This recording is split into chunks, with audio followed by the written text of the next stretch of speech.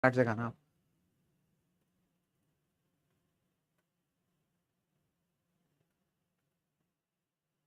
ओ भाई,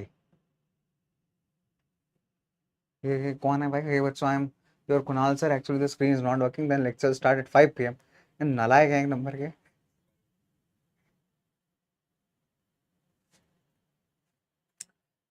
गौरव, English, PW English starts.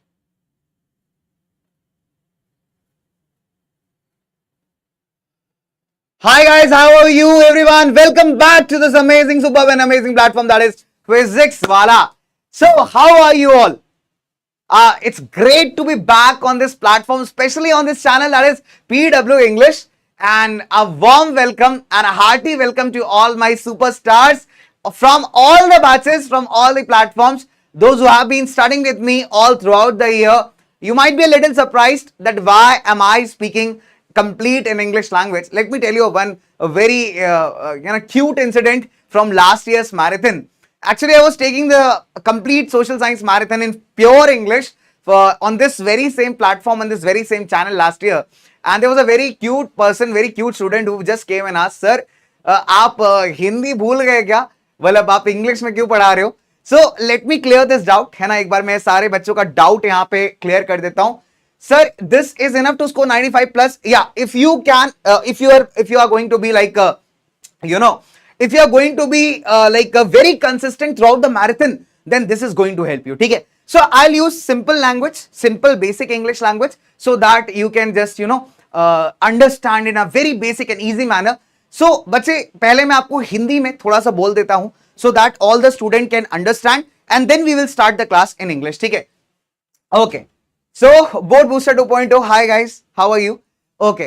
बच्चे, guaranteed pass जो series है, that will be in English. वो हिंदी और इंग्लिश मिक्स में रहेगी. So, this is not guaranteed pass series. वो अलग आ रहा है आपके लिए वीडियो, ठीक है? एंड ये वीडियो, ये मैराथन उन सारे बच्चों के लिए है जो हिंदी नहीं समझ पाते, है ना? और we at PW believe that कि language should never be a barrier, ठीक है? लैंग्वेज बेटा कभी भी बैरियर नहीं होना चाहिए. And that is the reason कि हमारा एक ऐसा भी चैनल है जहां हम लोग प्योर इंग्लिश में पढ़ाते हैं भाई. 100% शुद्ध अंग्रेजी में हम लोग आपको पढ़ाते हैं, ठीक है? तो ताकि सारे बच्चे यहां पे पढ़ पाए, सारे बच्चों के डाउट्स यहां पे क्लियर हो पाए. जो बच्चा हिंदी समझता है, जो बच्चा इंग्लिश समझता है, सो एवरीवन कैन स्टडी, है ना? राइट टू एजुकेशन जैसे हमारे अलग सर कहते हैं, तो that should be with everyone, ठीक है? आई होप मेरी बात समझ में आ गई होगी. सो ये सोशल साइंस का कंप्लीट मैराथन है. जी हां, यानी 4 subjects, all the 4 subjects I am going to teach you. चारों सब्जेक्ट्स में आपको पढ़ाऊंगा यहां पे एकदम क्विक तरीके से, माइंड मैप के तरीके से. क्वेश्चंस भी करेंगे, पोल्स भी करेंगे. So lots and lots of things we are going to do. And जितने भी हिंदी प्लस इंग्लिश यानी इंग्लिश वाले बच्चे हैं, यू कैन, आपके लिए भी मैराथन्स बहुत जल्दी आ रही हैं आपके अपने प्यारे फाउंडेशन चैनल पे. फिलहाल in this platform, like in this particular channel, I will be teaching you in pure English. Is that clear guys? Give me a thumbs up in the chat. Is that clear? बात समझ में आ गई? Is that clear? Because अब इसके बाद से अपन एकदम अंग्रेजी में बोलेंगे भाई, ठीक है? तो all my lovely DK samosa Bhandars students, my co-founders, I hope you got this. Is it clear guys? Is it clear बच्चों? Is it clear? चलिए, या इज इट क्लियर? या is it clear? Give me a thumbs up. How much time will I take? बेटा, I try to complete this entire marathon in the shortest possible time, but still there are 4 subjects to teach, so it will take a little bit of time, but we'll try to go as quick as possible. Okay? Yeah, so we'll not use Hindi. Okay? Why I'm known as KMC? There's a long story behind that. Okay. I hope it's clear. It's clear. Yeah, guaranteed pass video series will also start from by today end or by tomorrow at the most. Okay? That video is also in like progress, so you'll get that video as well. But this is a complete marathon in English, right? So I hope, is it clear, bachcho? Is it clear? The language, the mode of the study is going to be, yeah, no Hindi is there. Yeah, this is for CBSE. See, few pointers I will write down. Number 1, this is for CBSE. For CBSE or the students following NCERT, right? This is for CBSE or students following NCERT. Right, CBSE or the students following NCERT, like lecture will be in complete English.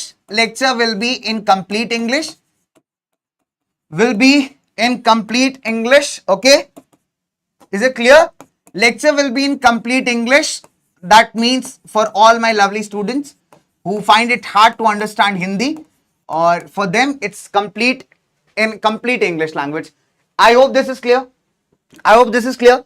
You'll get the notes of this marathon. You can click the link. You can find the description of the video, right? So there are multiple links and there will be link for this marathon as well. So you can just click on that marathon and it will do. Okay? Yeah, DK Samosa Bhandar will be OP. Approx कितना time लगेगा बच्चे? Approx time I cannot guarantee you right now because again I'll start teaching. It will take some time. Okay. So बच्चे Hindi marathon will be there. Don't worry. Hindi or English marathon will be on PW Foundation channel. So you don't have to vote for anything. You will have to vote when the right time comes. Okay. So for you also marathon will be there, but that will be on Foundation channel. So that is coming very shortly. Well, let's begin with Dogesh and my very super, my very amazing friend, you know. So let's understand the syllabus. We all know that we are going to strictly stick to the syllabus, the rationalized syllabus that CBSE is following this year. Okay. So what we will be doing is, number one, in history, we will be covering chapter the nationalism in Europe, nationalism in India. We will be talking about the making of global world. Only that part that is coming in the this thing board examinations, and we'll be talking about the chapter print culture and the modern world. So I have framed some very short notes for you in the form of mind map so that it's easier for you to recall and understand after this lecture. When you can download the notes, the link will be given in the description. Okay. And apart from that, in geography, we'll be doing from chapter number 1, that is from resources and development, till chapter number 6, manufacturing industries, that is coming in your syllabus. And we will be doing the chapters in political science till outcomes of democracy. We'll also be covering the chapters in this thing, economics till globalization and then in economy, because consumer rights is being it's coming for the project work. Okay.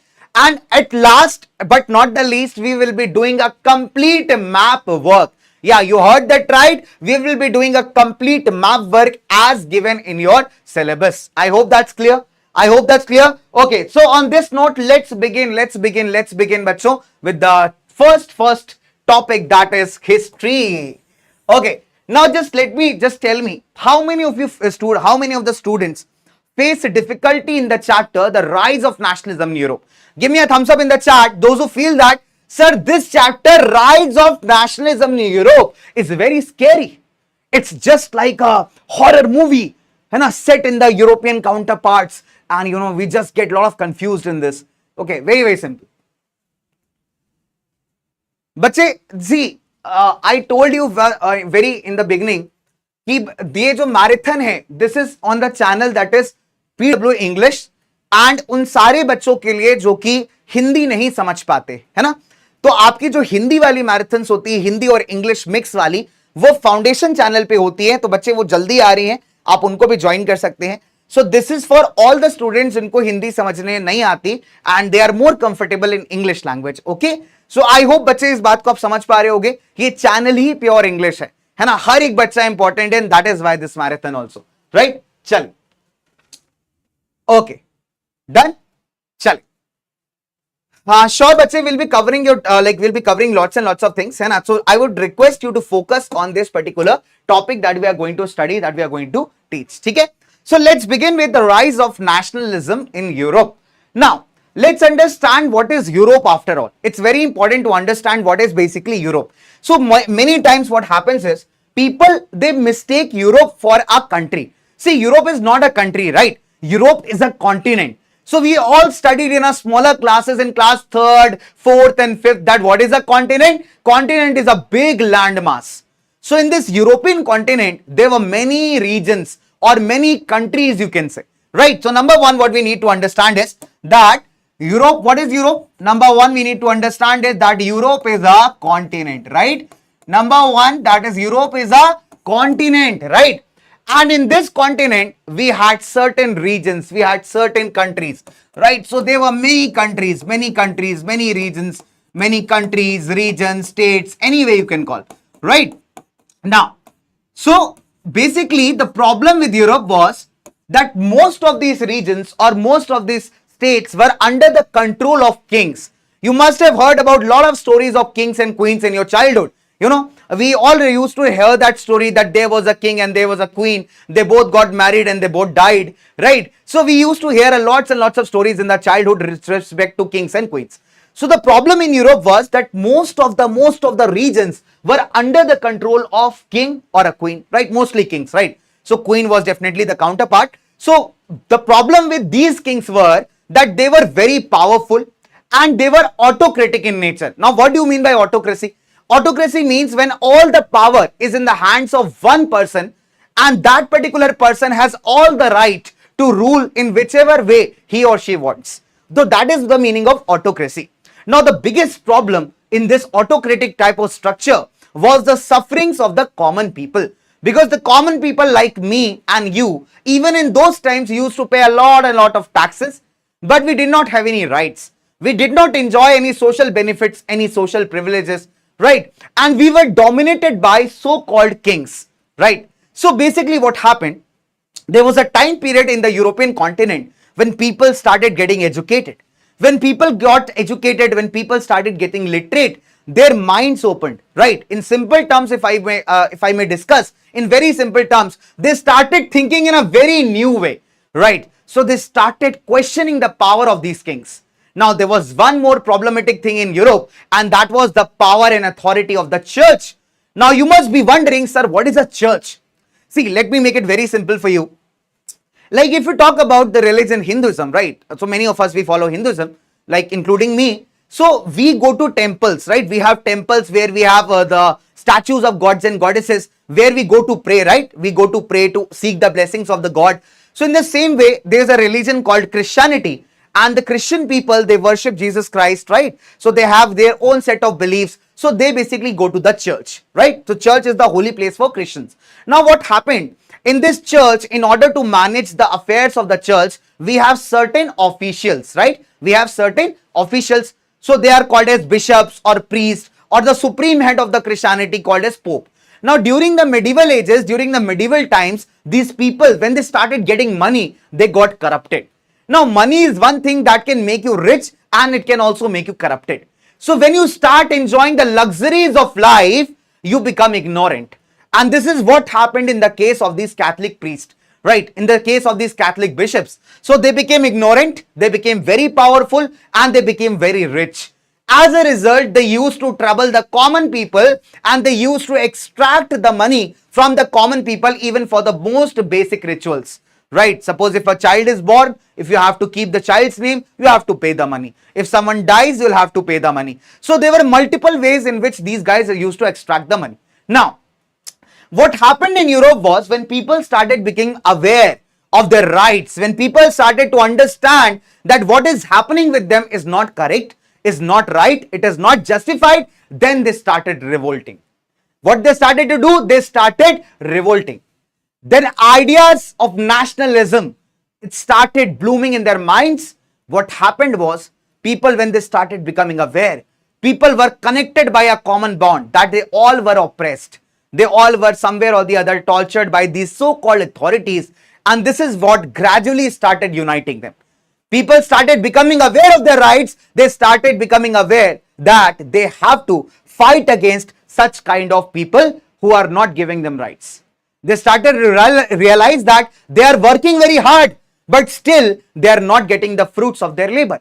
They are not getting the rights which they should have got. So this is what generated a feeling, a emotion among the people that we called as nationalism. What do you call this as? We call this as nationalism. Right, bacho? Okay. So this is what we are going to study about in nationalism in Europe, that how this feeling got generated, how the people started feeling close to each other, and how this entire thing rolled out, right? Okay. So very simple. Sandeep Kumar बेटा हिंदी वाला marathon नहीं है, so that is why Hindi में मैं नहीं बोल रहा हूं. सो ये मैंने मैराथन के स्टार्टिंग में बताया था कि बच्चे ये प्योर इंग्लिश का चैनल है जहां पे हम ऐसे बच्चों को भी पढ़ाते हैं जिनको हिंदी समझ में नहीं आता. हिंदी वाला जो क्लासेस होता है आपका हिंदी इंग्लिश मिक्स बेटा, वो फाउंडेशन चैनल पे होता है, उड़ान वाईटी पे होता है, तो आप वहां पे भी क्लासेस देख सकते हैं. सो आप बच्चों के लिए बच्चे शॉर्ट मैराथन वहां पे स्टार्ट हो जाएगी अभी एक दो मतलब बहुत शॉर्टली आपका, ठीक है, तो आप उस क्लासेस को भी अटेंड कर सकते हैं. So this is for specially all those people, all those बच्चा पार्टी जिनको हिंदी नहीं आता, ठीक है. सो हर एक बच्चा इंपॉर्टेंट है, that is why this marathon. Okay. Now, Catholics and Protestants, see, when we talk about a certain religion, right, we have certain groups in that religion. For example, you must have heard about Brahmin, Kshatriyas, Vaishya. In Hinduism, we have heard about this. Same way, the Christianity, the Christian religion, it has many groups in it. Hai na?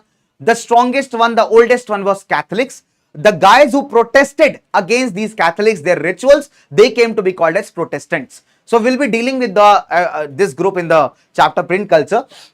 Okay, now let's begin further. Okay, so you must have seen this particular painting. Can you identify the painter? Can you identify the painter of the painting? Bachcho, can you identify the painter of the painting in the comment sections? Let's start with this painting first. Okay, it's a very good question. It's a picture-based question that is asked very frequently in your board examinations. So can you recall the painter of this painting who has painted the following things? Right.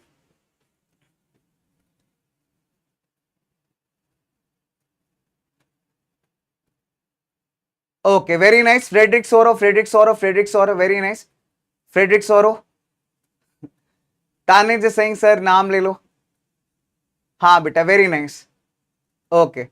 One guy is telling me, sir, Chinese. बेटा very simple. अभी मैं दोबारा आपको क्या बोला है अभी कि बच्चे this marathon again is in pure English. ठीक है, जो हिंदी वाला मैराथन है, मतलब हमारा आप कह सकते हो जो हमारा हिंदी वाला मैराथन है, हिंदी मैराथन मतलब in which I will be speaking in English language, Hindi English mix वाला, that comes on Foundation channel, है ना? तो वहां पे आप वो हिंदी वाला मैराथन ज्वाइन कर सकते हो. बेटा चैनल का नाम ही PW इंग्लिश है, मतलब उन सारे बच्चों के लिए मैराथन है जो हिंदी नहीं समझ सकते. ठीक है, तो सबका साथ सबका विकास, दैट इज इंपॉर्टेंट ना बच्चा party. So that is the reason कि I am speaking in English and the students are also studying in English. ठीक है, I hope this doubt gets cleared, है ना? नहीं तो कमेंट सेक्शन में बोलोगे सर हिंदी भूल गए, सर मातृभाषा में नहीं पढ़ा रहे हो सर, है ना? तो अब मैं पहले ही बता देता हूं, this channel is pure English and we are doing a marathon for all the pure English वाला बच्चा. ठीक है, सो दैट वो बच्चा भी अभी पढ़ पाए, that student can also understand, है ना? I hope this makes me clear. चल ओके, सो बच्चों ने आंसर किया है, the people have answered that sir the painting is Frederic Sorrieu. That's absolutely correct, the painter is Frederic Sorrieu. Okay, and the name of this painting is, what is the name of this painting? The name of this painting is The Dream of Worldwide Democratic and Social Republics, the Pact Between the Nations, right? So it's a print prepared by Frederick Soro, 1848. Now there's something special about this painting. Now this painting is always depicted as a utopian vision, right? It's a utopian vision. Now what do you mean by this utopia? What do you mean by this utopia? Utopia is a kind of vision, it's a kind of thought that is very imaginary in nature. It's just like me and the great Khali having a cup of coffee together, or me fighting with the great Khali, because that is unimaginable. I will never be able to defeat him in a fight. The great Khali is the great Khali. He will just, blow me away in the air. It's very simple. So if I just tell you and say that, if just I call you, I just call a simple person, I just call you and hey, bye, how are you? So, today I had a match with the great Khali. I defeated him. I gave him choke slam. That is not possible. I won't be able to even reach nearby his neck even, है ना? So I won't be able to reach nearby his neck even. That is very difficult for me. How will I give choke slam to great Khali? That's imaginary, right? That's very much imaginary. That is something that is not likely to happen in reality. In the same way we talk about utopia. So utopian vision is somewhat like this. So Frederick Soro in his painting imagined of a world where everyone has become a nation. And these are democratic nations, these are republic nations, and what they are doing is they are marching together. Marching means they are walking in a procession, and you can see a very beautiful auntie right here. She is a very beautiful auntie, not from my neighborhood. Let me make it very clear, otherwise people will be asking in the comment section, sir, does she live nearby your house? No, that's not the case, but she is a beautiful auntie, you can see here. Now this auntie is called the auntie of liberty, and the liberty. Now this auntie is basically liberty, right? So artists, especially from the French counterparts, if you talk about, so artists in Europe, they started personifying different virtues or ideals as human figures. We all have learned in the English, we all have learned in English about personification. So what you do is, what is personification? When you give an abstract idea a human form. Let's say if we talk about love. Love is a very beautiful feeling, isn't it? But if I give love a human form, I'll say that I have personified love. In the same way, the artists during the French times, during the European times, what they used to do was, they used to give a human form to an abstract idea. Abstract means something that you cannot see or touch. Like freedom, you can just feel, you cannot see or touch, right? So they gave a human form to freedom in the form of this Statue of Liberty. You can see that she is holding a torch in one hand, and this is not the case because there is no electricity in her house. Now there might be some students who might be thinking that, sir, I guess she is holding the torch because there is no electricity in the house. That's why she's trying to find her keys so that he can, that's not the case. Here the torch symbolizes enlightenment. The torch symbolizes light that is going to drive away the dark thoughts out of your mind. So that is what the torch symbolizes. And in the other hand, you can see a book there. It's a kind of book, it's a charter. Now some students last year, they asked me, sir, is she holding NCERT book? Now I'll tell you, this happened last year. I was taking the same English marathon on the same platform, and I got a comment, sir, is this auntie holding an NCERT book? So well, this is not an NCERT book. This is a charter. It's a kind of book that declares the rights of man and citizen. Okay, that declares the rights of man and citizen. So basically what has been done here, the painter has tried to show the different ideals. He has tried to present an idea that all the nations are living peacefully now. Many of them have become nation states. They are democratic countries now. They are republics now, and they are paying their respect to this Statue of Liberty. Okay, clear with this? Now you can see some debris lying here. Now this debris, or you can say the broken remains. Okay, so these are basically the broken remains of the despotic institutions, right? Now what are these despotic institutions? Broken remains of despotic institutions, right, bacho? Okay, so basically what are these despotic institutions? What are these despotic institutions? So broken, when you break something, when you break it in parts, right? So what Frederick Sorrow has tried to portray here is the despotic institution. That means the rules of the monarchy, the autocratic monarchies is no more. People have transformed into democratic countries, republic countries, and such kind of institutions who were earlier autocratic in nature, they have completely dissolved. They have completely broken. So this is what the painting tries to signify. They may even ask you a picture based question based upon this particular point. Okay? Chali. Okay. King Raja ka mukut. Nice. Bache, I have already teaching fast. I have lot of subject to teach. But if you don't understand the concept, then again, there'll be no point, right? So you have to write answers in the papers. You have to solve competency based questions. So how will that work in that case? Okay. So let's move further. Okay. So बच्चे हर्षित राज vlog मैं पहले बता चुका हूं कि Hindi marathon नहीं है. This channel is in pure English, इसलिए मैं आपको पूरा इंग्लिश में पढ़ा रहा हूं. जो हिंदी वाला मैराथन आता है, हिंदी और इंग्लिश वाला, वो फाउंडेशन चैनल्स पे आता है बेटा, एंड वो शॉर्टली आ जाएगा, तो आप उस वाले को भी ज्वाइन कर सकते हैं. ठीक है. So this is for all the students जो हिंदी नहीं समझ पाते, and this is for them in English. ठीक है. So I hope I am clear. I hope I am clear बच्चे. चलिए अब तुम खुद सोचो बच्चे कि अगर मतलब तुम इंग्लिश जानते हो और तुमको मैं हिंदी में पढ़ाने लगूं तो अच्छा नहीं लगेगा ना फिर आपको. तो इट्स वेरी सिंपल. ओके. चल बच्चे, how long this class is going to be, how many chapters you have in your syllabus? So it's very simple. If I will cover all the syllabus, then definitely सी बात है कि it will take little bit time, right? We can't finish the entire syllabus in 30 minutes. Can you? We can't, right? So at least be patient, focus on the class. So that will be helpful for you, बच्चे. You can keep something for yourselves to eat so that you are not tired or you're not hungry, right? Okay. Now there's one more question that you know that is here. So let me ask you a question and we'll have this on polls. Okay. So let me ask you a question here and we'll just have this on polls. Okay. So it's very simple. Dash is an institution which has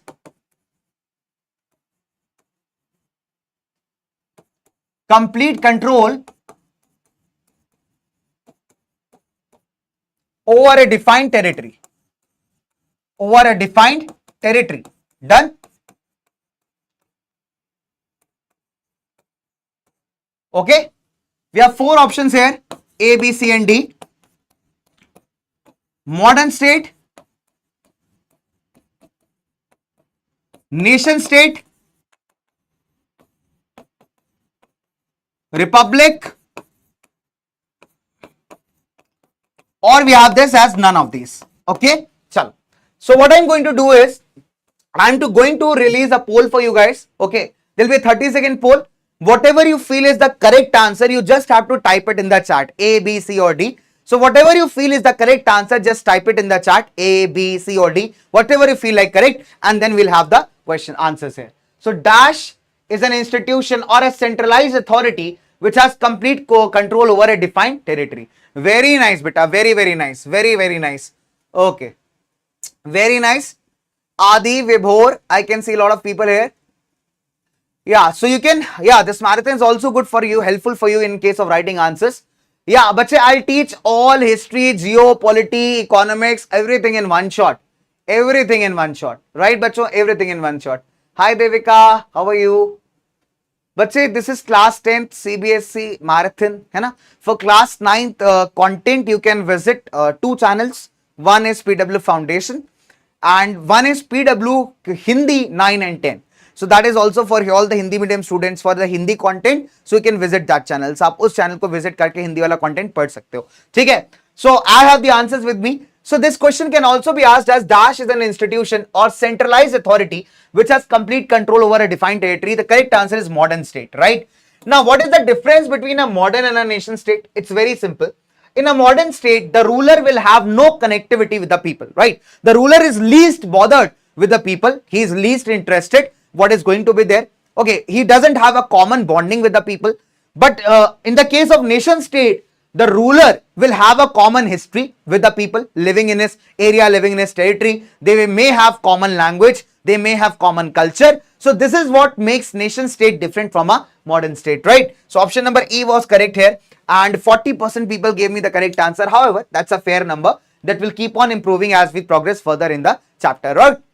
Okay. So there's a big difference between modern and nation state. This question is also asked at times. Modern state is a state, okay, whereas centralized authority, it's a central authority that has control over certain area, but the rulers are not having any connection with the people living there. Whereas when we talk about a nation state, this is not the case. In a nation state, the rulers, they have a connection with the people. It may be they are having a shared history, a shared culture, a shared descent, right? So something that bonds them together. So this is what is a nation state and a modern state, right? So let me have few people. Okay, we have Zeus with us. Hardik Tiwari, Akash, Rohan, Ashwini, Athar, Varsha, Rajni, Adi, Prince. Okay, Racer Car, बहुत सारे बच्चे. Okay, so let's move further now. Okay, so there is a question. There's a question. I'll just help you out with the same. So there's a question that is very, very popular. That's very, very popular in the board examinations. And now what is this question? There's a question that is very often asked. The question is, what steps were taken by the French revolutionaries? What steps were taken by the French revolutionaries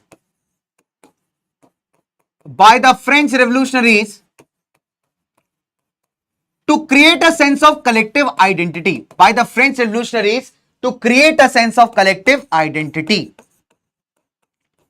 To create a sense of collective identity. Done? Okay.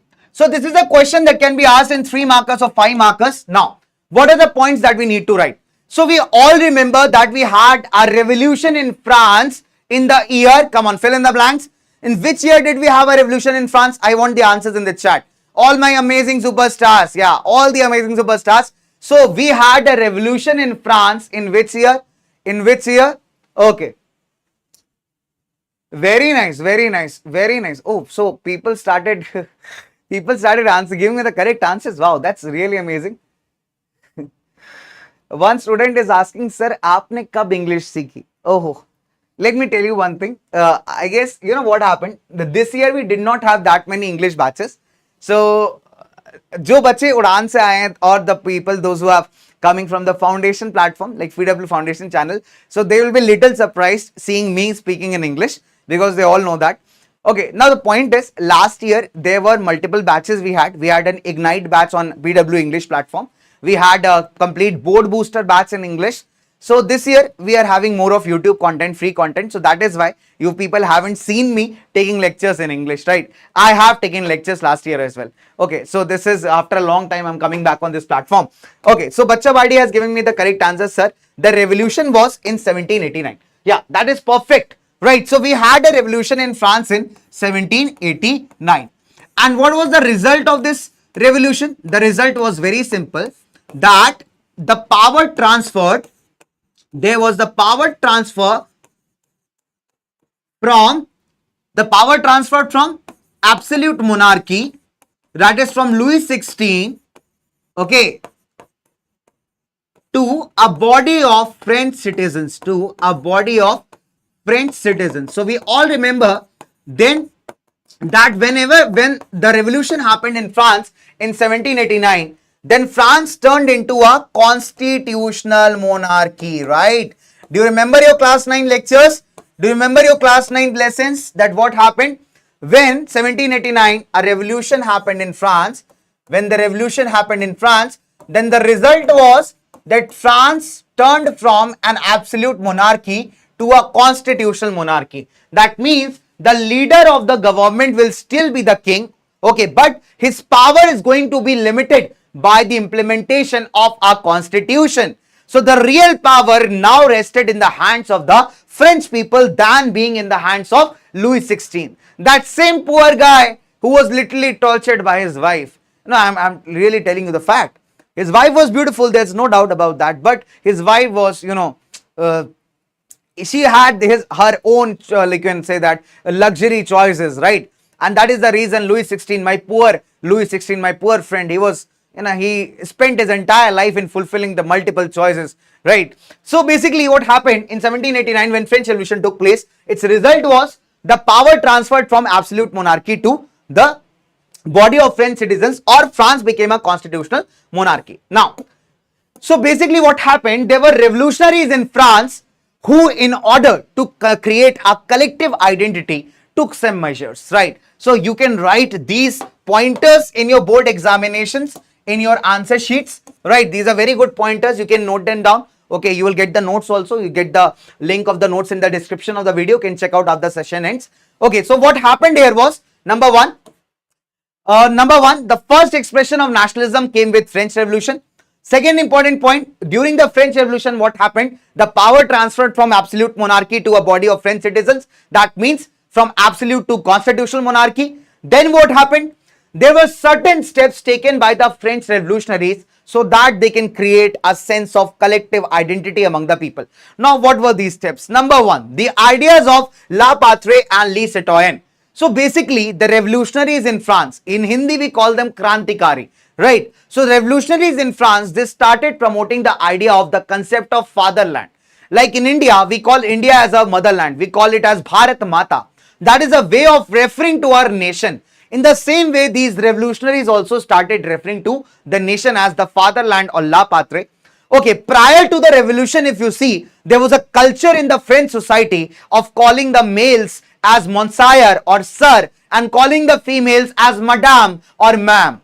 Like suppose if you want to approach a lady in France in those times, you would say that Madame, Bonjour. Okay, so that means very simple.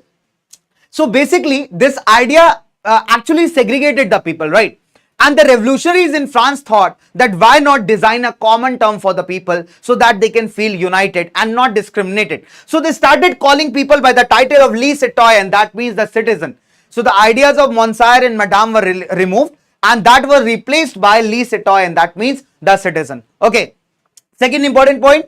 Now, and why this was done? This was done so that a united community can enjoy equal rights under a constitution. So that was the idea or the objective behind this particular change. Second, there was a new French tricolor flag that was chosen in order to replace the former royal standard, because earlier what happened, you must have seen that the different kingdoms, they used to have their own symbols and they used to have their own flags, but again that did not promote unity among the people, that only showed the superiority of the king. So what happened here was, the French revolutionaries, they designed a new tricolor flag. Like we all love our national flag, isn't it? We all love our Tiranga. Tiranga is the flag that has three colors. In the same way, they also designed the French flag that has three colors and it replaced the formal royal standard. Now, you remember about that body, political body that Louis XVI used to call in order to increase the taxes? You remember that a States General good for nothing? Yeah, we used to have a political body in France that was only meant for increasing the taxes, right? So when power got transferred in the hands of the people, what they did was they re-elected that body and renamed that as National Assembly. So basically a States General was re-elected and it was renamed as National Assembly. Now what happened? Centralized administration system was put into place. So basically the administration was centralized. So there was a particular, now the parliament was making laws, uniform laws for the entire French people. Okay, so that there is no discrimination among the people, right? Right. Okay, apart from that, the internal duties, internal customs, the taxes or the dues of the peasants. Dues are something that we call karza in Hindi, right? So the dues of the peasants, that is the farmers, they were abolished, right? All the internal taxes were abolished. Apart from that, uniform system of weights and measurements was put into place. Because if you want to do a business, right, if you want to do trading, right, so it's very important that you should have some friendly laws. You should have some uniform systems of weights and measurements, right? So that will facilitate easy movement of goods and capital. So as a result, what was done? Uniform systems of weights and measurement was adopted. And the best part, there were many regional dialects that were very much prevalent in the French society. So these revolutionaries, they said that all the dialects will be stopped from now on and there will be only one common language, that is French language, that will be promoted among the people. So that people could feel that they are living in a country, they are living in a united community who is having the similar kind of rights and who is joined by a certain emotion or certain laws or regulations that would make them feel that they are a part of a united family, a united community, right? And apart from that, this, you can also add a point here that new hymns were written, new songs were composed, oaths were taken. All those people who martyred for the cause of the nation, they were remembered. Even we remember our soldiers, right? We all respect our soldiers who fight day and night to protect our country.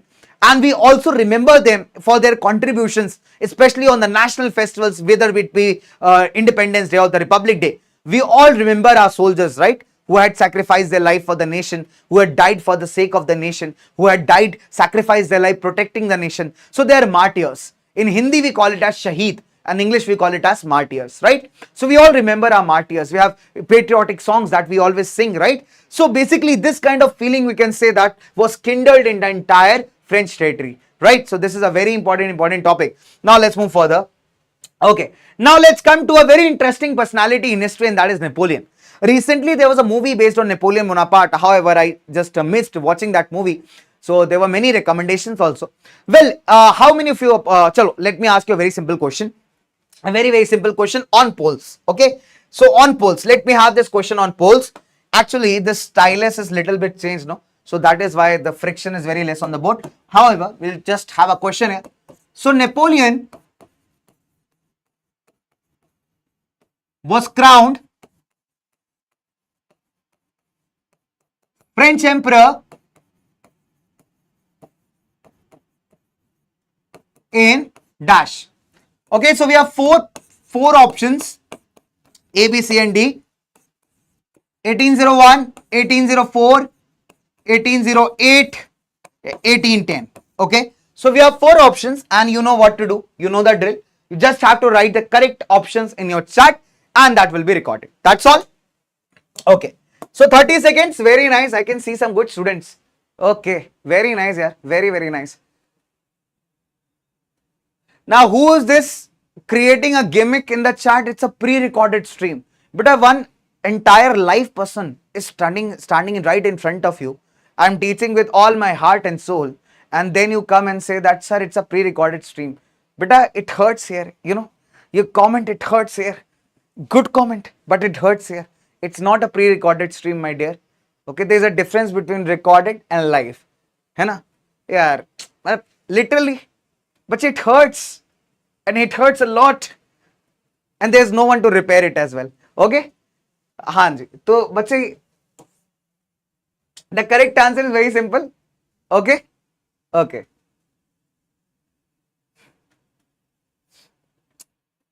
But see, there are multiple countries that you can identify. Germany was also there, Switzerland was also there, right? German states were there, Switzerland was there, right? Then Belgium was there. So there were many states were still not the nation states, right? So you can identify them. Okay. So correct answer for this one is 1804. Now there is a student who's selling that, sir, is your shop closed today? Is your DK Samosa Bhandar closed today? Yes, bache. Today's Dogesh is managing that, store. So because he said that I'll take the responsibility to manage the store, and that is why I'm here, just teaching all my lovely students who are very much comfortable in the English language. So that's the reason I'm here. And those who don't know who is Dogesh, so you can find that guy in some other marathon, right? So he's managing one of my stores where we sell crispy samosas, right? Kunal Chauhan, Anmol Chauhan, Yuvraj, Naitik, Vaibhav, Arpit, Sarikonda, okay, Dhruvika, Akhilesh, Shreyanshi, very nice, very, very nice. Okay, that's superb, guys, that's superb. Okay, so the correct answer was, the correct answer was 1804. Now let's move further. Okay, now let me talk about this interesting personality called Napoleon. Now Napoleon was a very interesting guy, He was one person. This is very, very special talk about Napoleon. If you ever read about the life history of Napoleon, there were multiple times when Napoleon failed. There are people who are afraid and scared of failures. People say that, sir, I haven't scored good in pre-board exams. Will I score well in my board exams? The answer is yes. If you are ready to score, you will score. It's very simple as that. If you talk about the life of Napoleon, Napoleon failed many times in his life, but ultimately we remember Napoleon for multiple things he did in the European continent and the name he created for himself, right? So if we talk about the Napoleon's rule, roughly lasts from somewhere around 99 to 1815. Now, if you talk about Napoleon was the guy who took the benefit of the weakness of the Directory in France. Remember, after that reign of terror, there was a new kind of government that was ruling France in those days, and that was Directory. Now, this Directory had a loophole because the people in this particular government were always fighting for the powers amongst themselves, right? So, as a result, we see that the Napoleon was one guy who was excellent military general. He took the advantage of this and formed a new government that is called as consulate, right? This consulate term is not given in NCERT, so I'm just introducing it to you. So he formed a new government somewhere around 1799, 1800 that is called consulate, and then he became the first consul. So since he was the first consul or the first minister, you can say, of that government, so he was very powerful. And later on in 1804, he declared himself as the Emperor of France, right? So by returning to monarchy, Napoleon destroyed the democracy in France. So no doubt he destroyed democracy, all the democratic principles that were, you can say, that flourishing in France. Because when Napoleon, he started getting power, he transformed himself into an emperor. He crowned himself an emperor in the year 1804. Now, there were some changes that Napoleon introduced in the administrative field, right? In all those regions that Napoleon captured, he introduced multiple changes. Okay, now there's a question on Civil Code of 1804, Napoleonic Code of 1804. This question comes for 3 markers, right? 3 mark questions, okay? Now, so what was basically the Napoleonic Code or the Civil Code of 1804? It's very easy to understand. See what happened in European continent. Basically, the people were given benefits, the social benefits on the basis of the class they were born into, right? Suppose you are born in a king's family, in a nobility family, or an aristocrat family, or you are born in someone church family. So you will be getting all the social benefits. But if you are born into a common man's family, you will be deprived of all the benefits. You will not be getting any benefits of the society, right? So this was something that's not justified. So what Napoleon did, he removed all the privileges, all the benefits based upon the birth. Second, what he did was he promoted equality and secured the right to property. Earlier, what happened, even if you are having money, you did not have the right to buy the private property, because private property was bought only by the rich and the influentials in the society, like the nobility class, like the church. So what he did was he established the right to property. Third important point, he abolished the feudal system. Right, so like we had zamindari system in India in the olden times, where there was a huge zamindar with big moustache. He used to have a great piece of land. On that he used to make the people work either for free or either at very low cost. So similarly, in European times, in the European countries, we had a similar system called as feudalism. Okay, so what he did was he abolished this system and he made the peasants or the farmers free. And he also abolished a lot of dues of the farmers, right? Apart from that, in the towns, there were certain organizations to manage the business affairs, and they are called as guilds, right? So there were certain restrictions on those guilds. So what Napoleon did was he removed all those restrictions. So they were also now free to do business activities. Now, the point is, people were very much happy. Now, people were very, very much happy with all the changes that Napoleon introduced. For example, and the best part was, he introduced these changes in all the territories that Napoleon captured, right? For example, the Dutch Republic, the Switzerland, right, the German states. So wherever the Napoleonic armies went and captured the areas, he introduced all these reforms in all those states, right? So people initially, the businessmen, the farmers, they were very much happy with this new kind of freedom that they were getting, the new kind of development that they were experiencing. But again, all this happiness and achievement was very short lived. You know, it is said that with great power comes great responsibility, and a great ruler is a person who is able to connect well with the subjects. That means the people who are living in his territory. No doubt Napoleon introduced some drastic changes, some revolutionary changes in the administration of the territories managed by him, but there were few pointers on which Napoleon lagged, and this is what made the people hostile towards Napoleon. But this is what made the people turn against Napoleon, right? And what were those pointers? Number one, he took away the political freedom. Now, what is the political freedom? Basically, the freedom to express, freedom to criticize the government. People did not have that. He increased the taxation. In certain areas, he increased the taxes. Then he forcefully started recruiting people in the army. Because Napoleon was one guy who had a dream to conquer the most parts of the Europe, right? And for that, he will be needing a strong army. And since when you go on a battle, definitely you don't have superpowers, right? If you get shot by a bullet, you are going to die. It's that simple. And you have to be replaced by someone else. So continuously you will be requiring the number of soldiers. So as a result, Napoleon started recruiting the people into the army forcefully, and this is what made the people angry. And we say that since Napoleon's growing power was also a matter of concern for multiple states around him, like Britain, like Russia, like Prussia, like Austria. So these were the big powers who were very much disturbed because of the growing power of Napoleon.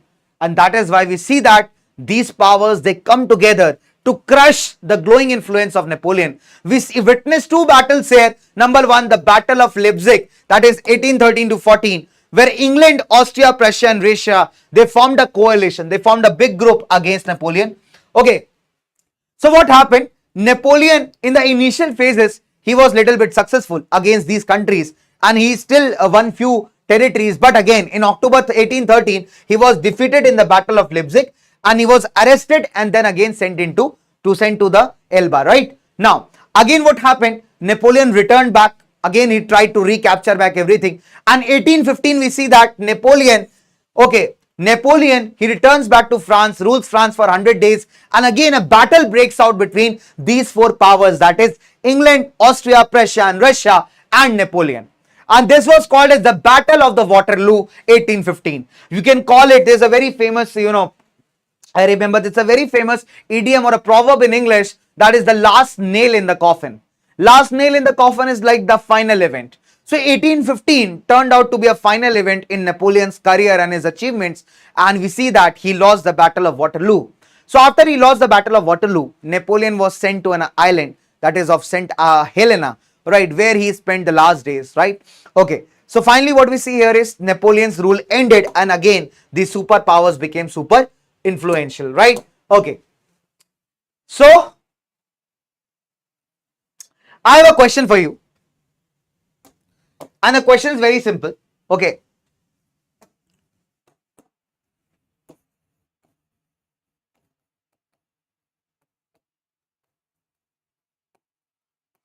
what were the major causes? What were the major causes for people turning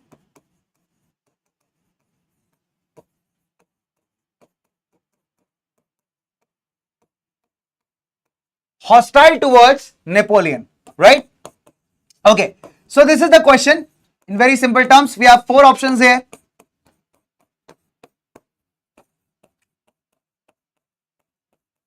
Increased taxation and censorship,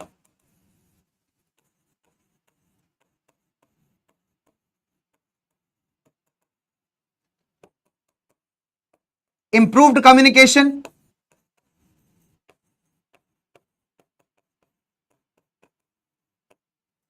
freedom from taxes,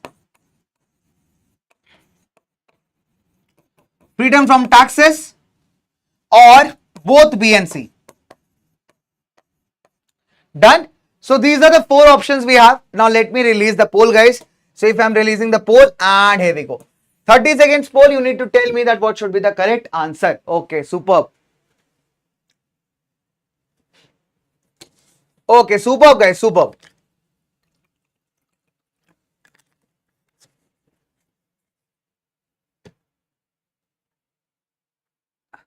Very nice guys. Anyone wants water?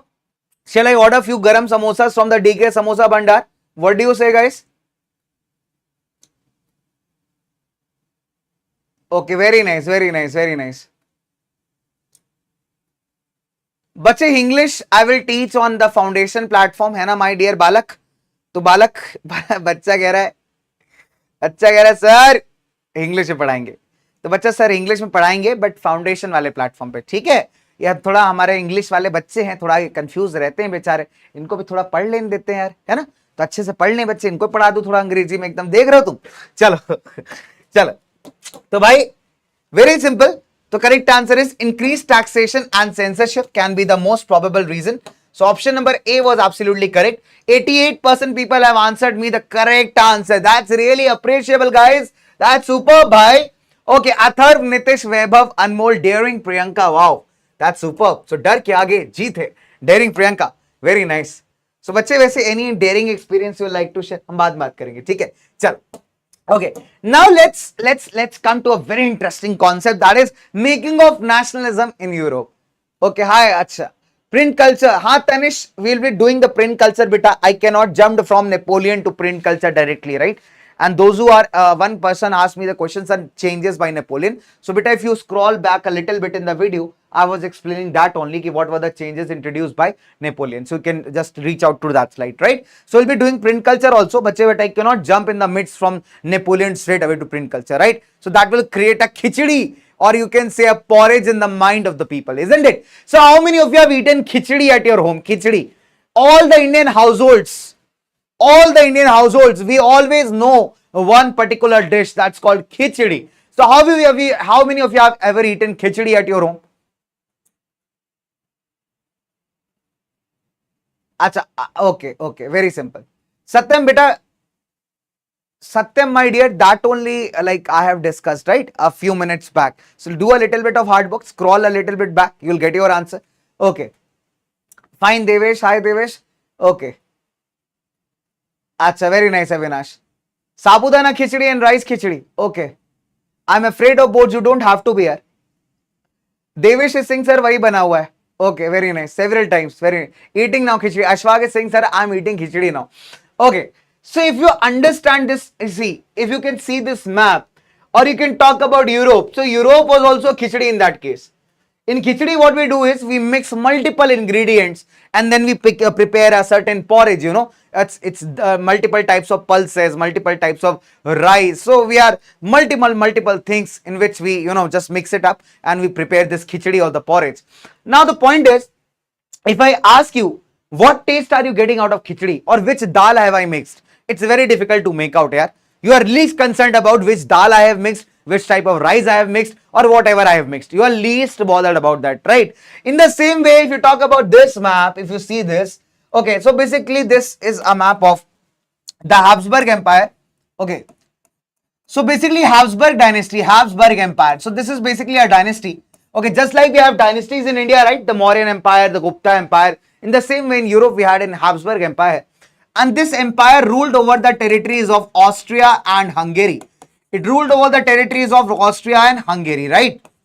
Now, the interesting thing about this empire was every part that came into this empire had a different culture. People spoke different languages, and also geographically, the areas that came under this empire were very much different, right? If you talk about, you can see some areas here like Austria, okay? Like you can see the Tyrol, Bohemia, right? If you can talk about, you can see this one, Hungary, right? Transylvania, then we have Slavonia, right? Then we have, then we have so many areas here, right? So you can see these. So these areas, the Croatia, Carniola. So in the present case, these are independent nations, right? These are now independent nations, but in those times, they were the part of this empire called the Habsburg Empire, okay, that ruled over the areas of Austria and Hungary.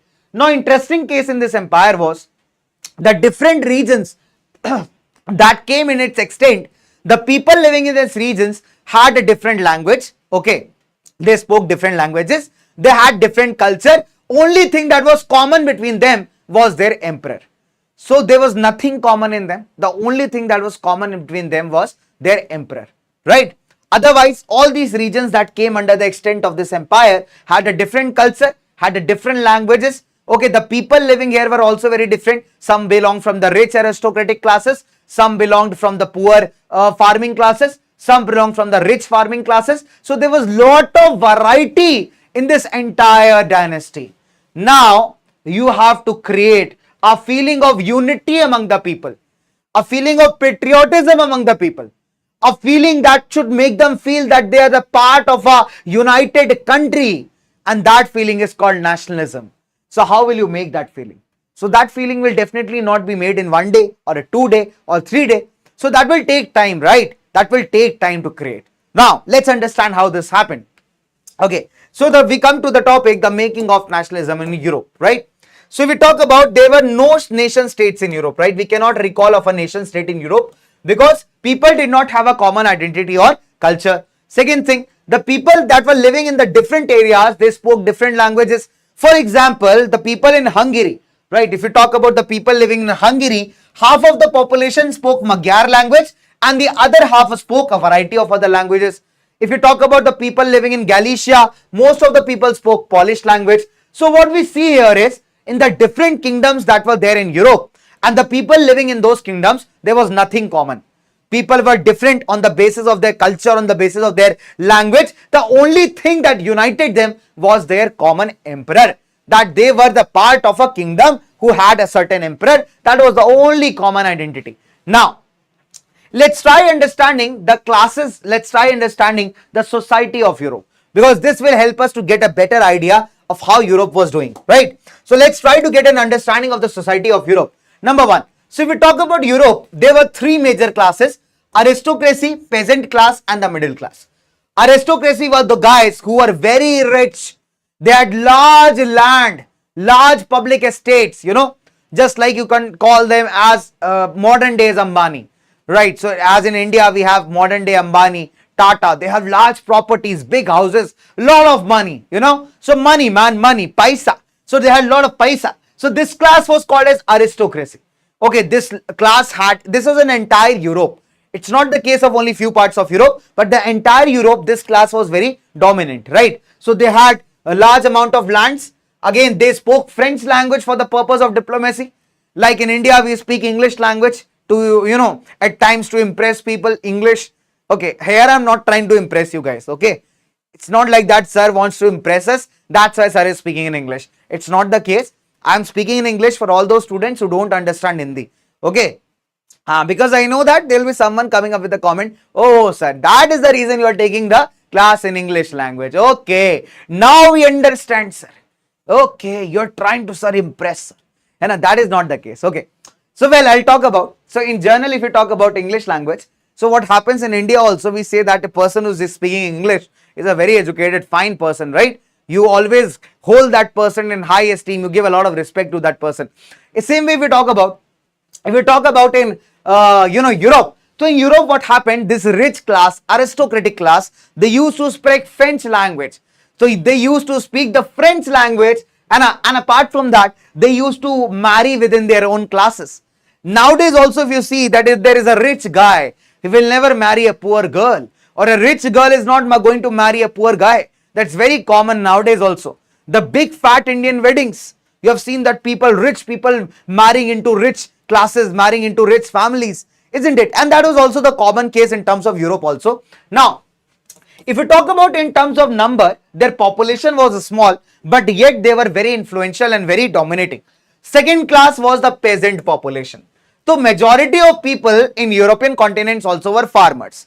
However, their position was very much different. If you talk about the Eastern Europe, their condition was little much better. Some of them, they had their own land, so they were tenants. Okay, if we talk about Central and the Western Europes and all, you will see that most of them, they work on certain other people's land. Okay, so the peasants or the farmers were also very much divided. Some of them, they had their own small lands, while most of them, they worked on as a labor on someone other's lands. Okay, now comes the middle class.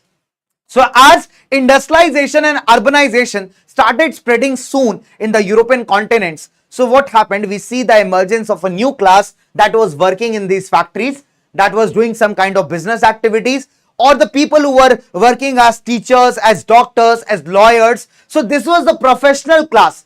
It was educated, padha likha, literate, right? So this is the class who is considered to be the backbone of several movements, not only in Europe but across the world.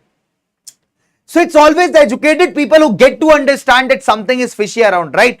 It's always the people who are aware about their rights, and they are the people who try to raise their voice against the wrong practices, right? In Europe also we see that middle class has an important role to play when we talk about what do we talk about? Raising the voice against the unjust practices. Okay. Now, if we talk about the French Revolution, let's return back to those French days. How many of you like the King Louis XVI? Just tell me honestly in the chats. You must have read about Louis XVI in your class 9. How many of you have sympathy with that guy? That's a poor guy, let me tell you really. That guy was first of all married at a very small age. When he should be playing around, he should be exploring life, he got married. And to the girl, very beautiful, no doubt about that. You know, boys will be like, Louis XVI will be like, वैसे तो मैं सख्त हूँ, but यहाँ मैं पिघल गया. Marie Antoinette was beautiful. Undoubtedly, she was beautiful. But the point is, that guy had a poor life. He was burdened with all the taxes, plus poor advisors, right? Even his wife also was not a good advisor. She was moreover, you can say that, moreover, she was more, you can say that, busy in her own luxuries, right?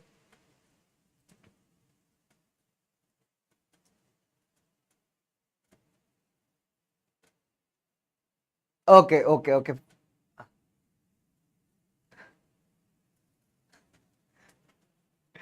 Okay. So what type of question will come from? Basically, but say from this particular part, the question has not been asked in the boards. I'll talk about like how the question comes from this particular part, right?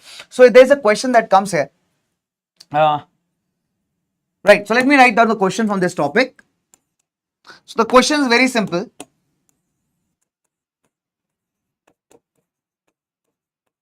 Liberalism stood for different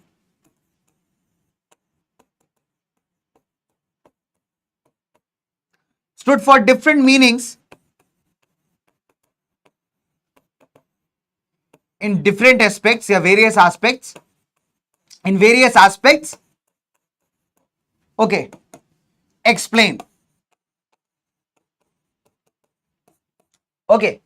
So this is how the question comes from this particular topic, that liberal nationalism or liberalism stood for different meaning in various aspects. Explain this point. So this has been asked in the previous years also. So wherever the question is there, I'll just keep on writing. So basically, what is liberal nationalism? Try to understand this point. Okay. Basically, the word liberal nationalism or liberalism comes from a Latin word liber, which means free.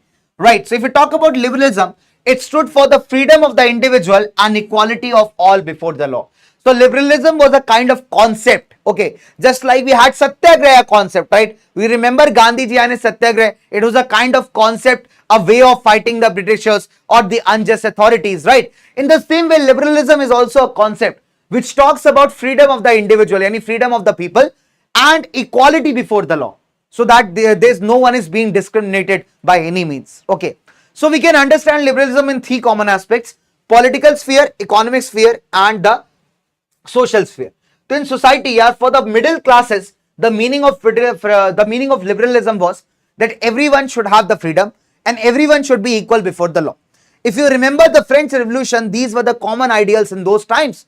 People were very much active in fighting for these causes. They always wanted freedom of the individual. They always wanted to be equal before the law. And this was again the major demands of the middle classes in the European continent. Right. Now, second, if you talk about political terms, the people of the middle classes, the educated people, they started focusing, they started demanding a government that is run through a parliament. The concept of government by consent, that means by approval, that is a parliamentary government. They wanted to end the rule of autocracy. They wanted to end the domination of the king, the nobility, and they wanted that a voting system should be organized, a parliament should be made, a constitution should be made, and the power of the king should be limited by that constitution. Now, let me be very clear in this case that these guys are not talking about democracy. Democracy is not being asked or demanded by the middle classes. They were very comfortable with constitutional monarchy. Okay, many people mistake it here for that they are asking democracy. They are not asking democracy, guys.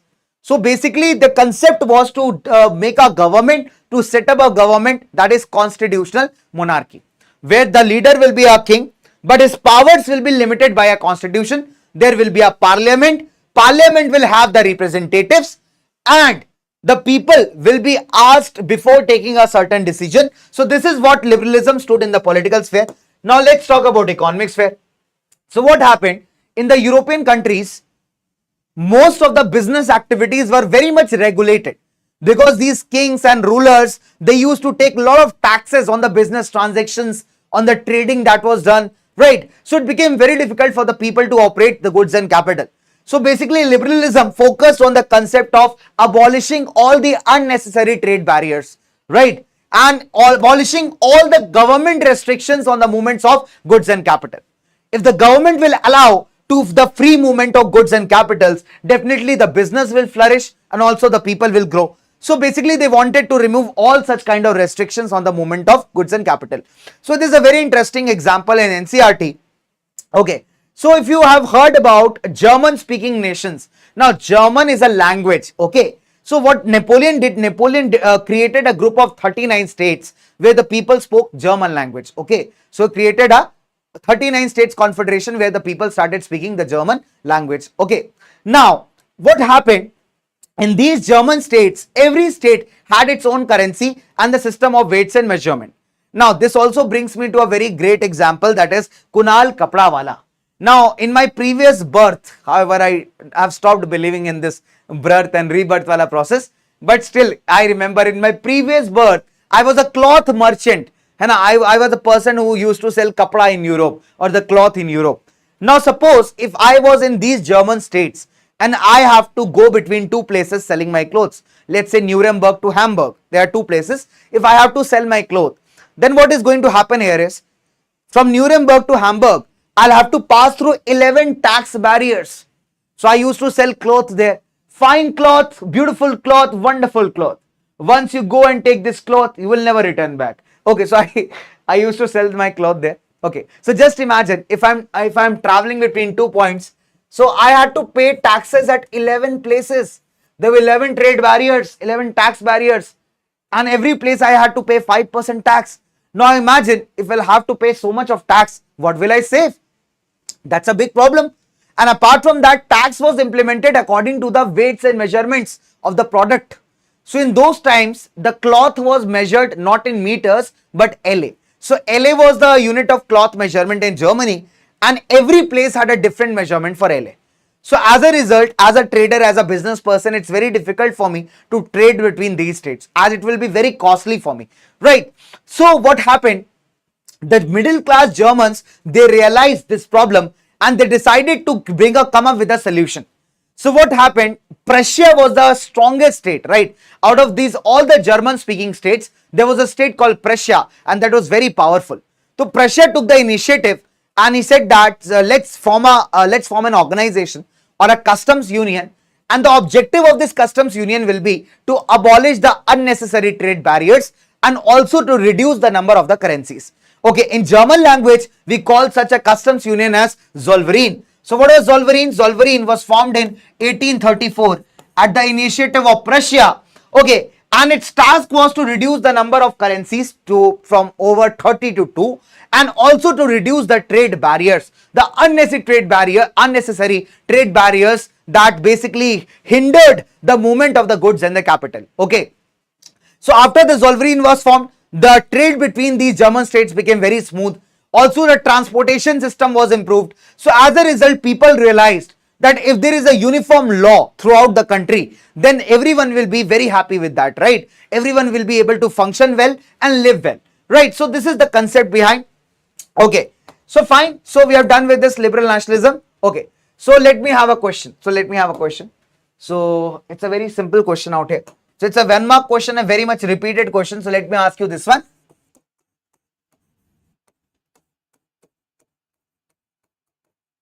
So Zollverein was formed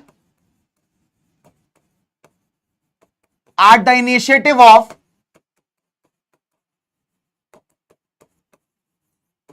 dash. Okay, 4 options.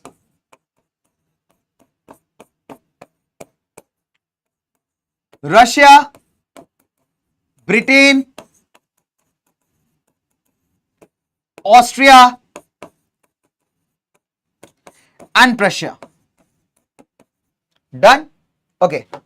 So Zollverein was formed at the initiative of Russia, Britain, Austria, and Prussia. Okay, superb. Very nice, guys. Very, very nice. Very, very nice, बच्चों. Very, very nice. Yes my dear, Udaan के बच्चों का अलग से marathon होगा जो हम लोग हिंदी इंग्लिश मिक्स वाला करते हैं ना बच्चे, वो फाउंडेशन चैनल पे होगा, ठीक है। सो वो अभी शॉर्टली स्टार्ट होगा, वो भी आपका। ये हमारा इंग्लिश का मैराथन है बच्चे, सारे इंग्लिश वाले बच्चों के लिए जो हिंदी नहीं समझते, ठीक है। So this was for them.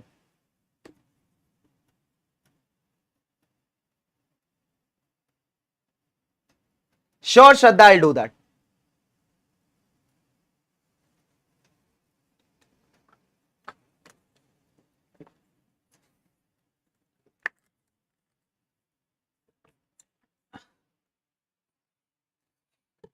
We'll come up with a Russian reason as well. Okay. So let me have this question here. Okay, it's very simple. So Zollverein was formed at the initiative of, you all know that it was formed at the initiative of Prussia. Okay. So option number D is here. Okay, here we go. 97% people have given me the correct answers. That is superb, guys. Skand, Sarikonda, Avinash, H.A. Gamin, Manuna, Arpit Singh, Farooqa Badi. Hi Arpit. Atharv, Aradhya, Inba. Very nice. Now this is a very, amazing student. She has asked her what is a modern state. So it's very simple. Have you heard about, you must know about, remember the times when we were under the British, right? Remember those times? So the Britishers, they had no connection with the Indians, right? They were just a central authority. They just had their government and they were ruling over India. That's all, right? So modern state is basically a kind of country, a kind of region where we have a government, okay, and that government is ruling over a certain area. The leaders of that government, they don't have any connection with the people. They don't know the people even. They're least bothered about their rights, their problems, their emotions. They don't care about anything. They're just concerned with the area that they're ruling over. That's all, right? So that is basically what a modern state all about. In a nation state, that is not the case. In a nation state, the rulers, they have a connection with the people, okay. Like for example, when we got independent, right? So our Indian rulers, they had a connection with the people. They had struggled with us. We had similar culture, right? We have experienced everything together. So that is what makes a nation state, right? And in a modern state, all such things are missing. So I hope this clears it out, beta. Chali. So let's move on further. Okay. So fine. So this is what is bacho liberal nationalism. So liberal nationalism is a very good concept. Okay, and it's very much asked in the examinations also. Now let's quickly move further to the new conservatism of 1815. Now beta, what happened here? Okay. Now, so you remember our dear Napoleon got defeated in the Battle of Waterloo in 1815. Okay.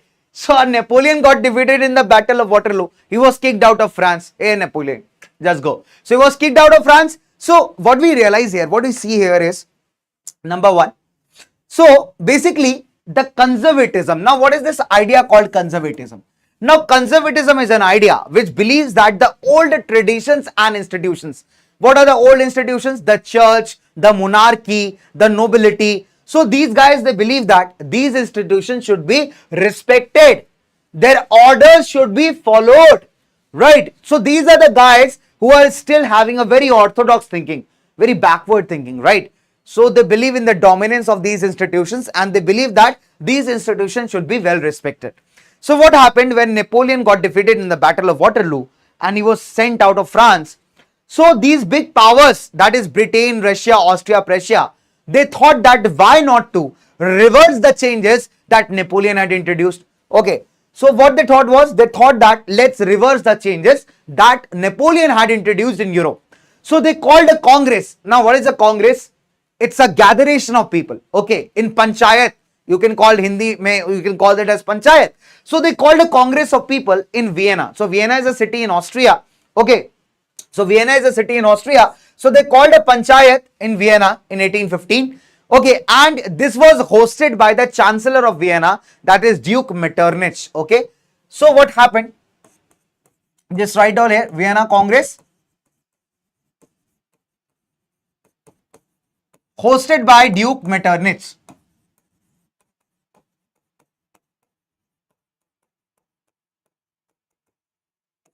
Okay, so Duke is basically a title. Like in India, we have Chief Minister, Prime Ministers, right? In the case of Austria, we had a Chancellor, a very high official in the government, right? And his name was Metternich. Duke is the title. Okay, so basically, a Vienna Congress was hosted and a treaty was signed in Vienna. So basic objective of this treaty was to reverse the changes that were introduced by Napoleon. Okay, now what happened here is, number one, what was the first reverse? That Bourbon dynasty, you remember the Bourbon dynasty to which that Louis XVI belonged? I'm not talking about the Bourbon chocolate biscuits. Now people will be hungry, they'll be saying, sir, yeah, Bourbon chocolate biscuits, we all remember that. Oh, sir, it's my favorite. It's actually my favorite here. Okay, so if you also eat those biscuits, they are very tasty, isn't it? Okay, let's move from the Bourbon biscuits, otherwise I'll start feeling hungry. And to be honest, yeah, I haven't eaten anything since morning. Last meal I had was in night yesterday. The reason I had a lot of classes and also I had to meet you. So that energy comes from you guys. Okay. So what happens here is Bourbon dynasty was restored to power in France. Okay. So one of the relatives of Louis XVI was again made the emperor of France. Now, a series of states were created on the French boundary so that French power should not expand in future. For example, in the northern part of France, you can see that Kingdom of Netherlands was created, right? And Belgium was also added to this kingdom. Apart from that, German confederations were left untouched. The other powers like Prussia and Austria, they also gained important territories. They also got hold of important European territories which were earlier under the control of Napoleon. Okay, however, the 39 German states were not touched, so they were not disturbed at all. Okay, so the main intention here was to restore the monarchies that had been defeated and overthrown by the Napoleon, right? Okay. Now, let's come to the next very important topic, that is the revolutionaries. Now, who are these guys, revolutionaries? So basically, these are those people who want to bring a sudden change in the society, who want to bring a drastic change in the society. They are called as the revolutionaries, right? Okay, Beta Raja, we are here to discuss the marathon and do something more productive. So, bache, if you are very much into understanding, so this is basically a marathon about all those students who have come here to study, who find Hindi difficult to understand. So, beta, when your name says Raja, at least do things like that, isn't it? So, it's very simple, bache. So, people have come here to study. If you feel like studying, you can also study, bache. Hai na? So, it's very simple. So, gain something. Your board examinations are coming. So, it's a marathon for all those lovely students who find it difficult to understand the chapters in Hindi, right? Who find it difficult to understand things in Hindi. So, this is a special effort from our side to help those students as well. Okay, because for us, every student is important, है ना? ताकि जो बच्चा हिंदी नहीं समझ सकता, अंग्रेजी समझता है, इंग्लिश समझता है, वो बालक भी पढ़ सके, है ना? तो मेरे राजा बाबू पढ़ लो यार. तो आगे बात करते हैं. तो टीएस गेमर, ये ऑलरेडी मैं बच्चे आपको बता चुका हूं, the marathon is in pure English because English का ही चैनल है. पीडब्ल्यू इंग्लिश चैनल है बेटा, तो इसलिए क्लास भी आपका प्योर इंग्लिश में है. That is why I am not teaching in Hindi. Hindi वाला मैराथन, इंग्लिश वाला जो मैराथन होता है, that is on foundation channels and वो बहुत जल्दी आएगा. तो हम लोग वहां पे हिंदी इंग्लिश मिक्स वाला पढ़ेंगे. ठीक है माय डियर बच्चे, ठीक है माय डियर बच्चे. तो अगर किसी बच्चे ने न्यू ज्वाइन किया and you are thinking that sir why you are teaching in English, आप हिंदी क्यों नहीं बोल रहे, so this is the reason my dear. Since it's a pure English channel, pure English platform, that is why I'm teaching in English. Okay, I hope I made myself clear. Okay, let's move further. Now, so let's talk about the revolutionaries. Now, who are the revolutionaries? These are the people who want to, create a sudden change in the society. They are someone who try to bring a drastic change. Like for example, if you talk about Italy, okay, so Italy was divided into multiple parts. Now that's very sad, right? So let's say if someone comes and captures your home and throws you out of your own home, now that will be very sad, isn't it? Suppose your neighbor comes and attacks in your home and captures your home and throws you out of your own home. It's very difficult, right? It's very difficult to relate to that, isn't it? In case of Italy, the same story was there, right? Italy was also divided into multiple parts, 7 parts, and all of these parts were being controlled by the different powers. Now there were many people living, the Italian people, the real Italian people, okay, who wanted to bring about a change, who wanted to again recapture back those Italian parts and unite Italy together. And one such person was Giuseppe Mazzini. You remember the great Bhagat Singh, the Shahid Bhagat Singh? Okay, we all remember the Shahid Bhagat Singh. Reason is, at a very young age, Shahid Bhagat Singh ji, he sacrificed his life for the sake of the nation. We talk about Rajguru, we talk about Chandrasekhar Azad, we talk about Ram Prasad Bismil. So they were the revolutionaries. They wanted to attain the freedom for the country. They wanted to win the independence for India, isn't it? They sacrificed their life. So same way we had a person called as Giuseppe Mazzini. He was born in Genoa in 1807. Okay. And he was a member of a secret society in Carbonari. However, in the early age, he attempted a revolution in Liguria, for which he was sent out of Italian states. However, but still, he did not stop his fight, and he went on to form 2 secret societies. Number 1 was Young Italy in Marseille, and second was Young Europe in Bern. Right? So what are the secret societies? So basically, these are those organizations that work against the government. Okay, so these organizations, they do not work openly, they are hidden, they are very secret, but they work against the government. So basically, this Mazzini, born in Genoa in 1807, joined a secret society called Carbonari, okay, attempted a revolution for which he was sent into exile. But again, he formed 2 more underground societies, or secret societies named as Young Italy in Marseille and Young Europe in Bern. Right, so that was his contribution. So being a revolutionary was very difficult in those times, because you were going against the kings, and the kings, there was those who were very autocratic in nature. So that had a heavy cost to pay, isn't it? So if you were caught, you were punished very severely, right? Okay, so let's move on further, guys. So let's move on further. Okay, I have a question for you. A very, very, very repeated question. Okay, so question is very simple. So Dash was a secret society. Okay. So Dash was a secret society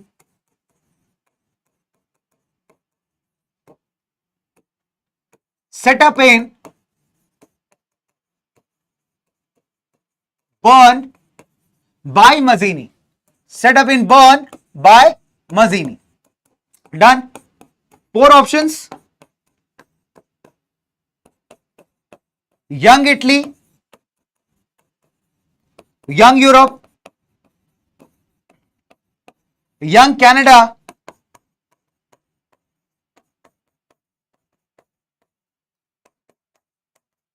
or Young Germany.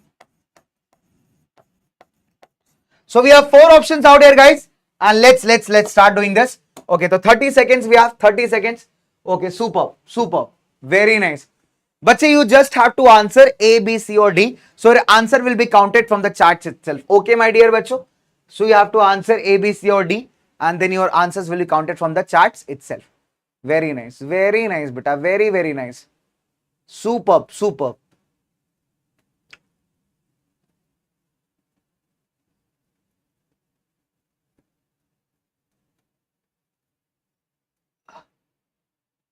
Shraddha, sure, we are coming over to that only. Request you to please pay a little bit attention towards this. So this is why what I like explained, conservative, right? So bache, conservative itself, regimes means rule, right? So the kind of rules that were set up in Europe, they were conservative in nature. Okay, that means very simple. They were the rules set up by the kings, or in English you can also call them as monarch, right? So they were autocratic monarchies.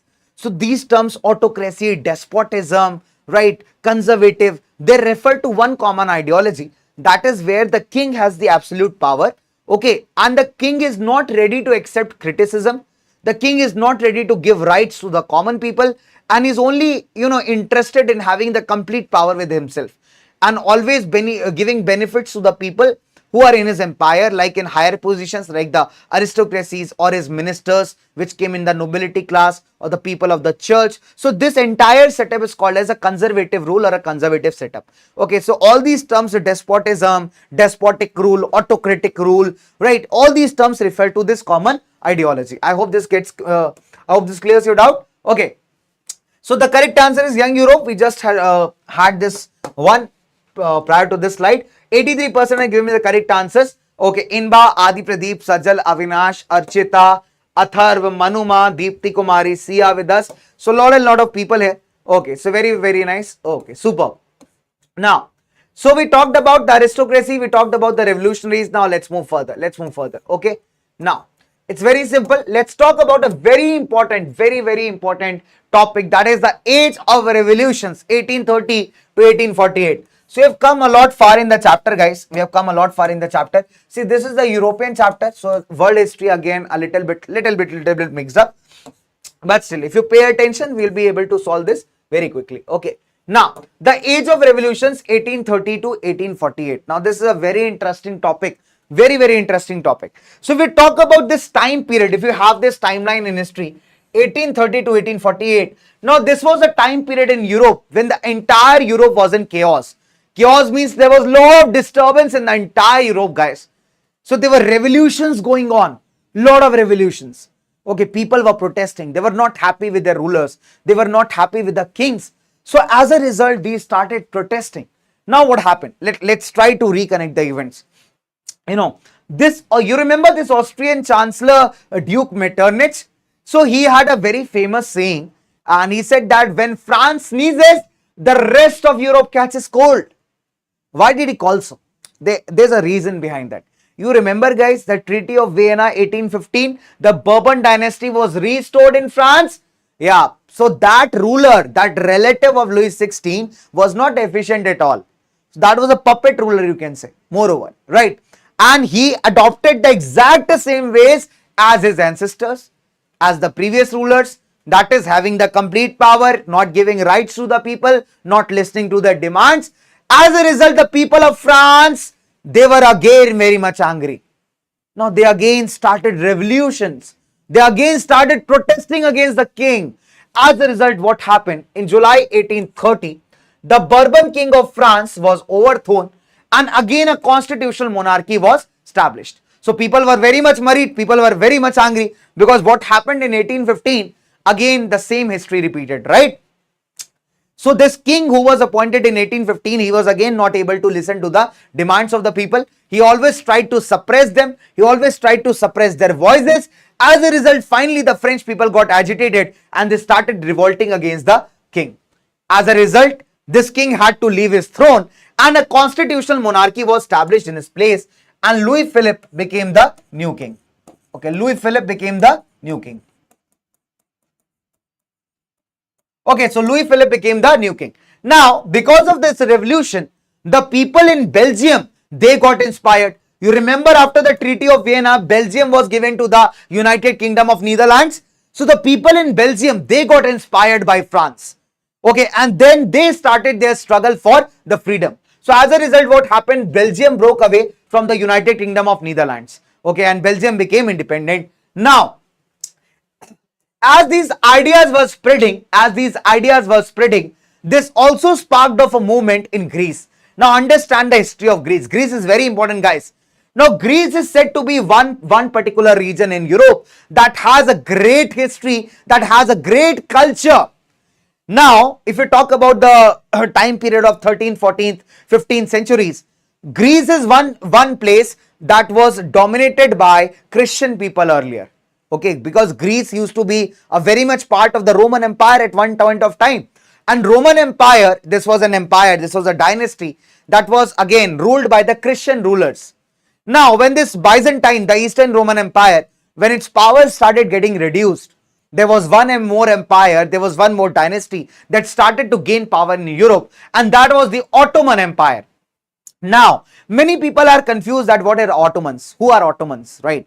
So basically, I'll tell you, there were few warriors of Islam. Now Islam, we all know that there's a Muslim religion. People follow Islam. You know, it's a religion.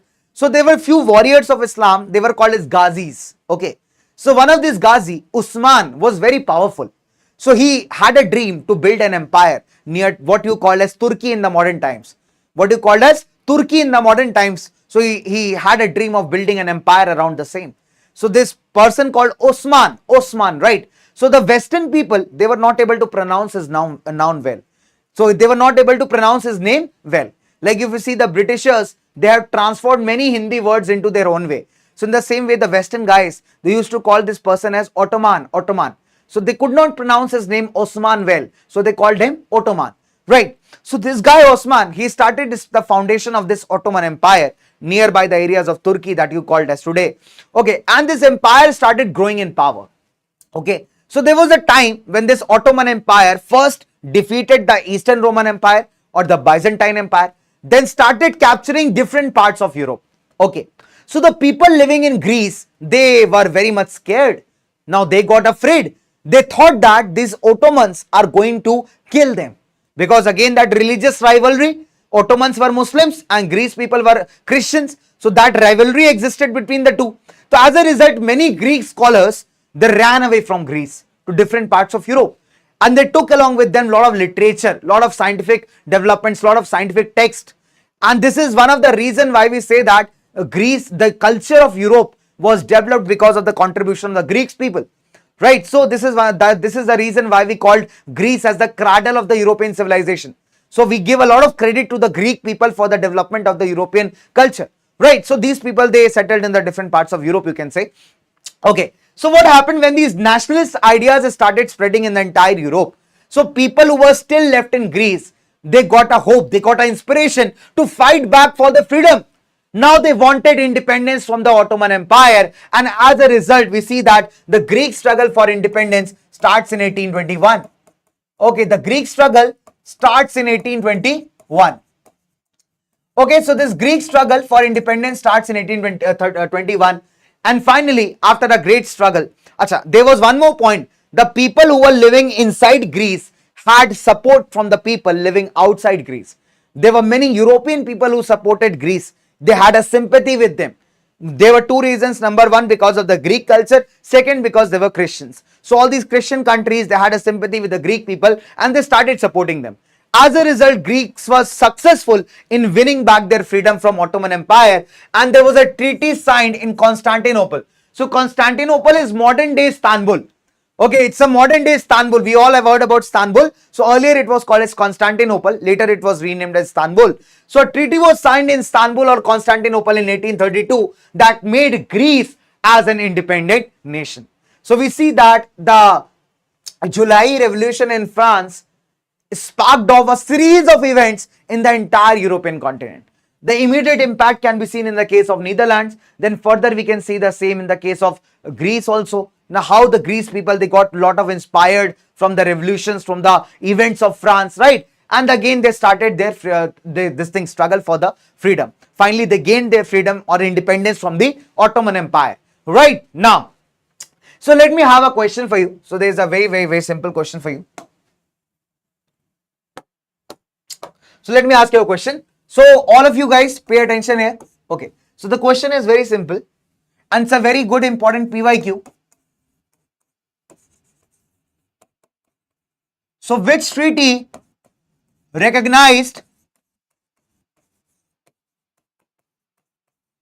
Greece as an independent nation?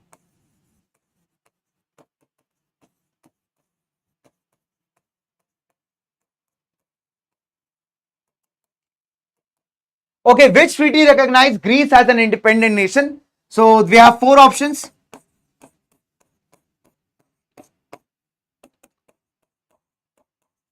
Treaty of Vienna,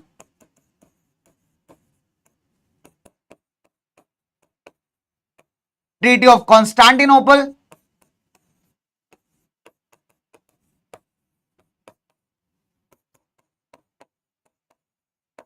Treaty of Purandar, या फिर treaty of Berlin.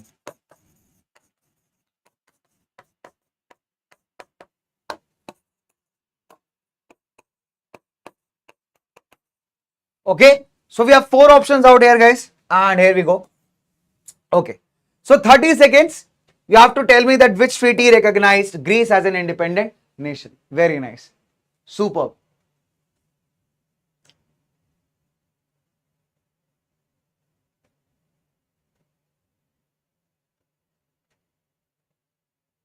Okay, done, guys.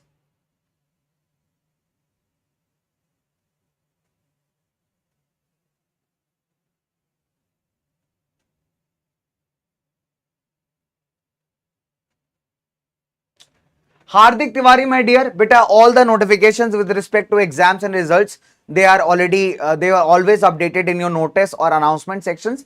So you can keep checking that. Okay, so it's very simple. Obviously, but say I have taken your request, but once I'm done with the marathon, then only I'll be able to forward the same. And I hope you understand, my dear, because while studying, it's more important to, teach the students. So I've taken down your request. I'll just forward the same that I can do from my end, right? So, or alternatively, you can check your announcement sections of the batch or the notice section of the batch, right? Fair enough? Okay. Fine. But you will get the PDF here itself. You can check the description of the video. Okay, so there is always a link for the marathon going on. And so what we do is we create a batch on the platform, on the app that is absolutely free of cost. So you can download the PDF notes from there. Okay, so that will be helpful for you guys. Okay, so anyone wants anything special? You want a sandwich? You want a sandwich, or you want a, what do you say? Do you want something, some garam samosas? You want some hari chutney, lal chutney? You want some sandwiches? You want some anything special? If you do want that, please let me know in the chat section. Okay, so I'll arrange for you. I have a great samosa shop in which we sell lot of samosas. Not only in India, we have it in Uganda also. The students who study on the PW platform, the foundation channel, other platforms, they know that. Actually, we had that Udan batch na, so we created a company called as DK Samosa Bhandar. So this is my friend called Dogesh. I'll bring him some other session for sure. Okay, so here we have option number B, that is Treaty of Constantinople. Okay, so option number B is there, my dear. Now, 98% have given me the correct answer. That's really immense, guys. Hats off, bacho, hats off. So, ekdam dil se love you. So, 98% have given me the correct answer. Daring Priyanka. You remind me of that Mountain Dew slogan. Dar ke aage jeet hai, right? Anmol, Athar, Shriyanshi, Dipanshu, Rimjim, Hardik, Tanmay, dear Sufyan. Okay, now this Sufyan is very cute student, right? He himself has put the dear in front of his name. But you are really nice, bache. Okay. So let's come further. Okay, let's talk about the romantic imagination and the national feeling. Now, the moment the students hear this word romantic, sir, this is the word we all know in English, isn't it? The moment you see the word, sir, romantic, sir. Sir, now what are you going to teach about? Sir, will you teach us the DDLJ style? Sir, will you teach us how SRK moves? No, yaar, I'm not going to teach you anything like this. So, don't keep your hopes high that I am going to talk about Shah Rukh Khan here or Salman Khan, or I am going to talk about any other person. So this romanticism or this romantic feeling is absolutely different. Not the one that you guys must be thinking. Okay, sir, romantic, are sir. This one I know, sir. Okay, so this is not the romantic feeling. So basically we are talking about romanticism. It's a cultural movement, right? Okay. So very simple. When will be the marathon come on foundation channel, Manish? Very shortly we'll be starting with the marathons. जो Hindi English वाला होता है उसको हम लोग start करेंगे वहाँ पे यूट्यूब चैनल पे अपना जो फाउंडेशन वाला है, तो वो भी आपका आ रहा है. एग्जाम्स आ रहे हैं तो ऑब्वियस आते हैं, मैराथन्स आती हैं उसके आसपास ही आती हैं, तो वो स्टार्ट हो जाएंगी. तो अभी आज इंग्लिश वाले बच्चों के लिए हम लोग मैराथन कर रहे हैं, so that we can just have them something. Okay, so let's talk about this romantic imagination. Now guys, this romantic imagination or romanticism is basically a movement in Europe where the artists, the painters, the writers, the songwriters, they try to connect people with the help of emotions.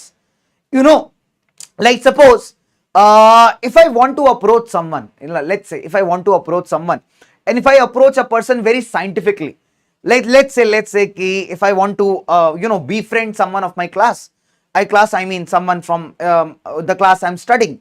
So how weird it would sound if I go and just ask that person, hi, are you interested in mathematics? How about solving the sums of trigonometry together? In this way, we can build a relation with tan C, okay, and together we can sit on a cot C, and then we can have our sine theta and cos theta and see if we can do tan theta. So that will be very weird type of approach, isn't it? That's not good. And if I, instead of this type of scientific approach, if I approach someone with a more emotional, hi, do you like to have a cup of coffee? Or do you like to study together this particular amazing topic? So that will sound more amazing, isn't it? So in the same way, what happened here is, the writers and the authors, they perfectly understood the importance of science and reason, but they also proposed something new. They said that if you want to connect the people, if you want to instill a feeling of patriotism in them, it's very important to reach out to the people with respect to their culture. Connect them with emotions. Connect them with the culture. And this is what romanticism talks about. So this is what bache romanticism talks about. Hi MNC, I am I NEC gamer. How are you bache? Okay, so it's a cultural movement that tried to develop a nationalist sentiment among the people.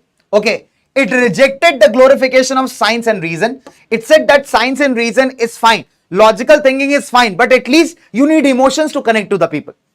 If you talk about, like German philosopher Johann Gottfried Herder said, that if you want to discover the true German culture, you have to go amongst the people. Apart from that, if you see that, bacho, there were many more paintings being made that describe the different human experiences. If you talk about, language was also one of the important role that connected the people. Let me give an example for this. Now, there are many students who love Russia for multiple reasons. Now, what happens here is Russia occupied a part of Poland. Okay, so Poland is again a country. So what Russia did, Russia occupied the part of Poland and it forced the Polish people to speak the Russian language. Okay, now Indians must be very happy. Oh wow, we love Russia. Okay, so the point is very simple. So when Russia captured Poland, what it did was, it forced the people of Poland to speak the Polish language. Now, the people of Poland, they tried to revolt against Russia. They tried to, revolt with respect to military skills against Russia. But Russia was a very strong country, a strong kingdom at those times, right? So it was very difficult to defeat Russia in terms of military weapons. Okay.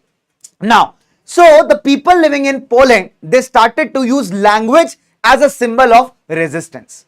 For example, the priests that were there in the churches, like we have Panditji in the temples who does the arti, who does the prayer. In the same way, we have priests in the church. So the priest in the church in Poland, they started preaching or telling the word of God in which language? In the Polish language.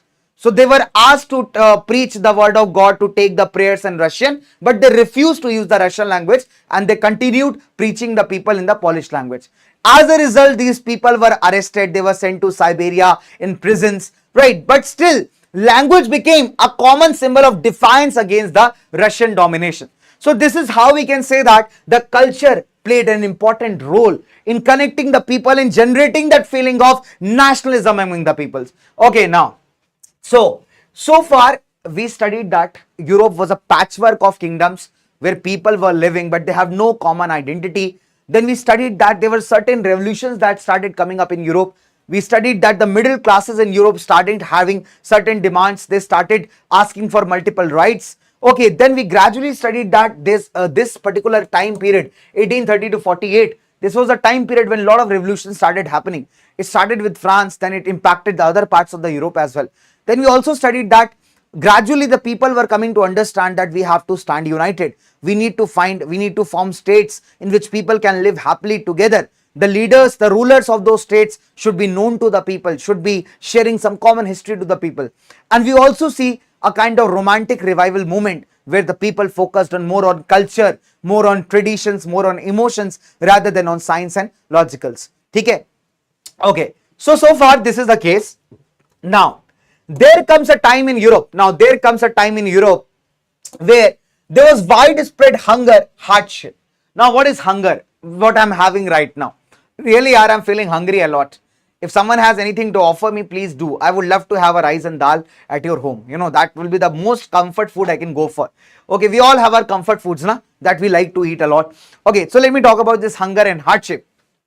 So there was a time period in Europe when the people were suffering a lot. Reason? The food prices were very high. There were continuous food shortages. People were unemployed. They were having no place to live. So there were multiple problems that the people in entire European continent were facing. So what happened? In most countries, there were more job seekers than employment. So most of the people were unemployed. Second, population from the rural areas in search of better opportunities started migrating towards the cities. As a result, the cities became very much crowded. Second, the rise of the food prices, or maybe whenever there was a bad harvest, that led to the food shortages. The food was not available for the people, right? So what happened? Again, the France. You must be wondering, sir, why this France again? Again, it is the France who's coming over to our rescue. You can say that who's coming to revolt. So again, what happened?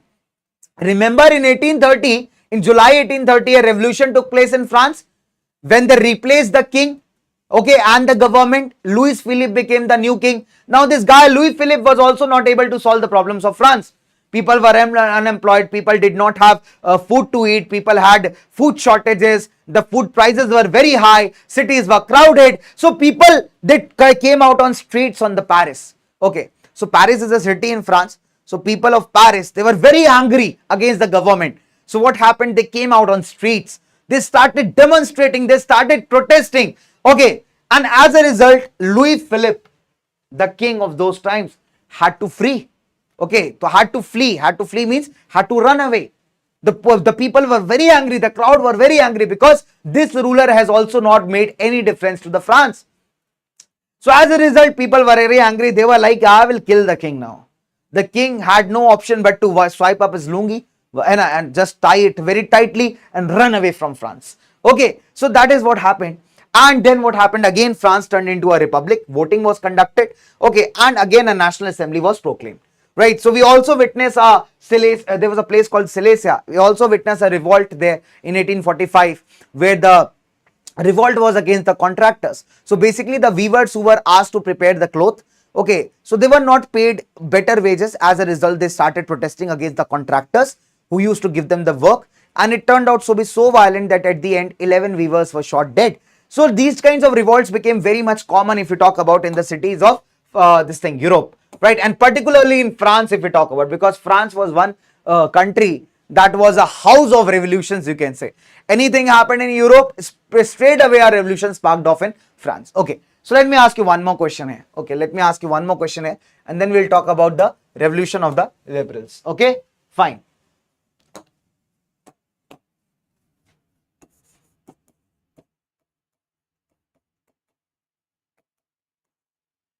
Assertion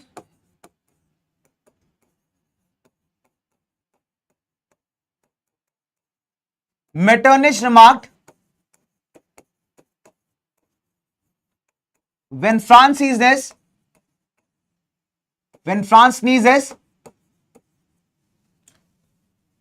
rest of Europe catches cold.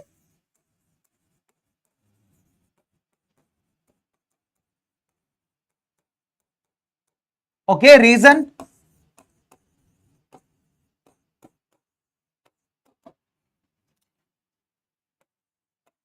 Events in France sparked off revolutions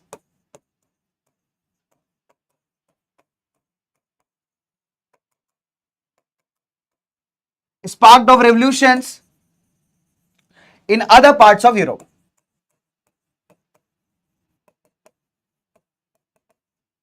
In other parts of Europe.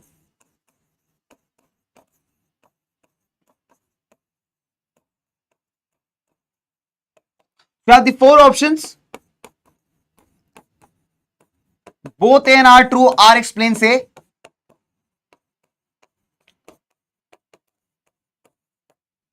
Okay, both A and R true.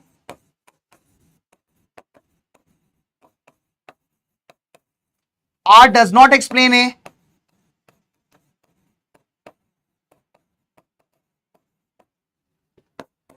A is true, R is false.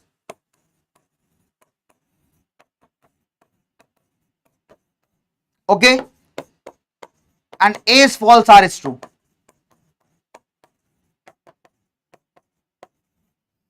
Okay, chalo. So we have four options out here. I'll give you the polls, guys, and you have to answer me the question. Okay, chalo. So we have the polls here, and you just need to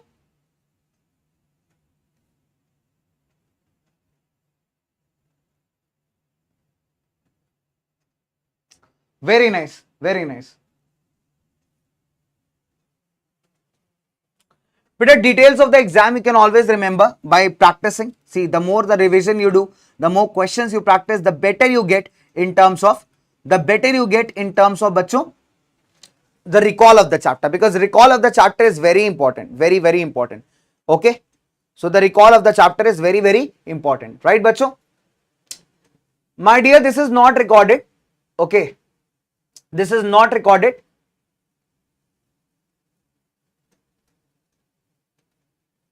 Aditya Sharma, बेटा Hindi marathon नहीं है, बच्चे channel ही English का है, that is the reason हम लोग बोल भी इंग्लिश में रहे हैं. मैंने बहुत बार बताया है सेशन के स्टार्टिंग में भी बताया आपको कि जितने भी हमारे इंग्लिश वाले बच्चे जो हिंदी नहीं समझ पाते उनके लिए मैराथन है, ठीक है। तो आपके लिए प्रॉपर हिंदी इंग्लिश वाला मैराथन आएगा फाउंडेशन चैनल के ऊपर। सो this is for all those guys who do not understand what बच्चे हिंदी, ठीक है, सॉर्टेड। तो आई hope I am clear with this. But I have explained romanticism only. Metternich remarked when France sneezes, rest of Europe catches cold. Events in France sparked off revolutions in other parts of Europe, right? So we see that both are very much interrelated. Both the statements are correct. Now this is a very simple trick to solve all these questions. Number one, check for both the statements. If they are correct, you can eliminate the last two options. Now you can put a, just put a question mark why.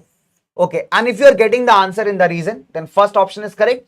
If you don't get, the second one is correct. Okay, so basically what we see that definitely the events in France, they always inspired the people in the other parts of Europe, and that is the reason why Metternich said that when France sneezes, the rest of Europe catches cold. So option number A is absolutely यहाँ पे correct. Okay, done, right. So 100% people have given me the correct answer. Anmol, Tanmay, Yadav, Harsh, Mishra, Athar, Vaibhav, interesting facts, Julie. Okay, we have Archita and Aradhya Jan. Okay, so very simple, bachu. Very recently I have explained you what is romanticism. Okay, so I already told you that romanticism was basically a cultural movement which rejected the scientific ideas and promoted more of emotions and culture. It told that if you want to connect to the people or develop the feeling of nationalism, you will have to understand the culture of the people, right? So there were many people like Johann Gottfried Herder was a German philosopher who said that if you want to discover the true culture, then you will have to go among the common people of the Germany. Okay, then only you will understand what is the true German culture, right? So the spirit of the nation can be found among the common people. Same way in Poland, we have a very famous music composer called Karol Kurpinski. So he made the national dances, okay, as the national symbols of defiance against the Russian domination, right? Then we also saw the usage of language as a way of resisting against Russian domination in the case of Poland. So these are the multiple cases we already discussed in the topic, that is romanticism. So if someone has joined just recently, but say I've already discussed this topic, right? And also we discussed the hunger, hardship and revolt. Now let's move further. Okay, now let's come to the part that is 1848, the revolution of the liberals. Okay, so the question straight away here is explain this. Okay, so the question straight away here is explain the 1848 revolution of the liberals. So basically what was this revolution? Now let's try understanding this. Okay, now this particular time period, that is 1830 to 1848, was one such time period when there were multiple revolutions going on in the entire Europe, right? Now what happens here is, bacho, there were poor people revolting, there were you can say workers revolting, there were some business persons revolting. Now there one more movement started in Europe, and that was organized by the educated middle classes who wanted a national unification of their countries as well as a constitution. So these were the two prime demands of these educated middle classes who started a revolution back in 1848 in the respective countries, in the respective regions. They wanted, number one, to unite their states, and second, bring a constitution for them, right? Now, so we see that they wanted a kind of government which has a parliament, which has a proper constitution. There was a freedom of press and the freedom to form political associations. So these were the demands of the men and women of the liberal middle classes in Europe, right? Okay, so let's take the example of Germany. So you remember there was a group of 39 German speaking states who used to speak the German language. Now, if you remember, then the middle class people living in these German speaking states, they had earlier experienced how smooth it was if there were uniform laws, right? You remember the economic parts I told you when we were talking about liberal nationalism. Okay, so basically these middle class people living in the German states, they thought, why not to unify these German speaking regions and make one common country, that is Germany. Okay, so they wanted to make one common country, that is Germany. So with this objective, on 18th May 1848, members of the different political associations of these German states, they voted for an all German National Assembly. So try to understand the concept here. What is happening here? There are 39 different regions, okay, which speak German language. Okay, now the people living in these regions, they want to unite them and make them a single country. So for this particular objective, what they do is they form a grand parliament. Okay, like we have Sansad Bhavan in India. So they decided to form a grand parliament, and the representatives or the members of this parliament will be elected through the votes. So finally 831 members were elected, and this parliament was called in the church of St. Paul. In the city of Frankfurt, in the church of St. Paul, this parliament was called, and hence it was came to be called as the Frankfurt Parliament. Okay, so basically what happened, this parliament started framing a constitution for Germany, and they want to establish a constitutional monarchy in Germany. So what they did was they framed a constitution and they offered the crown to the king of Prussia. Now this king, he rejected the crown because he was not ready to follow the constitution or accept the constitutional monarchy. Finally, after a lot of, you can say that tussle, gradually this complete from Frankfurt Parliament started losing its support, because again it was dominated by the rich middle class people. The poor people from the middle classes, they had no rights, the women had no rights. So as a result, this parliament started losing support, and at the end it was thrown out by the combined forces of monarchy or the kings and the big landowners, also called as Junkers. And finally the dream to establish an all German state or the all German nation was completely demolished, right? However, after this, if you see that there were changes in these autocratic systems also, like many of the rulers, they understood that if you want to roll over a long period of time, then you will have to give certain freedom to the people. So we see that the type of the rule in these monarchies, they start changing, but still we can say that there was a lot more to go in Europe. Okay, fine. So Frankfurt Parliament was convened in the church of St. Paul.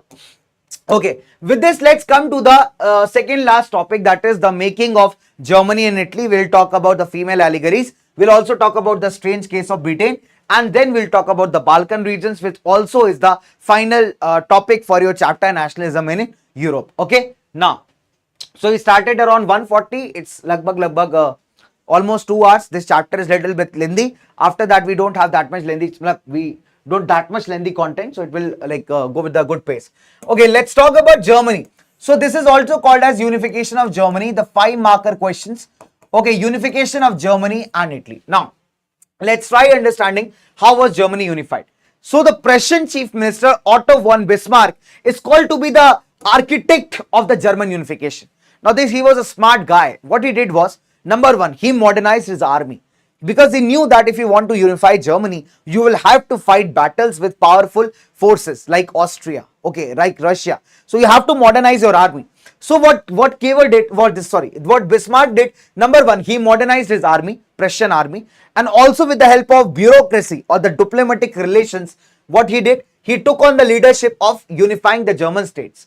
Now there were 3 wars that were fought over the span of 7 years. Okay, so 3 wars were fought over a time period of 7 years with Denmark, okay, with Denmark, Austria and France, in which Prussia turned out to be victorious and all the German states were united.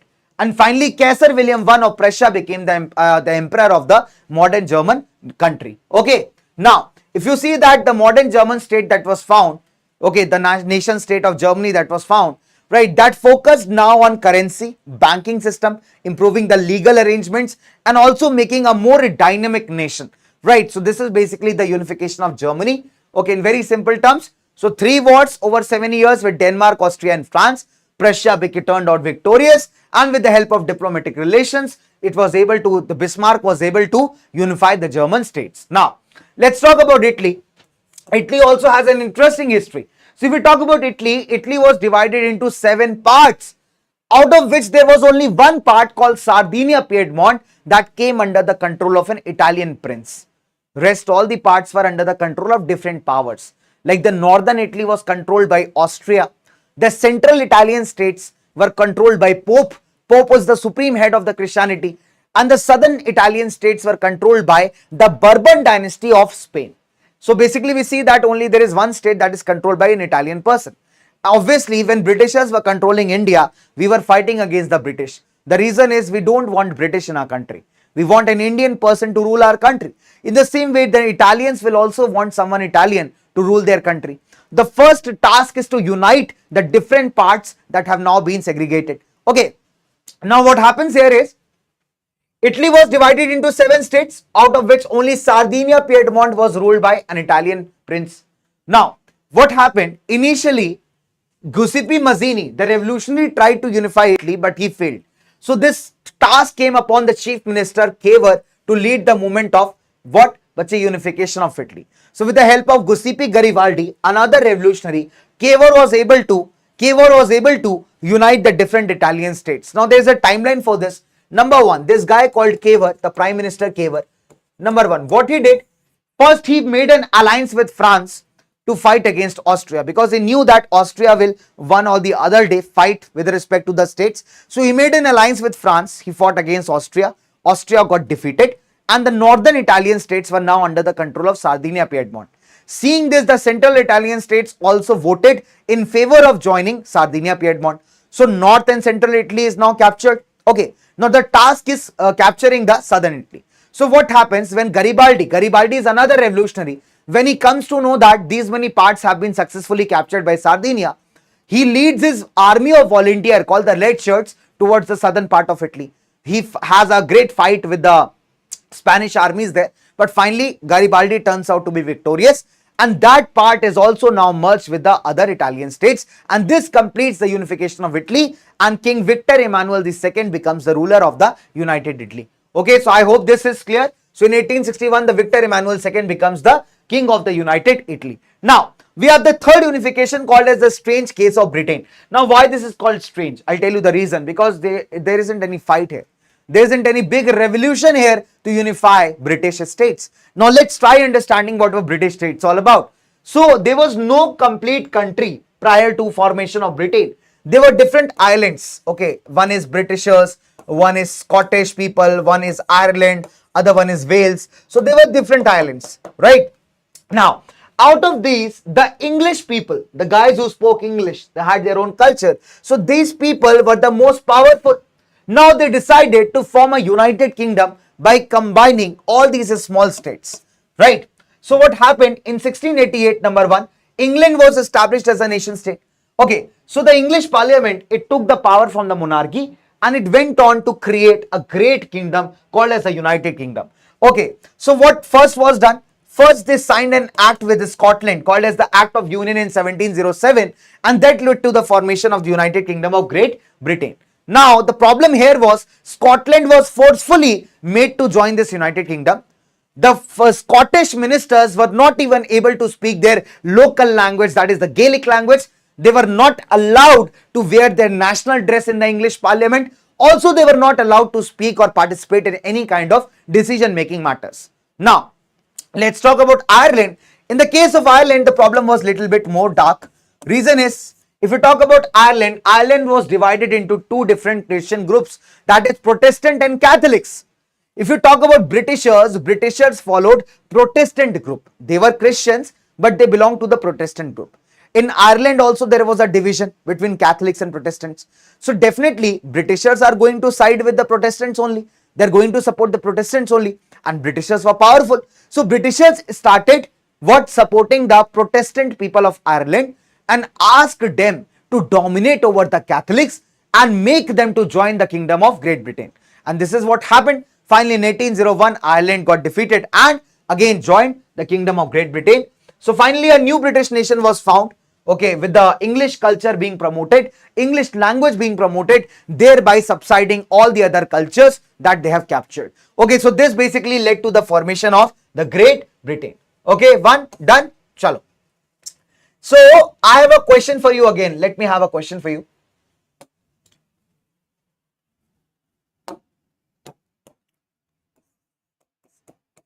So who among the following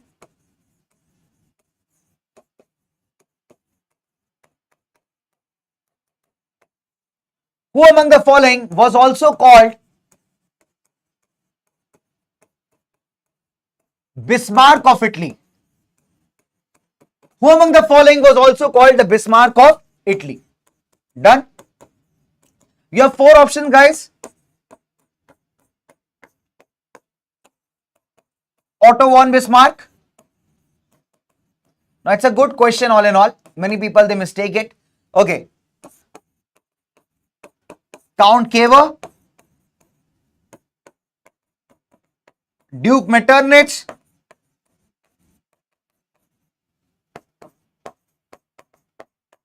or Duke Antonio. Okay.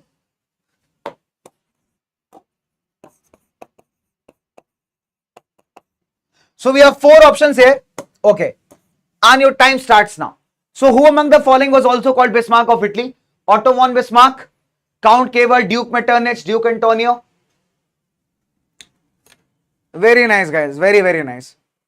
Superb.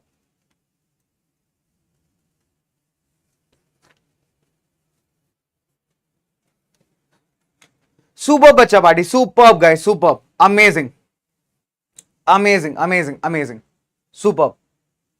Done? Done. So correct answer is option number B.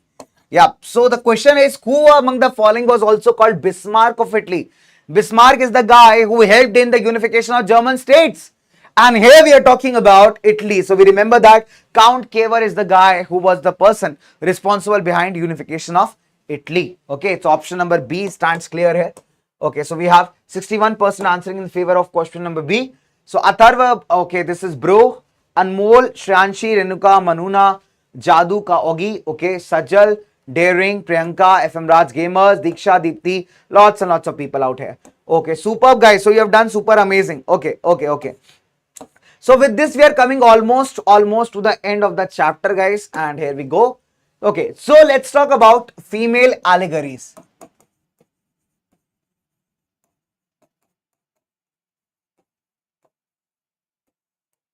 Okay, so we talk about female allegories. The artists of the European times, what they started doing was, they started personifying countries as female figures, highlighting the features of the country, right? For example, if you talk about Marine, she was the female allegory of France, right? The question is asked at times, this part comes in 1 markers, that which was the female allegory of France. So the current answer is Marine. So statues of Marine can be seen at the different, you can say that places in France, you know. So basically this was a symbol to represent the country or the different ideals, okay, the different ideas of the revolutionaries and the nationalist people. Same way if we talk about Germania, so Germania represented the German nation, okay, Germania represented the German nation, right? It stood for the heroism of the German nation, it stood for the causes of the German nation, the ideals of the German nation. In the same way, this is something that is not, you know, at times students miss this out. So basically we talk about Britain. We had a female allegory of Britain as well, and this was called as Britannia, right? So you must be wondering, sir, Britannia is a bread, sir? It's a bread brand, sir? It's a biscuit brand, sir? No, my dear. So Britain here is the female allegory of, okay, sorry, Britain's female allegory is Britannia. So what are these female allegories? Basically, these are imaginary female characters whom the artists and the philosophers, they personified in order to relate them to the nation. Okay, so whenever they had to relate, so when we talk about Bharat Mata, earlier when we were fighting against the British, we had no common causes, right? We did not know why we are fighting, so we did not have anyone to identify with. So there we see that when the image of Bharat Mata was created, people were very much connected to it, right? So when we try to, you know, when you relate to a human being, when you have something to see, you relate with that concept better. And this is why you can see that the artists and the philosophers and all, they started creating such kind of images so that people can relate to them, right? So these are called the female allegories. So for France, we have Marine, for Germany, we have Germania, and for Britain, we have Britannia. Okay, now, sorry guys. So let's come to the last topic, that is the Balkan regions. Okay,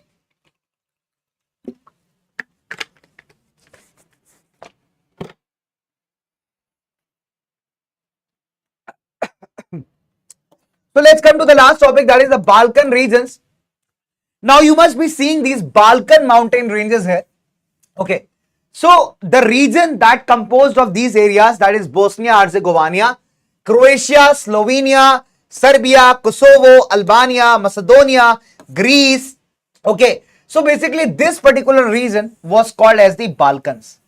This region was called as the Balkans, and Romania as well. Okay, so these regions were called as the Balkans. Reason is, number one, geographical location, because of the Balkan mountain ranges. It's a resource rich area. Now, the problem with this region was most of the people living in this area were Christians. They belonged to Christianity. And the empire which dominated this region was the Ottoman Empire. So Ottoman Empire was one empire that was dominated by the Muslim rulers or the Islamic rulers, and most of the people who lived in these regions were Christians. So number one, there was religious rivalry. Okay, so number one, there was religious rivalry. Second, when the ideas of nationalism started spreading in this region, okay, there's one more interesting point to be noted. Thus, the people living in these states were called as Slavs. What do we call them? We call them as Slavs. Okay, so Slav nationalities or Slavs. So what happened? When nationalist feelings started spreading in these regions, people got very much inspired. They said that we need complete freedom from the Ottoman Empire. So what happened? Revolutions started in different parts. Okay, so these different parts, the revolution started. Okay, and all of them, they tried to move away from the Ottoman Empire. Okay, so everything was fine. There was no problem with this. Everything was fine. Okay, so what we saw, the Balkans comprised of Romania, Bulgaria, Albania, Croatia, Bosnia. Okay, now the problem is that Balkan was a region of geographic variation, plus the people who lived there had a different culture. Most of them were Christians, and the poor part was this was under the Ottoman Empire, which was a Muslim empire. So because of the spread of the nationalist ideas, what happened? People got inspired to fight for their freedom. They said that we have once been very much independent, and it is the Western powers who have now dominated over us. So we want independence from the Ottoman Empire. Okay, so everything was okay, everything was fine, but there was one more problem. Number one, they wanted independence from the Ottoman Empire, but also they were jealous of each other. They wanted to capture the territories of each other. And this is what made this region very much explosive. So the struggle for independence is okay. But the problem is not this. The problem is they were jealous of each other. They wanted to be independent. Also, they wanted to capture each other's resources. And this is what made it very much explosive, right? Now, so when big European powers, they entered the scene, like Russia, like Britain, like France, like Austria, like Germany, when these big European powers, they entered into this scene, they entered in the support of these states, this movement became all the more violent. Because definitely these big European powers, they wanted to gain resources. They were very clear that they will support these smaller states, and once they become independent, indirectly they will try to access these resources. So for the big European powers, it was more of a profit game. Okay, for these small states, it was more of a game of jealousy or independence, right? And all this mixed together make this region very much explosive.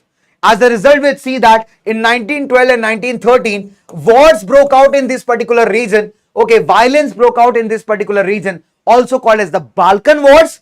And ultimately, we see that in 1914, this all resulted in the First World War. So this is basically the nationalism and imperialism topic, all the Balkans topic. Okay, I hope this is clear, guys. I hope this is clear, my dear bacho. Okay, so what we see that ki Balkan is a region surrounded by the Balkan mountain ranges. Apart from that, there are many states that are very much different in their culture, in their geography, and they all are being now dominated by the Ottoman Empire. Plus the religion differences, most of them are Christians, and Ottoman Empire rulers are Muslims. So again, there's a religious difference. So these entire states, these Ottoman states or these Balkan states, number one, they wanted to become independent from Ottoman Empire, so they started revolutions. Second, they were jealous of each other also. They wanted to capture each other's resources, and that is what made the region explosive. So when big European powers, they joined the scene, it became all the more explosive, ultimately leading to the First World War in 1914. So this is how the Balkan regions ends. So this question is very much important. You can write these pointers in your answer for 5 markers. Okay? So this topic is very, very important for the 5 markers. So please make it a point that you solve these questions. Done? You solve these concepts. Done? Okay. So no doubt here, this chapter took a lot of time. Okay, and this chapter was very much important also. We had to do this chapter. Okay. So,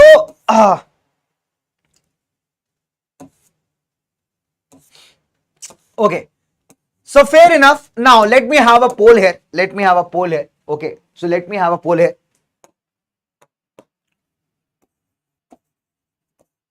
The people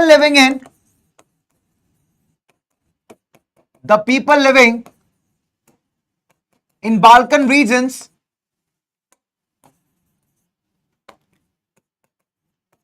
in Balkan regions were also known as, okay, were also known as dash nationalities. Also known as dash nationalities. I'll have four options for you: A, B, and C and D. Slavs, slaves, Gustav, or none of these. So we have four options, guys. Here we have four options, and here we go. So I'll give you the option 30 seconds here, and here we go. So the people living in the Balkan regions were also known as dash nationalities. Okay, very simple, very simple, guys. Okay, very nice, bachon, very nice, very nice. Superb, bacha, buddy, superb. You are doing super amazing. You are doing super amazing, super amazing, guys. Wow.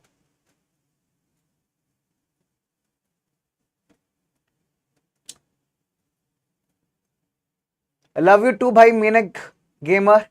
Okay. 1 kilo प्याज, 2 kilo आलू, 5 रुपए का साग. Hi Anshika, how are you? Okay, very nice.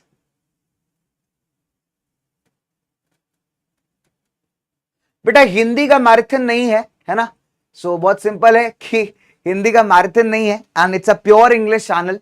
मैंने बहुत बार बताया session में कि आपका हिंदी प्लस इंग्लिश वाला मैराथन कहां पे होगा, आपके फाउंडेशन चैनल्स के ऊपर. ये उन बच्चों के लिए मैराथन है जो हमारे प्यारे प्यारे बच्चे हिंदी नहीं समझ पाते. So for them we are doing a marathon in complete English. Okay my dear बच्चा बाडी, I hope is clear my dear बच्चा. देखो हर एक बच्चा इंपॉर्टेंट है यार. Every student is important for me. So correct answer is option number A, that is slabs. Okay, so option number A is absolutely correct, that is slabs. 96.23% बच्चों ने कहा है बिल्कुल सही. Okay, okay, done. So Nirbhay, Priya, Manua, daring, Priyanka, Rohit, we have Gautam, Gojo, Atharv, Shreyanshi, Kritika, Shraddha, storm, Stark, Tony Stark. Okay, all the starks in the house. Okay, so बच्चे this ends your topic, that is nationalism in Europe. Now nationalism in India is very much easier to go with because it's a story that we have heard multiple times. Okay, yes sir, PYQ repeat होते हैं. Yes बच्चे, PYQs are repeated, so definitely PYQs are important. Okay, so motivation AI, बेटा again I'm repeating my words that it's a pure English channel है ना. तो pure English में हिंदी बोलोगे तो समझ नहीं आएगा ना बच्चे. तो प्योर इंग्लिश चैनल में अपन इंग्लिश में ही पढ़ रहे हैं. That is why this marathon is for all the English speaking students. Okay, and for Hindi वाले बच्चे हमारे है ना, हिंदी इंग्लिश वाले बच्चे, we have the marathons on foundation channel. Okay, so वहां पे आप मैराथन्स हम करेंगे तो वहां पे आप हिंदी इंग्लिश में पढ़ सकते हो.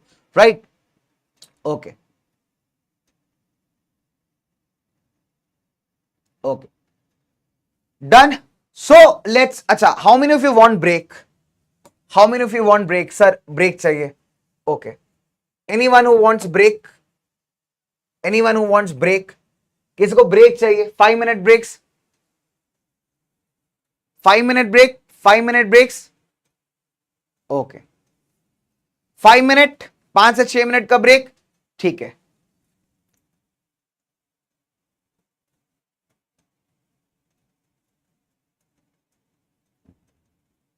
बच्चे sure you can get if you practice questions, if you practice listen to everything carefully. अभी हिंदी इंग्लिश वाला मैराथन आएगा देयर. ओके, नहीं also 2 hours. Okay okay okay, 10 minutes. नहीं नहीं नहीं, यस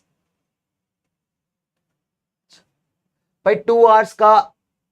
हाँ, 2 hours का ब्रेक तो नहीं मिलेगा.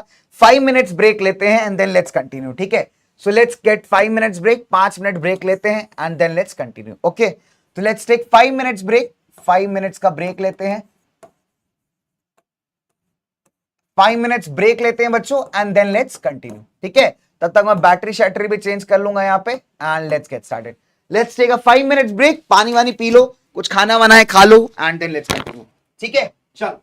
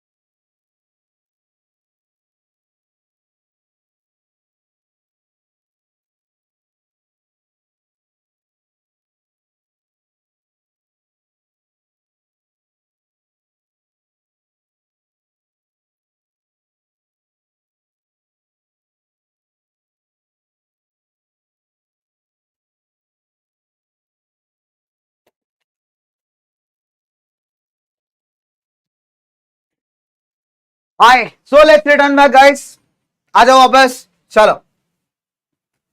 So am I audible? Am I audible? आवाज आ रही है? Am I audible? सुनाई दे रहा हूं मैं आपको? I hope I'm audible guys. I hope I'm audible बच्चों.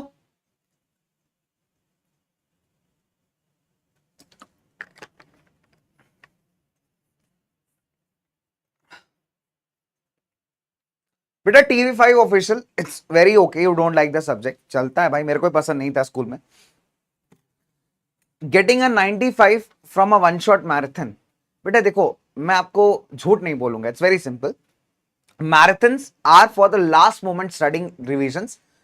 बच्चे, you can watch the marathon, you'll get the marks, no doubt about that, but for 95 to achieve something good, you need good work, you need to work hard. Without practicing the questions, without solving anything, just reading, just attending but one marathon just before the day, that is also not going to help. You'll get the marks, but getting 95 needs a little bit more of hard work. Shortcuts are never going to take you anywhere in life, my dear. Okay, so if you want to achieve something, you'll have to put in the hard work. So what if I say that, nahi bhai, you do this marathon, you'll get 95. Definitely you'll get good marks, you'll get marks. But for reaching 95, you need that extra effort, right? So this is a reality, this is a truth that I'm telling you here. So for achieving 95, you haven't studied the entire year. You just watch one marathon just before, one day before the exam. Definitely, it's very simple, but you cannot recall everything if you haven't studied throughout the year. ठीक है, आपने पूरे साल ही नहीं पढ़ा है और आप सोचो एक दिन पहले मैं पढ़ लूं और मैं टॉप मार जाऊं. बच्चे, ऐसा नहीं होता. मूवीज में होता है, रियलिटी में नहीं होता. रियलिटी में मतलब बहुत मुश्किल है भाई. ठीक है, सो 95, 96, 97 लाने के लिए you have to work hard throughout the year. बेटा शॉर्टकट से अगर किए हैं तो फिर ऐसे कैसे काम चलेगा, right? So you need to work hard, you need to solve questions, practice questions. Still there are days, if you ask me, sir, can I bring 95 in 1 week? I'll say yes, you can bring. Yes, you can bring if you want to bring 95 in 1 week. Okay, but for that you'll have to work hard. If you work hard, if you're ready to practice questions, watch the videos, है ना, then put in efforts, definitely beta you can get 95, है ना. So I hope it's very clear. Okay, let's return back. Begin with another chapter, that is, okay.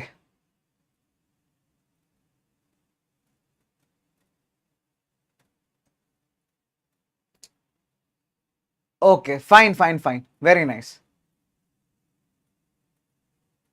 But say, try to find out where you are losing marks. It's very simple. You might be working very hard and you might not be getting your desired percentages. Try to find out where you make mistakes. Try to find out what are your weak pointers. Start working upon them. Okay. If you have scored 70% in pre-board, definitely you can get 90% and above in your board examinations. Pre-board papers are generally, you can say that, designed a little bit on a harder note. Okay, so definitely the board papers are exactly not the pre-board ones. So definitely board papers are a little bit different. So if you are scoring 70%, 75% in your pre-board examinations, definitely you can score above 90% in the board examinations. Just make sure to not repeat the mistakes you have done in your previous exams. Work on your weaker pointers and definitely keep on revising. You can absolutely score above 90%. Okay, now let's get back to the chapter nationalism in India. Okay. Now, but the complete map work I'll be covering towards the last of the marathons when we're doing the final thing. Okay, so when we'll be ending up this marathon, then I'll be covering the entire map work from both history and geography. Okay, so let's start with a chapter that is nationalism in India. It's a very easy chapter, guys. Very, very easy and very, very scoring chapter, I must say, right? Number one, it is related to our country. Second, the terms are very familiar. The story is very familiar. Okay. So we talk about, if you talk about the nationalism in case of India, it is very much related to the anti-colonial movement. So if you remember, guys, we all know that during the time of 17th and 18th century, the foreign powers, the British, the French, the Portuguese, the Dutch, they had already entered the different Asian and African continents. And since we know that the Asian and African countries were comparatively far behind in terms of technology or development when compared to these European powers, hence we suffered a lot, right? Britishers were able to capture India because of two reasons. Number one, the lack of unity among the Indians, and second is the advanced technology and power that the Britishers had. So basically, wherever these foreign powers, wherever these European powers, wherever whichever countries they captured, the people of these countries suffered similarly. Like if you talk about in Indians, they called Indians as dogs. They used to say that Indians and dogs not allowed. There were many things. Like recently, I'll talk about 2 or 3 days back on Tuesday, I visited. There's one restaurant known as there's a chain of coffee known as India Coffee House, right? So if we go to this particular outlet called as India Coffee House, all over India it is there at many places. Even today, their vibes are very much vintage and colonial. So this India Coffee House was one place where the Indians were not allowed. How ironic is this, isn't it? So this was one place where during the time of the Britishers, Indians itself were not allowed. However, today you can go there. It's a very price friendly, pocket friendly place. You can have some good coffee, you can enjoy some snacks and all. Okay, so just imagine it was a place where Indians themselves were not allowed. So this shows the kind of oppression the people faced under these European powers. And this is what made them hostile against these European powers. And this is what connected the people against and united the people against these British forces or the other European powers, right? Now, so people, they discovered the unity in their struggle against the colonialism. So colonialism is basically a process where a particular country captures over other countries and forms and establishes its government there. Okay, so that is basically a colonialism process. Okay, now let's move further. Okay, so there's a question that comes straight away, that the First World War created a new economic and political situation in India. Now, why is it said so? Let's try understanding that. Okay, so in the years after 1919, we see that the national movement started spreading to the different parts of the country. So the First World War that was fought between 1914 and 1919, that created an altogether new and political situation in India. So India faced a lot of problems during the war period. Number one, so increase in the defense expenditure. Since Britishers were fighting a war since a long period of time, ever since the World War began. So definitely they will need a lot of money to run the expenditure of the war. Definitely सी बात है, you need a lot of ammunitions, you need a lot of arms and weapons, you need to supply the soldiers with different things. For everything you need money. So Britain was basically fighting this war on loans. Okay, and apart from that, Britain used to get its money from the taxes that it used to take from India and the other colonies, right? So basically what happened, India faced certain problems. Number one, increase in the defense expenditure. Second, increase in the income taxes. Okay, so the Britishers, in order to extract the money, they introduced the tax on income called as income tax. Also, apart from that, what did the Britishers do? They increased the customs duty or the customs taxes. Then prices of the common commodities, the common goods, the food and everything, it started increasing in India, right? So common people was not able to afford that. Apart from that, in the rural areas, especially from the villages, these Britishers used to recruit the soldiers forcefully. Like let's say you are walking around in your village comfortably, and all of a sudden the Britishers come and they take you away, and all at the next moment you are in the battlefield holding a gun. How weird and absurd would that be, isn't it? It's very normal. So people were forcefully recruited in the armies without their will and against their will, you can say that. So that created the anger among the people. During 1918 and 19 and 1920 and 21, crops failed in different parts of India. Since there was shortage of food, the food prices became very high. Added to this, there was an influenza epidemic that spread in the different parts of the country. So if you have a look at the census of 1921, around about 12 to 13 million people died in the country. And all these hardships that the people were facing made them all the more hostile towards the Britishers, right? And this is what made the Indian people commonly unite against the Britishers. They might have their own demands, they might have their own needs and wishes, but they were very much against the common enemy, that is the British, right? Now, so at this moment of turmoil, we see that Gandhi returned back to India. Okay, we see that the Gandhi returned back to India. Now Gandhi, we know that was a leader, there was a political leader who was very famous in South Africa for fighting against the apartheid rule there.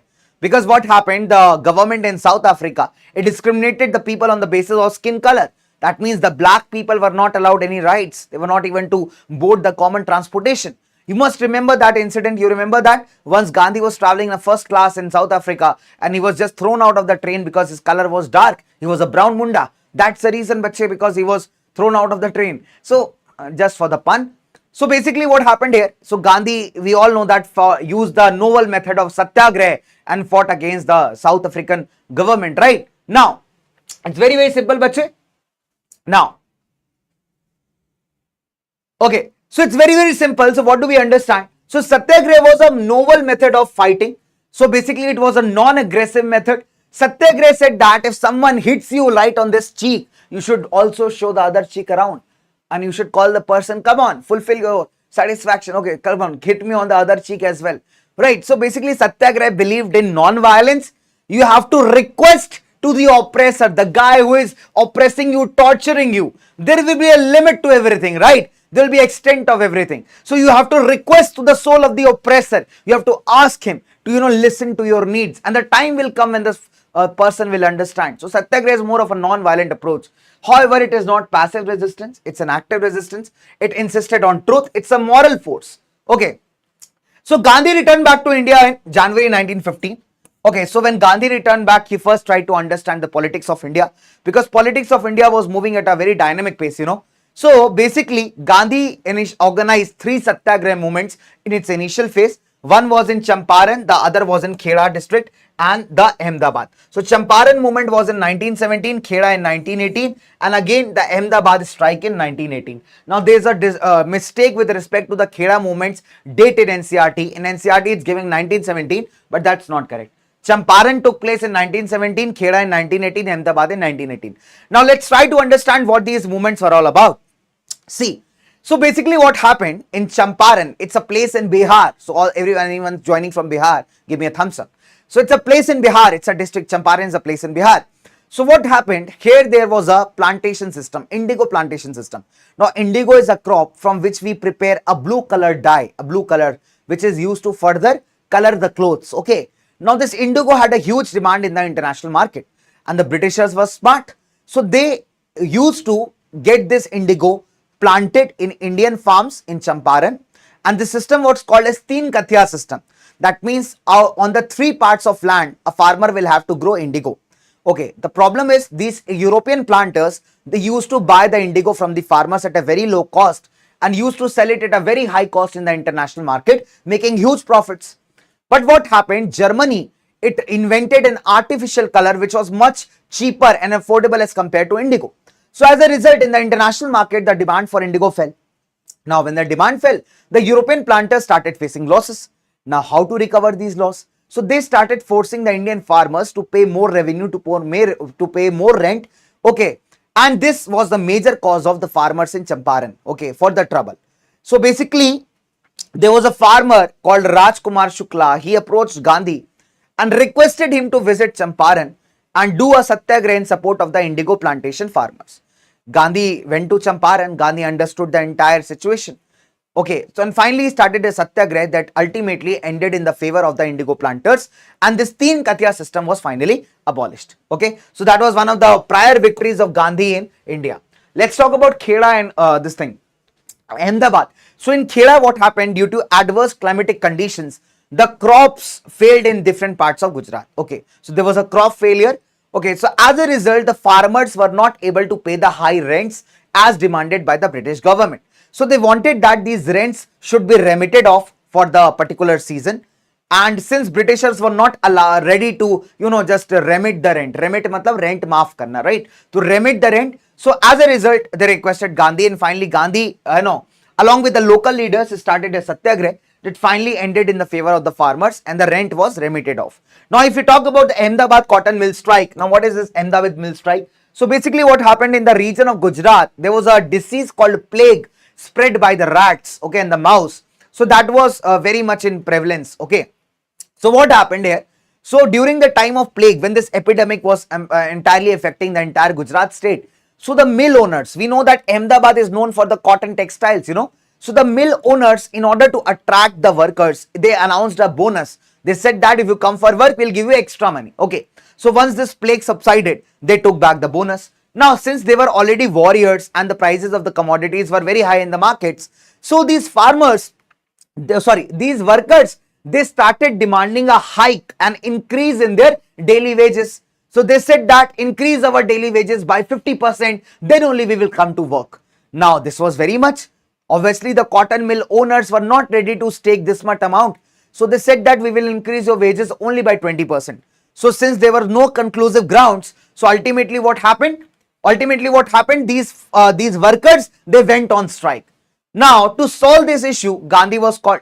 So Gandhi understood the issue. Gandhi again, he himself went on strike. Finally, the result was that the wages were increased by 35% for the workers. So these were three successful movements that Gandhi organized in the initial phases of the Indian national movement, his contribution in India. Now, let's move further. Let's talk about the Rowlatt Act. Okay, so what happened here, bacho?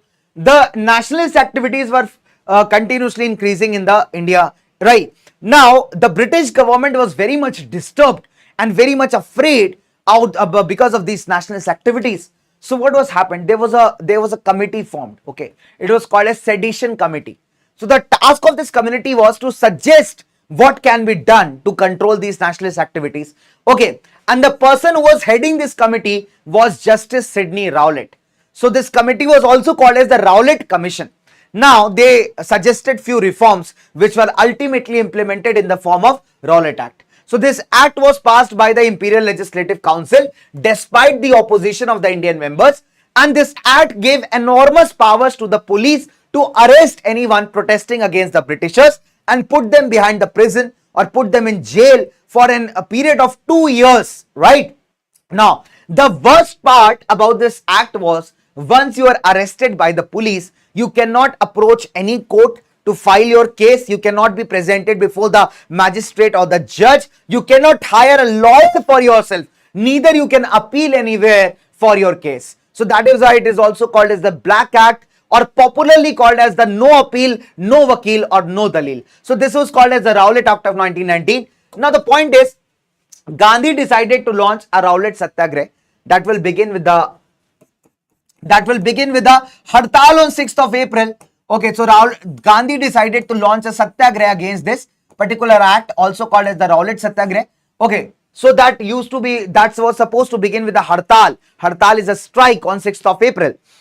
So we see that rallies were organized in the different parts of the country. People became violent also. They started clashing with the police. Now, Britishers were very much disturbed. Britishers were very much afraid. They were scared that the lines of communication, like the railways, like the telegraph services, they might be affected, right? So they decided to use physical force upon the protesters, and they ordered the police to beat the protesters with lathi or whatever, weapon they find suitable, right? So what happened, bacho?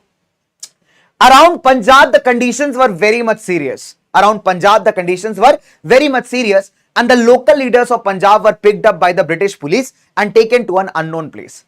So the followers of the leaders, they were very much angry. Now they started protesting against the Britishers.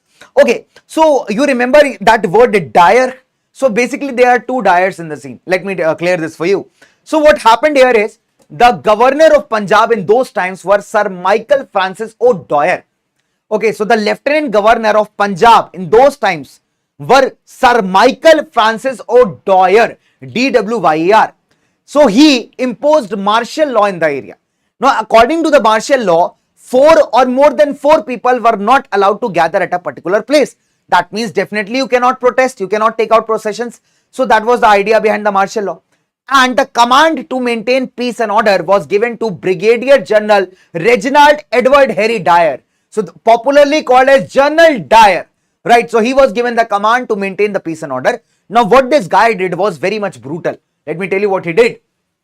So on 13th April of 1919, Jallianwala Bagh, it's like a ground. It's a community ground or a public ground where the people had gathered. So if you had ever visited the Golden Temple or Sri Harmandir Sahib Gurdwara, you must have come across this Jallianwala Bagh in the complex of the Gurdwara itself.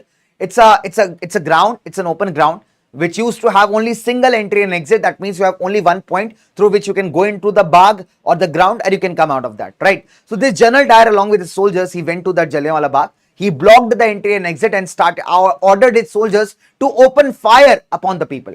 Some people had come from outside Punjab. They were unaware about the martial law. Some were celebrating the Baisakhi festival. Some have gathered to protest against the Britishers. So what we see here, guys, so General Dyer, he opened fire upon the peaceful crowd, and as a result, people died in the thousands, right? So as the news spread, violent attacks started. People started clashing with the police. They started attacking the government buildings. The Britishers also responded back using the physical force. The Satyagrahis were captured. They were forced to rub their nose on the ground. The villages around Punjab were bombed. Can you imagine that? So the people were the worst who suffered a lot. And now you must be thinking, what did the national leaders do? I'll give an example. Gandhi returned back his Kaisar-e-Hind title.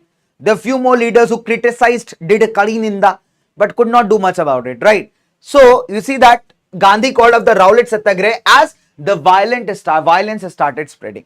So Gandhi was again against non-violence. He was against the violence. He supported non-violence. Since Rowlatt Satyagraha got very much violent, especially after the Jallianwala Bagh, so Gandhi decided to call up this Rowlatt Satyagraha. Now, Gandhi believed that if you want to protest against the British, it's very important you have to come together, you have to bring together Hindus and Muslims, right?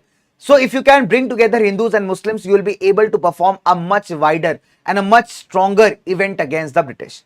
Now, if you analyze the results of the World War I, we see that Ottoman Turkey, which was fighting against the British, they lost the war. Now, it is interesting to note that the Sultan or the ruler of this Ottoman Turkey was called as Khalifa. Now, this Khalifa was not only the ruler of Turkey, but also the spiritual guru or the spiritual head of Islam, the people who follow the Islam religion, the Muslims. And after the defeat of the Turkey, Britishers were imposing a treaty on this ruler, taking away all his powers. Now, this enraged the Muslims throughout the world, and movements in support of that Khalifa started throughout the world, including India, and these movements were called as the Khilafat movement. Organized in India by Shaukat Ali Muhammad Ali, right? A Khilafat committee was formed in Bombay in March 1919 to defend the Khalifa's powers. Now, Gandhi thought this as an opportunity to bring together the multiple folds of Hindus and Muslims against a common enemy, that is the British. So with this proposal, he went to the Indian National Congress. Again, Indian National Congress, many people were not very much reluctant to, very much interested in going for another struggle or another Satyagraha movement, because most of them wanted to participate in the council elections. Okay. So what happened? There were two sessions of the Congress, the Calcutta session of September 1920 and the December session of Nagpur 1920, where finally Gandhi convinced the Indian National Congress leaders to start a non-cooperation program in support of the Khilafat movement. And there we have the non-cooperation Khilafat. Okay, if you talk about, Gandhi had written a book called as Hind Swaraj.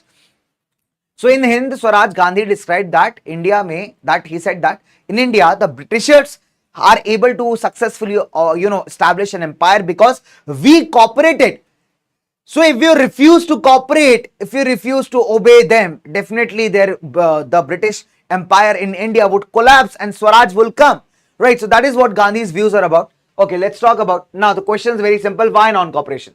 So what I said, that in his book 1909 Hind Swaraj, Mahatma Gandhi declared that British rule established in India with the cooperation of the Indians.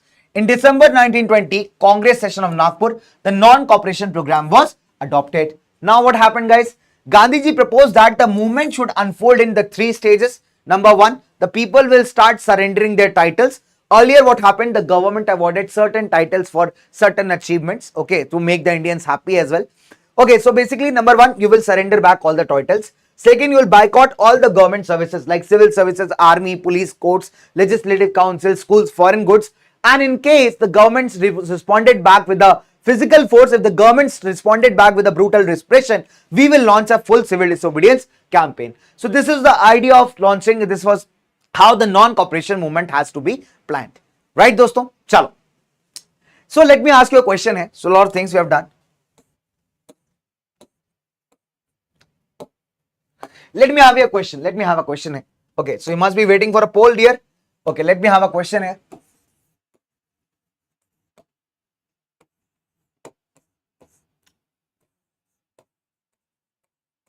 Gandhi organized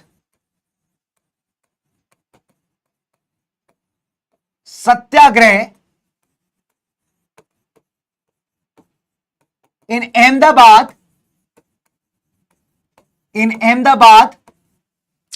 in support of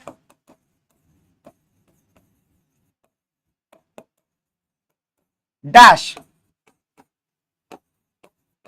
indigo farmers,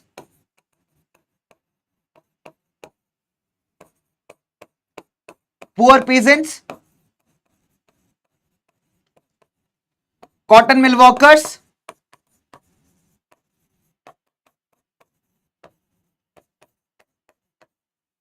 option D, Congress leaders.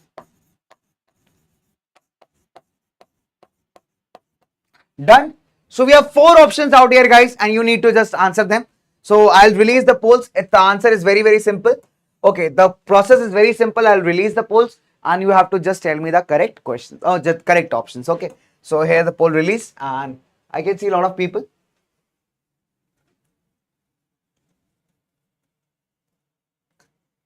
Okay. A lot of people I can see here. I can see lots and lots of people, my dear bacho. Okay. So people are very superb here. Amazing. Okay. Very nice. Very, very nice. Very, very nice. Very, very nice, bacho. Very, very nice. Okay. So I can see lots and lots of people out here. Okay. Very nice, bacha buddy. Very, very nice. Okay. Superb. Amazing. Amazing. Done, guys. Question is done. Finished. Okay. Let's move further. Okay. So, indigo farmers, poor peasants, cotton mill workers, Congress leaders. We know that we have studied that Gandhi did a satyagraha in support of the cotton mill workers. And option number C is absolutely correct answers. Okay. So, we have 100% people giving me correct answer. That's amazing, yeah. Anmol, PVS, VUH, Donny, Sturdy, Harshit, Riz. Hi, Riz. Okay. Riz, Rista. Okay. Adi, Tesh Pratap, Kovar. Very nice, guys. Very, very nice. Super. Okay. So, let's move a little bit further. So, what we saw that this is how the non-cooperation program was adopted. Now, there's a question that there were different strands within the movement. Strands means this entire non-cooperation movement was adopted in different ways in the different parts of the country. We'll basically talk about 3 important ones. We'll talk about the non-cooperation movement in towns. We'll talk about the same in the countryside. We'll talk about the same in the plantations. Is that fair enough? Okay. Now, so basically the non-cooperation movement belonged around somewhere around January 1921, and different social groups participated in this. Everyone had their own agenda, everyone had their own wish. Okay, so all responded to the call of Swaraj, but the meaning of Swaraj was different for the different people. Now, this question is asked a lot of times in the board examinations, that the meaning of Swaraj was different for different people. Explain with reference to the people in the towns or in the countryside or in the plantations. So, they will ask you any of the aspects. Now, let's talk about the movement of the towns. Definitely, the most educated guys were there in the towns. So, it started with the participation of the middle classes, students, teachers, lawyers, doctors. They all gave up our jobs. They all gave up their government jobs and they started joining the movements. Council elections were boycotted. Foreign goods were boycotted. The liquor shops were picketed. That means their entrances were blocked. Okay. And the best part, the point is very simple, bacho. There was only one party that did not participate, that did not boycott the elections. That was except Justice Party. Okay. Except the Justice Party of Madras, because Justice Party was a party of Dalits who was again not in the favor of the Congress. The reason is Congress never came up to support the cause of Dalits, right? They never came up, they never fought for their rights. So very simple, the Justice Party was not at all interested in any movement organized by the Indian National Congress, right? So as a result, the Justice Party did not participate. Now what happened further? Let's try understanding. So we see that the movement started very well in the towns, but again it led to a failure. What are the causes of the failure? Number one, the movement failed in towns. Number one, Gandhi asked people to use khadi. Now khadi is still a very expensive cloth. Khadi is a very expensive fabric, guys. If you want to buy something of khadi, it's expensive. So Gandhi asked people to wear khadi, but khadi was expensive. Second important point, the Indian people, they left the British institutions, but the alternative Indian institutions were very slow to come up. So as a result, you can sustain 1 or 2 days without food or without normal jobs or without money, but you can't survive for the entire life. So had there been some Indian institutions where these people could be shifted, it would have been a more effective movement. But the point is, since there were no Indian institutions or alternative Indian institutions were very slow to come up, so people had nowhere but to return back to the British ones. Okay, so this is the reason why the movement failed. Now, rebellion in the countryside. So the term countryside refers to bachon the village. Okay, the village area. So that is basically what countryside means. So if we see the countryside, we have 2 aspects. Number one, the peasant movement in Awadh, and the second one is the tribal movement in Andhra Pradesh. If we see that the peasants and tribals, they had their own understanding of Swaraj, and if you see that both of their movements, it turned violent. For example, in Awadh, if you see, the peasants were led by Baba Ramchand against the landlords and talukdars, who made the peasants do begar mazduri, that is free of cost labor, and also continuously threw them out of their lands. So even though these poor farmers, they paid the rent for their land, but still they had no security of tenure. That means anytime they could be asked to leave the lands. Also, there are times they were forced to perform free labor. So such type of landlords were socially boycotted by organizing Nai and Dhobi Bandhs, right? So we see that in 1920 an Awadh Kisan Sabha was set up that was headed by Jawaharlal Nehru and Baba Ramchand. However, this movement in Awadh, it turned violent, so Congress could never align this movement along with the non-cooperation. Now we see one more example of tribal movement in Andhra Pradesh. So if you remember, when British government captured India, when they established their rule in India, they implemented certain forest laws. Now this forest laws or forest act actually deprived the local people from accessing the forest products. Like if you talk about the Adivasi community, they were very much dependent upon the forest products for their life needs. Okay, but Britishers were very cunning. They wanted to get all the good quality of timber, that is wood from the forest, all the forest products for themselves. So they started putting certain restrictions on the forest, or you can simply say on the movement of Indian people into the forest. So as a result, when Britishers started forcing the people in Andhra Pradesh, the Gouda mills of Andhra Pradesh, to contribute begar for building of roads, the people revolted. And the leader was a very interesting personality, Alluri Sitaram Raju. So he led the guerrilla warfare movement in the Gudam hills of Andhra Pradesh. Okay, so the rebels, they attacked the police stations. If you talk about Alluri Sitaram Raju, he is a very interesting figure. The question may be asked from this particular point. So Alluri Sitaram Raju called himself as an incarnation of God. He said that I am a form of God. In fact, I am God incarnated as human. I have come to protect you, to lead you. He said that he had superpowers. He had said that I can see the future. I can make astrological predictions. I can heal people. Even bullet shots I can survive. Right. So however, he was captured by the Britishers and killed in 1924. After which the guerrilla movement in Andhra Pradesh subsided. Right. Subside means it became very much, you can say that lukewarm in presence, or you can say that it reduced a lot, or completely you can say that it subsided. Okay, so this is how the guerrilla movement in Andhra Pradesh ended. Now the last pointer, the last strand, that is, okay, so let me tell you one more thing. Okay, so the last strand is the Swaraj in the plantations. We'll talk about that also. Okay, so we talk about,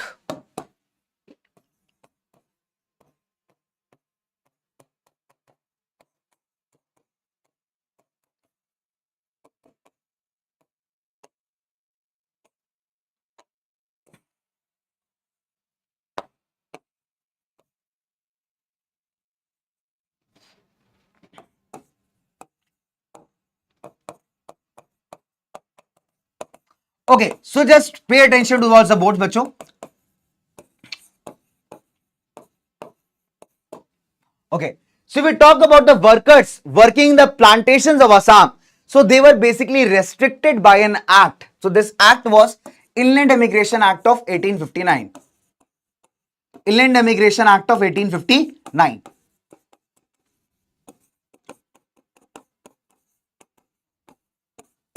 Inland Immigration Act of 1859. Now, according to this act, these plantation workers were not allowed to leave the plantations and go back to their villages from where they had come to work in the plantations. Now, the problem was with, give me a moment here. It happens when you speak for a longer period of time continuously, the voice get a little bit strained.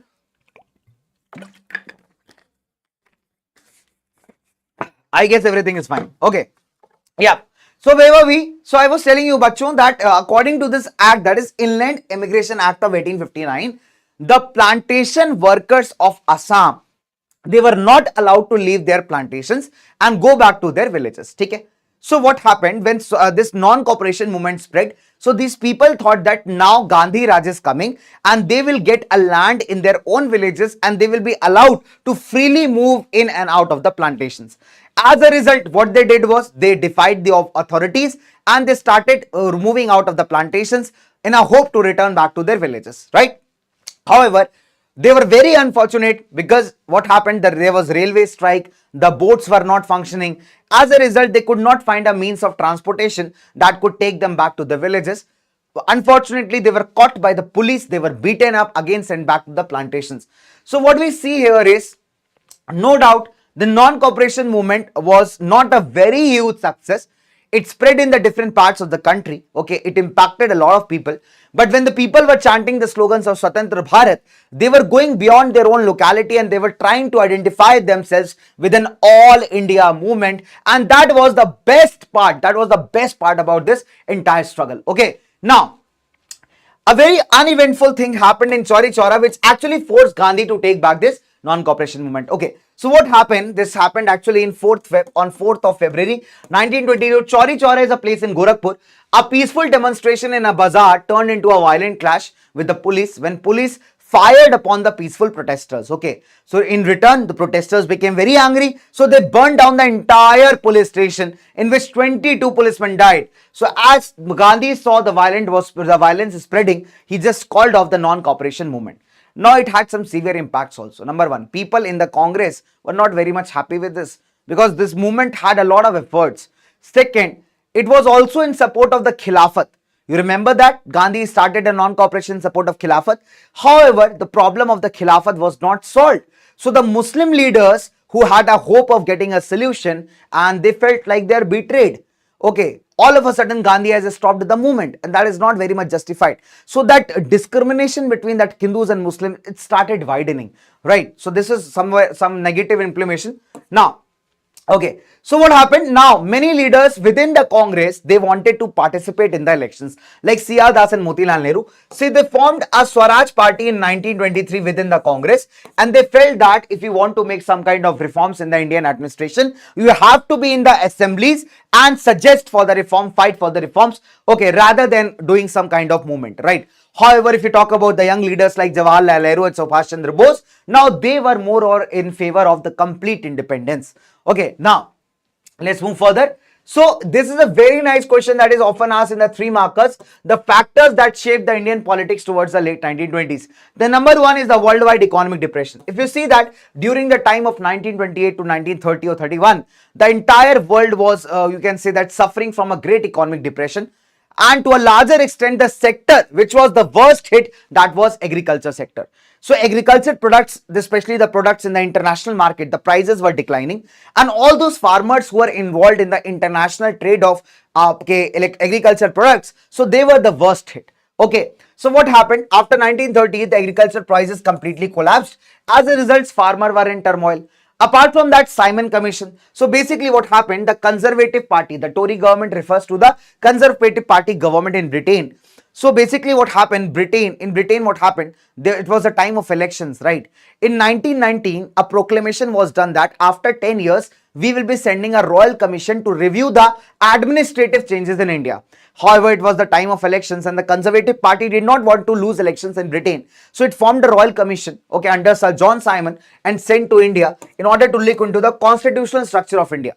The commission arrived in India in 1928. However, it was greeted with the symbols and the slogans, Simon go back, right? So people greeted this Simon Commission with the black flag written, Simon go back. The major reason behind this protest was there was no Indian member in this entire commission. Now the Indians demanded that you are coming to make laws for our country, and you haven't recruited any Indian member in your commission, and that was the biggest pointer here. Okay. Now, if we see that December 1929, now this is also very important event here. Okay, in December 1929, in the Lahore session of the Congress, which was presided by Jawaharlal Nehru, the demand for Purna Swaraj became very dominant. Now, the young leaders within the Congress were not satisfied at all with the dominion status. They wanted complete independence. They said that we will celebrate or observe 26th January 1930 as the Independence Day for the country. However, that was a very much hypothetical idea, so that did not attract much of the, you can say that, audience from the entire country. But still, we celebrate 26th January as a Republic Day. Remember? Okay, we just celebrated this year in the beginning of the year.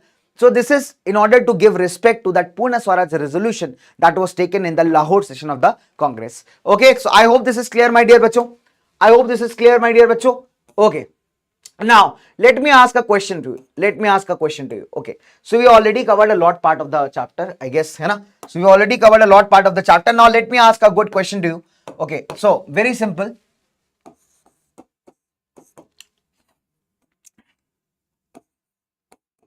It's a commission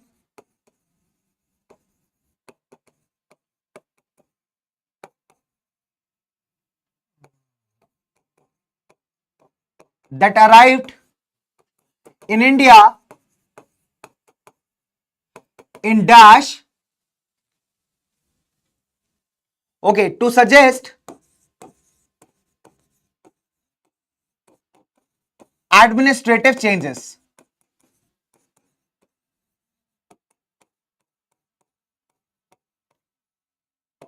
Okay, I'll give you 4 options here.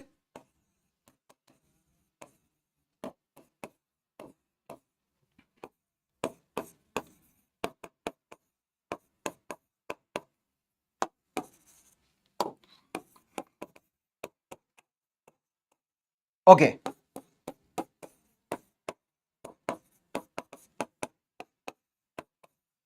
Look at the question carefully, bachcho.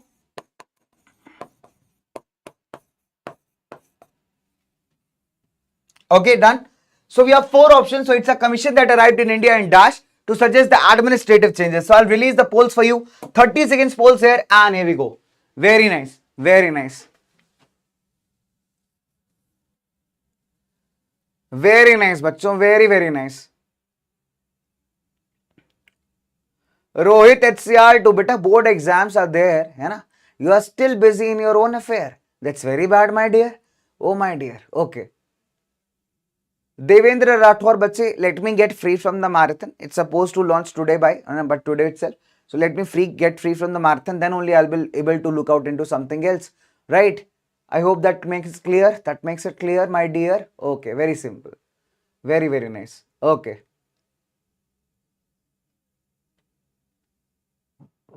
Very nice. Done? Okay. So, bachcho ne kar liya question. It's very amazing. Okay. So, the correct answer is option number D. That is Simon, 1928. Done? Okay.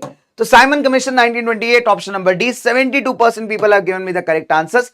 Diksha, Manuna, Ragi. We have Gamer King Edits, Priya, Ripka, Harshit, Athar, Vimal, Shriji, Adi, KV Nikhil, K. Aditya Prakash. So we have a lot of okay. PV Shukla comedy. I'll just check out your channel after the marathon ends. I'll also need some moments of respite. So I'll surely check out your channel, my dear. Okay. So this is clear, my bacho. This is clear.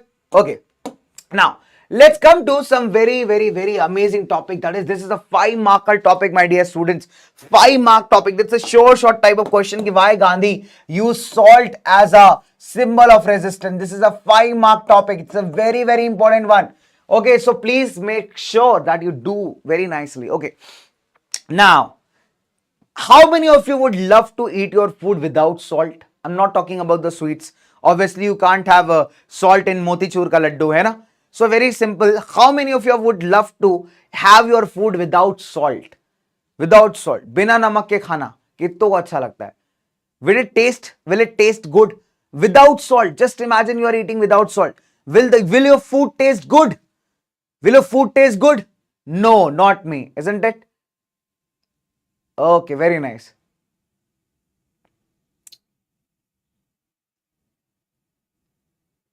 Without salt. Kushi Singh sir, without salt.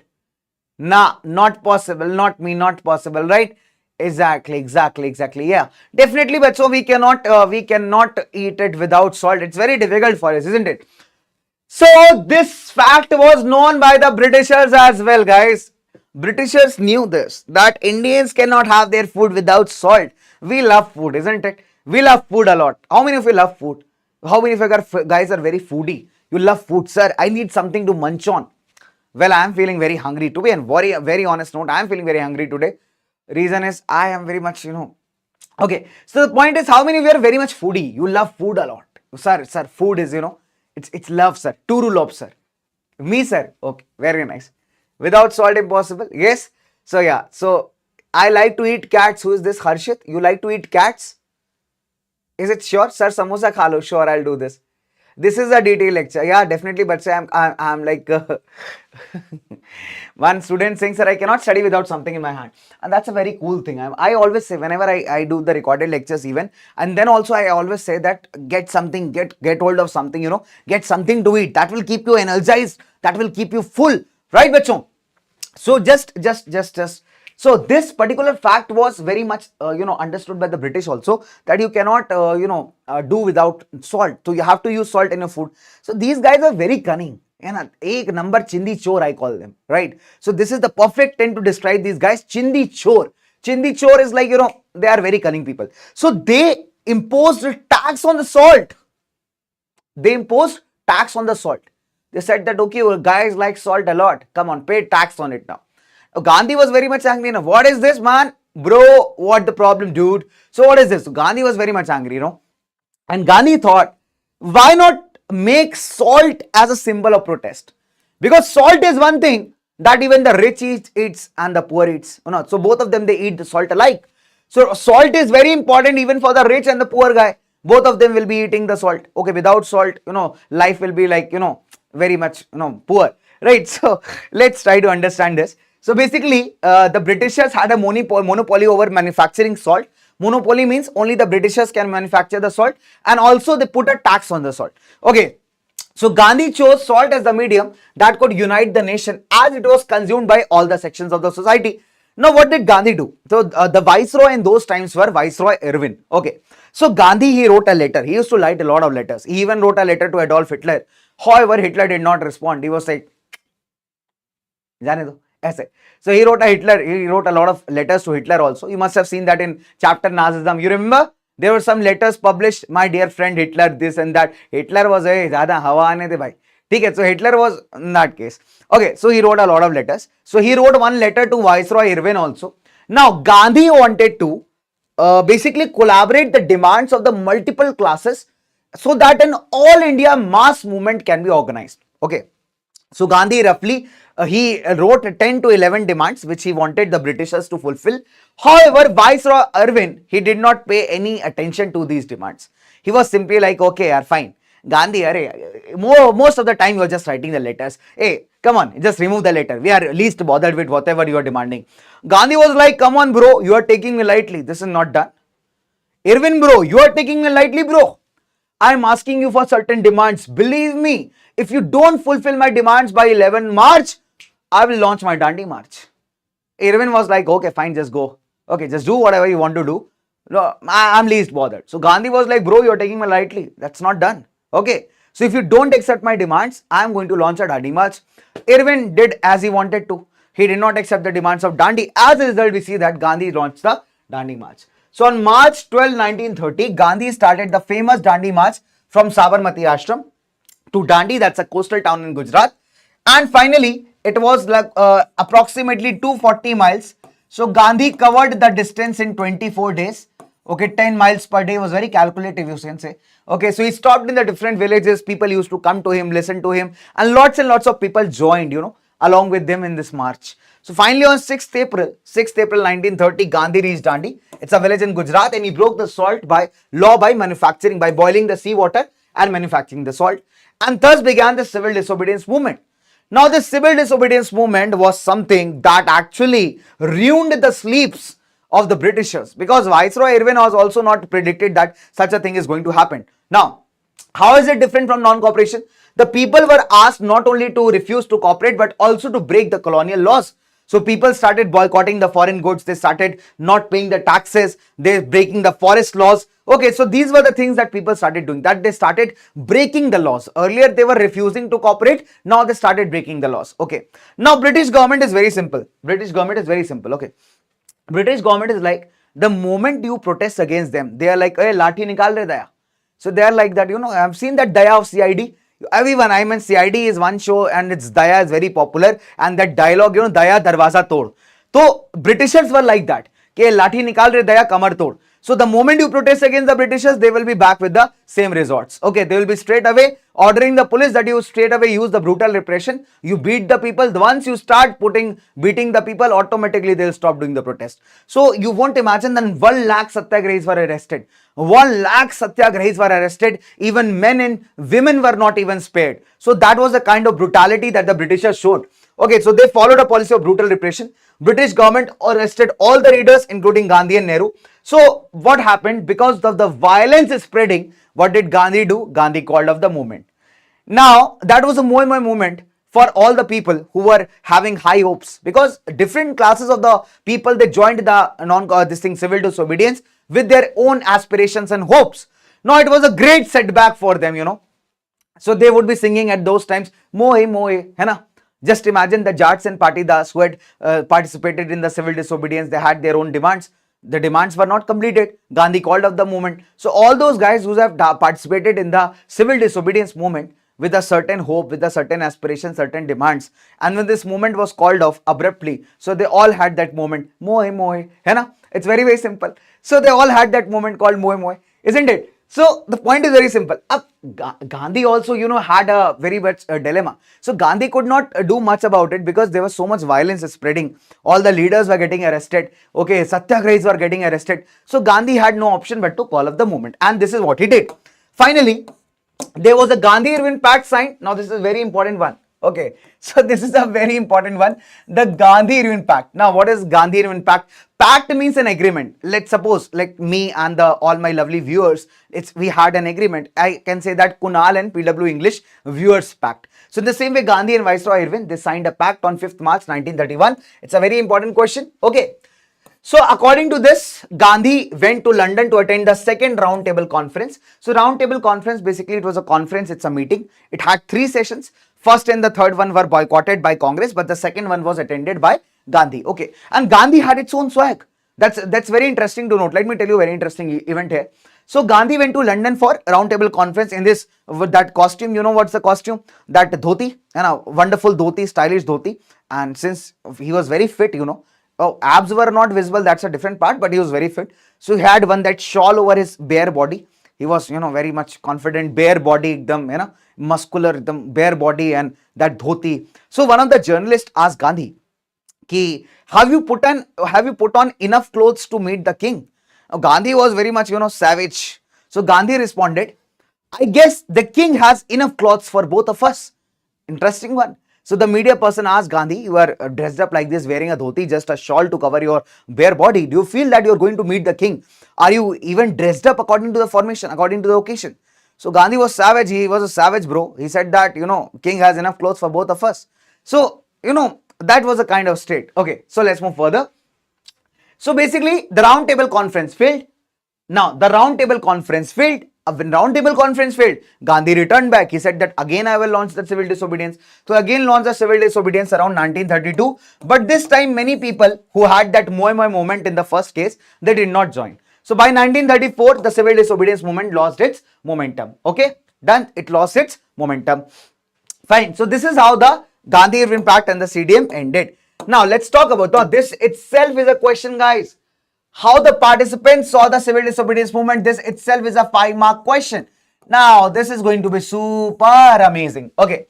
Now, let's talk about the first group, that is rich peasants. You can, as it is, write down these points in your answers. You'll get the marks. Okay. So, let's talk about who are the people who participated in the civil disobedience movement. Number 1, the rich peasants, the rich farmers. Okay. For example, the Jats and Patidars. The rich peasants, who can we call?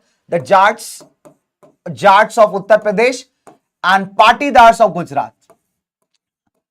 Jats of Uttar Pradesh and Patidars of Gujarat. Okay. So they were the rich peasant communities. Because of the agricultural depression, their cash incomes declined.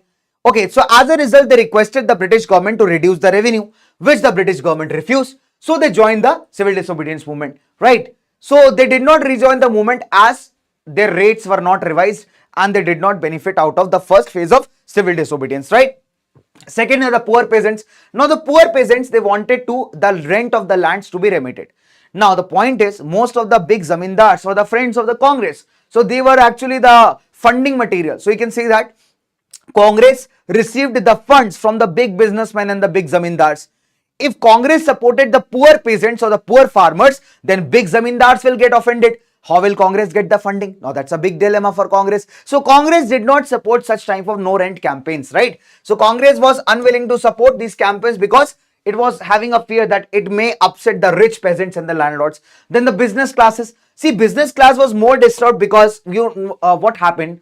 During the First World War, this business class had made huge profits and now it wanted to expand its business. But the problem is the colonial government, that is the British government, had put certain restrictions on the movement of the business, goods and capitals. Now these guys, they wanted to basically remove these restrictions and they wanted the protection against the foreign imported goods. So in order to organize their business interests, they formed Indian Industrial and Commercial Congress in 1920 and FICCI. FICCI is Federation of the Indian Chamber of Commerce and Industries in 1927. So these are the two organizations that the business classes formed in order to put forward their interests. Now let's talk about the women. Now Gandhi is a very interesting personality, I must say that. During the time of the movement, when people required large crowd, even Congress and Gandhi was very much interested in calling all the women together. You know, women are the Nari Shakti, they are the real pillars, they are the real flag bearers of this movement. But when it came to the social and political rights of the women, no one was interested. Gandhi called them to be good mothers, they will be good mothers. No one discussed about their political and social rights.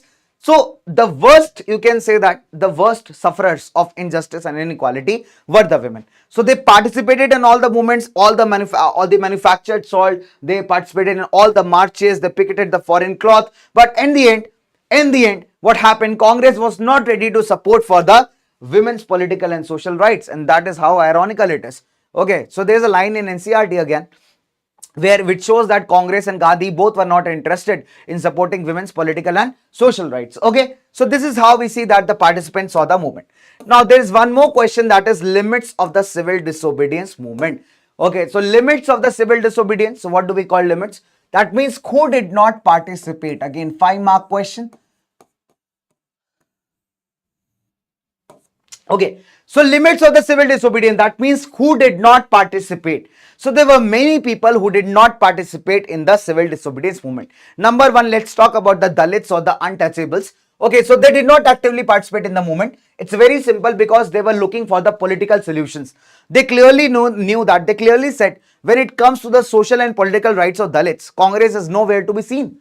Congress is not at all supportive when it comes to the political and social rights of Dalits. Why? Because it may offend the upper caste Hindus, right? Very simple as that. So this clearly said that when Congress is organizing an event, we will not be a part of it. We want political solutions, we want separate electorates, we want perfect seats in the parliament.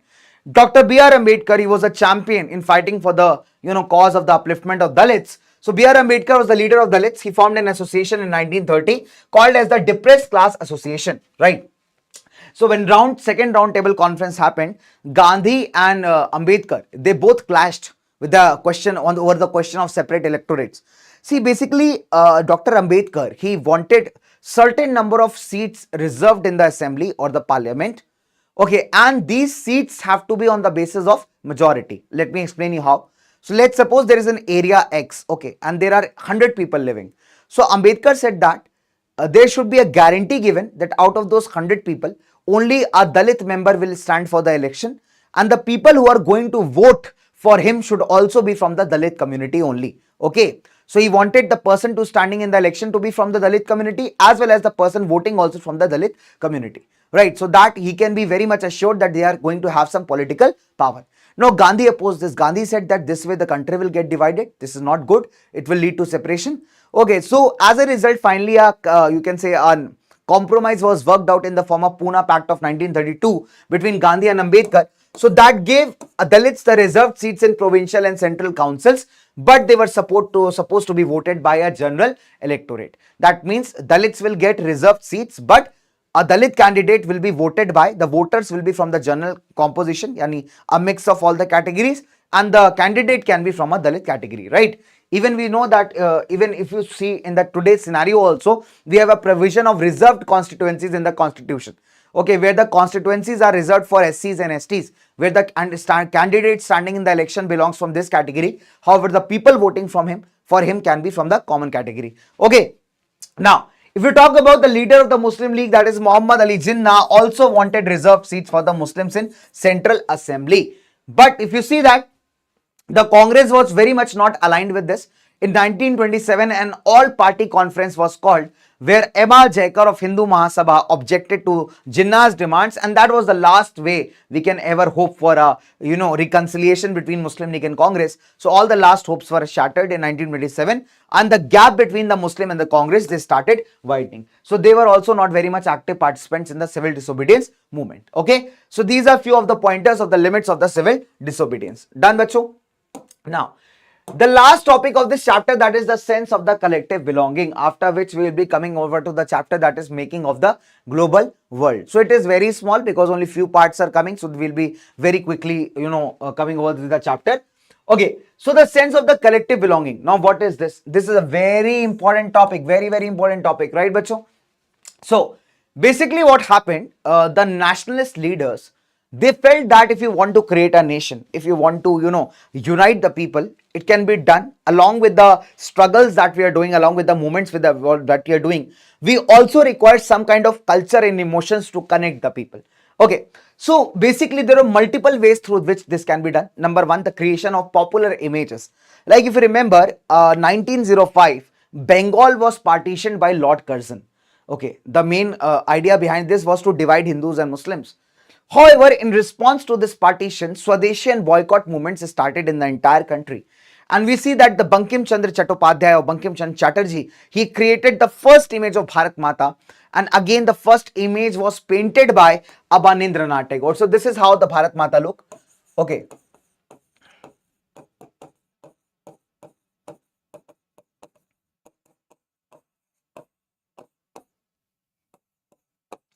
Okay, so Abanindranath Tagore painted the first image of Bharat Mata. Apart from this, Bankim Chandra Chattopadhyay also composed the song Vande Mataram, which can later be found in his novel Anandmat. And there was a movement that started in India to revive the Indian folklores, that is the local stories, right? In fact, we see that Rabindranath Tagore, he himself traveled to the different parts of the country in order to collect these stories. In South India, we have Natesha Shastri, who published a whole volume of this thing, that is the folklores of Southern India. Apart from that, if you see that during the Swadeshi and boycott movements, popular symbols also played a great role.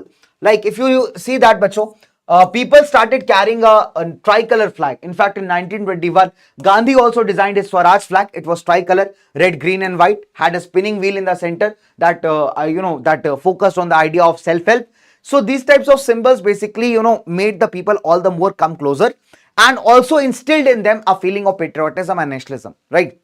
Last but not the least, the reinterpretation of history. Now, what happened in this? Basically, we all know that our Indian culture is very much old, ancient, and very much glorified, right? So, in the previous times, in the ancient times, in the Vedic ages, in the Indus Valley civilizations, we had great achievements in all the fields, whether it is literature, whether it is science, whether it is engineering. We all remember that we have done great achievements, right? But the point is, when the Britishers captured India, they made us feel very much inferior. They made us feel that we haven't accomplished anything over the years. And this is something that needs to be changed. So the nationalist leaders, they asked the people to reinterpret the history, to read the Indian history again, to again know that, that we have done great wonders, we have done great achievements in the past. And once you start taking pride in your own history, you will feel that we have been subdominated by the Britishers, and we need to fight together collectively as a collective force against the British. So these are the multiple ways in which people try to connect the Indian society. Now, this is a very interesting event that we see in Indian history, that is the 1942 Quit India movement, where Gandhi gave the famous slogan of the do or die. Right, so we remember that Agast Kranti Maidan, it's a ground in Bombay where this entire event was called out. If you remember that Cripps mission was sent to India in order to secure Indian support in the Second World War. However, it failed, and Gandhi said that immediately the power should be transferred to the India and Britishers should leave India immediately. However, that did not happen, but Quit India movement is a mass movement that saw the rise of many political leaders in the entire country. Right, bacho? So this also ends your chapter, that is nationalism in India. Right, my dear pyare bachcho? So let me ask you a question. Okay, so this also ends your chapter nationalism in India. So let me ask you a question, Bacha Wadi. It's a nice question. It's a good question. Okay, here we go.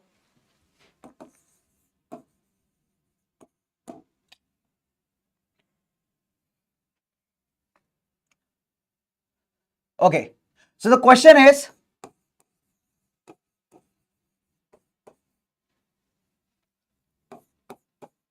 depressed class association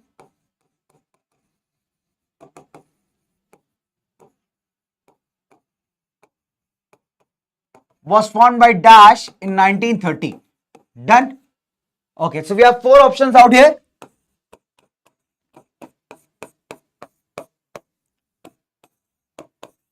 B.R. Ambedkar, Muhammad Ali Jinnah,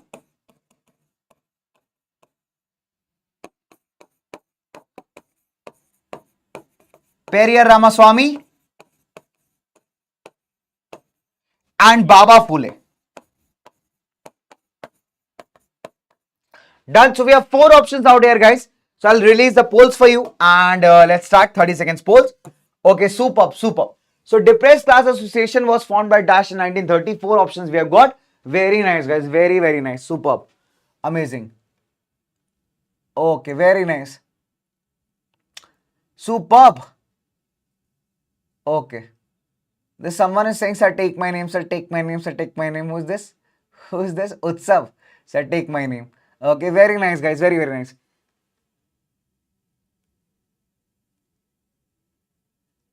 Yeah, bache, this is not recorded. This is not recorded. This is absolutely live, Jatin. Okay, hi, George. Very nice, beta. Very, very nice. Okay. So, acha, this is also going live on PW Kannada, I guess. है ना? So, we have a live on multiple channels. So, hi from my side. See, bache, because I am able to see the stats of only few channels. So, that's a shortcoming. So, if I had missed greeting you, so it's a great hi from my side. Okay, and lots of love to you. Okay, so fine. Okay, so yeah, so guys have done absolutely correct. Depressed Class Association was formed by Dash 1930. So it's by B.R. Ambedkar. Option number A is absolutely correct, my dear bachcho. 100% guys have given me the correct answer. That really amazing, bachcho. You know Savage, Pran, Devashish, Regi Chandran, Priya, Akansha, Queen, Ishki. Okay, I remember one student as Ishki last year in the last marathons. I don't know whether it's the same student. Okay, Ishki is here. Okay, so let's come to the next topic, that is the making of the global world. Okay, so bachcho, the making of the global world. Okay, very nice. YouTube Venom, hi. Okay. Yes, Jatin. Yes, Jatin. 100 questions from science are also going on. So we are doing a lot of things for you so that you guys score absolutely good marks in the examinations. So finally, we see that we have come to the making of global world. And since we know that only 2 to 3 pages are coming from this chapter, so we will be winding up with this chapter very easily. Okay. So we'll be covering only those part and those topics that are coming in the board examinations. So it's the only 2 topics are coming, that is your pre-modern world. And second is this thing, conquest, decision, trade, right? So only 2 to 3 pages of this chapter are coming. So it's absolutely scoring chapter. So quickly we'll start with the making of the global world, and then we'll come to the most awaited one, that is the print culture in the modern world. So once we are done with print culture in the modern world, you'll see that geography will be, we'll be cruising through geography at a good pace. Now let's talk about the pre-modern world. See, if you have heard about this term called globalization. So basically globalization is nothing but the interlinking of the world economies, right? It's a process by which the different countries are linked today. It's a process by which we see that faster modes of communication, transportation. It's a process in which people have moved from one places to another in search of better jobs, better opportunities for education, right? It's a process that connects the different countries of the world together. So that is basically called as globalization. So it's an economic system that has emerged in the last 50 years. Okay, but the making of this global world has a long history. It's of a trait of migration, of people moving out in the search of work, the movement of money, that is capital, right? So we know that from ancient times, the travelers, the traders, the priests, the pilgrims are the guys who go for religious tourism. Okay, so they have traveled vast distances for different perspectives, like for knowledge, for opportunity, okay, for spiritual needs, and sometimes also to escape the punishment or the persecution, right? So if you remember, as early as 3000 BC, there was a coastal trade active between Indus Valley civilization with the present day West Asia. So that itself shows that the kind of world we are living in, it has taken time to develop such a kind of world, right? So it's a global world where we all are connected nowadays. Suppose you have a friend sitting in US or Germany or Switzerland, you can easily connect with them over the social media, right? So this is because of the technology. That again is a great player, that again is a great component that has helped to connect the different parts of the world. Done?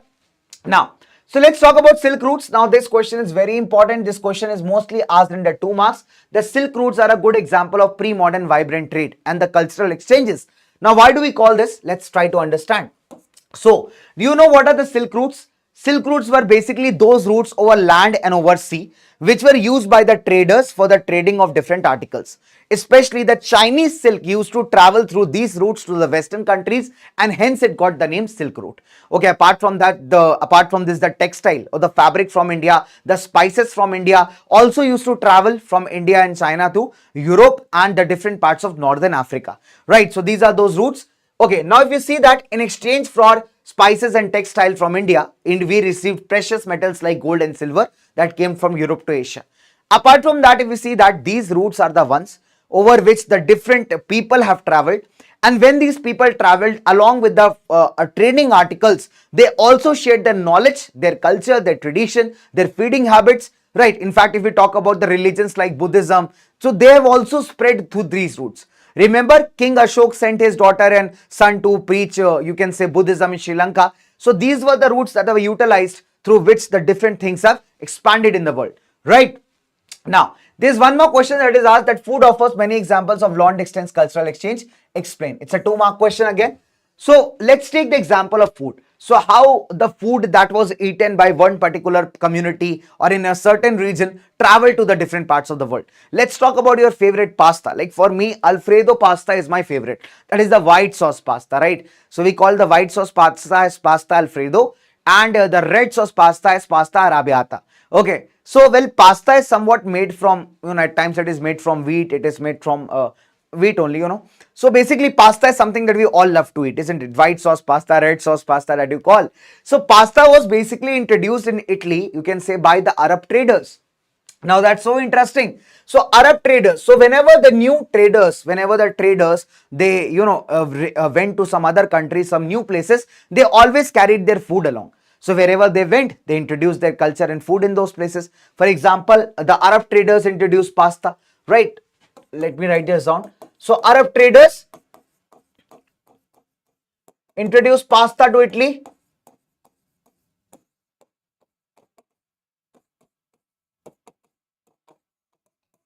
Okay, apart from that, the noodles, when they traveled to Western countries from China, their name was changed and it became spaghetti. Even if you today ask a spaghetti pasta, you will get noodles wrapped up in cream and sauces, right? So our ancestors were not familiar with some common foods like potatoes, soya, groundnut, chilies, tomatoes, okay, until the discovery of America. So America was discovered by Christopher Columbus, and the real inhabitants of America, those who are called as Red Indians, they are the guys who used to consume these products. So when America was discovered and when America was discovered, so these products or these vegetables also started traveling to different parts of the world, right? Now, okay, so one more point I would like to add in this case, food travels. Okay, so at times what happens,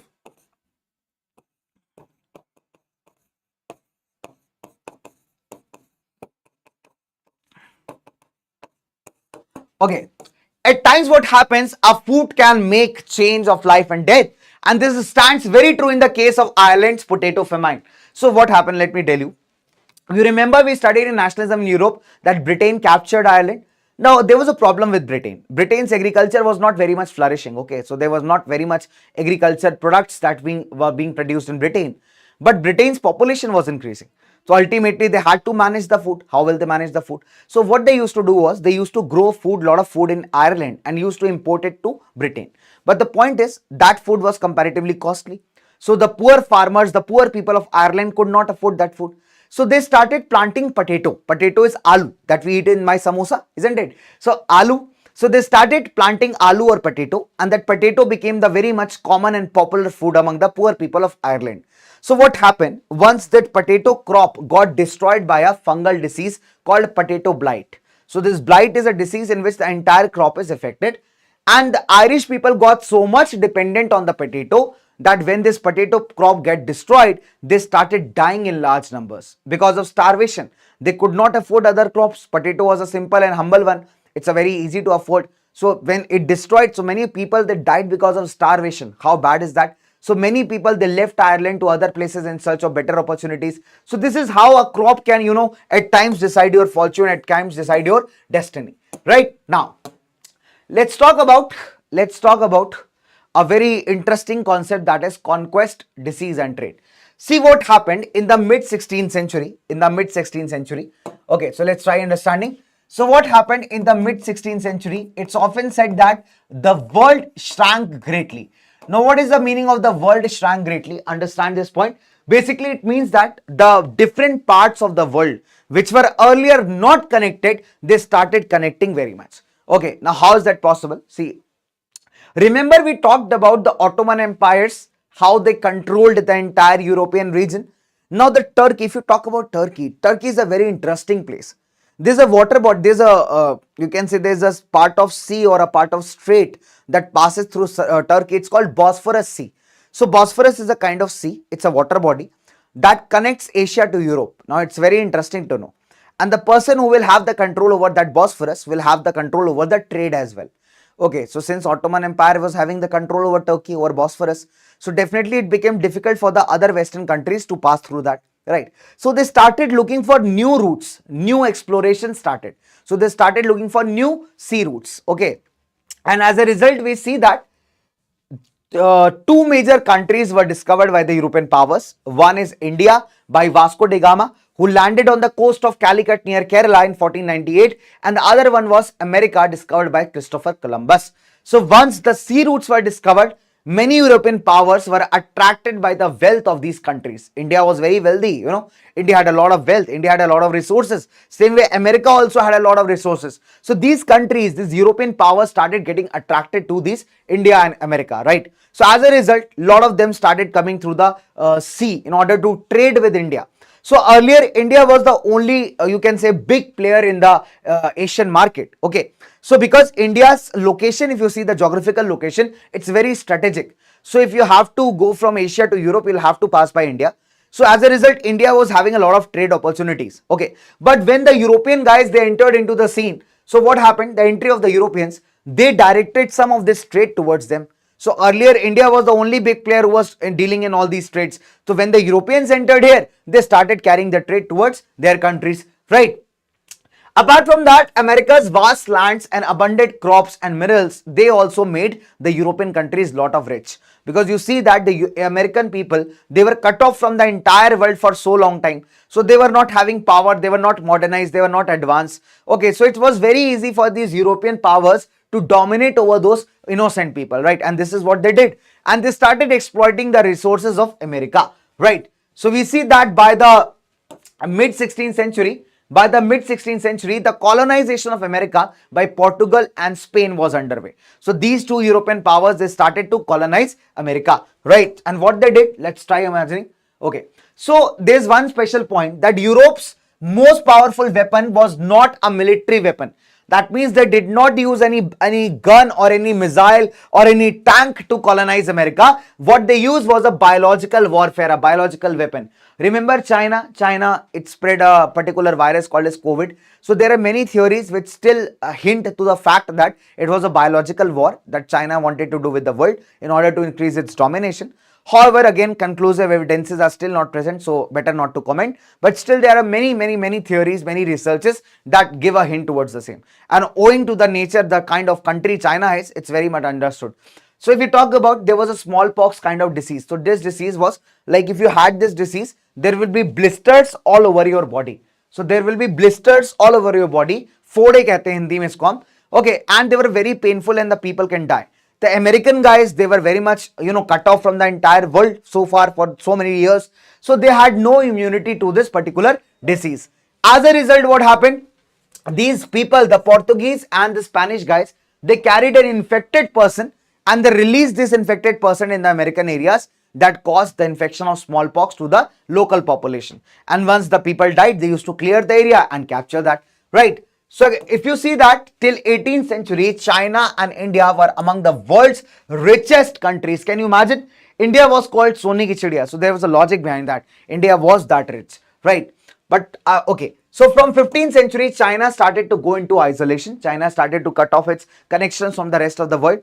And by 18th century, we see that Britishers also had started capturing over the Indian resources. So gradually what happened? As India got colonized and China went into isolation, it started to cut off its connections from the rest of the world. So America or the Europe now emerged as the center of the world trade, right? So this is the content that you need to study with respect to the making of global world. The rest of the part of the chapter will be asked in the project work. So this is the only content that is going to be asked in your board examinations. I hope that's clear.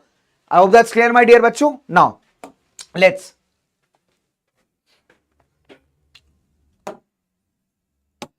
So I have a question for you.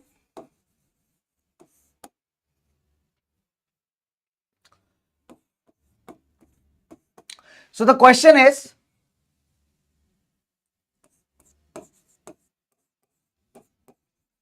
The colonization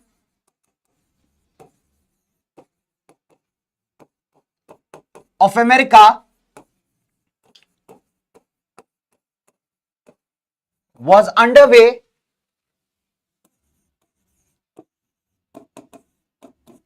by mid 16th century by dash Spain and Britain,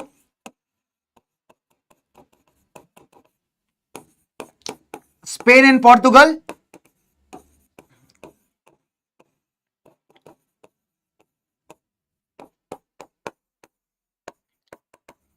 Spain and China,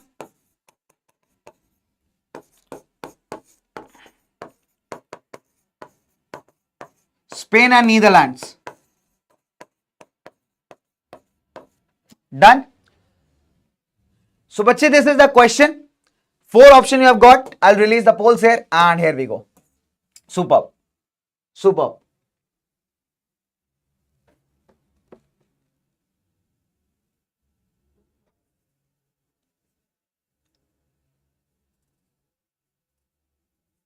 But when basically when I'm teaching that, it at times it gets difficult. हाँ बच्चे, always my blessings is with you माई बच्चे. रघु, बिल्कुल आशीर्वाद है भाई तुम्हारे ऊपर पूरा पूरा.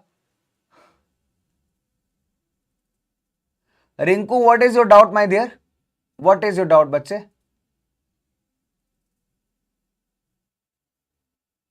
हिंदी में नहीं है बेटा, ये चैनल ही इंग्लिश है. I have already told you before also, है ना. This marathon is not in Hindi because channel itself is in English, है ना. हिंदी में जो मैराथन हम लोग करते हैं हिंदी इंग्लिश मिक्स करके बेटा, वो फाउंडेशन चैनल्स पे होती है. वो बहुत जल्दी आपके लिए आने वाली है अभी, ठीक है. तो आज वाली जो मैराथन है, this is for all the students जो अभी बेचारे हमारे हिंदी नहीं समझते, ठीक है. So this is for all the students. So every student is important. आप लोग के लिए तो बहुत सारे रिसोर्सेज हैं, बट बहुत सारे बच्चे हमारे जिनके पास कुछ नहीं मिलता, जो want to study completely in English. So this is for them. Okay.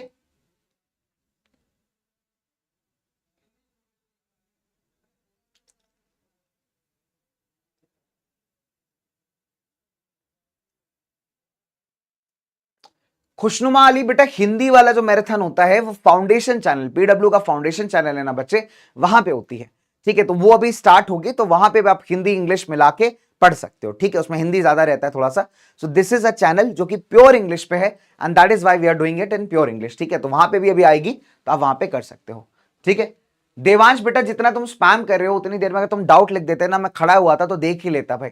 Instead of spanning one thing continuously, you could have posted your doubt, right. So colonization of America was underway by mid 16th century by dash. So we already studied which were the countries, that is Spain and Portugal. So option number B is absolutely correct. Okay. So 100% guys have given the correct answers. Okay. Chandran, Rekha, Aradhya, Diksha, Angel, Khushi. Very nice bachcho. Super.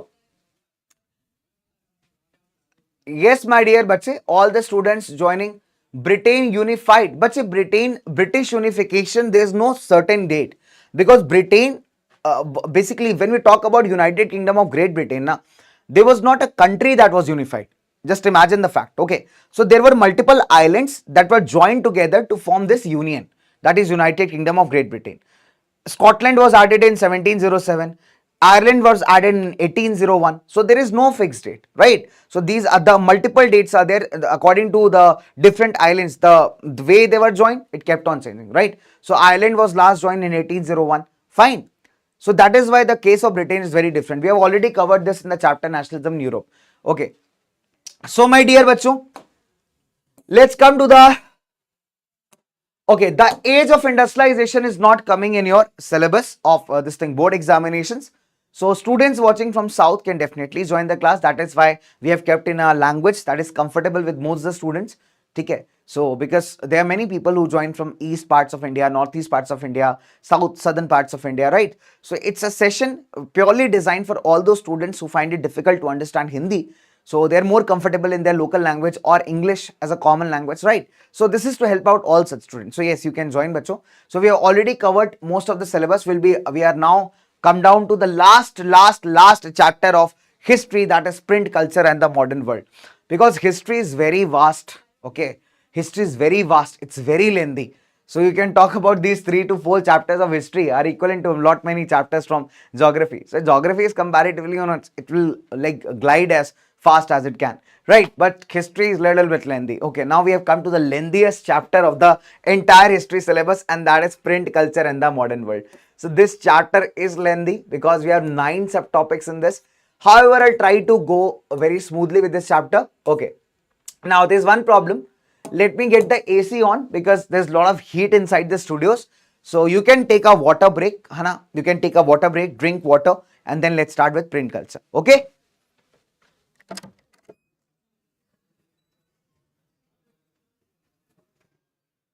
AC on. गर्मी हो रही है यार, AC on कर देना please. 2021 पे कर दो चलेगा भाई, बट ऑन रखना इसको. एंड माइक एक बार चेक कर लेना.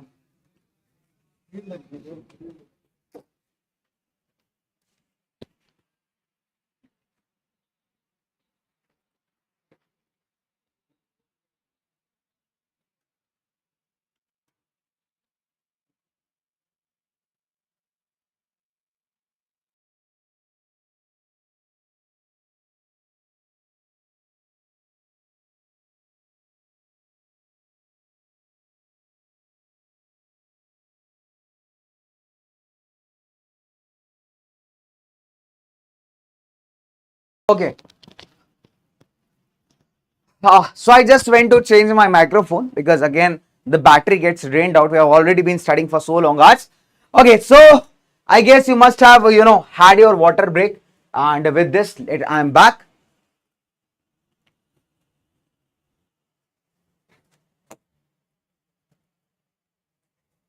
Beta, this is not the doubt, na? You have to type the doubt here.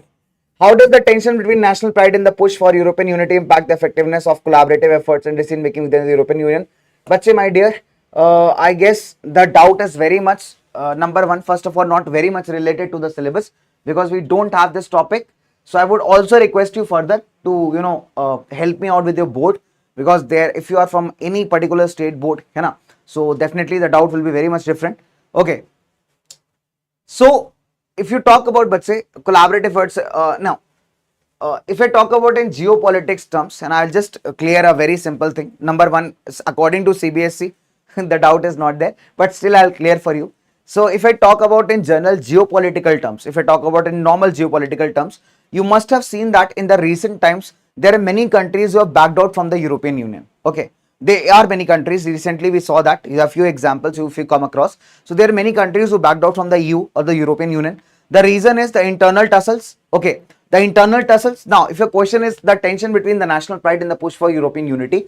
So, if you talk about European Union is one such organization that aims for making the, multiple things smooth across the different members, right? Let's suppose if you talk about if certain country is a member of the European Union, then it's very smooth to use euros in there, right? All the different kinds of implementations that will be done, that will be very common to all the member nations. But the point is ki this also takes back some or the other, you can say that individuality of a country, or you can also say that at times these the decisions that are very uniform may hamper the individual policies of a country. As a result of that, you can see that there are some countries who have tried to pull out of the European Union. Okay, so no doubt again this depends upon country to country depending upon their what is the current structure, okay, and what is the current needs of the country. So somewhere or the other, if you see that the decision making will get hampered, no doubt about that, because EU works in a collaborative manner. EU works in a way that it can frame more uniform laws for the entire member nations. So definitely if there is a rift between EU and one of the member nations, the decision making will be impacted. But again, individuality is also something that needs to be respected, right? So as a result, you see that if we say that in the case of Britain only, there were feud with respect to the EU's, right? There were few more countries who had some relations, not in very good synchronizations with the EU. So again, it depends with country to country depending upon their conditions also, that how it goes on well, right? So definitely it hampers the overall process within an organization, but again it's also a mark of individuality, you can say, for the particular nation, right? So with respect to geopolitics, you can understand in this way. Okay.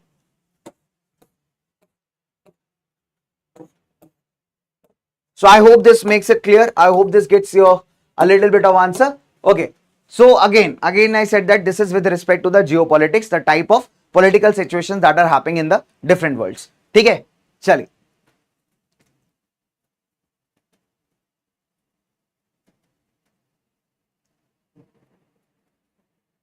Priya beta, already I have explained British unification in detail in chapter 1 when I was teaching. So a humble request, you can just go back there and you can just watch the video. I've already told this, so it's very simple and that I've explained in proper detail. So you can just little bit go back and understand the same thing if you have joined late, right? Or once the chapter ends, then also you can like move ahead. Okay. Now people are saying that here comes the worst chapter. But say this is not the worst chapter. This is the lengthiest chapter. It's the only difference that this is the lengthiest chapter, not the worst chapter. Okay. People started asking, sir, British unification. See, I have always told you that the unification of Britain is very different. Reason is why. I'll tell you why. So basically, when you talk about countries like Britain, so they were not basically one united country. They were like islands. They are called as British Isles. There was England. Okay, the people spoke English language. They had their culture. Then there was Scotland. People spoke Scottish language. They had their own culture. Then there was Ireland. People spoke Irish language. They had their own culture. There was Wales. So these were like multiple groups of islands, you can say. Out of this, the most powerful was England. Okay, because of the trade, it had got a lot of money, a lot of power. So England decided to form a combined kingdom, uniting all these islands together. Okay, wo baat alag hai, that was against their wish. Okay, so number one, the English Parliament, it first of all took the power from the monarchy, okay, into their hands. Then it made an act or an agreement with Scotland called as Act of Union in 1707, which combined Scotland with England, and that led to the formation of United Kingdom of Great Britain. Now, further they moved towards Ireland. In Ireland, there was a lot of problem because Ireland was divided into two Christian groups, Catholics and Protestants. And if you talk about England, they were mostly the guys who followed Protestants. Okay, so they supported the Protestant group in Ireland. As a result, the Catholics got defeated, and Ireland also was forcefully joined into the United Kingdom in 1801. And this is how we can say that the kingdom got expanded. Over the next period of years, there were many more smaller islands or smaller states that were incorporated into this United Kingdom. But the two major events were, number one, Act of Union, and the second one is this Irish incorporation. Okay. And after that, English people, they started forcing their dominance on both of them. Like, for example, promoting the English language, only talking about their culture. So these were few of the things that we can note in the British unification. I hope this makes it clear. I hope this makes it clear. Right. Now let's start with the very awaited chapter. People call it to be the worst chapter. Okay. Or the chapter that is very lengthy with respect to history. How long will the class go, guys? So almost I'm going to end the history wala part. So after that, definitely we have the geography, which is not that much lengthy compared to history. That will go much faster. Okay. So let's start the chapter print culture and the modern world. Okay.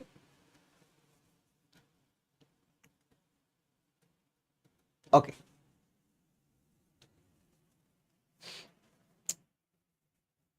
But important topics in history and geography, Samir, I have already will be covering that in guaranteed pass wala jo batch aapka aa raha hai free of cost. So we'll be covering in that. Okay. So very simple. I'm teaching in a flow, bache. So for all the lovely people, so that you revise the entire syllabus in one short class. So humble request you to please focus on the class, beta. If I'll stop this teaching and I'll start doing something else, that will be a distraction for everyone, right? Okay. So let's move further. So we know that print has become a very important part of our modern society. That's very easy, isn't it? So we have a lot of books. We are surrounded by a lot of books. Today we have digital books, we have e-books. And apart from that, if you see, we have our NCRT kitabe, yani NCRT books, right? So there are multiple books that we are all surrounded by. So can you imagine this world before the invention of printing press? No doubt books existed even before the invention of printing press, but they were very much fragile, very weak, you can say, and very, difficult to handle. So that was the biggest problem with those particular books. Okay, now let's talk about further. So before the invention of the printing press, the writing of the books was done manually. You can say that there were people who had very beautiful writing. They did calligraphy. They beautifully copied the text. So calligraphy is what? The beautiful art of beautiful and stylish writing. So calligraphy was very much common. People used to write and copy the books in the beautiful handwriting, right? So hand printing, if you talk about the earliest kind of print technology developed in three nations, that is China, Japan and Korea. China is said to be the pioneer of the printing technology, right? We also know that the paper was also invented in China, okay?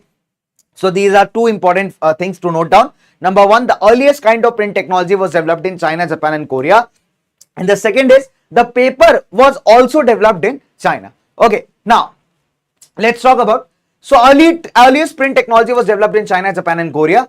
Okay, now what happened? What was the kind of printing technology in China?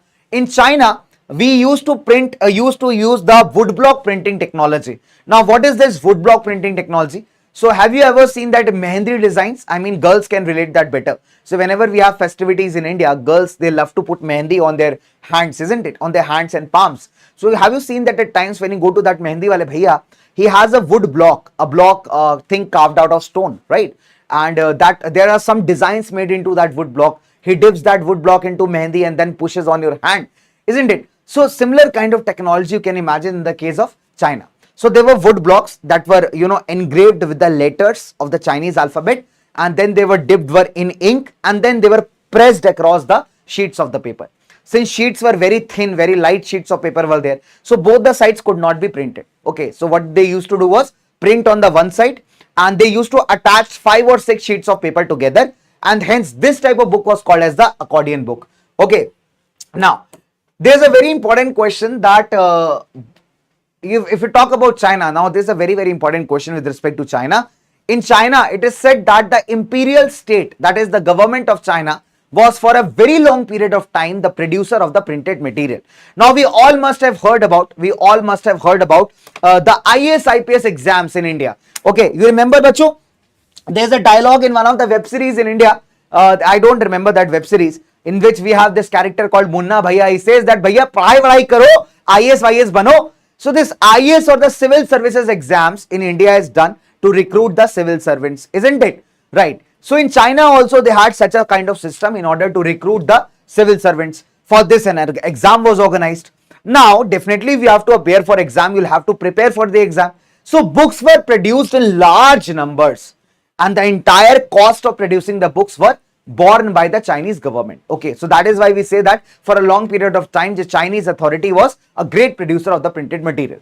Now what happened? Gradually in 17th century, urban culture started blooming in China. That means urbanization started in China, and people now started using printed books for various other purposes. For example, the merchants and traders, they used to record their trade information.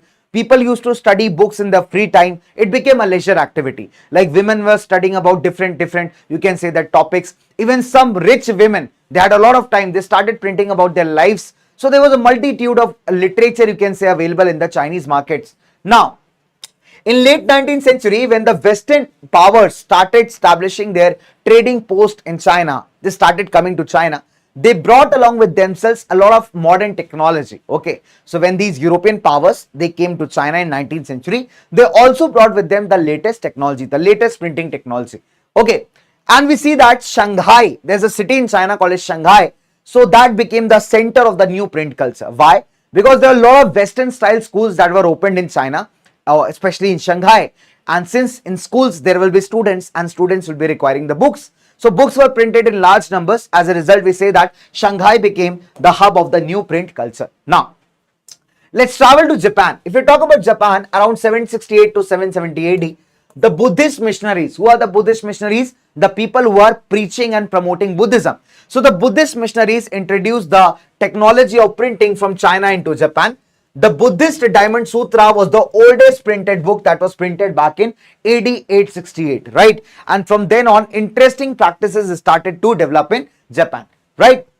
Now, so what happened? So who brought the print in Japan? The Buddhist missionaries brought along with them from China. The oldest printed Japanese book was the Diamond Sutra. If you talk about Japan, the entire libraries were full of the multiple kinds of articles and books. In Japan, there was an interesting culture that is to be noted, and that was the printing of the different kind of images. So when the Japanese guys, they learned to print the woodblock printing, they used it to print different kind of images, okay, different kind of pictures. And you can see that even the urban culture of China was very well presented in the paintings, right? So in fact, there is a very wonderful art form called ukiyo that was also developed in Japan, right? So ukiyo was developed in Japan. So multiple topics you can say were there in the printed books of Japan. So this is how we can say that the print flourished in Japan. Now, let's come to the topic that how did the print reach Europe? Now that is interesting to know. How did the print reach Europe? See what happened in 11th century. The Chinese paper reached Europe through the silk routes, the same route through which the Chinese silk and the other materials used to reach Europe. Okay, so what happened in 1295? Marco Polo, he was a great explorer. So he had lived for several years in China. So he returned back to Italy from China and he brought along with himself the knowledge to publish the books. That is the woodblock printing technology. So who was Marco Polo? He was an Italian explorer who had lived in China for long years. He learned the art of printing, and when he came back to Italy, he brought along with himself the great knowledge. Now Italians started producing books with the help of woodblocks. Soon the technology started spreading to the other parts of Europe as well. Now, as the demands of the books started increasing, the booksellers all over the Europe, they started to export the books. Okay, definitely, it's very much clear, bacho. If you are a bookseller, right, if you are someone who is, selling the books, then it's very simple that you will like to earn the profits, isn't it? Everyone likes to earn the profits. Now, how will you earn the profits? By selling more. So, as the demand in Europe increased, these booksellers, they started selling the books not only in their country, but also in the other countries in order to make huge profits. Now, the point is, before the coming of the print, most of the books were manually written. That is, they were called as handwritten manuscripts. But the problem was these manuscripts were not easy to produce. Second is they could not fulfill the ever increasing demand. Why? What was the reason? The question comes here, the limitations of manuscripts. Number one, the copying from a main book was a very expensive and a time taking process. Also, it was a very hard working process. Okay. Second, the manuscripts were very fragile. They were very weak, very awkward to handle. It was very difficult to carry the manuscripts and move around. Now what happened in 1430s? So basically what we learned from here was that demand was increasing continuously in Europe. The manuscripts, no doubt their production was increased, but still these manuscripts could not fulfill the growing demand. So definitely there was a new need of a much faster technology to fulfill the ever growing demand of the books, and here comes the breakthrough. Since 1430, there was a man called as Johannes Gutenberg. So he developed the world's first printing press in Strasbourg, Germany. So this guy Gutenberg was an interesting personality. If you talk about, this person had, belonged from a good family. His father was again a businessman and trader. And also he had big agricultural estate. That means bada sa khet tha iske paas, right? And during his childhood, he had seen wine and olive presses. So basically olive is a fruit that you see on your pastas and pizzas. You remember that? The green color one or the black color one. Okay, and also we use the oil of the olive oil, the very healthy one. So if you see that, he had seen that how there were machineries to take out extract the oil from these olives or the to make the wine. So he and when he grew up, okay, so when he grew up, he became a great goldsmith. Goldsmith is a jeweler who is very much expert in making jewelry. So what he did, he combined both the knowledge, that is his knowledge of creating the jewelry and the knowledge of the olive and the wine presses. Okay, and combining this knowledge, he created the world's first printing press. So by 1448, Gutenberg perfected his system. Like Gutenberg improved his printing press. The first book that he printed was the Bible. So can you imagine 180 copies of Bible produced in 3 years? You must be astonished. You must be thinking, sir, it's a lot of time. It's a lot of time. In 3 years, just 180 copies of the Bible. However, if you talk about the standards of those time, it was a faster rate of production. Okay. Now, so between 1450 and 1550, the printing presses were set up in most parts of the Europe. And gradually, the printing of the books started to flourish. Okay. Now, there's one point that is very much noticeable in this case. See, what happened here is the printed book, especially if we talk about the Bible, the book that was printed by Gutenberg's printing press was very much similar to the one written by hand. So there's a question that comes at times, did the printed books replace the manual labor? The answer is no. I'll tell you why. If you have a careful look at the Gutenberg's Bible, you will come to realize that his printed Bible looks very much similar to the one written by hand. Even in Gutenberg's Bible, there were spaces left for decorations and designs that were done manually, that is by hand. So you have the option to choose. For the rich people, they had the option to choose their school of painting as well as the kind of designs they would like to have in their this thing they would like to have in their books, right? Okay, done. So let's move further बच्चों फटाफट से. Okay, so as we see that with the help of the printing press, okay, as the printing press started to flourish, started to grow, so with the help of the printing press, what happened? The book also were produced in the large numbers, in the huge numbers, right? And we see that by the end of 16th century, roughly 200 million books were available in the market. Now, so this shift that came from the hand printing to mechanical printing brought about the print revolution. So why it is called as a print revolution? Number one, the technology changed. Second important point, bachcho, the revolution had a great impact on the minds of the people. When people started reading the books, they became more open-minded. Okay, they became more aware about the surroundings, and we also see that it also led to several revolutions in the country. Okay, now let's talk about a new reading public. Now that's very, very interesting part to discuss. Okay, a new reading public. Now, what happened when people had the access to books? It created a new culture of reading. People started reading books. Now, earlier, the people who could not afford books. See, before the print revolution, what happened? The books could only be afforded by the rich guys who had money. But after the printed books, what happened? The books can be afforded by all those people who were able to read and write, who were literates. Earlier, what happened? Because the books were so costly, that is why even the people who were literates cannot afford the book. But after the print revolution, the books became cheaper because they were produced in large numbers. So people who earlier just used to listen to the books, now started reading the books. Now, even the booksellers or the book publishers were very much interested in promoting their books. But there was a big problem. Now, the problem was the literacy rates of the European countries. Still, there were many countries who were not that much literate. So publishers took out a middle route. So what they did was they had a plan. So they decided, why not to publish those stories into the books that are already very popular? And this is what they did. They started publishing those stories, those folk tales, those poetries into their books along with the images that people already knew. And as a result, they made good profits. So people, those who are not able to read the book, they now started to listen to the books. So this is how the oral and the printed culture got intermingled.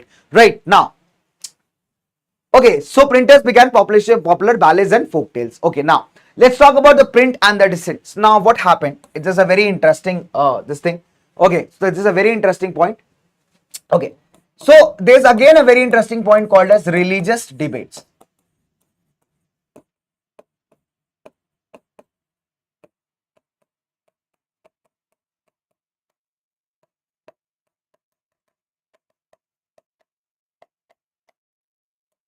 Okay, so I told you that the people who read the book, they became aware about their rights. Now there's a big problem. Remember, we started in the starting of the nationalism in Europe chapter. There was a big problem in Europe, and the problem was the church authority. The people of the church, especially their higher officials, they were very much powerful, and they used to charge money for literally everything. Every ritual that you are going to do, they used to charge money for the same. Now what happened here was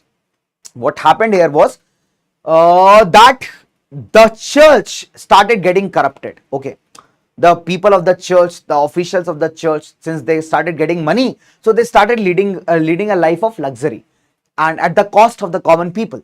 So there was a guy called Martin Luther. He was a religious reformer as well as a priest. He was in Germany. He was studying about the Christian religion, right? So he found that the Roman Catholic Church, the Catholic community within Christianity, was very much corrupt, especially the higher officials. So he started criticizing them. And in order to criticize them, he started publishing some research papers. He published 95 theses criticizing the practices of the Roman Catholic Church, right? Now, understand the point. So what he did, there was a church called, there's a place called Wittenberg. So there was a church there, and especially the place where he was studying about Christianity. So he went there and pasted a copy of all his papers on the church door and asked the church authorities to debate him. Right, asked the church authorities to debate him. He also published the new translations of the Bible's different chapters and the parts.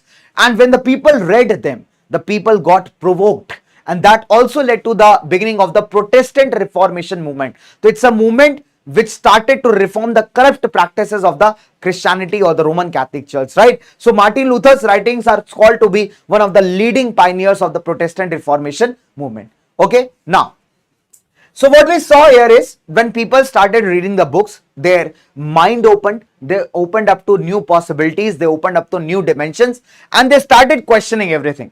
Now they started to dissent. Dissent means when you don't agree with the established beliefs. Earlier the church used to fool people in the name of religion, and people were very much illiterate. They had no option but to accept the teachings and the beliefs of the church. When people started getting educated, when people started reading books, they had their own views and ideas. And this is very much prevalent in the case of Menoscio. So let's try understanding by this example. So Menoscio was a guy who used to work in the mill in Italy. He was a miller in Italy. So he started reading the books that is available in his locality. So what he did, see, if you talk about Bible, so there is a chapter in Bible called as Genesis that talks about the creation of the world. Okay, how this universe, how this world was created by God, what did the God do? So when Menoscio read the Bible, when Menoscio read the books available in his locality, he formed a view of the creation of God that actually angered the Roman Catholic Church. That means he interpreted the message of Bible, he understood the message of Bible in his own way, and it was such a way that the church authorities got very much angry. In those times, if you go against the church, then there was a proper court to punish you. That is called as inquisition. Okay. So if you went against the practices of the church, so there was a proper court to punish you in those times, okay, and that was called as inquisition. So this guy Menoscio was called up in inquisition, and ultimately he was finally executed or killed. So after that, from 1558, the church began to maintain a complete list of all the books that spoke against the church. Right, bacho? Now let's move on further. Okay.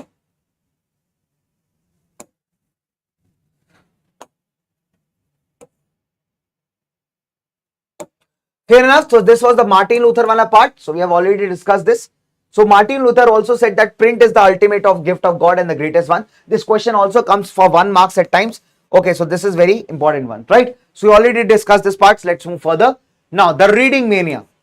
This is something that is very interesting to note, right? The reading mania. Now mania refers to some kind of craze. When you're crazy for some particular thing, that is called as mania. Okay.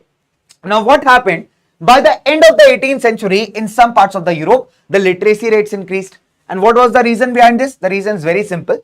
The different subgroups in the Christianity, they started opening schools in the villages, okay.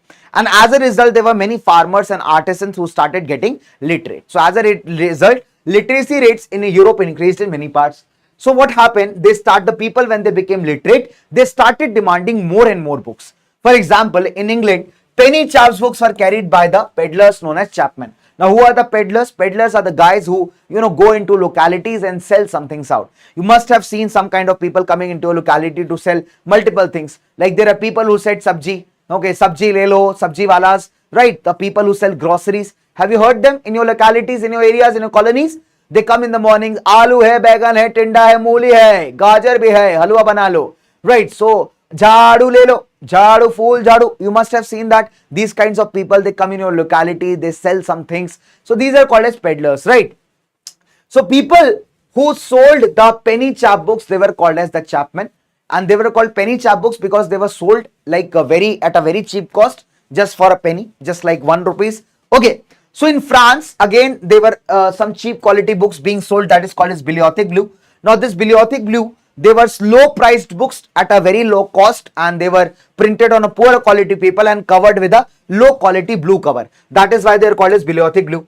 Apart from that, we see that there are multiple other types of literature that was pouring into the European society, like the almanacs or the ritual calendars. There are folk tales being published, ballets being published, right? So multiple kind of literature was pouring into the European society. Apart from that, the ideas of the famous thinkers were being published. The scientific discoveries of Isaac Newton were being published, right? The ideas of philosophers being published. Newspapers and journals carried the common information from place to place. So we see that the variety of print culture was not available now available in the European markets as well as the European society. So these all kind of literature, it actually helped in shaping the ideas and the minds of the people and making them to question each and everything without blindly accepting all the beliefs. I hope this makes it clear, bacho. Now, so this is a very interesting, this is a very interesting point here. Tremble, therefore, tyrants of the world, tremble before the virtual writer. Now, there was a French novelist called as Louis Sebastien Mercier. This guy was a true appreciator of the print culture. He very much enjoyed reading the books. So by mid 18th century, there was a common conviction that books are a means to spread progress.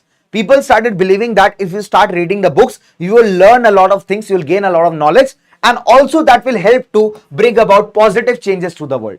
For example, Louis Sebastien Mercier, he was a French novelist. He declared that print is the most powerful engine of progress.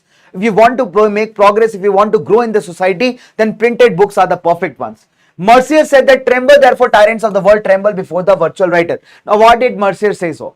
He believed that the people who will read the books, they will understand that the current governments of the rulers are not good.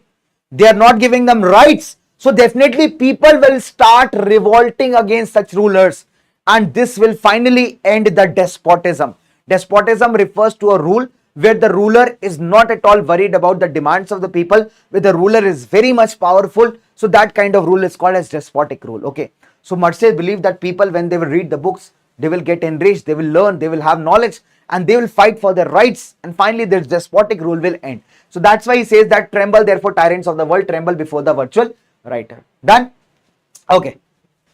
Now there's a very good question for 5 markers or 3 markers, that print created the conditions within which the French Revolution occurred.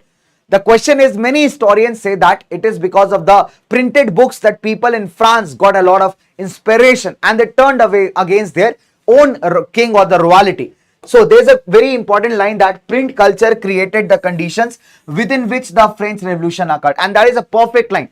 I'll tell you why. Number one, print popularized the ideas of the Enlightenment thinkers. Enlightenment thinkers like Jean-Jacques Rousseau, Charles Montesquieu, they started publishing their books in which they criticized the monarchy, they criticized the social order of France, and then they also made the people aware, the common people aware about their rights. So this instilled in the minds of the common people a spirit of questioning, and a power of questioning the authorities.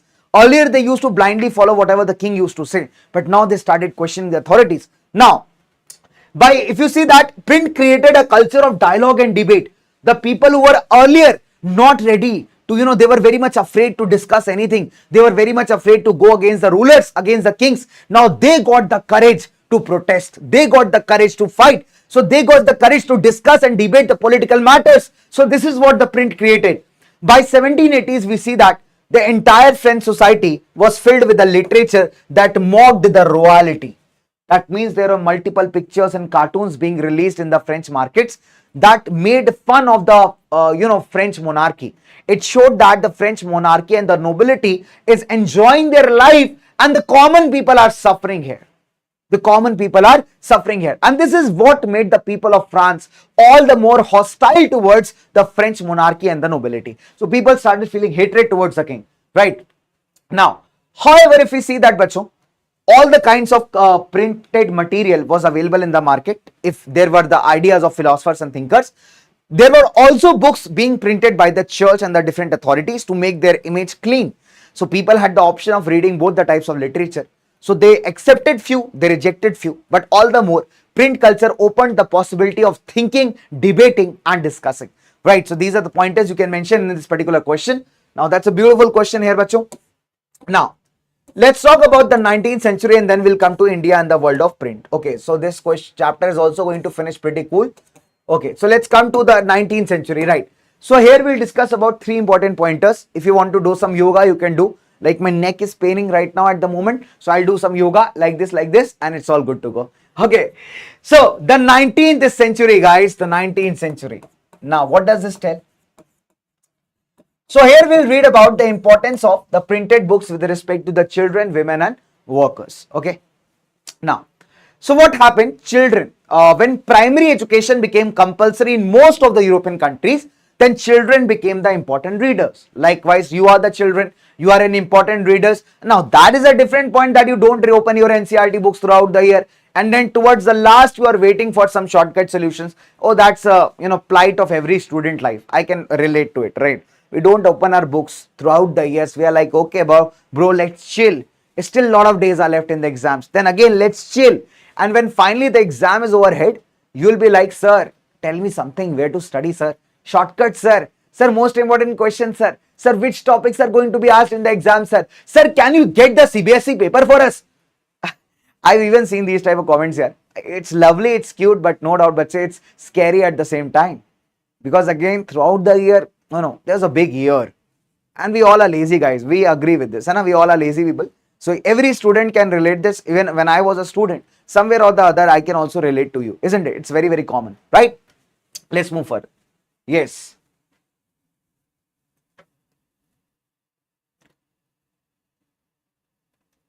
But I've already discussed that question, Ayush. If you are paying attention to the session, you would have already gone through this.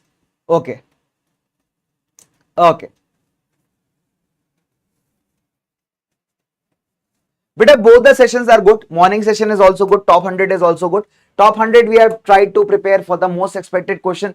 Morning session is with the revision for the PYQ. You can refer to both. You can see both in the speed you wish, 1x or 2x. Okay, so let me ask you a question here. Kafi time ho gaya, I haven't asked you a question. So let me ask you a question from this chapter. Okay, let's have a question. Let's have a poll. My dear bachcho, let's have a poll.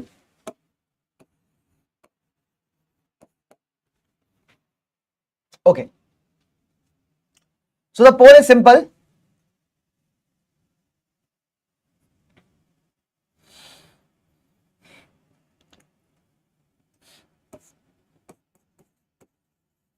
From dash, the church maintained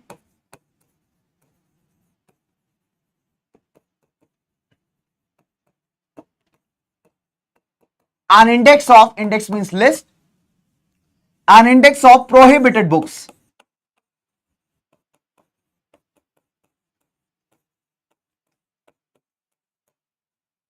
Four options.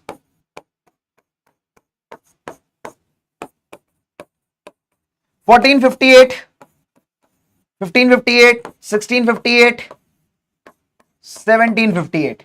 So four options we guys have got. Okay, so you have to just tell me that from dash, the church started to maintain a index. Index means a list of prohibited books. Done?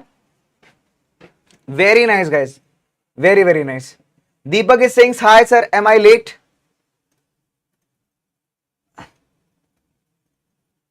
But European countries, entire Europe will not conquer America, my dear Priyanshu. So Spanish and put Spain and Portugal, it conquered America. So we already discussed in Making of Global World. You can check out from that. Europe is a continent, my dear. It will have multiple countries. Okay.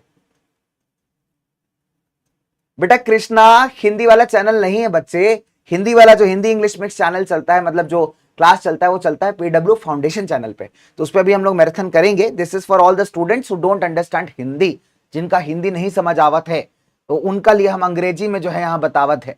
ठीक है. So that is the channel that is PW English. इसमें हम वो बच्चा लोग को भी पढ़ा रहे हैं जिनका हिंदी थोड़ा कमजोर है. ठीक है. तो जिनको इंग्लिश ज्यादा अच्छे समझ में आता है, हम लोग उनके लिए वाला मैराथन कर रहे हैं. तो आप हिंदी वाले बच्चों के लिए भी भैया मैराथन अभी आएगा बच्चे, है ना. तो उसमें भी हम लोग मैराथन करेंगे वहां पे एकदम बढ़िया से. राइट. समझे बालक, प्यारे बालक. Okay. So questions very simple. Option number B is correct. That is 1558. And here we go. 91% guys have given it the correct answer. Kriko Flix, Vimal Sharma, Regi R. Chandran. Okay, Shriyanshi, Renuka, Shayani. Very nice. Diksha, Warrior, Kanishk, Priya, and we have Sia with us. Very nice, beta. Very, very nice. You guys are doing amazing. Super. Okay. Now, let's quickly talk about the 19th century. Let's talk about the 19th century. Okay.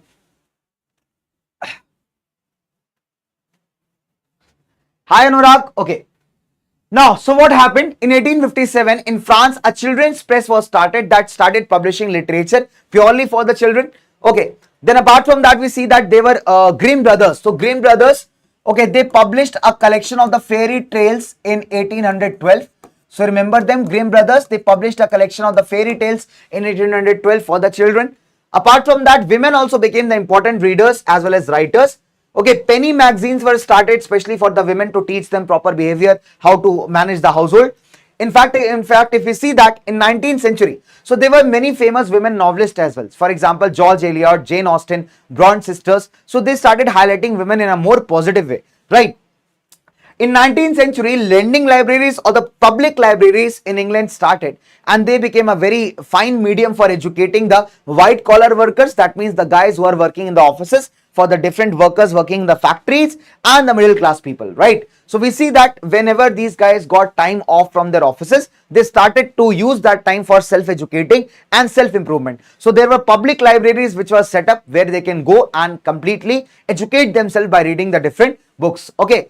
Further innovations. So if we see that by mid 19th century, there was a guy called Richard M. Hoe. He perfected the power-driven cylindrical presses that was used to publish the newspapers. Then further in late 19th century, colored printing started. So there was a printing press called as colored printing press or offset press that published lagbhag, you can say that 6 colors at one point of time. Okay, by 20th century, the printing presses operated by electricity also started to enter the European markets. Now, so we see that as the print culture, bloomed, as the printed books bloomed, as more and more people started reading the books. So we see that the production of the books also increased, the printing technology also increased, as well as we see that the amount of innovations, okay, they started coming into the markets. Okay.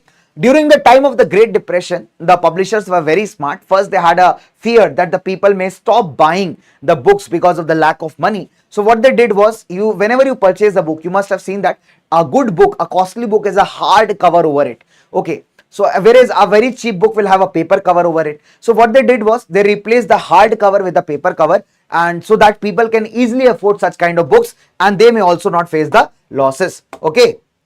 Done. So with this, the European part comes to an end and we'll come to the next part of the topic, that is the India and the world of print. So this is a very small chapter left. So I've tried to bring mind maps so that we can cover the entire SST syllabus through these small pointers but in detail, right? So I'm already explaining you. So listen to the explanation. The short notes I have made it for you so that you can refer to them, easily revise through them, right? Now, India and the world of print. See, if you talk about India, for India, literature was not a new thing, because in India, manuscripts have been into practice, since ancient times. So since ancient times, literature was being written into the manuscripts, that is the handwritten books. Okay, so they were in various languages, like for example, Sanskrit, Arabic, Persian, and the local languages. Okay, so in India, the manuscripts were either written on the handmade paper or on the palm leaves. The palm leaves are the big leaves, right? If you talk about in India, there's a very interesting practice. In Bengal, there was an entire education system, and we say that the Bengali students, they got their education without even touching a single book, because what happened, their teachers, they used to dictate out the text, they used to write it down in their copy or manuscripts, and this is how those students got literate. So that was an interesting system prevalent in Bengal. Now, let's talk about printing press come to India. In mid 16th century, the first printing press was introduced by the Portuguese missionaries. So they were those people from Portugal who had come to India to preach or tell about Christianity. So they landed in Goa and they brought themselves the latest printing technology. Okay, so Portuguese were the first one to introduce the printing press. In 1674, about 50 books were printed in Konkani and Kannada languages. In Cochin, the Catholic priests, they printed the first Tamil book. They also printed the first Malayalam book. By 1710, the Dutch people, the people from the Netherlands, the Protestant missionaries, they printed 32 books in the Tamil language. And from 1780, there was a British person called as James Augustus Hickey. He started editing a commercial newspaper called Bengal Gazette, in which he published the commercial advertisements, as well as he criticized the different gossips of the English East India Company, right? Now, however, in those times, the Governor General was Lord Warren Hastings. He called this guy called James Augustus Hickey because this person was publishing the gossip of the officers of the East India Company into his paper, and that was very much derogatory for them. So that made them a laughing stock of the town and also gave an opportunity to their criticizers sitting back in England. So that is the reason he was called, and you can say that punished by Warren Hastings. Now there was again a very close friend of Ram Mohan Roy, Raja Ram Mohan Roy, called as Gangadhar Bhattacharya. He also brought out a weekly newspaper named Bengal Gazette, right? Now, so this was a time period when intense debates were being carried out in the entire Indian, you can say that scenario, over the different religious and political matters. And when the printed books became available in the Indian markets, it gave the opportunity to the religious reformers in India to publish their thoughts in the books and spread it across the people. Now, from early 19th century, there were intense debates on the religious issues. Now, for example, the different groups, okay, they now got the opportunity to write with respect to the various religious matters. For example, sati system. Some people were in favor of sati system, some were against it. Then we can talk about idol worship, the worship of the statues. Then talking about following of single god or one god, belief in one god. So there were multiple religious issues that were being discussed in the Indian society. Now, for example, in 1821, Raja Ram Mohan Roy published Samvad Kaumudi. Okay, so Samvad Kaumudi basically was a book which highlighted the problems of the Hindu widows, means the females whose husbands have now died, and most of them, they had to face the sati pratha, the sati system, in which the women was asked to sit on the burning pyre of the or burning body of the husband, and to commit a suicide, and that was a very wrong practice, right? So however, some people advocated for this practice while some opposed it.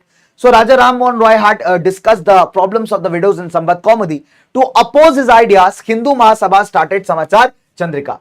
In the same year, there were two Persian newspapers that came, that is Shamsul Akbar and Jame Jahanama. Apart from that, a Gujarati newspaper, Bombay Samachar, was also published in the same year, right? Now, in 1810, we see that the first printed edition of Ramcharitmanas by Tulsidas ji was published in Calcutta. So what we see that there was a variety of religious books, a variety of books based on the discussion on the religious and political matters that was now available in the Indian markets. Done. Now, so if you see that as the Indian market was growing, as the people in India were becoming more and more interested in reading books, so we see that the variety of literature also got diversified in India. Now, people earlier were very much interested in the religious texts, in the religious books or the political books, but also there were people who wanted to see their life history and experiences in the book. Remember, we talked about novelist in Europe. So novel is a type of literature which is based on the life of a common person, okay, relating to their experiences, basically something that happens in your day-to-day life. So that experience is stored in a novel. Now, if you talk about novel, a literary form which developed in Europe, so when it reached India, it adopted to the Indian styles. It started telling about the Indian stories, and people could very much relate themselves to the novels, right? Apart from this, other literature like short stories, essays about social political matters, they also became very much popular in India. Okay, then we see that as this culture of printing increased, so people started printing certain images, okay, certain images and pictures. Like Raja Ravi Verma produced lot of images for mass circulation. Apart from that, calendars started coming in the markets, posters started coming in the markets. Now these were easy mediums even for the poor people to take, to buy and decorate their houses. Have you seen calendars on which dates are mentioned? Nowadays we use virtual calendars, isn't it? So, but earlier we got the printed calendars in which dates are mentioned. Even if you to go today in the small towns of the country, even today this calendar culture is very common. You might have seen calendars hanging in the shops, hanging in their own houses. So they became a cheap medium for even the poor people to decorate their houses. Okay, so such kind of visual culture was very much popular in India. Now, so moving further, if you talk about the case of women and print, so let's try to understand what kind of impact the print technology or the print culture had in case of Indian women, in case of Indian poor people, and in case of the workers. Okay, so if we talk about liberal husbands who had a wide, you can say that who were quite open to modern thinking, though they started educating their women at their home. Some conservative Hindus believe that if a girl gets educated, she will get widowed, her husband will die. Even some conservative Muslims also felt that if a girl is educated, then what is going to happen? She will get corrupted by using Urdu, by reading Urdu romantic novels. So there were conservative Hindus and Muslim families that were not at all in favor of women education. However, if we see that we have few examples where the women defied the society's norms and got themselves educated, as there is a case of a Muslim woman who wanted to learn Urdu, but her family was forcing her to learn Arabic. Okay, then we have the case of Raj Sundari Devi. She was a young girl married in Bengal who learnt to read and write in the secrecy of her kitchen, secretly, where the kitchen is there, where she used to cook food. She used to educate herself as well. She has written an autobiography named Amar Jeevan that was published in 1876. So this is again important. Kailash Bashni Devi, another Bengali woman, wrote about the women's experience in their houses, how much hard labor the women have to perform, how they are restrained within their own houses. So all the experiences of women is being represented by Kailash Bashni Devi in her books. Apart from that, we see Tarabai Shinde and Pandita Ramabai. They wrote about the miserable life of the upper caste Hindu women, especially the widows whose husbands have died. What are the kinds of pain they have to go through, what are the kinds of things they have to suffer. So that is very well presented by Tarabai Shinde and Pandita Ramabai. If you talk about Hindi literature also started becoming popular from 1870s. Most of this literature was for the education of the women, talking about their different matters, discussing their different problems, right? In Punjab also the books were published for women. For example, Ram Chadda, there was a person, he published a book called Istri Dharam Vichar, in which he basically taught the women how to be obedient wives. Okay, so Ram Chadda's book Istri Dharam Vichar was moreover focused on women, telling women how to become obedient wives, how to follow your husband's command. So similarly, similar kind of theme was also published by Khalsa Tract. So these were the multiple kinds of books we see that were published in the Indian markets. In Bengal, if you talk about, there was a place called as Batla. Okay, it's in central Calcutta. So there was a place called as Batla. So this entire region was developed for the publishing of the books only.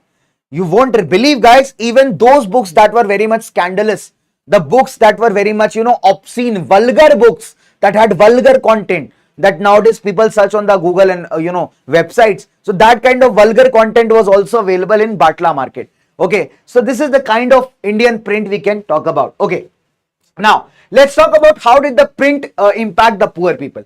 Now, if we talk about in 19th century, the cheap and small books were easily available in the markets. For example, if you talk about Madras, in Madras, the small books, cheap books, affordable books were sold in the different parts of the market. So people who are coming to the markets can buy these books, right?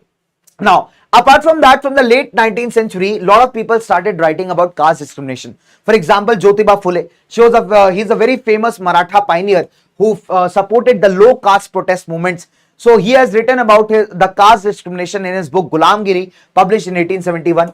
Apart from that, B.R. Ambedkar and E.V. Ramaswamy Naikar, right, whom we also call as Periyar Ramaswamy. So they have also openly criticized in their literature about the injustices of the caste system, that how caste system is bad and how the people are suffering because of that.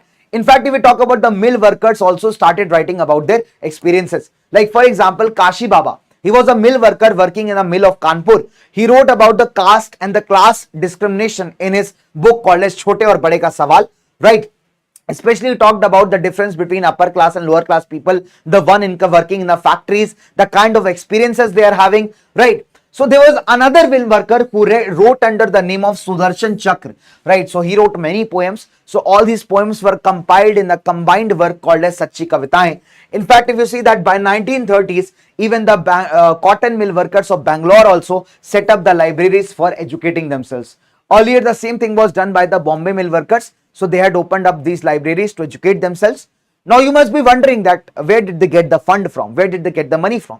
So basically these types of public libraries were generally set up by the rich people, because it was a way for them to show their richness, to show their kindness, to make the people feel that yeah, they are doing some great job for the society. So it was a way for them to earn the respect, but it benefited the workers and the poor people a lot to educate themselves, to benefit themselves, right? Now let's talk about the last topic of this chapter, that is print and the censorship. See, it's very easy to understand. It's a very important topic as well, because we have the question from Vernacular Press Act. Okay. Now, so before 1798, the British government under East India Company was not interested in looking into the Indian newspapers or Indian books. Okay, because it was more bothered with the Britishers who were basically publishing against East India Company, like James Augustus Hickey. Because what happened, if these books got viral in England, then people will get chance to criticize East India Company. So that is why moreover the control was on British publishers, not on the Indian ones. However, in 1820, the Calcutta Supreme Court, it passed a law that controlled the freedom of the press. Now, after that, we see that in 1835, when William Bentinck became the Governor General of country, okay, then he removed these restrictions, and further Thomas Macaulay also started some rules and regulations that restored back the freedom of the press and the media. Okay, but there were turn of events again.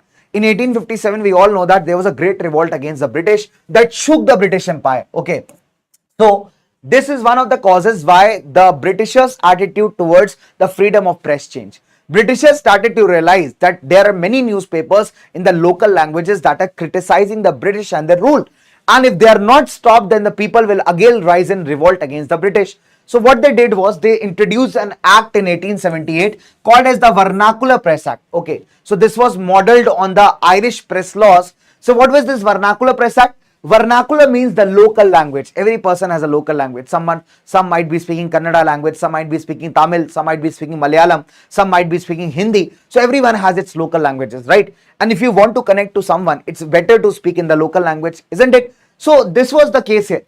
So what did the Britishers do? They now started monitoring all the reports being published in the local newspapers.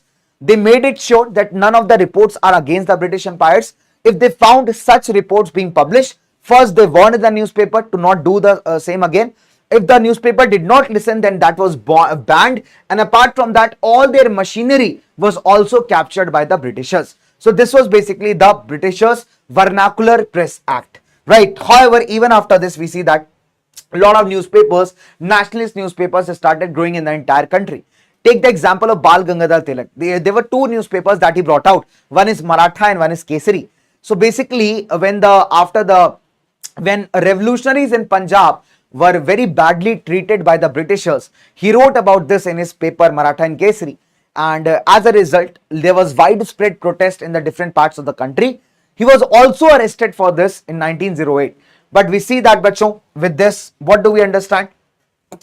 We understand a great history of the books, how these books, they promoted and they motivated the people to come into revolution, how these books made the people aware about the different injustices that were happening to them, how these books, bache, basically taught the people to fight their rights, and this is what is print culture in the modern world all about. Okay, now, so let's have a question here.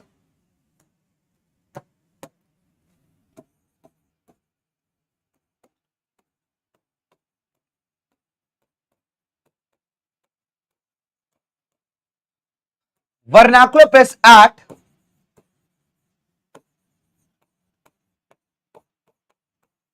was modeled on, based on dash.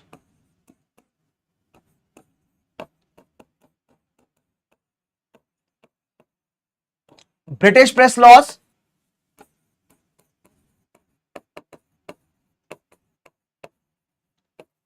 Irish press laws,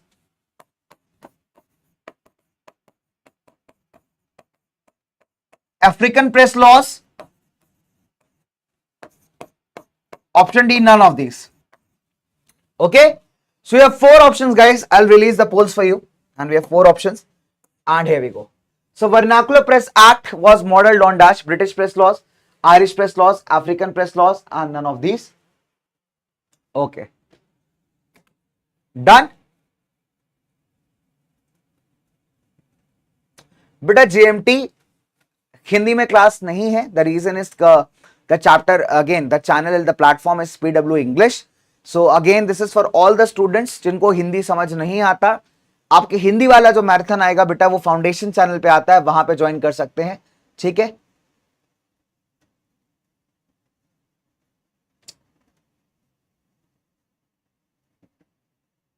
Sure, Noor, if still you study, then you can do it. Okay, fine. Vernacular Press Act was modeled on dash: British press laws, Irish press laws, African press laws, या none of these. So option B is very simple, that is Irish press laws. Option number B is correct. So here we go. 87.88% बच्चे यहाँ पे सही कह रहे हैं. That's they are saying correct. Vimal, Vaibhav, Toast Coat, Anime, Ankul, Ajaya. We have Shreyanshi, Surpreet, Ishantika, Akhilesh, and Itsakshi. Okay, so a lot of people here. So बच्चों, there was one person who was asking me, sir, syllabus आज सारा हो जाएगा क्या? बच्चे बिल्कुल हो जाएगा, है ना? So if I've promised you something that I'll be covering the syllabus, that means I will be covering the syllabus. Okay, so बच्चा buddy, we have already covered the history wala part. Okay, then we have to do geography. Then we have political science. We have economics. So lots of things are left. Okay. Oh my. Okay. So many of the students, they are studying since since afternoon. So many of them must be tired as well. Okay. So what shall we do is, let's take a 10 minutes break. Okay, let's take a 10 minutes break because we have three more subjects to do, and I don't want you guys to be absolutely exhausted. So if you want to go to washroom, just go and check out the washroom. You can just go there. Want to eat something, refuel yourself, you can refuel yourself. So I'm giving you 10 minutes break here. After 10 minutes we'll continue back, and again we'll start with the geography. Fair enough? Fair enough? Okay भाई आराध्य, so sorry my dear, दिल से sorry बच्चे. हाय आराध्य.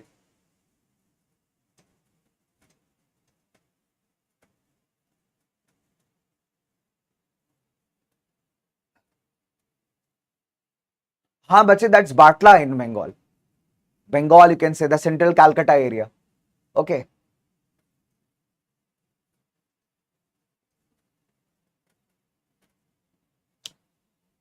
Ayan Kamal Bache, the entire session is in English only, my dear. Okay, so we are already doing in English. Had you if you have joined just recently, my dear Bache, so the entire lecture we are doing in English only, my dear. I just spoke Hindi to tell those people, those who were not aware that this is a pure English session. Okay, so let's take a quick 10 minutes break. So I'll give you 10 minutes break here. Okay, and after 10 minutes, let's come back to the platform and we'll start with the geography. So definitely it's a huge syllabus. It's a huge syllabus. So it will take time. Okay, but I'll make sure that we cover the entire syllabus in this one shot marathon itself. Okay. So let's take 10 minutes break here, and after 10 minutes we will start again. It's a 10 minutes break.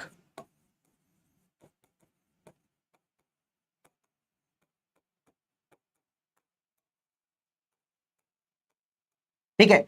So whatever you want to do, you want to have a quick chit chat, you want to listen to a song, you want to eat something, it's 100% up to you. It's a 10-minute break. After that we'll again come back in the same platform. Okay.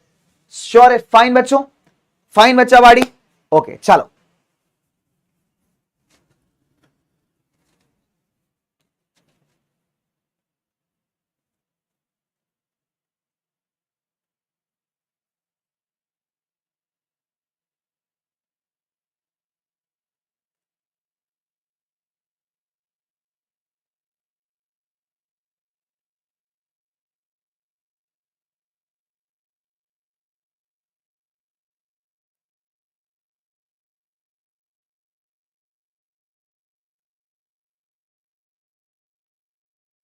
Okay. चलो बच्चों. So let's start. Let's meet after 10 minutes. We'll continue with the geography then. Okay.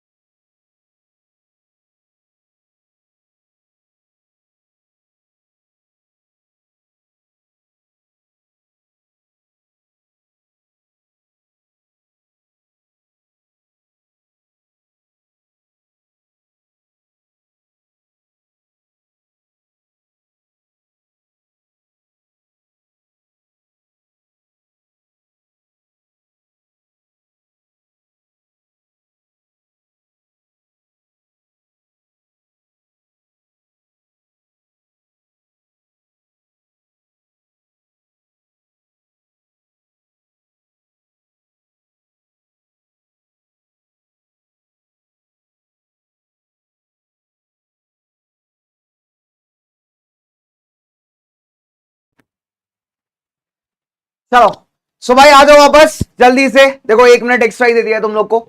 सो आ जाओ फटाफट से। खा लिया कुछ, खाना पीना खा लिया? मैं प्यारे प्यारे बच्चों के सेशंस को ही देख रहा था यहाँ पे, और बहुत बहुत बहुत सारे अच्छे अच्छे बच्चे मेरे को दिखे यहाँ पे, बहुत सारे प्यारे बच्चे दिखे। चलिए तो भाई लोग, चलो बच्चावाड़ी स्टार्ट करते हैं दोबारा से। आ जाओ जल्दी वापस आ जाओ फटाफट से भाई, बहुत काम बाकी है, बहुत काम बाकी है, बहुत सारा काम करना है, बहुत सारी पढ़ाई करनी है, बहुत सारी पढ़ाई हम कर चुके हैं, और अब स्टार्ट करेंगे हम लोग ज्योग्राफी के साथ। ठीक है, बात समझ में आ गया यहां तक? तो अब स्टार्ट करेंगे हम लोग कहां पे? ज्योग्राफी के साथ। तो जल्दी से आ जाओ, फटाफट से आ जाओ। तो मैं बच्चों के कई सारे प्यारे प्यारे कमेंट्स भी देख रहा था। चलिए ओके सर, ये कौन सा सीरीज है बच्चे? This is basically like it's a marathon going on, complete social science marathon on the channel PW English for all those students who are not able to understand Hindi. Okay, so जो बच्चे हिंदी नहीं पढ़ पाते, समझ पाते, ऐसे हमारे सारे बच्चों के लिए जो है प्योर इंग्लिश के अंदर this marathon is going on. So I am teaching complete SST, complete social science in pure English because this is PW English, a channel made for all those students who are more comfortable in English language than in any other. Okay, so I hope I have make myself clear. Okay Shaurya, fine Shaurya, okay Jai Shri Ram भाई, done. Okay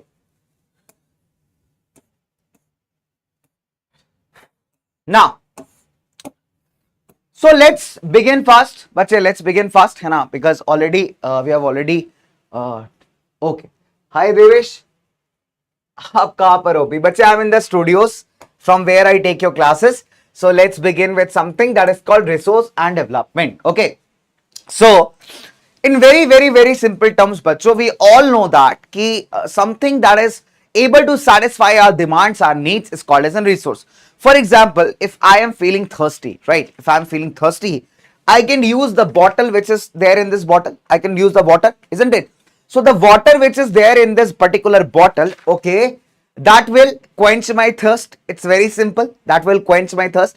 So I can call this as a resource. So when we talk about our environment, there are multiple resources in our environment that we use to satisfy the human needs. Okay, so this chapter is going to talk about all these resources. We'll be talking about the types of soil, we will be talking about the different kinds of erosions. So there is a whole lot to this chapter, but again we will be cruising at a fair speed so that the student should understand also, and also we are able to complete the syllabus as well. Okay, now so let's start with the chapter that is resources and development.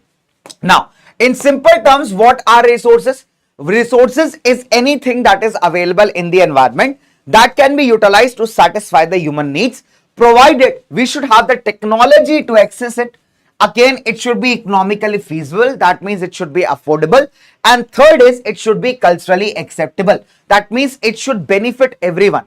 It should not be the case that it is benefiting only a few people and harming the other people. So it's very important to understand that resource is anything that is available in the environment that can be utilized to satisfy the human needs, provided we should have the technology to access it. It should be affordable, very much feasible. That means it should not be the case in order to extract a resource you have to pay a lot of amount, because in that case it will not benefit anyone. So it should be economically affordable, feasible, and culturally acceptable, right? So when we talk about the classification of resources, we classify them on multiple bases. Number one, for example, on the basis of origin, we classify them as biotic and abiotic. Biotic means the ones that have life, like plants and animals, and abiotic means the non-living resources like solar power, wind power, right? On the basis of exhaustibility, we define them into renewable and non-renewable. Renewable means the resources which can be recharged, which if exhausted are easy to renew. For example, solar power, water is a renewable resource, right? And non-renewable are the resources which once exhausted or finished, it will take a lot of time to again regenerate them. Example, the fossil fuels like coal and petroleum, right? On the basis of ownership, we divide into individual, community, national, international. Individual means the private resources, like you might be having your own house, your own car, that belongs to you, isn't it? Okay, and we talk about community, that means resources that belong to a group of people. For example, the public parks that belong to your locality, or the burial grounds where people, they bury their dead bodies. So these are community resources. National, technically everything that is available in the nation is a part of national resource, right? If you talk about international, now there are some resources that are controlled by the international organizations, and if you have to take out these resources, you will have to take their permissions, right? For example, India has got the permission to take out manganese from the Indian Ocean, right? Okay. Now, on the basis of status of development, we have potential, developed, stock and reserves. Potential means they refers to those resources that have the ability to be developed in huge quantities, but so far we have not checked their quality and quantity. That is why we are using them in limited amounts. Okay, for example, the parts of Rajasthan, Gujarat, they have great potential for development of solar and wind power, right? When we talk about developed resources, basically those resources that we are already using, their quality and quantity, everything is identified, right? Then if we talk about stock and reserves, so basically stock is something that we don't have the technology to use. Let's talk about, we know that water is a combination of hydrogen and oxygen. If you can break down water into two separate gases, then both can be used to produce energy. But so far we don't have that advanced technology. As a result, we are not using it. So that is an example of stock. Reserves are basically those resources that can be utilized with the help of existing technology, but we are using them in very limited amounts. The reason is we are trying to save them for our future generations. Example, the case of hydroelectricity, right? India's 22% of power needs are met by hydroelectricity. So we have the technology, we have the hydropower plants, but we are using the hydroelectricity in very limited amount so that we can save it for the future coming generations, right? So these are few of the examples. Now let's move further. Now we see that the resources are very important for human survival, because if you need to have a good life, so we need to have resources, right? But the problem is, because of our indiscriminate usage, some major problems have arisen. For example, what happened, the people who are more powerful, they have more access to the resources, right? So because of accumulation of resources in few hands, it has divided the society. The guys, those who have the resources, they are rich people, and those who don't have, they are poor people, right? Apart from that, some global ecological problems have emerged, like the global warming, right? Like for example, ozone layer depletion, some environmental problems. So these are the various problems that have arisen because of indiscriminate or the irregulated use of resources. Now, so what is the solution? Solution is very simple, that we should look into the equitable distribution of resources, that everyone should get according to their needs, right? Proper resource planning and sustainable development. So what is sustainable development? It's a very good question. It's a very good topic. So sustainable development means when you do development, okay, without damaging the environment, and also at the same times, you do not compromise with the needs of the generations that are about to come, okay? That is the future generations. So what you are doing is, you are doing development in the present without damaging the environment, and also taking care of the needs of the future generations. That is called sustainable development. With the same objective, we also had an United Nations conference, okay, that is also popularly called as the International Earth Summit, or also called as the Rio Convention, that took place in Rio de Janeiro, Brazil, 1992. And here all the countries, they signed on multiple declarations. They also signed on a declaration or a document called Agenda 21, where the whole objective was to fight multiple problems at the international level with the cooperation of the countries, okay? Problems like poverty, problems like diseases, problems like environmental degradation. So these were the multiple problems that were discussed in this International Earth Summit, and countries, they signed multiple documents, and they decided that they will achieve the sustainable development by 21st century, right? Okay, so let's talk about the resource planning. So the question is, why is resource planning very important? Now this is the first and foremost question. Okay, let's talk about this, is a 3 marks topic. So number one, why is resource planning important? See, the availability of resource is very much different in the different areas. If you talk about, very simple, if you talk about India itself, we see that in India, we have multiple mineral resources in the plateau region of the country. We have agriculture very much popular in the northern part of the country. Ladakh is rich in culture but lacking in other resources. Arunachal might be rich in the we can say water resources, but it does not have infrastructure. So every part of the country, we can see that has something and lacks in something. So as a result, a proper planning will help in the better implementation of resources and will benefit each and every part of the country, and each and every part of the states or the country will grow. Then overall, it is going to impact the progress of the country, right? So that is why resource planning is very, very important, right, bacho?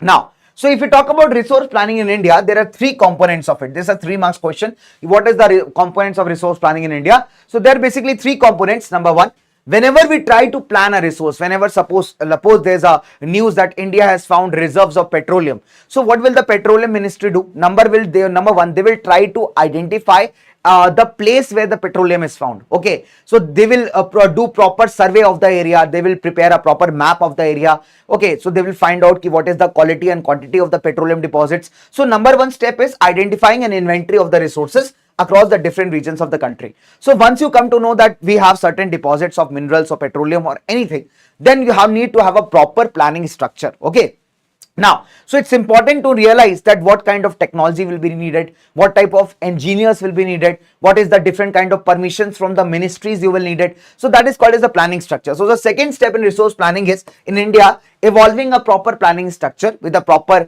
technology, skills and institutional setup. And the last but not the least is matching the entire resource development plan with the national development. See, there is no use of taking out any resource if that cannot benefit the nation. So it's very important whenever you are planning a resource, it's important to make sure that your resource planning should always match the national development. Okay. Now, so see, so far we understood, so far we realized, we discussed upon multiple topics. We saw that how the human activities have led to the degradation of resources. So it's very important to conserve them, because if we run out of resources, then definitely we cannot imagine our existence even. Because Earth is a planet, we don't have planet B, right? It's the only planet we have, we don't have planet B so far where we can just go and settle there.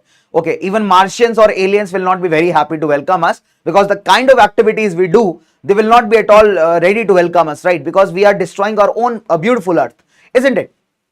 So conservation of resources is very important. Now let's come back to the thoughts of Gandhiji. So Gandhi said that there is enough for everybody's need but not for anyone's greed. In simple terms, what he meant was, he blamed the modern technology for the you can say exploitation of resources. Okay, he said that because of the modern technology, the resources are getting exploited. Instead of using technology, it's better to give more employment to the people. Instead of producing the goods in the larger numbers, it's better to hire people in large numbers, so they will get employment also and the need will also be fulfilled, right? So at international level, the Club of Rome for the first time talked about the sustainable development, right? Now, in fact, agar aap dekhoge, so Gandhi's thoughts have been presented by Schumacher. Schumacher is a beautiful writer, it's a wonderful writer. So Schumacher had wrote a book called Small is Beautiful, in which he presented the Gandhian philosophy. Okay, now, so Gandhian philosophy was presented in the book Small is Beautiful in 1974.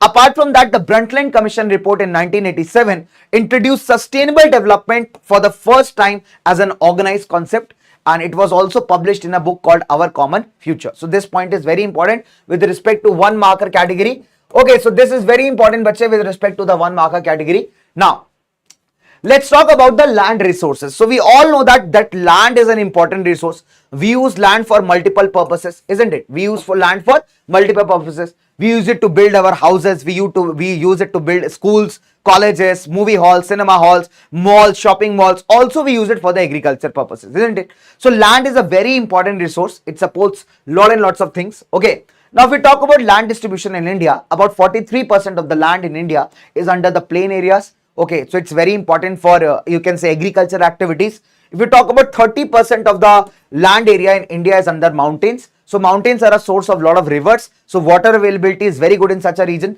Okay, apart from that, it also provides a lot of opportunities for tourism.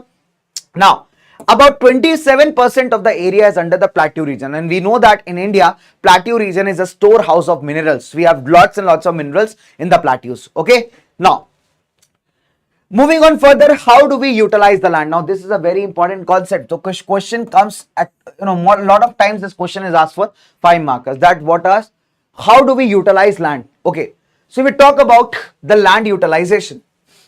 So, land can be utilized for multiple purposes. Number one, we find land under forest. Okay, we have a lot of forest out here. Jungle jisko aap kehte ho, right? So, apart from that, land that is not used for cultivation, for example, the barren and the wasteland, plus land that is put to non-agriculture uses, the land used to build hospitals, schools, okay, restaurants, clubs, shopping malls. So this is a land that in which we are not doing agriculture. So that is also uses of land. Okay, other uncultivated land like the permanent pastures where the animals go to graze, they go to eat green grass. So that is also a usage of land. Then we see that there are multiple tree crops. At times what happens, multiple types of trees are grown certainly, So those trees can have some fruits and flowers. So that is also one of the uses of land, right? Apart from that, we have cultivable wasteland. Now what is a cultivable wasteland? Basically it refers to that type of land which has not been cultivated for more than 5 years. Like means for the last 5 years or even more than that, there has been no agricultural activity over this land. So such a kind of land is called as cultivable wasteland. Now apart from that, we have the fallow lands. Now fallow itself, the word fallow, it means uncultivated, means when you haven't done any agricultural activity. So when we talk about fallow lands, we have two categories. Number one, current fallow, and second is other than current fallow. So when you talk about current fallow land, current fallow in simple terms means that is land which has not been cultivated for 1 year or less than 1 year. Okay, so that refers to the current fallow land. Okay, so land that has not been cultivated for 1 year or less than 1 year, that is called current fallow. And other concurrent fallow stands for a land which has not been cultivated for the past 1 to 5 years. That means, for example, let's say I had a land, okay, I had a land, that means as a mean I had, and I have not done agriculture on that land for 7 months. So my land will be categorized under current fallow. Okay, so I have not done agriculture for the last 7 months or 8 months. So my agricultural land will fall under the category of current fallow. Now suppose my friend also had a land. Okay, so suppose he had not done the farming over his land for say 2 years. Okay, so his category of land will be counted in the other than current fallow land. Clear is it? Clear is that? Okay. So this is the difference between the fallow and the current fallow. Now let's talk about the net zone area. Now net zone area is a very interesting concept here. What do you mean by net zone area? Basically it refers to the physical extent. It refers to the physical extent of land over which the farming is done. Let's say this is a area. Okay, let's say this is an area. Fine. So let's say this is an area, and out of this 100% area, if we have done farming in the 80% of it, then this area is counted under the net zone area. Okay, this area is counted under the net zone area. So let's suppose this is a large area of land, and out of this 80% of the area, the farming is being done. So this 80% of the area will be counted in the net zone area. Okay. Now, how do we calculate the gross cropped area? Let's say this part of land, the farming is done more than once a year. Okay, for example, we grow crops on this particular part of land for 2 times a year. So when you calculate the gross cropped area, you will add this area plus you will add this area. Okay? So when we calculate the gross cropped area, we first add what? We first calculate the net zone area, and to this we add the area over which crops are grown more than once in a year. So that gives us the final net zone area. Is that clear? Is that clear? Is that clear, my dear bacha? Chali. So what is net zone area? The physical area, the physical extent over which the crops can be grown. For example, in Punjab and Haryana, out of their total area, round about on 80% of area the crops are grown. Okay, so out of the total area, the 80% of area the crops are grown. So for them the net zone area is 80% of their land. Okay, so when we add to net zone area an area over which the crops are grown more than one time a year, then it gives us the gross cropped area. Okay, fair enough. Now fine, so there is a question, very interesting question, that explain the land use pattern in India. Again, that's a 5 marker. What is the land use pattern in India? So if we talk about the total geographical area of India, that is 3.28 million square kilometer, the data is available for roughly 93% of the total geographical area only. And why is the case? Why so? See, it's very simple. Because we have not included many areas that are captured by China and Pakistan in the Kashmir region, that we called as Aksai Chin or China occupied Kashmir, or POK area or the Pakistan occupied Kashmir. Also some forest areas of the northeastern parts of the country are not included because they are not accessible. So roughly we have 93% of the data. So if we talk about the pattern of net zone area in the country, it varies greatly. For example, if they go to the states like Punjab and Haryana, so majority of their land is now being utilized for agriculture. So net zone area of such areas are very high. Okay, however, if you compare the same to some northeastern state like Arunachal, Mizoram, Manipur, so here the net zone area is very much less than 10%. So the variety of net zone area varies in the country. Apart from that, forest area in the country is much less than the desired forest policy. That is, if we talk about the National Forest Policy of 1952, the desired category, the desired percentage of area is 33%. Okay, the desired percentage area of the forest should be in India of 33% but we are very less compared to that. Okay, now So we talk about, apart from that, there's much of our area is also under, but we can say that this thing, under wastelands or rocky lands or barren lands. Some area is being utilized for building of the schools, hospitals and other kind of infrastructure, right? Most of the agricultural lands that are not cultivated are either in the fallow category. So if we combine all these lands, then the India's net sown area, average net sown area will be more than somewhere 54% के आसपास, right? So we, at times there is a question ki why the net sown area of India is less. The reason is because we are not including many of these barren lands or wastelands or fallow lands. If we include this, then the net sown area will be somewhere 54%. Okay, now that's clear. So let's come to land degradation and conservation. Okay, so land degradation and conservation measures. So it's very simple, bache. We all know that because of the improper planning, what we have done is we have overused the land resources. As a result, land is getting degraded. So because of the human activities, the land is getting degraded. Okay, and what happens for India? About 130 million hectares of land is degraded. 28% out of this is the forest area, and 56% of this is the area that is eroded by water. Especially if you talk about the states of Punjab, Haryana and Western Uttar Pradesh, the major problem of land degradation here is, what is the major problem here is over irrigation. So these states are known for basically the farming activity, but because of the over irrigation, the land is getting degraded here. Okay, for example, in Jharkhand, Chhattisgarh and Madhya Pradesh and Odisha, the major contributor to land degradation is mining. If you talk about Gujarat, Rajasthan, MP and Maharashtra, the major problem is overgrazing. Overgrazing means grazing means basically when animals, they start eating grass and everything. Okay, so that is called grazing. So when you keep on grazing the animals on the same piece of land, we are not giving the chance for the grass and the other things to grow, right? So as a result, what is happening here, that the land is getting degraded. So if we talk about in these states, Gujarat, Rajasthan, MP and Maharashtra, overgrazing is the major causes. And if you talk about Punjab, Haryana, Western UP, over irrigation is the major cause here. Okay. So this is a very, very important section where questions are always asked. This is a very important, that is causes of land degradation. I'll be asking you an MCQ after this. So how can we solve the problem? Number one, we can do afforestation, that is plant more and more trees. Apart from that, we can plant shelter belts. Shelter belts means we can plant a lot of plants. You can plant a lot of trees in a series, okay, in a straight line. That helps to break the force of the wind. Also, we can control overgrazing, right? We can stabilize the sand dunes by planting the thorny bushes. Thorny means which have thorns or kante. That helps to stabilize the sand dunes. So these are some of the steps that we can take to solve the problem of land degradation. Okay. Now, let's have a quick question. Okay. Okay. So let's have a quick question. So the question is, dash is the major source of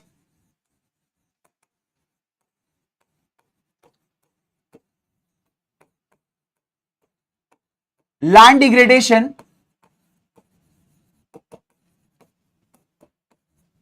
in Odisha and Jharkhand.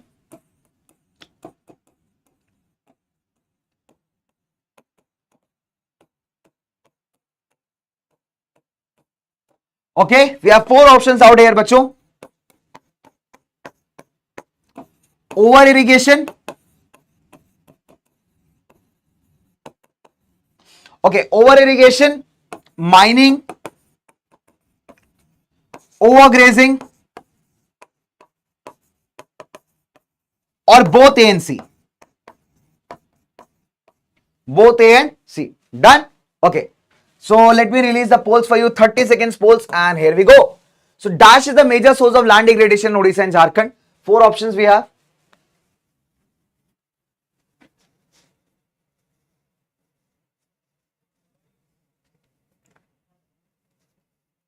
Yes, bache, you can take down the short notes and you can write the answers. That's absolutely perfect. Okay, very nice, very nice. क्या बात है, बहुत बढ़िया.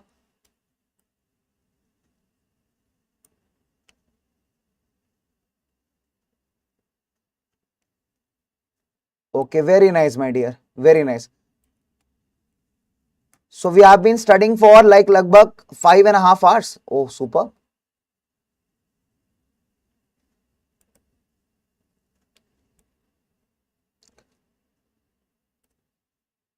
Great. So we have been studying for 5.5 hours. That's superb, bhai. So I was just checking the time, how long we have been studying. 5.5 hours. Whoa, you can just do some yoga. You can just stretch yourself. Okay, so you are all set. Okay, come on. So dash is the major source of land degradation in Odisha and Jharkhand. So what we have studied, that mining is the major problem in Odisha and Jharkhand. Okay, my dear. So option number B is the correct answer. Okay. Oh bhai, this is very bad. This is very very bad here. So I guess बच्चों ने सही किया, but again some problem with the leaderboard, some problem with the polls. No worries, बच्चे. We will again have one more question. Okay. So we'll have one more question afterwards. If again the poll makes some kind of issues, then again I'll restart the poll. So don't worry. Okay. So don't worry. So there's some more moment with the poll. So no worry. We'll move further. Mr. Vishal Bhagat, Hindi subject you can find on PW Hindi 9 and 10 YouTube channel. So there's a dedicated channel for all the Hindi people. So the Hindi subject you can find on PW Hindi 9 and 10 channel. ठीक है बेटा, PW Hindi 9 and 10 YouTube channel है, वहां पे आप हिंदी वाला content यहाँ पे देख सकते हैं. ठीक है सारे प्यारे बच्चे हमारे. Done.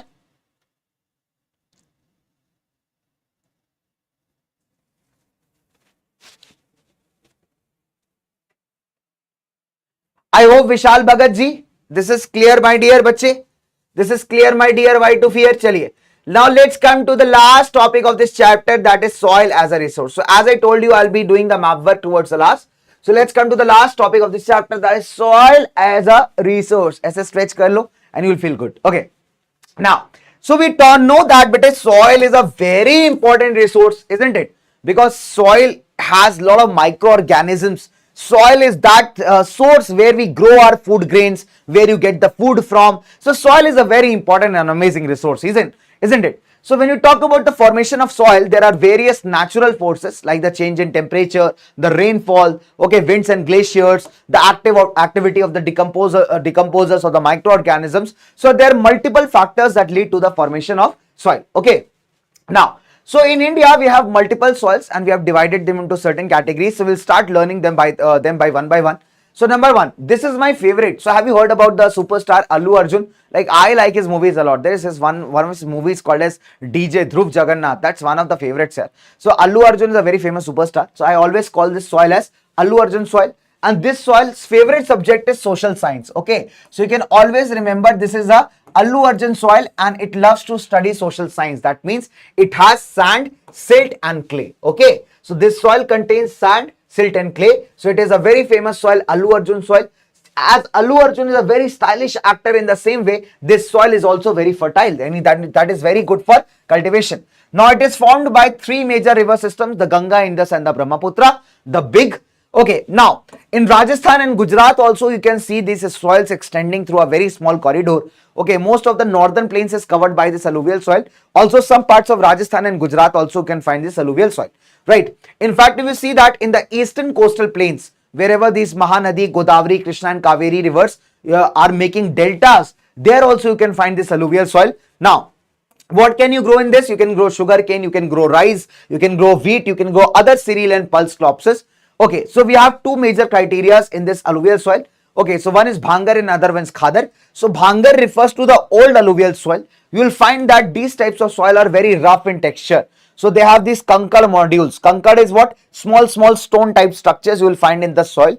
Okay, and this is very rough type of soil, not very good for cultivation. Whereas on the second part, if you talk about Khadar, so Khadar is a new alluvial soil, good for cultivation. Generally, it will be found in those areas that are very much prone to the flooding. Okay. Now let's come to the black soil. So I remember this soil by a very famous Bollywood song, that is ये काली काली मिट्टी, ये रेगुर वाली soil, उगता है इसमें cotton, ये black मिट्टी. So you can remember it in English also, right? So this black soil, okay.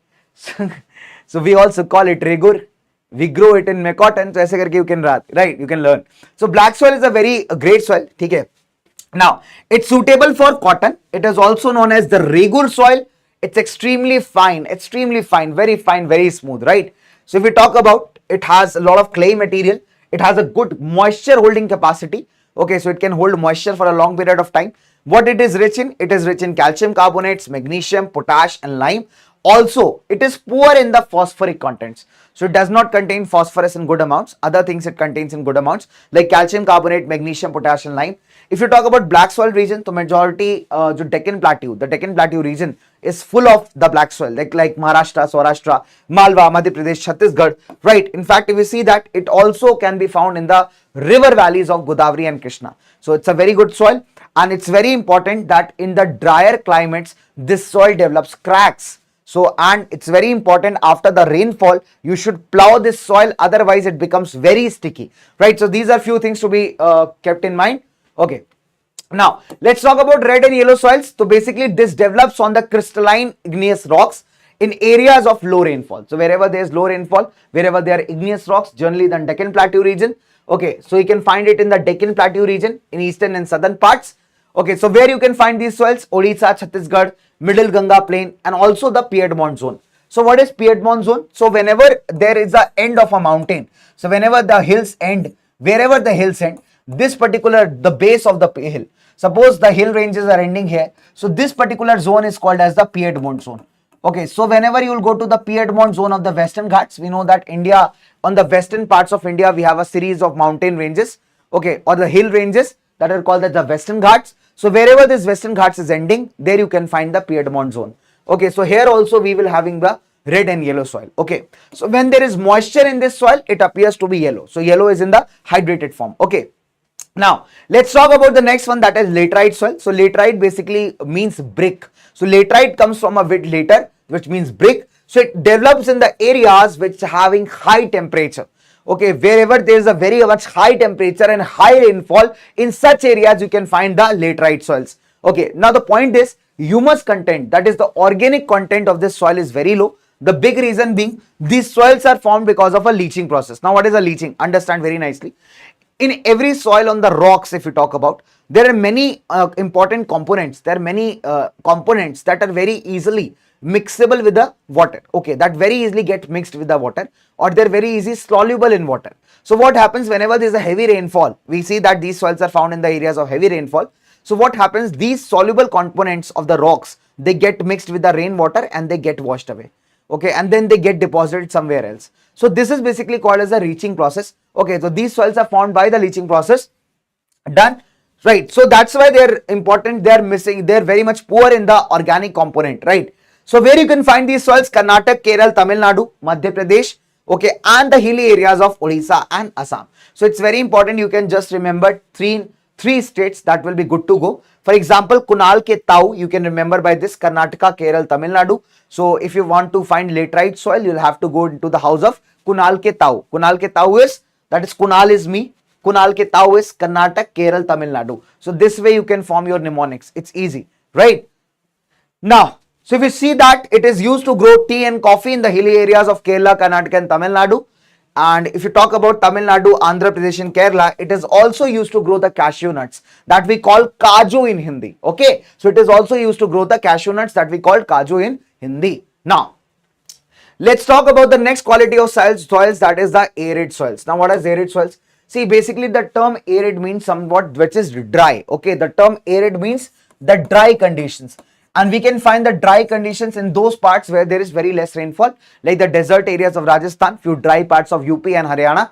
So these are sandy in texture, salty in nature. There's a lot of salts in this. In some areas, the salt content is very high, and by the evaporation process, we also manufacture the common salt. Okay, so basically when we see that these kinds of soils are generally, you can say that found in the case of Western Rajasthan. Okay, Western Rajasthan, Haryana and dry parts of UP. Now, let's talk about the forest soils. So basically these soils you'll be finding in the hilly and the mountainous region. Okay, so if we talk about these soils, so these soils are very much slippery, very sticky. That's called loamy and silty. So if you go to the valleys of the mountains, here the soils will be very much loamy, very sticky, very, sticky in nature. And when if you go to the upper side, if you go to the higher elevation, here the soils will become very much rough. Okay, you must have seen that the soils in the mountainous areas are very slippery. If you try to climb over a mountain or a hill, your legs start slipping, your foot starts slipping. The reason is the soil is not that much pretty much hard or pretty much rough that it can provide you a grip. So you will see that in the valley areas, the soil is very much loamy, very sticky, very silty, right? In the snow covered areas, we see that the soils are more over acidic in nature. the humus content is very less in the soil, and in the lower parts of the valleys we see that the soils are generally fertile, right? So these are the multiple variety of soils. So these are smaller pointers, so it's a very good handy tool to remember your soils. Okay, the most important soils out of these are red and yellow soils, black soil, and alluvial soil. So these are the soils from which maximum questions have been asked over the period of time. Okay, fair enough. Fair enough. Okay, so these are the soils from which maximum questions have been asked from over the period of time. Make a pointer: alluvial, black soil, and आपका red and yellow soil. Okay, now let's talk about soil erosion. So basically, what is soil erosion? The removal of the top layer of the soil, because the top layer of the soil is the most fertile layer of the soil, and it can be removed because of natural factors or because of human factors. If we talk about, so multiple factors are responsible for this. Okay, for example, deforestation, overgrazing. Okay, or if we talk about construction and mining activities. So these are the multiple factors that are responsible for erosion. Also, the natural factors like heavy rainfall or a strong wind, that can also lead to the soil erosion. Okay. Now, so whenever we see that, sometimes what happens, the running water, the water is coming down with a great flow. It goes through the clay soils. It makes certain gaps or channels that we call as gullies, right? So such type of erosion is called gully erosion, and such type of lands become unfit for cultivation, and they are called as badlands. If you have ever visited Chambal in the central India part, okay, if you have ever visited Chambal, Chambal was very famous for dacoits early in the history, but now you cannot find dacoits there, but you can find this badland there. So we will see that the river has, basically, degraded a lot quality of land. So in Chambal we call this badlands as ravines. Okay, so basically this type of erosion is called gully erosion. Apart from that, you also must have seen that at times what happens, the water comes, suppose if there is a slope, right? If there is a slope, so suppose the water is coming down with a great force, so it carries along with itself the great volume of soil. It feels that if entire sheet of soil is moving. So such kind of erosion is called as the sheet erosion. Okay, dosto? Fine. Now, how can you counter this erosion? How can you control this erosion? Number one, the contour ploughing. Generally, what happens in the mountainous areas, wherever there is a slope, what do the farmers do? They divide their land into certain parts, and they try growing some or the other crop over these parts. This helps to stable the land. This helps to stable the soil. And in the case of a heavy rainfall, in the case of a strong wind or a storm, the soil is not got eroded. Okay, so this is called as contour ploughing. This is called as contour ploughing. Okay, then you can do terrace cultivation. In mountainous regions, farmers, they cut their farms in the form of terrace or steps. Like this you must have seen in the hilly areas, especially in the Himalayan belt. What do the farmers do? They have divided their farms into this type of structure, into terrace type structure, steps type structure. Such a kind of cultivation is called terrace cultivation. You can do strip cropping. What is strip cropping? Suppose there are two main crops, X and Y. What we do here is we plant a strip of grass or some other crop so that that can hold the soil together. So in the case of erosion, the soil will not go away. Okay, shelter belts. What are shelter belts? When you try to plant the trees in a single row. So what we'll do here is we'll try plant the trees in a straight row, in a simple row. Okay, so row means in a straight line we will plant the trees. This will help to break the force of the wind and thereby prevent the soil erosion. Right. Now, so this is a small case study. This may be asked people's management. Okay, so however, this is not that important. So if you see that because of the local people management, there is a village called as Sukho Manjari in Jhabua. So the tree density, the amount of tree there have increased from 13% per hectare to 1272 per hectare. So this shows that if people are involved in the conservation practices, then we can achieve better results, right? So if we see that people being made the decision makers by Madhya Pradesh government, 2.9 million hectares or 1% of the India's land area is now being greened, is now being made green with the help of local communities, with the help of local people and the watershed management. So this is a kind of case study that you can go through. It may be but this question so far has not been asked from this particular this topic, right? So if you want, you can skip this topic also. Okay, now let me ask a question. So it was a long chapter. It was a very long chapter, but still, bacho, we have a lot of things to do. Okay, so I have a question for you. Let me ask you a question.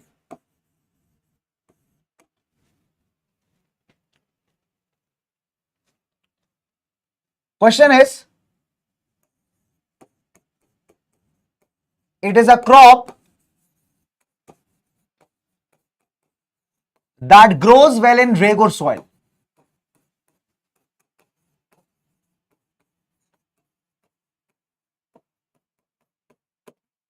It is a crop that grows well in regular soils. Okay. 4 options.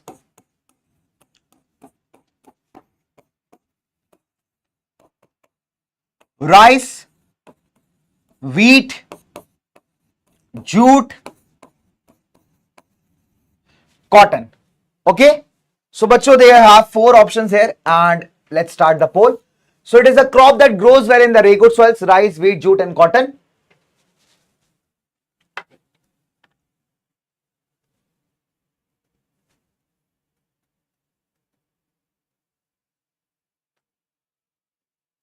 Okay, fantastic, my dear. Fantastic, guys. Superb.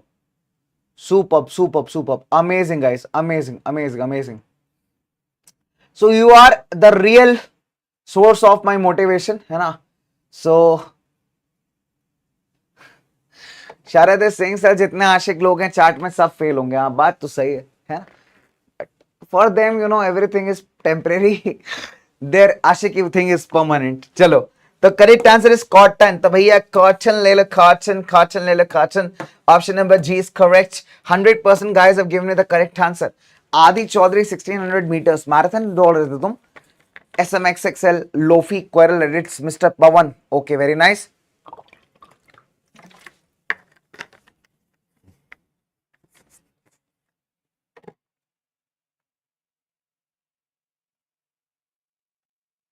Okay. So, only 10 students answered correctly. That's very bad, guys. Bhai, I expect even more students. Bachcho, what are you doing? Let me see a cumulative leaderboard. Okay. So, let me see a cumulative leaderboards. So, okay. Where do we have the leaderboards here? We have the view leaderboards. Yeah. So, here we have the leaderboards.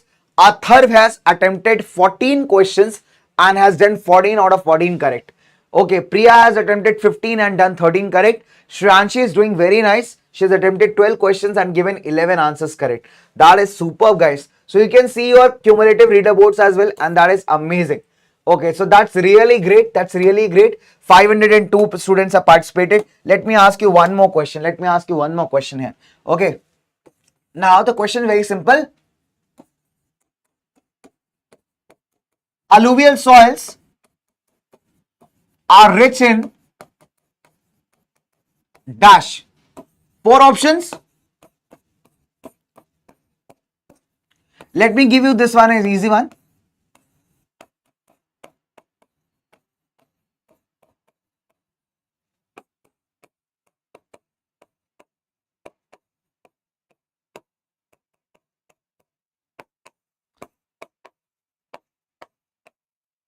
Okay, so here we go. 30 seconds poll and here we go. So alluvial soils are rich in dash, sand, silt and clay, potash and silt, both A and B. So let me find out. Let me find out.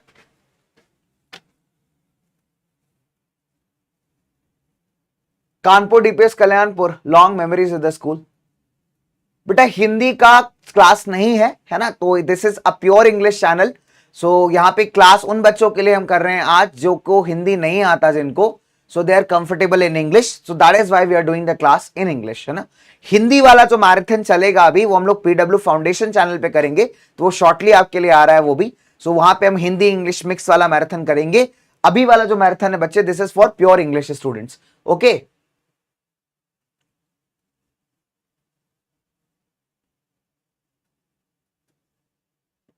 okay, nice.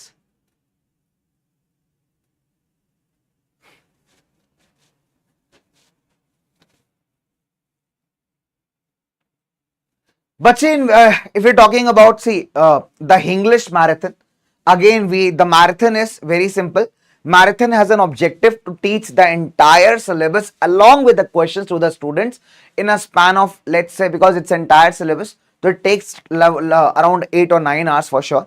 Okay, so the upcoming English marathon that we have on foundation channels, last year also we did questions also, we did complete theory also, so it's a mix of both the things. Okay, so I hope this clears the doubt. Okay, the correct answer is very simple. I told you Allu Arjun loves social science, that is sand, silt and clay. So option number D is the correct answer. Here we go. So oh bhai, this is moe again, a moe moment, because people have answered very correct and something bad has happened. Okay, let me give you another. Okay, fine. So it was a moe moment for me also. Well, sympathies to me. So we'll do another question and then I guess all thing will be solved. Okay, so let's move further. Okay, let's move further. So let's start with forest and wildlife resources. It's a very short and sweet chapter, so definitely it's not going to take the time. So the faster we finish with the geography, the faster we can move on to the next subjects. Okay, now let's start with the forest and wildlife. It's a very beautiful chapter. It's a nice chapter and a very quick one, right? So we talk about when we talk about biodiversity, it basically refers to the variety of plants and animals available in the ecosystem, right? For India, if you talk about India is very rich in biodiversity. We must have come across a lot of plant species in the country. We must have also seen lots of types of animals out there. We have seen the lots of types of birds out there. So ultimately what we have seen is that India has a great biodiversity, right? So when you talk about flora means we refer to the plants, and fauna means we refer to the animals. Okay, so flora and fauna. When you're talking about flora and fauna, flora refers to the plants and fauna refers to the animals. So India has a huge biodiversity. Now, okay, so if we talk about, it's one of the richest countries in terms of biodiversity. 8% of the world's species are found in India. At least 10% of the India's recorded flora and fauna, that means plants and animals, are under threat. Okay, like for example, many animals have been categorized as critical. For example, and some of them have also got extinct. For example, the Asiatic cheetah, right? So we don't find Asiatic cheetah in India anymore. However, our respected Prime Minister Modi ji has got some cheetahs, but that is from the African, wilds. Okay, so that we don't have Asiatic cheetah right now because it's already extinct in the country. Okay, now let's move further. So what are the causes of the transformation? See, very simple. When you talk about the human beings, so we have transformed nature into a resource, right? We exploited the nature for our multiple needs, for getting different things, for woods, for medicines, for rubber, for fuel. So for multiple things we exploited the nature, and that ultimately led to the destruction of the forest. And we all know that forests are the home to different plants and animals. So when we destroyed their home, definitely their species are going to decline, right? So the various factors that have caused the depletion of flora and fauna: number one, the large scale developments. Second is shifting cultivation. Third, mining. Okay, apart from that, forest fires and the historical reason. Even during the colonial time, remember when the Britishers came into the country, they exploited our forest resources for their benefit, and that is also a reason that has impacted the biodiversity of India. Right, moving on further. When you talk about conservation, so conservation means when you try to protect the existing biodiversity, whether it be plants, whether it be animals, whether they are insects, whether they are birds, when we try to preserve them, or the water support or the support systems of our life, the water resources, the air and everything around us, right? So that is called as conservation. Conservation means protecting, right? So what happened? Due to the demands of the conservationists, there were many people who were concerned about the environment, who were concerned about protecting the environment. So they started putting pressure on the Indian government. As a result, the Indian government launched the Indian Wildlife Protection Act in 1972. So the aim was to protect the remaining population of all those species of plants and animals that are very much threatened and are facing the danger of getting extinct, right? So that could only be done by banning hunting, by giving legal protection to such species of animals, and by restricting the trade in wildlife products. You must be knowing that there is a very famous Bollywood actor who is facing a lot of legal charges for killing a black buck or a kala hiran, right? We all know him, right? So we all know who he is, right? So he has been charged multiple times. He's been, for killing that black buck or kala hiran. So if you see that kala hiran or black buck is an endangered species, right? So you cannot kill such kind of animals or plants. You cannot harm them. You will have legal consequences. And that was done to make sure that they get protection, right? Central parks and many state governments established the different central and state governments. They have established the different national parks and wildlife sanctuaries for the protection of these animals and plants. In fact, if you see that central government also announced multiple projects where it was focused to keep a special, control and check on some specific species of animals and plants which were threatened. For example, tiger, one-horned rhinoceros, Kashmir stag, 3 types of crocodiles, all the 3 ones, freshwater, saltwater, and the gharials, the Asiatic lion, and some other animals that were facing a lot of problems, right? So government framed an entire list and it made sure that protection is given to such kind of animal and plant species so that they are not further killed or threatened, right? Now, So we see that in 1986, even several hundred butterflies and insects were also added to the protected list. In fact, in 1991, for the first time, plants were also added to the protected list, so that we can give protection to them also and basically preserve them against any such harm, right? Now, for example, Project Tiger, it's a very important one. Project Tiger, okay, Project Tiger, it's sometimes asked in the examination, maybe in the form of a case study also. So Project Tiger was implemented in 1973. If you see that the 1973, the tiger population, it reduced to 1827 from 55,000. Okay, the major threats to tiger population was the illegal hunting of the tiger, their shrinking habitats, because what is happening nowadays, we are basically getting into the forest. You must have seen that tiger idhar ghus gaya, tiger udhar ghus gaya, right? So tiger is not entering anywhere, we are entering into the jungle. So if we'll destroy the forest, if we'll destroy the tiger's habitat, okay, where tigers used to live, where will the tigers go? Will they come to your house knocking at your door? Hello uncle and auntie, is there a 2 BHK vacant out there? Will they come asking a house for rent? They won't, right?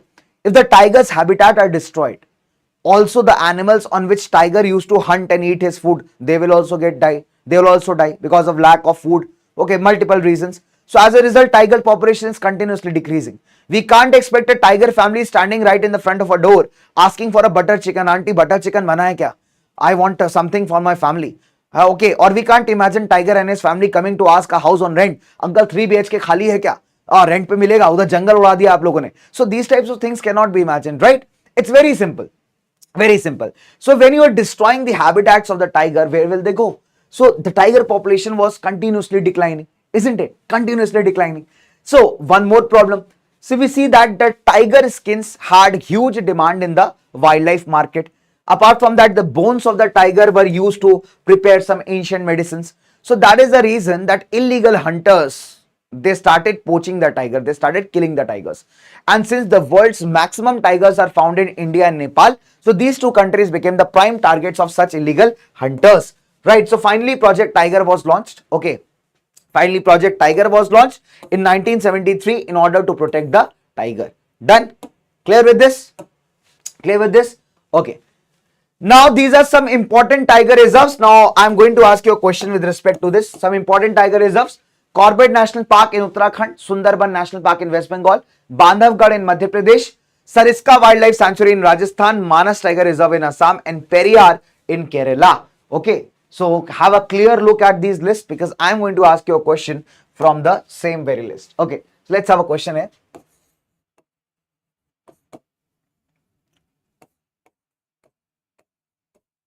Kanak wants to see tigers in Assam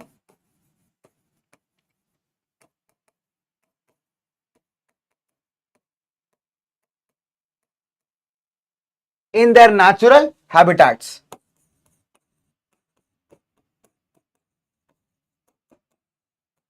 She should visit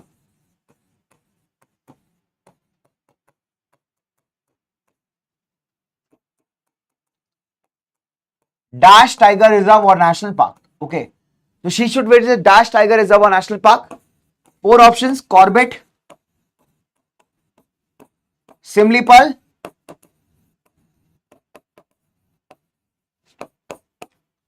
Manas, Sariska.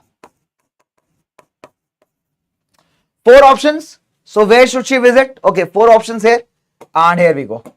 Very nice, very nice. 30 seconds poll, and let me see how many students attempt the correct question. Very nice, guys, very nice.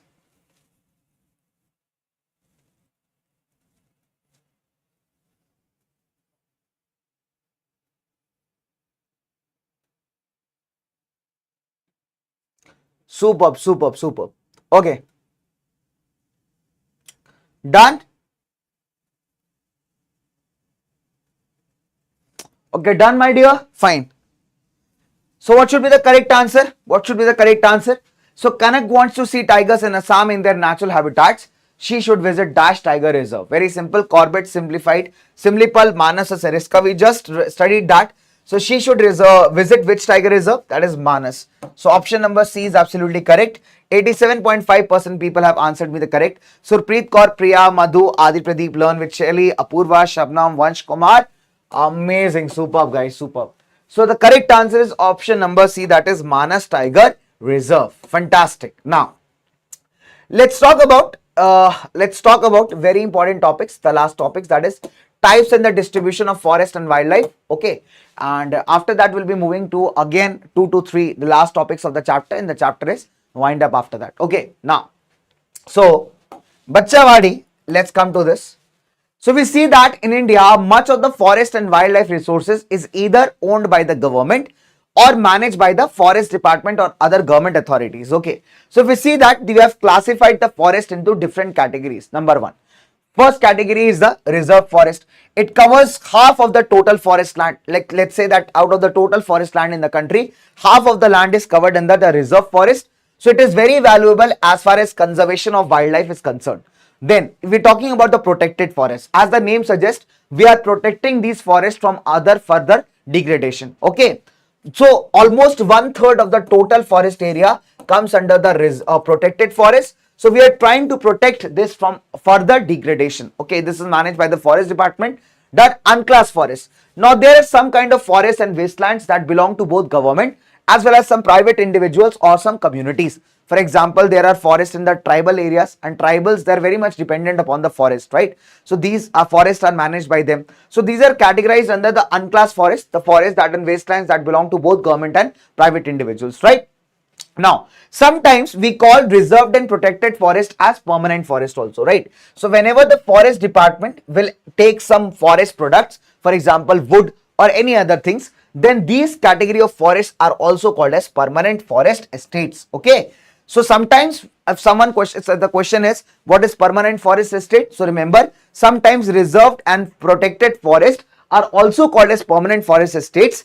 This is in the case when they are used for producing timber or wood, okay, and other forest products. Okay, so in that case we call them as permanent forest also, right? So Madhya Pradesh has the largest area under permanent forest. If you talk about the total forest area of Madhya Pradesh, 75% of the area comes under the permanent forest. Now that's a very nice question. It's a PYQ as well, that which state has the largest area under permanent forest? So the answer is Madhya Pradesh. Okay, now so if you talk about, fine. So if we talk about the unclassed forest, so majority of the unclassed forests you can find in the northeastern states that are very common. You'll find unclassed forest there. Okay, so let's move on to the further point. So community and conservation. Now this is very interesting to understand. So we know that in different religions and different cultures that we have in India, everyone has some or the other kind of trees that are very important or very sacred for them, isn't it? So forests are also home to some of the traditional communities. Local communities have always tried to protect the habitats, to conserve the forest, okay, along with the help of the government officials, because end of the day there are still many communities, many groups of people in India who are still dependent upon the forest for their needs. Okay, so for example, if we take some examples, in Sariska Tiger Reserve, the villagers have fought against the mining activities by giving the citation of Wildlife Protection Act. Because according to the Wildlife Protection Act, Sariska Tiger Reserve is a protected area, or you cannot carry out any kind of mining activities in such area. So villagers have stood against such things, right? Apart from that, if you talk about Alwar, right? If you talk about Alwar, one more example we can add here is of the Alwar. In Alwar, if you talk about, Alwar again is in Rajasthan. Okay, so Alwar, 1200 hectares of area have been declared Bhairav Dev Daku Sanctuary.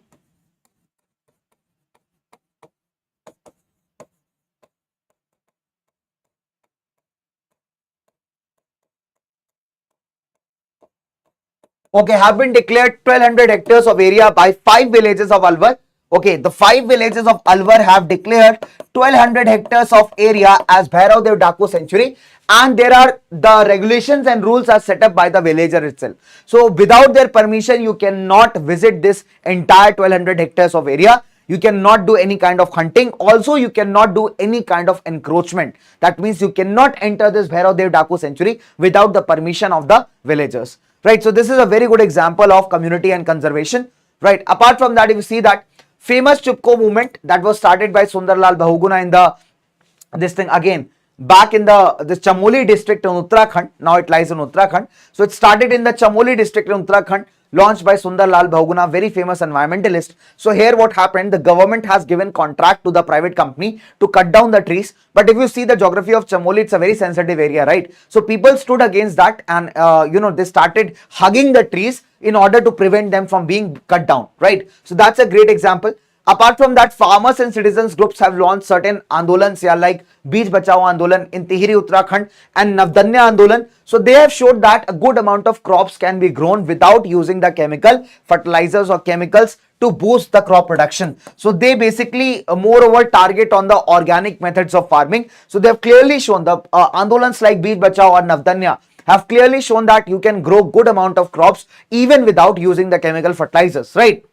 Then joint forest management program started in Odisha in 1988 is a wonderful, but it's a wonderful example of community and conservation, right? So if we talk about joint forest management, it's a very good question for 3 markers, that it started in 1988 in Odisha. So what happened, the Odisha government, it passed a resolution, okay, so in which it was decided that the degraded areas of the forest, okay, so there were certain areas in the forest that were very much degraded. So the government decided to involve the local communities in the restoration of the forest. Okay. So what happened? The forest department divided the village into certain groups. They were called the village institutions. So every group was assigned a certain area of the forest and they were asked to restore back the forest. In return, the villagers will be getting a share in the forest products, whichever the forest department will be taking out from the forest. So they will get a share in the forest product. Also, they will get a share in the wood that the forest department will harvest by successful protection. Okay. That means in a sustainable way, whatever products the forest department are going to take out of the forest, that will be shared with the villagers. So that is a very good example of community and conservation, that is the joint forest management. And it's a very important question which is asked several times in the Bachcho paper. Done. Now I have 2 questions for you. I'll do back-to-back questions. Okay, now it's a case study based question. So this is specially for you. And this is a very important paragraph from your NCRT. So we'll have 2 back-to-back polls once you read this. Okay, so we'll read this together. Now, make a point. Okay. So nature worship is a very age-old belief in Indian societies. We all worship natures, right? Isn't it? So because tribals believe that everything is being created by nature and it should be protected and respected. So because of such beliefs, there are many forests in India that have that have not been touched. So that have not been intervened by the humans, because the local people believe that in this forest there are gods and goddesses. So they call them the forest of the gods and goddesses, or the sacred groves, right? So these forests or parts of the large forest are untouched even by the local people, and no one can enter these areas, right? Now, certain societies, they also worship a particular tree from very ancient times. For example, the Mundas and Santhal of the Chota Nagpur plateau, they worship a tree of Mahua and Kadam. Okay, if you talk about the tribals of Odisha and Bihar, they worship the tree of tamarind, जिसको आप इमली कहते हैं, right? Apart from that, and mango during the weddings. To many of us, the peepal trees and the banyan trees are considered to be very, very important. There are many festivals in which these trees are worshipped or paid respect. In fact, we say that we also give sacred qualities. We also consider a lot of mountain peaks to be very holy, and we respect them, right? If you talk about the langurs or the monkeys, you must have find them across the temples. So people, they don't hurt them. In fact, people feed them. So it's a kind of collaborative community that our rituals teach. So somewhere or the other, if you talk about, our communities have, our ancient culture has lot of elements which respect the nature and talk about conservation and community, right? For example, in the Bishnoi villages of Rajasthan, you can easily find a black bug that is called Kala Hiran or Chinkara, Nilgai and peacocks. They're thought to be a part of their family, part of the village, and they can be easily found roaming here and there without any restriction, right? So these are few of the ancient beliefs that have helped in the preservation of the forest and the communities. Okay. Now I have 2 questions back to back. So question number 1 is, Dash are also known as the forest of the gods and goddesses. Okay, so Dash are also known as the forest of the gods and goddesses. So we have 30 seconds time and your time starts now. Come on. So Dash are also known as the forest of gods and goddesses. 4 options.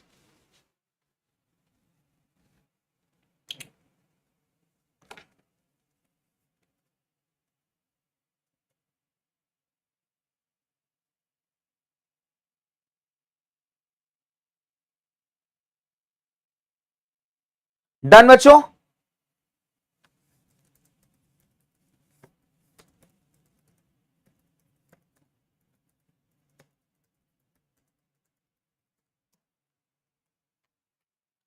Done? Okay.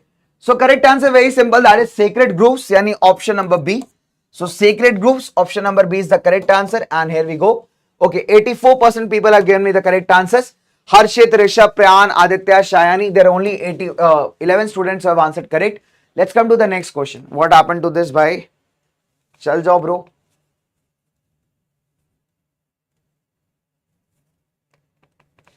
Okay, let's come to the next question. No worries. The Mundas and Santhals of the Chota Nagpur Plateau worship Mahua, Mango, Kadam, or both A and C. Okay, so you have two options here, and let's start with the poll.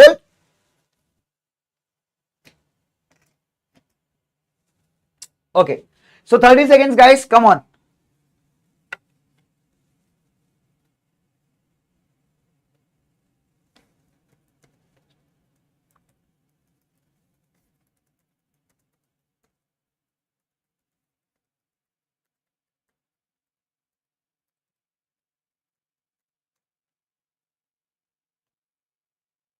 Done? Okay, fine. Great. So correct answer. Lots and lots of people have given. Hi. Okay, Dogesh sir. Okay. So correct answer is both option that is A and C are correct. That is option number D. So both A and C are correct. Okay. So Mahua and Kadam, both the trees are worshipped by the people, and option number D is correct. Here we go. So 53% people have given the correct answers. Some people got confused just by Mahua. So remember we talked about Mahua and Kadam, both the trees are worshipped by them. So we have 7 students have answered me correctly. Marana, Aditya, Kunal, Chauhan. Okay, Pravina, Supreet. We have Shabnam, we have Shrikant. Okay, lots and lots of people. Fine. Great, guys. So this finally winds up your chapter, that is forest and the wildlife resources. Okay. So this finally winds up your chapter, forest and the wildlife resources. Okay, that's great, guys. That is great. Superb. Hi, Maharana Warrior. Who is this asking? Hello, Instagram use करते हो Satya?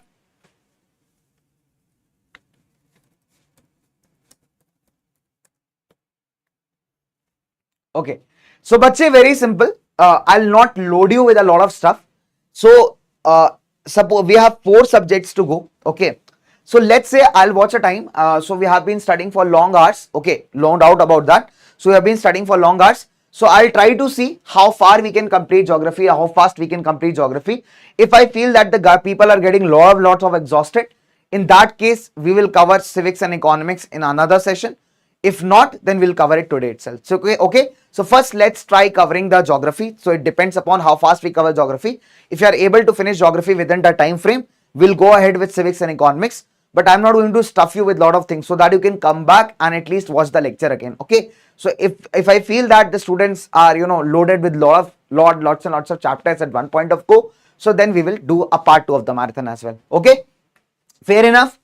Fair enough. So let's start with the chapter water resources. Okay. So let's try to finish geography. Okay, fine. But this is not the deleted part. This is a small paragraph in the form of small box in NCERT. It is a part of your chapter, and it is asked from this particular case-based study. Right, my dear? Okay. So that is the reason. So you might have come across, you might have feel that it is deleted. This is not deleted. It's a part of your NCERT. So, I am already teaching you the rationalized syllabus only. I am already teaching you the rationalized syllabus only, so that you study without wasting your time. Okay, done? Now, let's talk about the chapter water resources. Now, it's a very nice chapter, guys. Very easy chapter. Very nice chapter.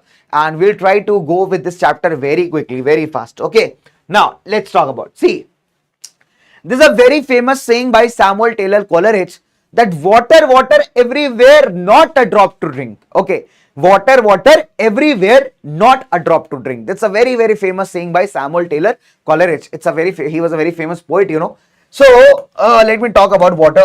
So basically this chapter also deals with same kind of concept. We talk about water scarcity. We talk about the problems because of which water scarcity arises. Okay. Now, so if we talk about water, it's a renewable resource. It covers 3 by 4th of the earth's surface. But out of this 3 by 4th quantity, only a small portion of it can be used, because most of the water in the world is in the form of salt water. That means it's present in the oceans and seas, and that water is definitely not fit for consumption. Okay, now, so let's have some facts and figures. 96.5% of the total water exists as oceans. So again, we cannot use this water for drinking. Only 2.5% of the water can be used as fresh water. We talk about India. So India received 4% of the total global precipitation. That means out of the total rainfall that happens in the entire world, 4% of it happens in India, and rank of India is 133 in terms of water availability. That means how much water is available per person in a year. In that aspect, we rank 133. It was predicted that by 2025, certain areas may go into water scarcity. Now that's a very scary statement, because if water scarcity takes place for real, then it is going to be very, very difficult, guys. Very, very difficult. Okay, now let's move further. Okay, so what is water scarcity, and basically what is the need for water conservation? See, water scarcity means, suppose there is a demand of, let's say, suppose there is a demand of 100 liters of water in an area, but the water available is only 20 liters, right? That means there is a scarcity of water or a shortage of water, right? So the shortage of water or the lack of sufficient water as compared to the demand is called as water scarcity. Now, multiple causes of water scarcity can be there. Number one, over exploitation of the water resources. Okay. Second is excessive use of the water resources, unequal access. That means the poor people are not having the access to the water resources, whereas the rich are enjoying all the benefits. Okay, you must have seen that in the very poor localities, even in the modern times, we see that the government water supply is there, because of which the poor households, they are not even able to get sufficient water according to their family needs. The person who is very rich can access the water resources anyway. He can buy the water, or in fact in the posh areas or the rich areas, the water supply is very regular. So we see that there is a discrimination in this case also, right? So the rich are getting the access, whereas the poor people are again not getting the access. Now, large in the growing population, because as the population increases, the demands for the water will also increase. Second, now, irrigated agriculture is the largest consumer of water. We see that for irrigation, a huge amount of water is required, right? So it's very important that we need to revolutionize agriculture. We need to adopt the techniques and technologies where water consumption is reduced. Now, if you see that more wells and tube wells have been operating nowadays, because people need water for irrigation. So as people, they start putting up more and more tube wells, that results in the decrease of groundwater, because ultimately the tube wells or the hand pumps or the wells, they are drawing water from the underground, because there is water present beneath the ground also, that we call groundwater. But more tube wells are coming up, that is over exploiting the groundwater resources. Done. Now, apart from that, intensive industrialization and urbanization is also creating a great pressure on the existing water resources, right? So when you have a lot of industries, when you have a lot of cities coming up, so demand for water will also increase. As a result, what is going to happen? The water resources are under serious threat, right? Now, as you see today in India, the hydroelectric power contributes approximately 22% to the power needs. Rest of it is still coming from the thermal power. Right now, more urban areas and dense populations have further added to the problem of water scarcity. So these are the multiple reasons or causes of water scarcity. This question can be asked for 3 markers. It's a very important question. You can write down any 3 points from this. Okay, any 3 to 4 points from this, your answer is good to go. Now, so this is number 1. This was the quantity of water. So here the aspect of the water scarcity is quantitative. So where we are not having sufficient quantity of water available. Sometimes what happens, the quantity of water may be available. Water is available to meet the demands of the people, but still the area suffers from water scarcity. Here the reason is the quality. So when we talk about water scarcity, we talk about 2 aspects, quality and quantity. Number 1, we can have shortage of water because the quantity of water is not available. Second, we can also have shortage of water because the quality of water is very bad and it is not fit for usage, whether domestic or industrial. Okay, so that may also be the reason for water scarcity, right? Very simple. And nowadays we see that water resources are getting polluted because of the industrial effluents, because of the dirty waste that are getting secreted from agriculture, from industry. So that is polluting the water resources, right? Now, Government of India, the current Modi government, has an ambitious scheme called as the Jal Jeevan Mission. So under Jal Jeevan Mission, the government is trying to improve the quality of life of the people. How? The government has tried to reach the people in the rural areas to help them, government is basically under this mission, under Jal Jeevan Mission, government is trying to reach tap water, government tap water to the rural areas so that people don't have to struggle for water, right? So that people are, delivered healthy water, fresh water, clean water that they can use for the multiple purposes, right? Because if the people will consume dirty water, there will be multiple diseases out of it. Okay, so government's entire focus is to provide clean and safe water to the rural areas, especially to the rural families, and sufficient quantity of water, right? And this is the major objective under the Jal Jeevan Mission. I hope this is clear, my dear. Okay, so now, goal of the Jal Jeevan Mission is to get an assured supply of potable water means that you can drink, that you can use, potable piped water at a service level of 55 liters per day, right? And that too on a regular term basis. So this will help a lot of people who are suffering for water scarcity to get the water needs met. Okay, so that's a great mission by the government. Now, let's talk about the multi-purpose projects and the water resource management.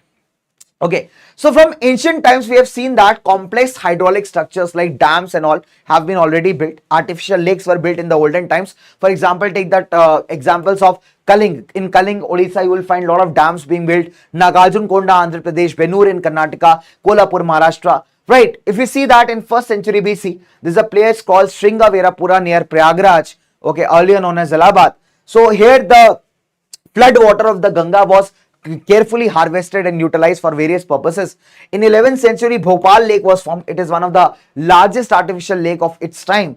The tank in Hauz Khas constructed, Hauz Khas is the place in Delhi. So here the ruler of the Delhi Sultanate, Iltutmish, constructed a tank to supply the water to the nearby areas. In fact, today also we have an Hauz Khas lake.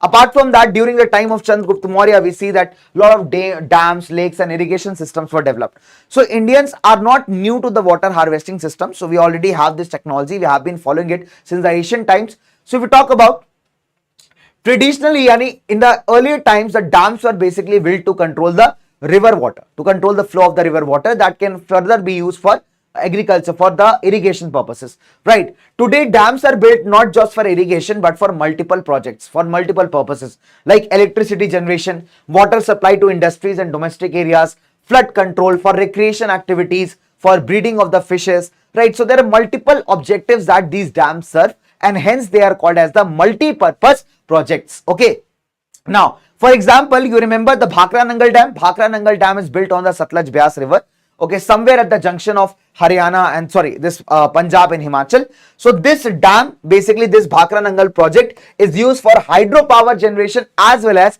for irrigation purposes. We have one more example, Hirakud project in the Mahanadi. So Hirakud is built in Odisha over the Mahanadi. So this basically is done for controlling the flood as well as for the water conservation. So what we see from the given examples is that dams nowadays are not just being filled of irrigation but to serve the multiple purposes. That is why they are called as the multi-purpose projects. Okay, done.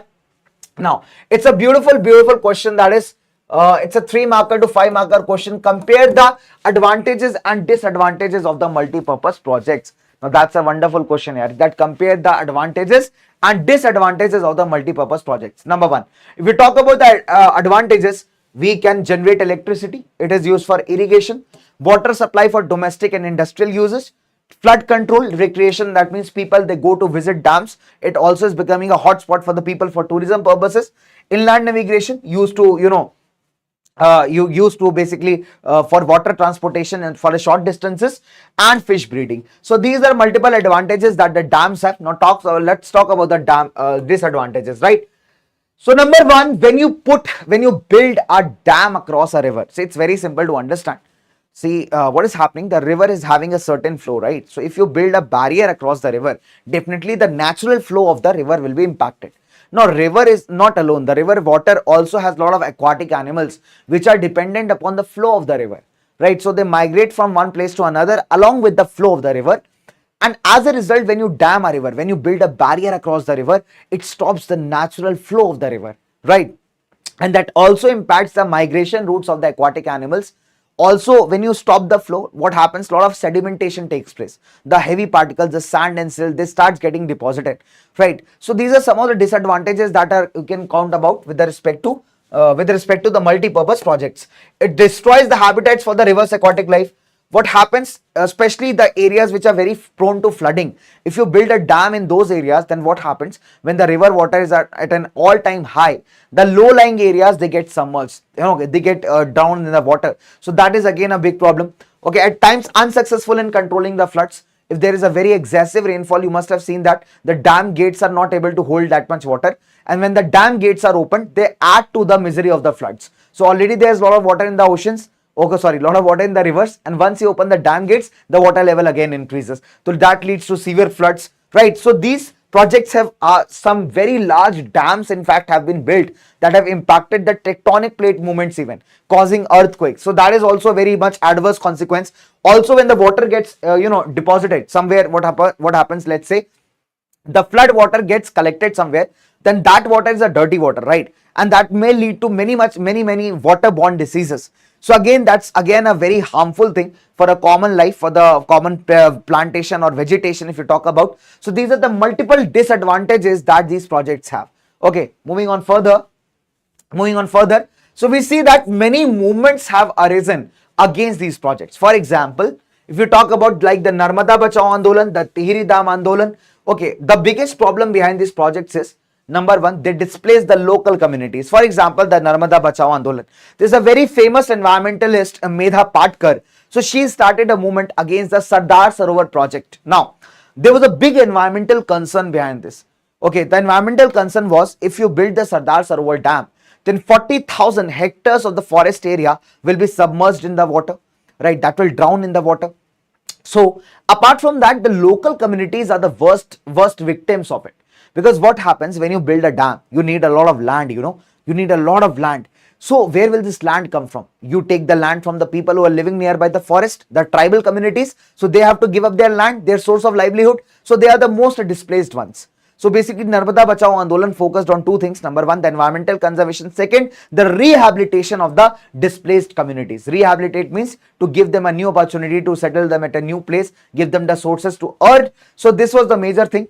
Now, state disputes have also arisen because of these kinds of dams. For example, if you talk about the governments of Andhra, Tamil Nadu, and the lower the states that come in the southern part of the country. So they have been objecting to the Maharashtra government, because you know what happens, there is a dam called as Koina Dam in Maharashtra. So what is happening, Maharashtra government is diverting the water of the dam towards themselves. So as a result, the flow of the river flowing down the states is getting decreased, because of which the states that are very nearby to this thing, like Andhra is there, we have Karnataka. So basically what happens in these states, the river flow is getting reduced, which is again very much you can say that very much harmful for their industries and agriculture. So a lot of interwater disputes are arising because of this, right?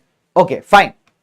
Now let's come to a question first, then we'll come to rainwater harvesting. Okay, so let's have a question here.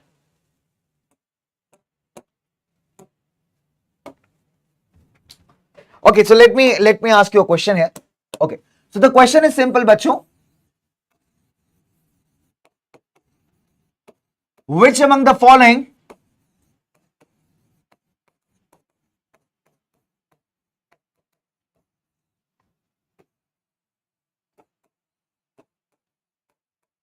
are the negative impacts of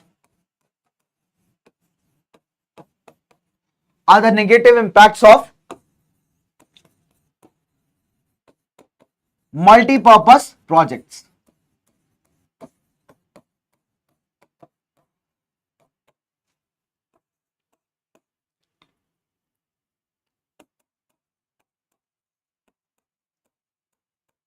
They cause floods and earthquakes at times.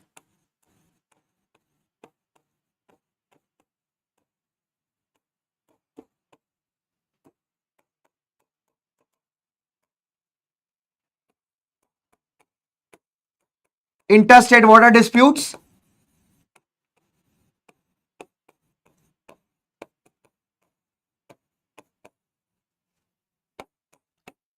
Provide water for irrigation.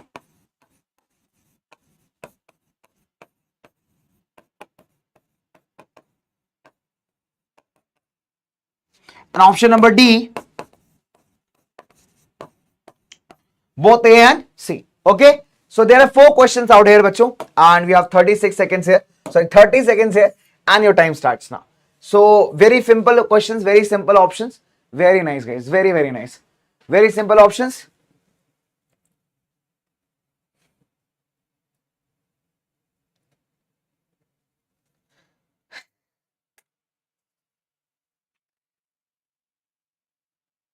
Sure, beta. If you are studying nicely, sure you will get good marks. Just have some faith on yourself. Now don't get demotivated here. Let people talk anything. You fully focus on your studies, and if you focus with full dedication, no one can stop you from bringing marks. Believe me, that's a fact. Okay.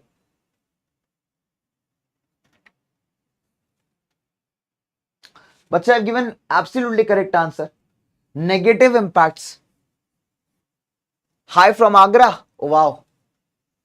But you cannot use black pen in board examinations. The reason is it's clearly mentioned you have to use blue pen. Okay, so follow the instructions on your admit card. It's very important, otherwise it leads to serious consequences. So please follow the instructions on your admit cards. That's very, very important.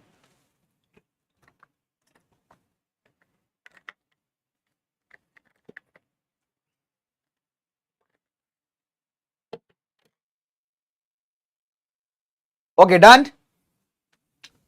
So the question is, which among the following are the negative impacts of multipurpose projects? Definitely they cause floods and earthquake at times. That's a true negative impact. Interstate water disputes are also caused by them. That is also fine. Provide water for irrigation. That's a positive thing. So we cannot take this. So that's why, okay. Thank you so much. Bacha, I guess, thanks for pointing out. I have little bit, let me give you another, okay. So I'll give you one more question. So it has to be both A and B. Okay. So the correct answer is anyways both A and B. I'll give you one more question. Don't worry, as a compensation. Okay, fine. Fair enough. I'll give you one more question. So that was by mistake. I marked A and C. Okay. So correct answer should be both A and B. I'll give you one more question. Fine. To compensate this one, I guess that will do.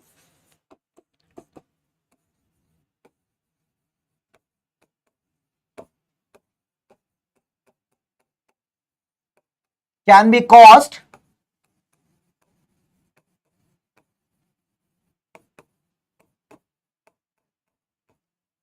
due to lack of dash of water. Okay. 4 options.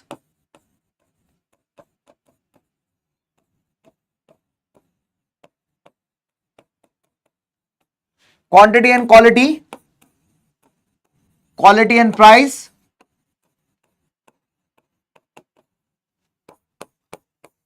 Quantity and supply.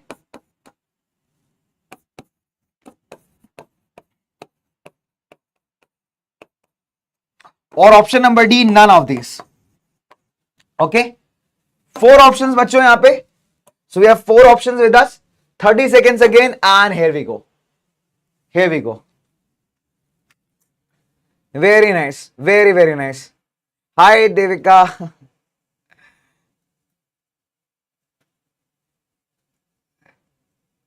Bache, because this is a complete English channel, so that's why I'm taking marathon for all the students जिनको हिंदी में difficult होता है, because हर एक बच्चा जरूरी होता है. So that is why I'm also taking the class in English. Okay, clear, my dear? Very good evening. I hope now it is justified. So we all know that it is because of quantity and quality. Option number A is correct. 86% people have given me the correct answers. That's really good here. Roshan, Matthew, Priya, Jishar, Riya Pathak. We have number 1 comedy channel, Shreyanshi, Simran, Kunal. This person is very consistent here. Deepansh also very nice, but a very consistent Kunal Chauhan. Very nice, very nice. Very happy to see. Let's have the cumulative leaderboards. Okay, so Priya attempted 17 questions. She is on number 1 rank. Athar on 2nd rank. Shreyanshi on 3rd rank. Oh, that is superb. That is superb, guys. Wow. And she has taken 17 seconds to answer 17 questions. On an average, she is taking 1 second to answer the question. Wow, that's phenomenal. Phenomenal. Even this also 8.38 seconds 14 out of 14 attempted. That's really good. That's really good. Found. Superb, yeah. Superb, guys. Superb. Okay. So now let's come to the rainwater harvesting. Okay. Atharva count हो रहा है ना, तो अभी मैं दोबारा से देख लूंगा, so we can go there. Okay fine. So let's move further. Okay, let's move further.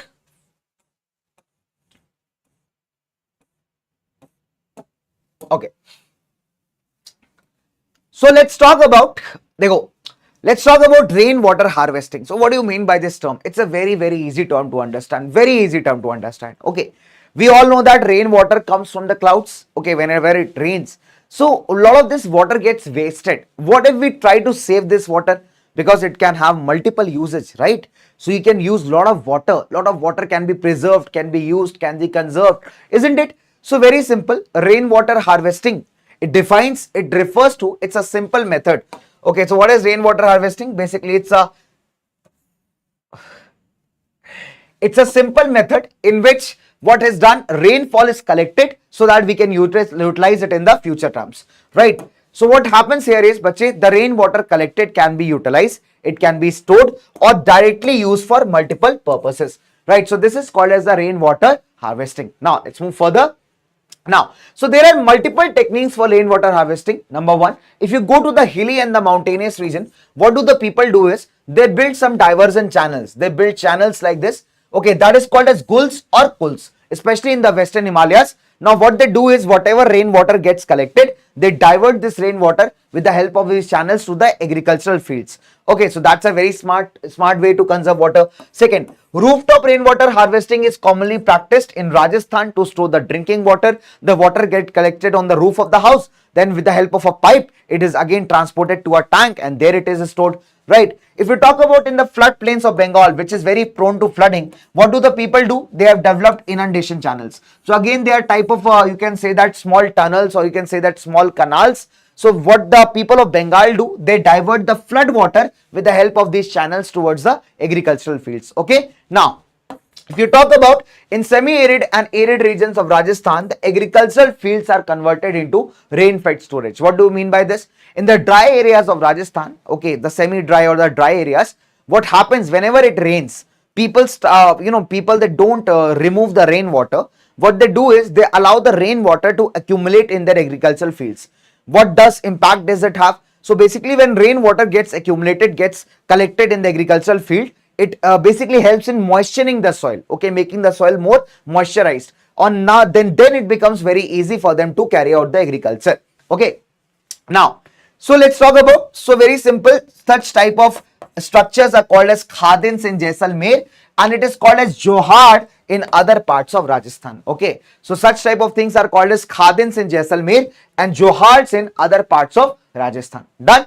So remember, this question is also asked in 1 markers. So what do you call such type of storage? This is called as khadins in Jaisalmer and johads in Rajasthan. Okay. Number 5, very important one. The tankas are a part of well-developed rooftop rainwater harvesting system. Now, what are tankas?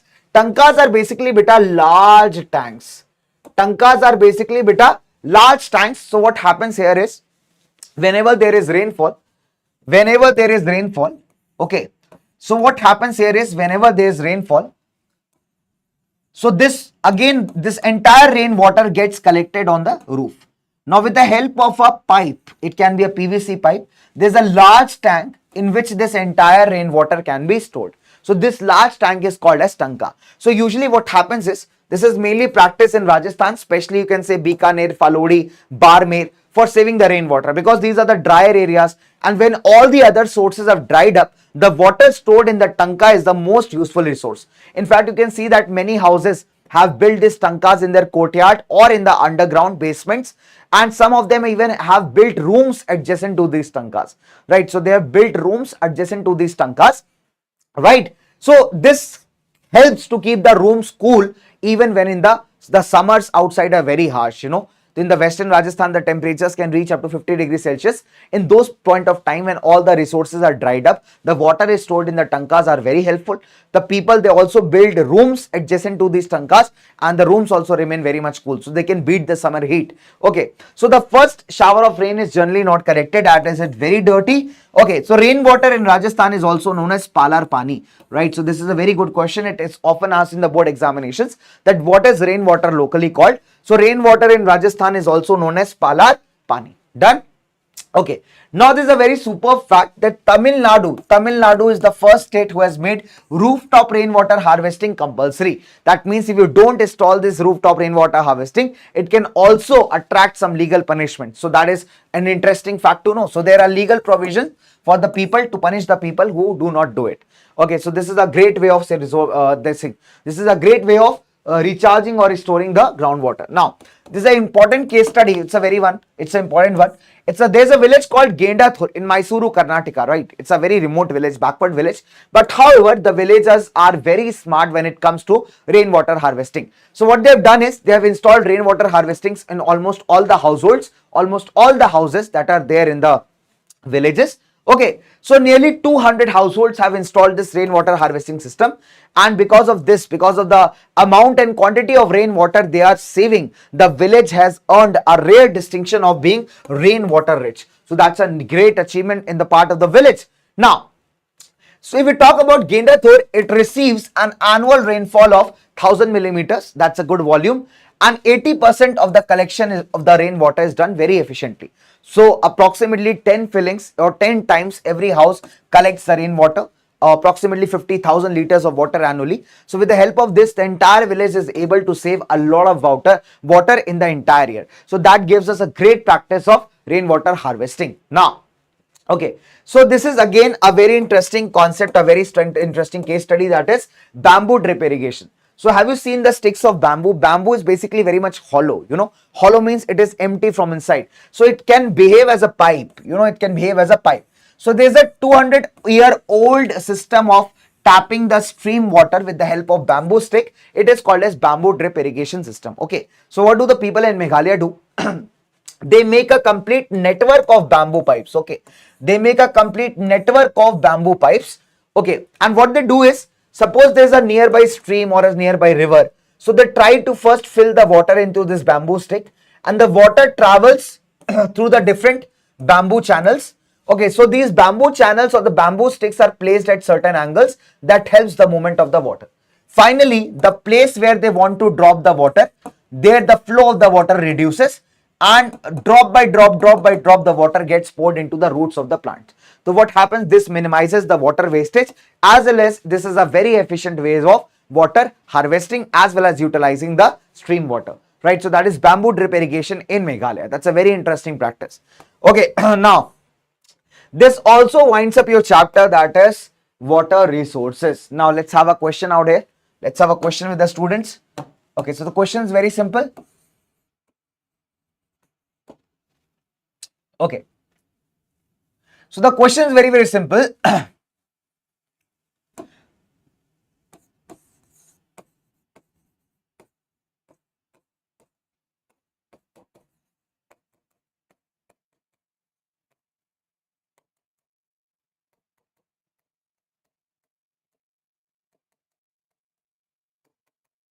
It's practiced in dash. Okay, 4 options.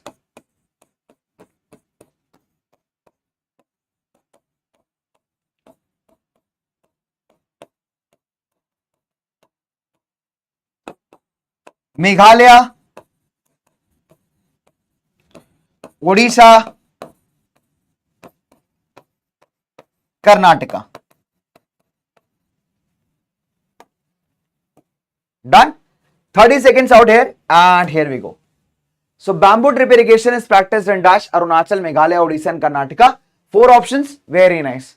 Very nice, guys. Superb. Superb.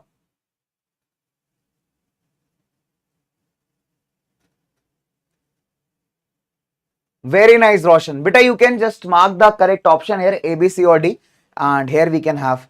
Okay.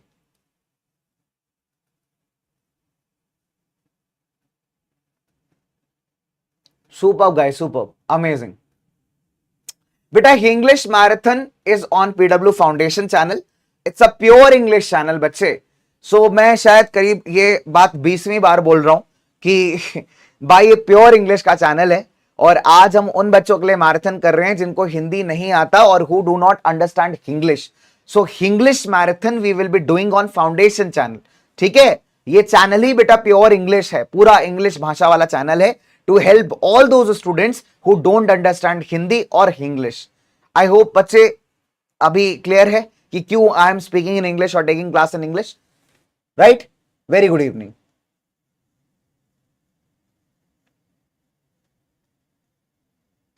Aditya बेटा exam आ गए, पढ़ने का मन नहीं करता तो फिर कुछ नहीं हो सकता. कोई बात नहीं, आराम से जाओ, एग्जाम में ऐसे ही चल के चले जाओ. बेटा जब खुद के अंदर सीरियसनेस नहीं, if you aren't serious about your own exams, your own career, your own future, nobody can help you. Simple as that. The moment you will gain seriousness, the moment you will start feeling about yourself, the moment you will feel the sense of responsibility, everything will change from that hour. It's never too late, okay? It depends upon how dedicated you are. अगर बेटा मन ही नहीं करता तो फिर कोई मन नहीं करवा पाएगा उसमें आपको. आप खुद ही डेडिकेटेड नहीं हो उस केस में. If you aren't yourself dedicated, if you are not ready to go for it, then how can you think of achieving it? Very simple. Change your attitude, change your approach, start feeling serious about it. You will start seeing the changes in yourself. है ना? It's very simple. Okay? ऐसा डांट नहीं रहा हूं तुमको, बता रहा हूं मैं. I'm telling you बच्चे, we need to change the approach. It's very obvious. Exams are on our head, so we need to study. Either you smile and study, or either you cry or study, but you will have to study, my dear. There is no alternative. ठीक है? There's no alternative. There's no shortcut. Correct answer is very simple, that is Meghalaya. Option number B is absolutely correct. What happened here yaar, ye poll, I'll take one more poll. Okay, again you can answer the same answer, you can answer the same question, you can answer the same question. I'll take one more poll. The reason is this poll was not recorded, so you can answer the options A, B, C or D. So I'll take one more poll. Now, in fact, I marked the answer also. Let me see how many of you are going to do it correct, how many of you are going to do it wrong. Okay.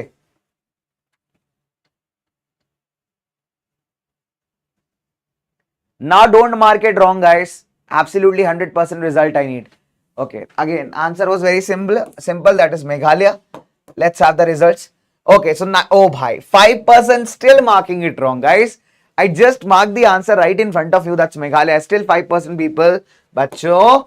Okay, so Riya, Cutie, Molly, Shrikant, Prayan, Bhargav, Shabnam, Monu, Kunal, Adarsh, Jisha, Kashvi, very nice, yaar, very nice. Aditya, Oja, very nice, beta, very, very nice. Okay, fine. So with this, we have almost 50% completed the syllabus of our geography. Yeah, 50% we have completed the syllabus of geography. And with this, we will be starting with another chapter, that is agriculture. So I will give you a break once we are done with the geography. So basically, I also want to just, stretch it out. So once we are done with geography, I will give you a break for sure, guys, for sure, because I know that you will also be exhausted. So once we are done with geography, I'll give you a break. Now let's start with a very interesting chapter, that is agriculture. So my dear students, we all know that India is a country that is dominated by this activity, that is agriculture. Okay, so farmers are really the amazing people in the country, right? So they grow food for us, that because of that we are able to eat the kind of dishes that you love to eat, na, that chili paneer or paneer makhni, paneer butter masala. So behind that, or the naan roti or the lacha paratha that you love to enjoy, so behind that is the hard work of a farmer who helps to produce these kinds of food grains, and then we are able to consume, right? So agriculture is a primary sector that includes natural products, okay, and that are being used without much change to their original form. Okay, so let's talk about agriculture. So India, if we talk about India or Bharat, it's an agricultural important country. 2/3 of the population of India is engaged in the agriculture. So agriculture is a primary sector, right? If we talk about the sectors of economy, so agriculture is a primary sector where we basically use the products that are available in the nature. Okay, it can be food grains, it can be dairy products that are obtained from the animals. So basically we take the natural products in this particular sector. Okay, moving on further. So when we talk about the types of farming, there are three basic types of farming. Number one, we have primitive subsistence agriculture, we have intensive subsistence farming, and we have the commercial farming, right? So there are multiple types of farming that are prevalent in the country. Let's talk about the number one, primitive subsistence farming. A very good example of this agriculture is the slash and burn agriculture, also called as shifting cultivation, also called as bachcho shifting cultivation. Okay, it's a very good example of primitive subsistence agriculture. Now try to understand what does this mean. Okay, simple. Subsistence means survival, something that you do to survive. Primitive means something that is very, very old. And farming is means doing the agriculture, growing the crops. So in this type of agriculture, the technology used is very much old.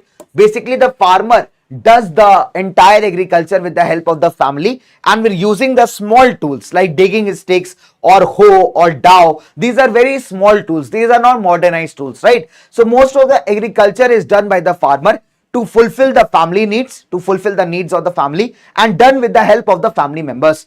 Okay, maximum this type of agriculture depends upon the monsoon and the natural fertility of the soil. That means farmer is not going to supply any kind of fertilizer or any irrigation sources. It 100% depends upon the monsoon and the natural soil fertility. So ultimately the production of such kind of agriculture is very low, right? Okay, so when you talk about shifting cultivation or slash and burn agriculture, what does a farmer do in such a type of agriculture? What does a farmer do? Number one, a farmer clears a patch of land. Okay, suppose the farmer looks for a piece of land which is good in fertility. Then he cuts down the trees, he burns the trees. Then whatever ash is produced, the farmer mixes that ash. Okay, he mixes that ash with the soil, and whenever it rains, the soil gets moist, and it's good too for farming. So farmer basically does the farming over this point of land for like say 1 year or 1.5 years. Because after that the fertility of the soil keeps on decreasing. So as a result, farmer moves on to a new place. Okay, so that is why this is also called a shifting cultivation. It has multiple names in the different parts of the world and also in our country. For example, we call shifting cultivation as Koman or Bring or Pamadabi in Odisha. We call it as Bewar or Dhaiya in Madhya Pradesh.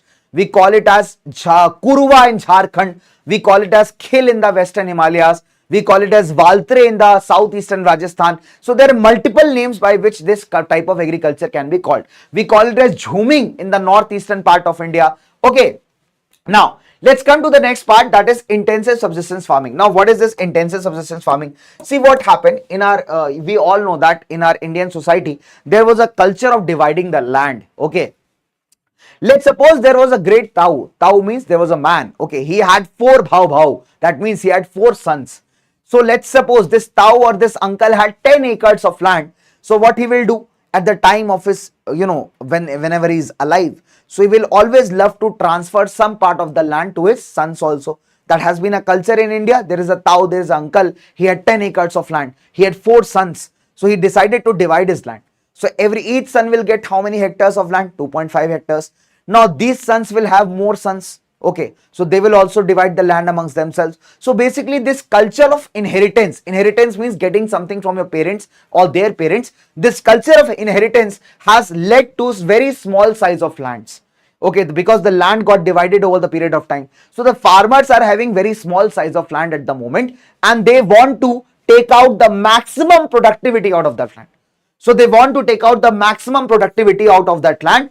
As a result, they use the modern farming inputs as well as a lot of labor to generate the maximum productivity, and such type of agriculture is called as the intensive subsistence farming. Okay, so this type of agriculture is very common in the places where the size of land is very less and the population is generally high.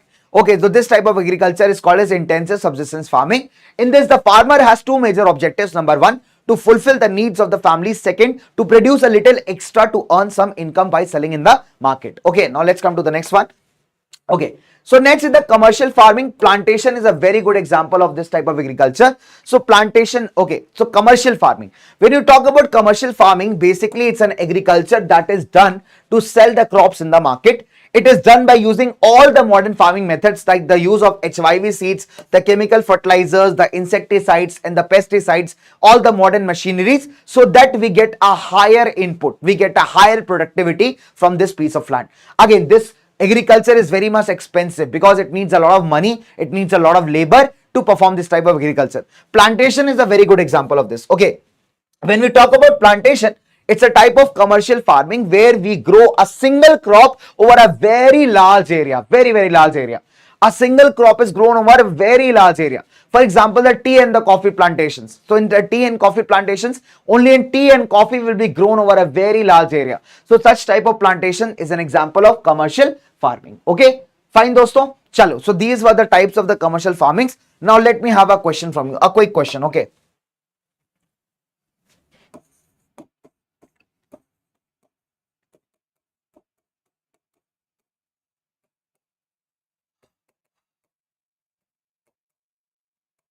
It's called dash in Jharkhand. Okay. 4 options.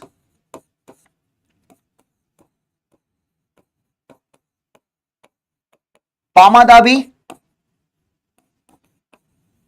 Koman, Purva, Bewar. Done? 4 options. Here we go. Let's start the poll.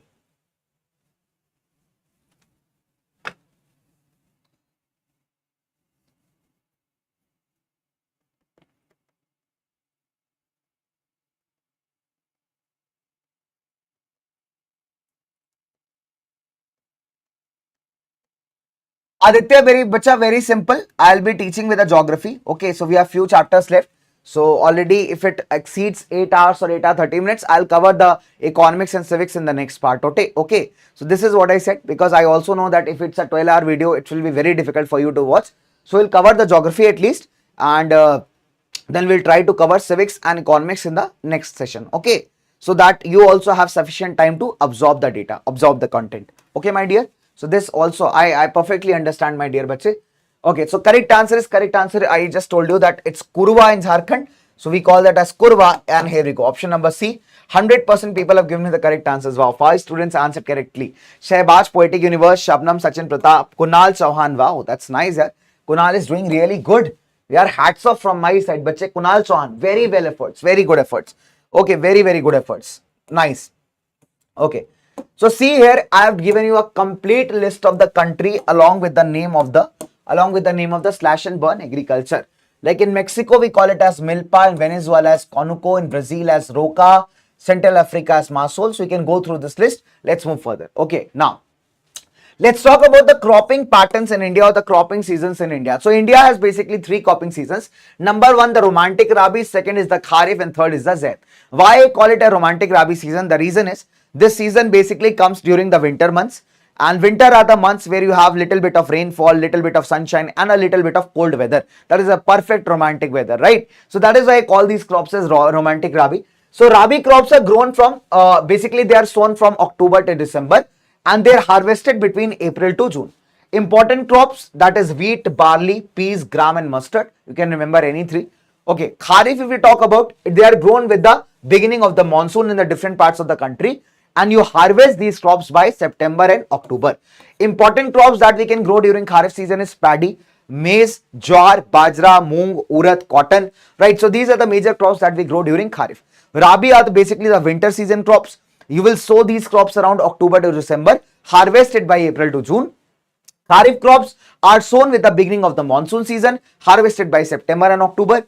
And in between Rabi and Kharif, there is a very short summer season that we call as the Zaid season. So whenever you see in the markets, there are cucumbers, there are watermelons, there are melons, just make a note that this is the time when the Kharif, the Zaid season is going on. Okay, so these are the 3 major type of seasons that we witness in our country. Now let's move further. Okay, so we have multiple type of crops that we grow in our countries. Okay, we have food crops, we have non-food crops. So let's talk about food crops that are grains, that we call anaj in Hindi. Okay, so we'll start with the 2 ones. Number 1, wheat and rice. They are very important. So if we talk about rice as a staple food crop, that means we all include rice in our diet. Especially if we talk about few states of India, the rice is very common component of our daily diet. India is the second largest producer of rice in the world after China. I don't know what do the Chinese people eat rice with. Maybe some bad soup and dipped in rice, or maybe some chamgaded korma dipped in rice. I don't know. They might be eating some the Chinese food is real weird. Chinese food is actually not chili potato. They won't be eating chili potato. They have their own chili octopus. Okay, so it is chili potato we Indians are eating. They eat chili octopus. tandoori octopus tikka. We have paneer tikka, they have octopus tikka. Reality, it's real. I've seen the markets. Okay, so it's very, very simple. So rice is a staple food crop. India is the second largest producer in the world after China. Since we know that rice is a kharif crop, okay, rice is a kharif crop. That means it requires good rainfall. Okay, it requires good rainfall. Second, it requires a high temperature above 25 degrees Celsius. Okay, high humidity and rainfall above 100 centimeters. Okay, if we talk about the producers, we can talk about Bihar, we can talk about Odisha, we can talk about the northeastern states of India. Okay, we can talk about the northeastern states of India. So these are the major producers, the big producers of the rice. Okay, if we talk about wheat, wheat is very important one.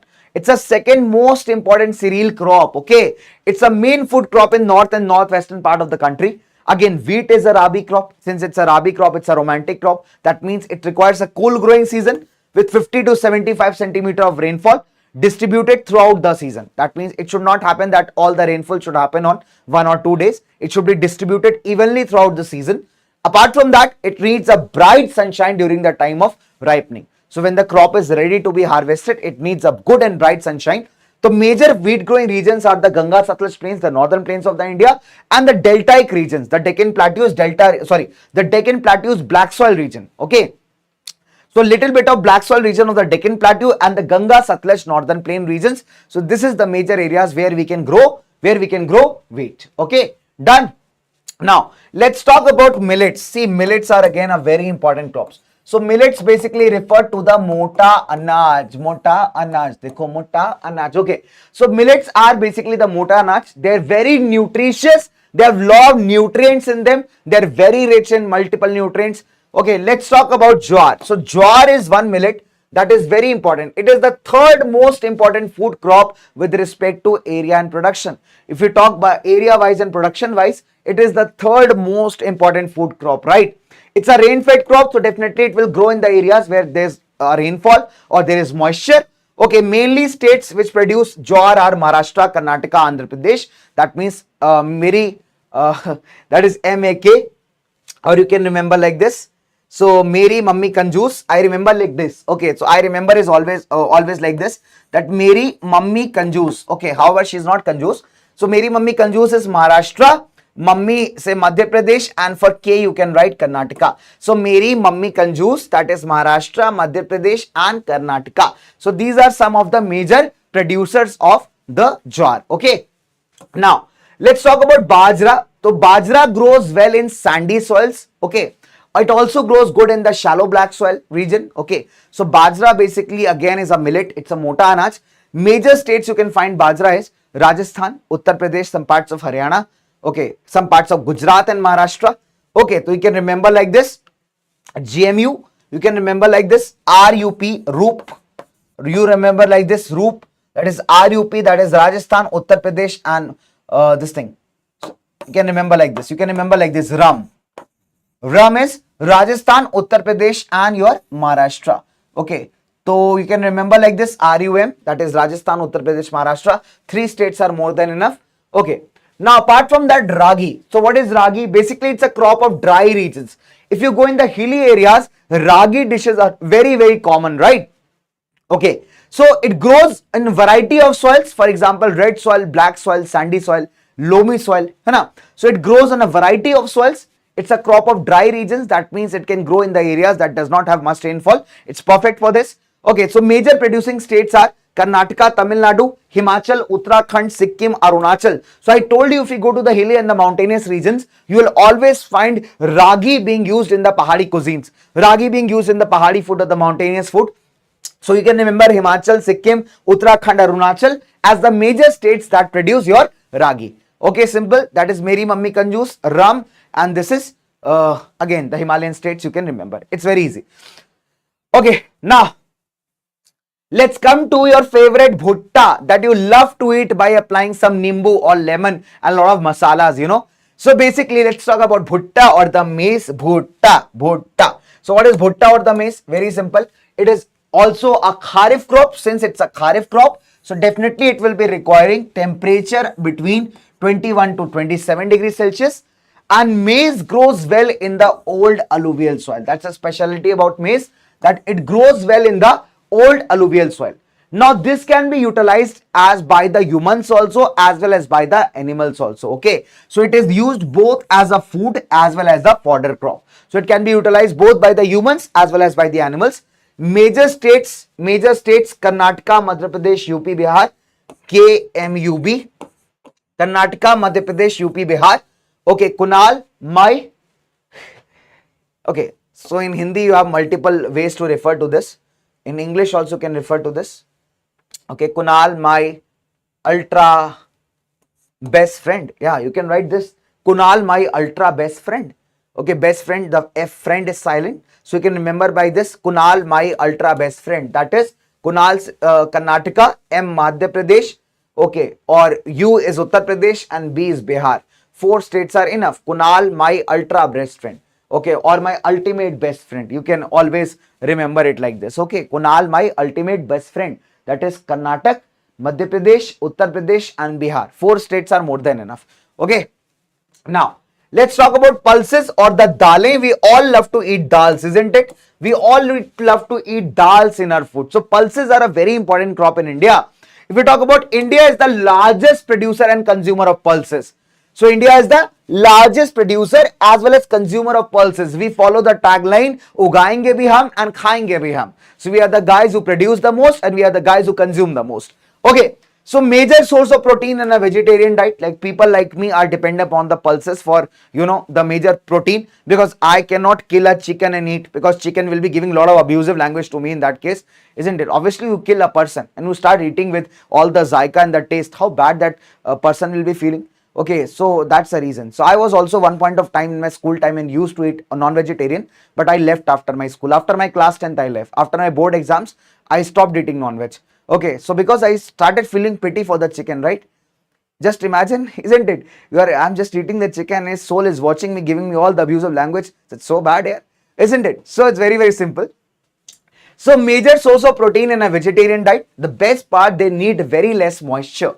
Okay, so even in the dry conditions, you can grow the pulses. One more best part about the pulses is that they are leguminous in nature. That means they can fix the atmospheric nitrogen and that will help to improve the fertility of the soil, except the arhar dal. Arhar is a very nalayak dal. Though it is very tasty, you find it in dhabas as dal tadka. It's tasty dal, it's a tasty pulse, but still, arhar is one dal that does not help in the fixation of nitrogen. Otherwise, pulses are leguminous in nature.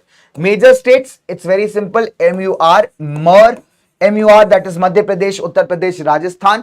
Okay, and Maharashtra and Karnataka. So you can remember 3 to 4 states. So they are the major producer of pulses. Okay, now let's talk about food crops that is other than grains. Okay, that's a very important one. We will talk about food crops other than grains. Okay.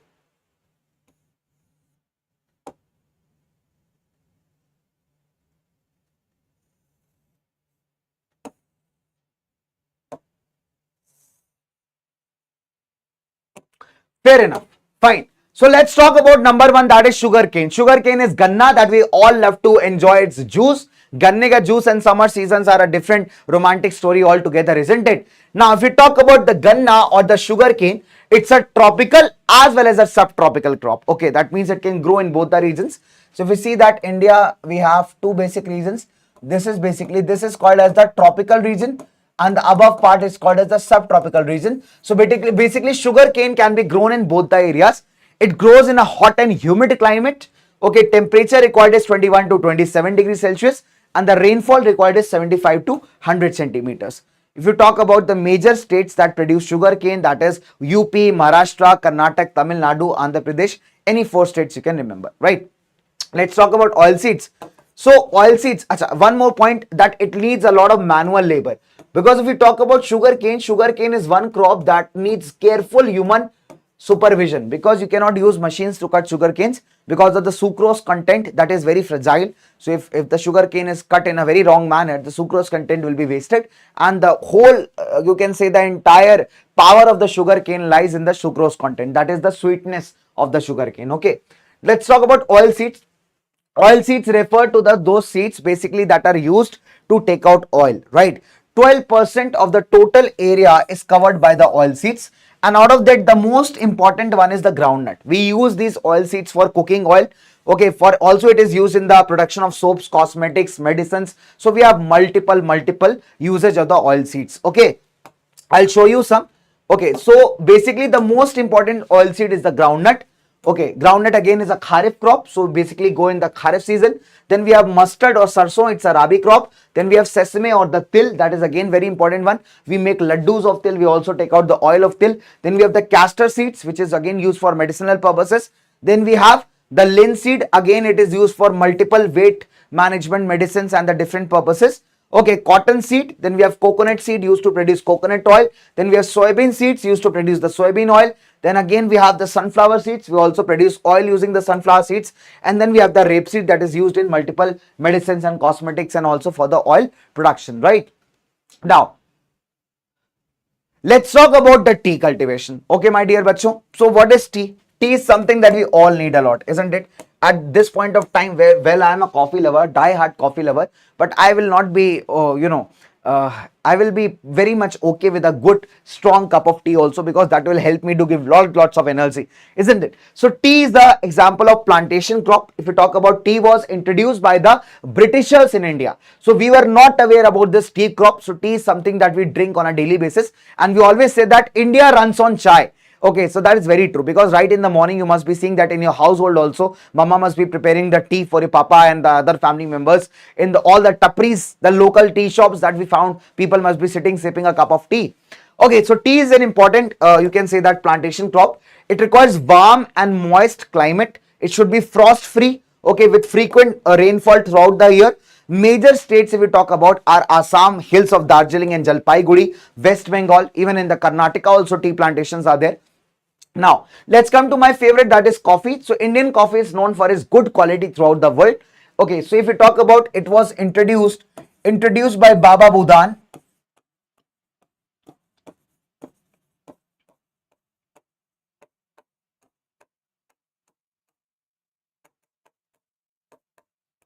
Okay, so basically the coffee beans, the coffee variety, Arabica variety of coffee, that is the best quality coffee, that was introduced by Baba Budan from Yemen. So he used to work there, he brought the coffee beans from there and he planted in the hills of Nilgiri. Okay, so even today also, if you see that the coffee plantations are very much limited to the Nilgiri hills, and especially in the areas of Kerala, Karnataka and Tamil Nadu, right? Okay, apart from this, India is also a home to a lot of horticulture crops. Okay, what are horticultural crops? These are the crops, basically it refers to the fruits and the vegetables that we grow on a great basis. If you talk about, India produces 13% of the world's vegetables. So out of the entire vegetables that are produced and consumed in the world, 13% of it comes from India. Okay, let's have a question on this. Let's have a question here. Okay, so you all might be waiting for the polls. Let's have a question, a quick question.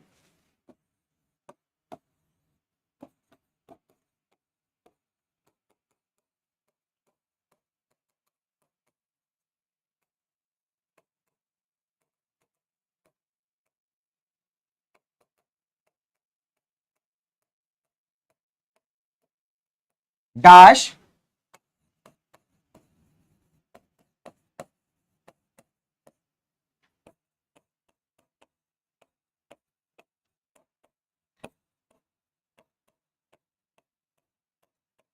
Baba Ramchand, Baba Budan,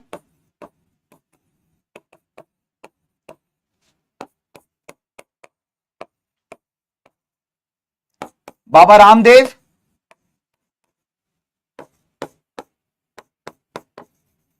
yeah, none of these. Okay, so you have four options, bachcho. We have four options here and 30 seconds time period. Your time starts now. Very nice. Very nice.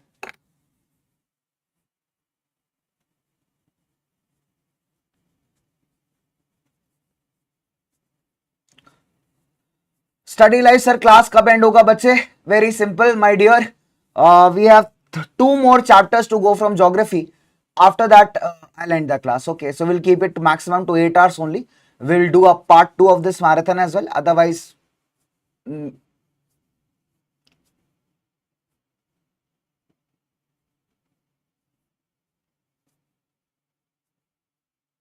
okay, very nice.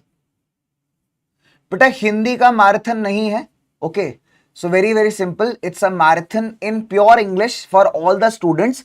जिनको हिंदी नहीं आता बच्चे, तो हिंदी वाला जो marathon चलता है भाई वो पीडब्ल्यू फाउंडेशन पे चलता है, जिसमें हम भी हिंदी में बोलते हैं, बच्चे भी हिंदी में सुनते हैं, हिंदी और इंग्लिश मिक्स करके। सो ये चैनल ही उन बच्चों के लिए जिनको हिंदी समझ में नहीं आती। ठीक है बेटा, ठीक है प्यारे बच्चे। तो अगर आपने अभी ज्वाइन किया, it's very very simple, so you can मतलब यहाँ आपको बता सकता हूँ। ठीक है, तो अगर आप कंफर्टेबल नहीं है इंग्लिश में बेटा, तो आप अभी मैराथन्स आएंगे फाउंडेशन चैनल्स के ऊपर, तो वहां पे आप जाकर के बच्चे हिंदी और इंग्लिश मिक्स वाला पढ़ सकते हैं। ठीक है, सॉर्टेड है, क्लियर है। चलिए भाई, हर एक बच्चा जरूरी है, हर एक बच्चा इंपॉर्टेंट है। And let's move further.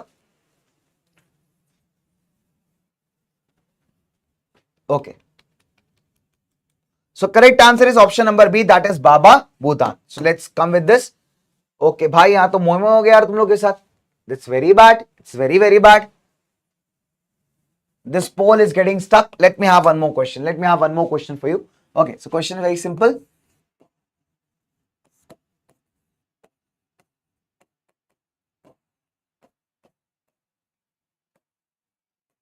Dash of the world's vegetables.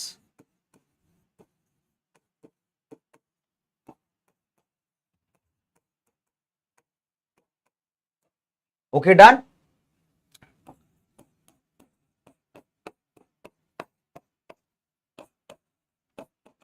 14%, 16%, 13% or 15%. Done? Let's start the poll.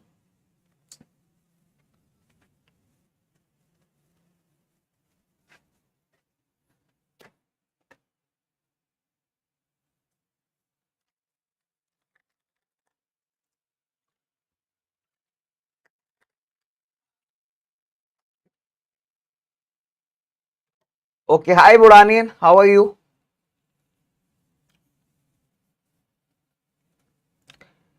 Very nice, sir. Very, very nice. Okay, superb, yeah, super, amazing. Okay, very nice, Athar. Very nice. Hi, Arpit, Farooqabadi. Very nice. Okay, superb.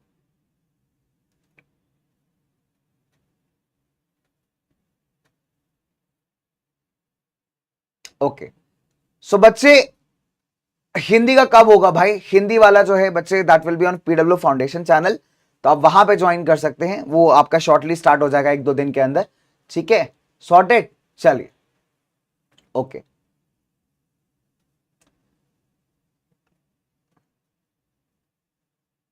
देखो, एक बड़ा मस्त नाम बताता हूं। देखो देखो, बहुत सिंपल है। Let me tell you a very beautiful story. There was a guy, है ना, who kept on wasting the time in spamming in the comment section, है ना। Like, let me tell you one thing. When you fall in the category of spammers, no one actually notices you, because you are the guy who is wasting your time to the maximum possible extent.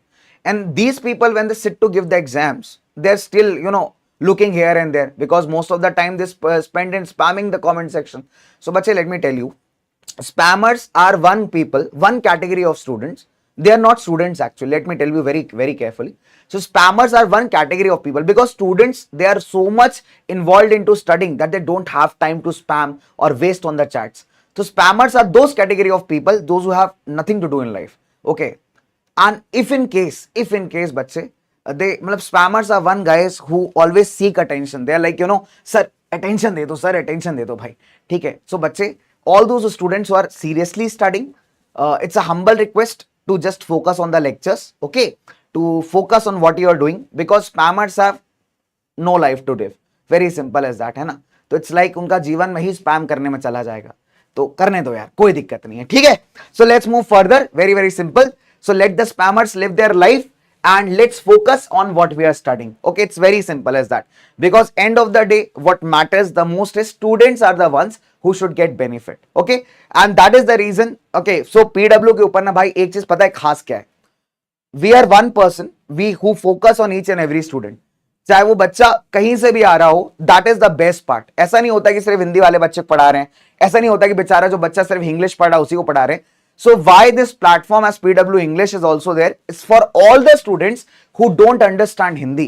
बहुत सारे ऐसे बच्चे हैं जिनको हिंदी समझ नहीं आता, so they are more comfortable in English, and for us each and every student is important, whether it is a spammer, it's a non-spammer, it's a person who loves to waste his time or the person who's very serious about studies, right? So for us, हर एक बच्चा जरूरी है और हर एक बच्चे को पढ़ाना जरूरी है, ठीक है? And you guys are the real source of motivation, भाई, ठीक है? So all my lovely students who are not comfortable in Hindi, they are comfortable in English and are dedicating their time to the session.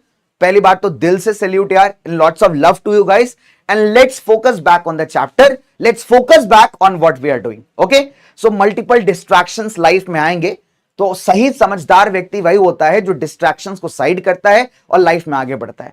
Because the people who distract and the distractions, they have no worth at all. So very simple as that. So always focus on your goals, guys. Lot of distractions will keep coming in life. So never focus on the distractions, focus on what you are doing. Okay, so all my lovely students, let's get back. So very simple. So correct answer is option number C, that is 13%. And here we go. Bhai, this is something happening with the leaderboards. कुछ तो हो रहा है यार leaderboards के साथ. No worries. We'll again try to take a poll after some time. Well, all the students have given me the correct answers. A big thumbs up for them. Chalo. So let's talk about some crops that are non-food. Okay. So far we have discussed about the crops that are food, okay, food crops that are grain crops. Now let's talk about the crops that are non-food. That means we do not consume them, we do not eat them, right? So these crops are also equally important, okay. These crops are also equally important, right, bacho? Very, very simple. So number one, let's start with the first crop, that is rubber. So basically this is a very fine chart, very, very fine chart yaar, hai na? And this will help you a lot to recall all the topics in very simple terms. Now, okay, so let's talk about rubber as an equatorial crop. So number one, so we have a lot of uses of rubber, isn't it? We use rubber to make tires, we use rubber to make a lot of things, okay, for cushioning purposes. So rubber is an equatorial crop. Now what do you mean by this? It's a very simple to understand. Rubber can be grown in the regions which are very near to the equator. So whenever if you talk about the Indian regions that are very near to the equator, it can be easily observed. We are talking about the states of Kerala, we are talking about the states of Tamil Nadu, we are talking about the islands of Andaman and Nicobar. So these are the regions that are very nearby to the equator. So these regions have two positive things. Number one, they are receiving a lot amount of sunlight. Okay, so the sunlight received will be very much in amount. Second thing, since there are a lot of water bodies or oceans around, so they will also receive a good amount of rainfall. And these are the perfect conditions for the growth of bacho rubber. Okay. So rubber requires a moist and humid climate. Rainfall should be 200 centimeters and above, and temperature should be more than 25 degrees Celsius. Right now, it's an important industrial raw material that it is used in multiple industries. Second, mainly where we'll grow this? Karnataka, Kerala, Tamil Nadu, the places down in the southern part of the country, nearby to the equator, Andaman and Nicobar, and Garo Hills of Meghalaya. It's very easy to find out the states: Kerala, Karnataka, Tamil Nadu, Andaman, Nicobar, and Garo Hills of Meghalaya are the perfect places where rubber can be grown. Now, let's talk about the fiber crops. So when we talk about the fiber crops, these crops are utilized for multiple things. For example, making fabrics or cloth, for example, cotton, silk, okay, or making jute bags, gunny bags. So when you're talking about the fiber crops, okay, so what do we have? Cotton, jute, hemp, natural silk. So these are the four major fiber crops. Out of this, the three crops are grown in soil, that is cotton, jute and hemp are grown in the soil. And when we talk about silk, this particular crop is basically grown with the help of the silkworms. Okay, now let's understand this. So cotton, jute and hemp are grown in the soil, whereas the natural silk is obtained from the cocoons of the silkworms. So silkworm is basically an insect. It is left to feed on the mulberry leaves. So mulberry is a plant. So when the silkworms are released on the mulberry leaves, they start eating that. After some time, they form a cocoon or a cover over themselves, and these cocoons are then taken, then boiled, and the fibers are taken out of it, and then silk is manufactured, right? So the rearing of silkworm for production of silk is called as sericulture. Okay, now let's move further.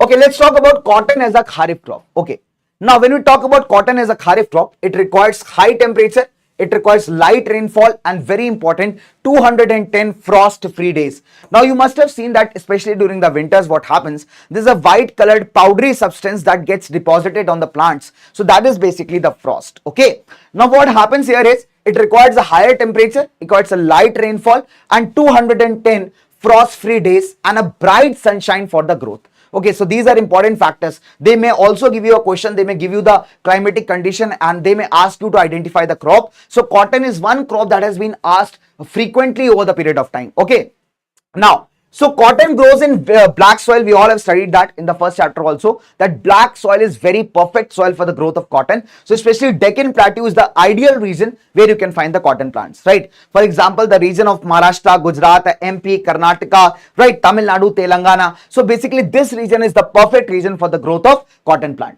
Now let's come to the jute. See, jute is also known as the golden fiber. So if we talk about the growth of jute, so jute grows well on the well-drained fertile soils, especially in the areas that are very prone to flooding. So what do we call as areas that are very prone to flooding? That is floodplains. Okay. So if we talk about Bengal, so Bengal region is very prone to flooding. That means every year you will see that a lot of floods come in that region, and that is the ideal condition for the growth of jute. So high temperature is a very good requirement for the growth of jute. Okay. Apart from that, what do we use jute for? We use jute for making bags, we use jute for making ropes and mats, okay, and other types of carpets and other articles. So jute has a great demand in the market.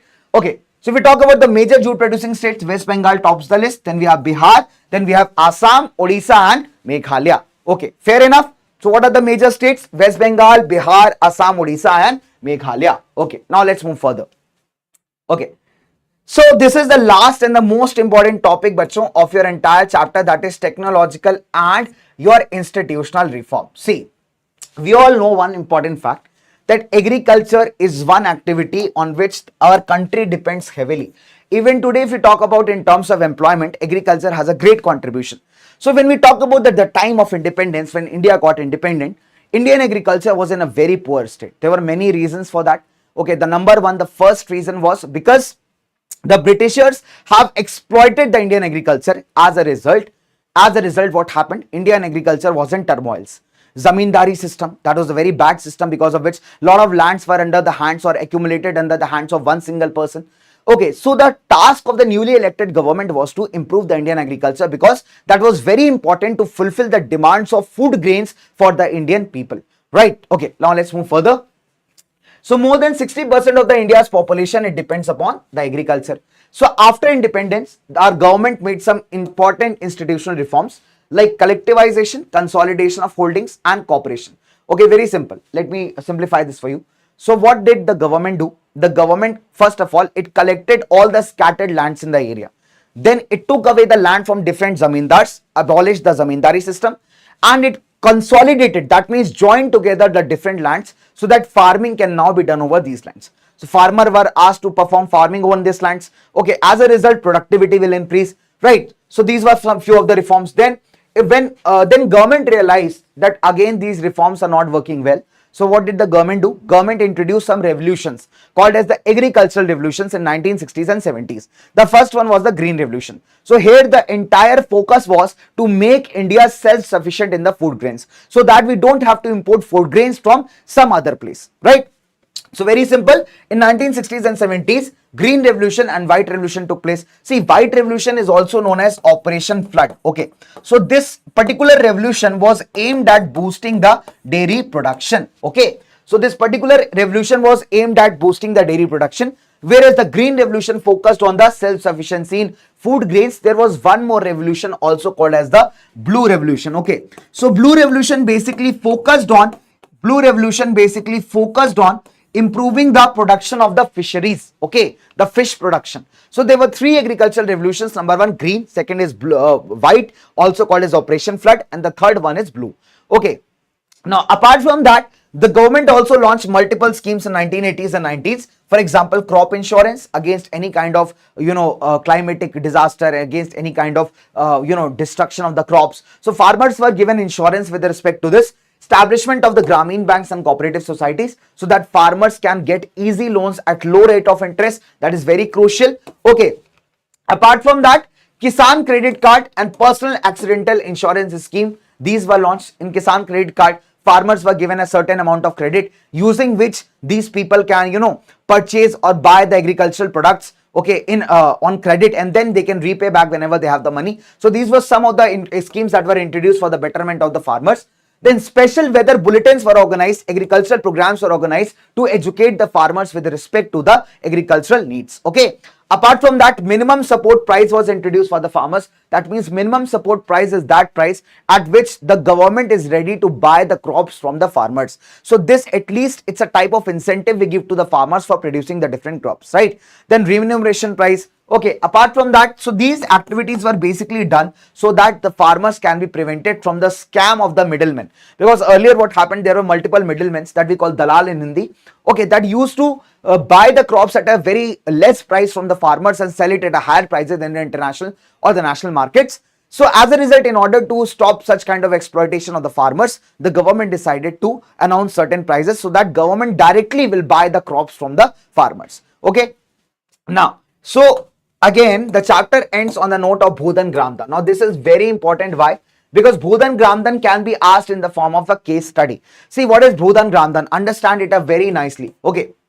Now, so what happened? Mahatma Gandhi, he declared Vinoba Bhave as his spiritual heir. Spiritual heir means whatever activities Gandhi used to do, Vinoba Bhave was asked to promote that. Now, what happened here? Vinoba Bhave was once in Andhra Pradesh in a village called Pochampalli. So what happened?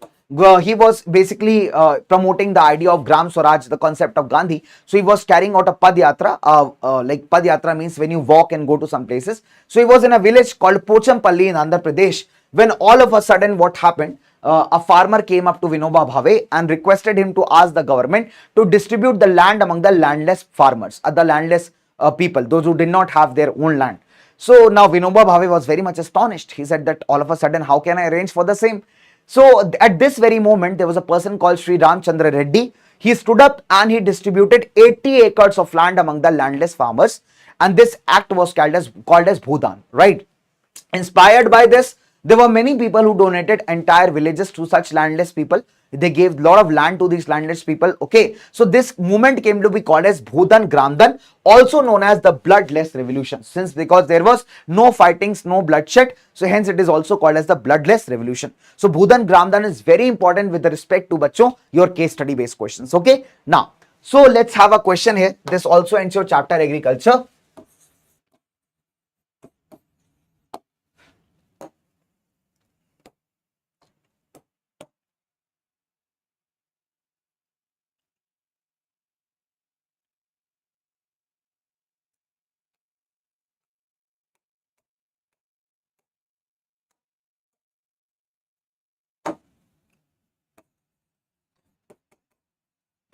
Which among the following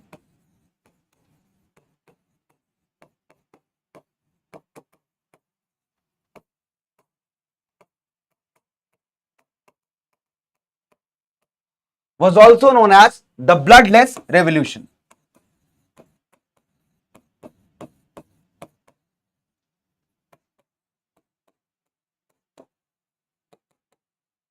Done. 4 options.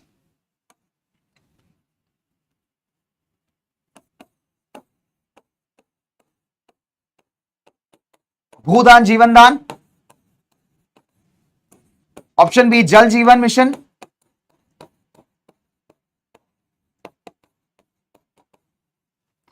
Option C ग्राम स्वराज्य mission,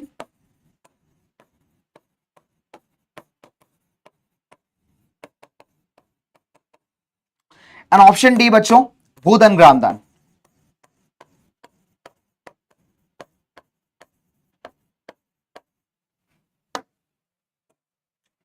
Okay, so let's start with the polls. 30 seconds का पोल है बच्चा बाड़ी and let's get started. चलो, बहुत ही simple.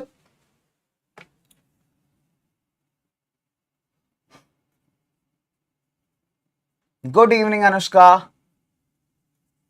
बेटा हिंदी में marathon नहीं है ना माय डियर बच्चे. सो this is a channel that is pure English channel, pure English.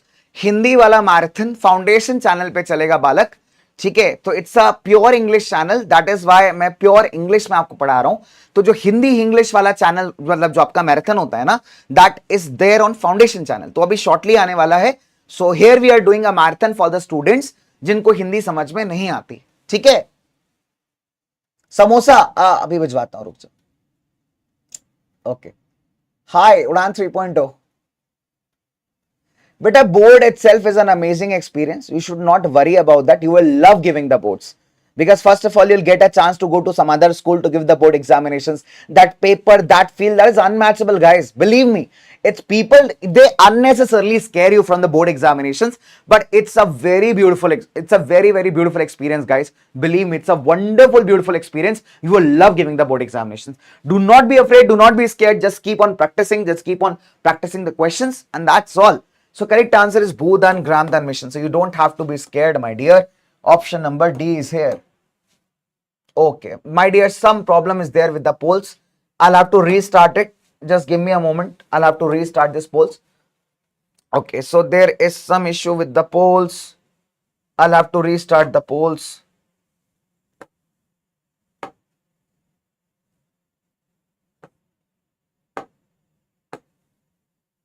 Okay, so I'll just restart the polls. Give me a moment.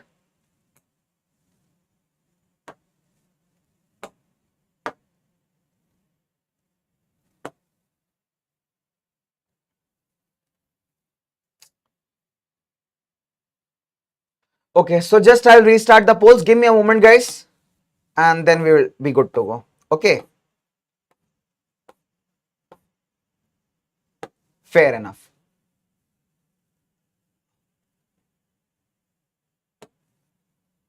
Okay. Done. So let me get back to you. I guess we're good to go. Okay, so I guess we're good to go. So beta, I'll again release the poll, and now let me know if the poll is working fine. Okay, so I'll release the poll once again. I'll release the poll for Wallah students once again, and just let me know if you are getting the correct answers or not. Okay, so just you have to mention A, B, C or D on your chat, and the answers will be recorded. That's all. Okay.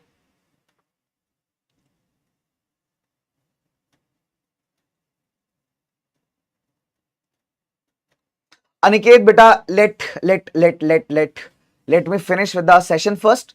Okay, let me finish with the session first. Hi, Alaka. Hello, beta. Hi, Atish. No. It's not over yet. It's not over till it's over. Okay. Beta, speak in Hindi. Shriyans Tiwari. This is not the Hindi channel, my dear. This is PW English channel. Hindi वाला marathon चलता है foundation पे, है ना भाई. मेरे को अभी ना आईडी कार्ड लगाना पड़ेगा इधर गले में कि बेटा हिंदी वाला मैराथन चलता है फाउंडेशन चैनल पे, अभी स्टार्ट होगा. This is a pure English channel for all the students जिनको हिंदी समझ में नहीं आता. बालक, हर एक को हिंदी भाषा नहीं समझ में आता, तो उन बच्चों के लिए मैराथन है, दोज हु अंडरस्टैंड इंग्लिश, है ना मेरे प्यारे बच्चे. ठीक है, I hope it, I am very clear about this. Okay, तो अभी मेरे को लगता है आंसर आ जाना चाहिए. That is option number D, Bhoodan Gramdan. So option number D is absolutely correct, and here we go. Oh bhai, ye some issues are there, guys. Some issues are there. I don't know what's the issue. Some issues are there with the polls. Okay. No worries. We'll see if this gets sorted out. Okay.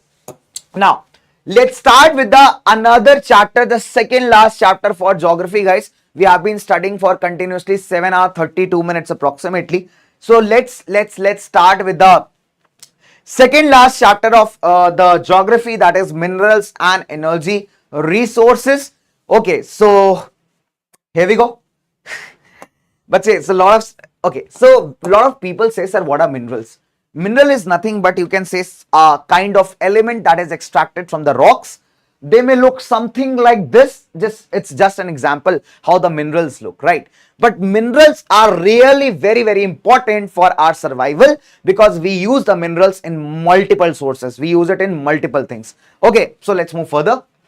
Okay, so number one, what is a mineral? That's a very good question, sir. What is a mineral? So mineral is a homogeneous, a naturally occurring substance that has a definite internal structure, right? So it can be found in various forms. It can be hardest like the diamond, or it can be very soft like the talc. Okay, so when we talk about minerals, minerals are generally found in ores. Okay, so they are generally found in ores. So basically ores are the rocks in which you can find minerals along with the other elements that are available in the same rock. Okay, so when you talk about minerals, we find it in multiple places. For example, you can find minerals in igneous and metamorphic rocks. So in such kind of rocks, minerals are generally found in the cracks. Okay, generally found in the cracks, smaller openings, right? So if you are found there, so basically they're found in the cracks or the smaller openings.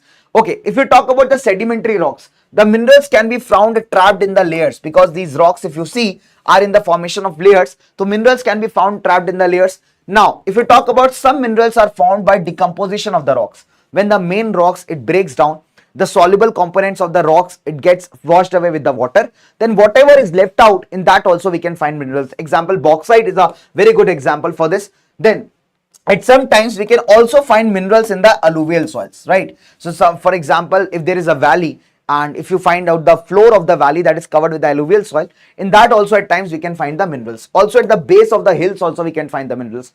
Oceans are a storehouse of minerals. However, there is one problem with the ocean, that most of the minerals present in the oceans are so much diffused in water that it is very difficult to take out. But still, sodium chloride, NaCl or bromine are some examples of the minerals that are taken out from ocean waters. Manganese is also a very good example of the minerals taken out from ocean water, right?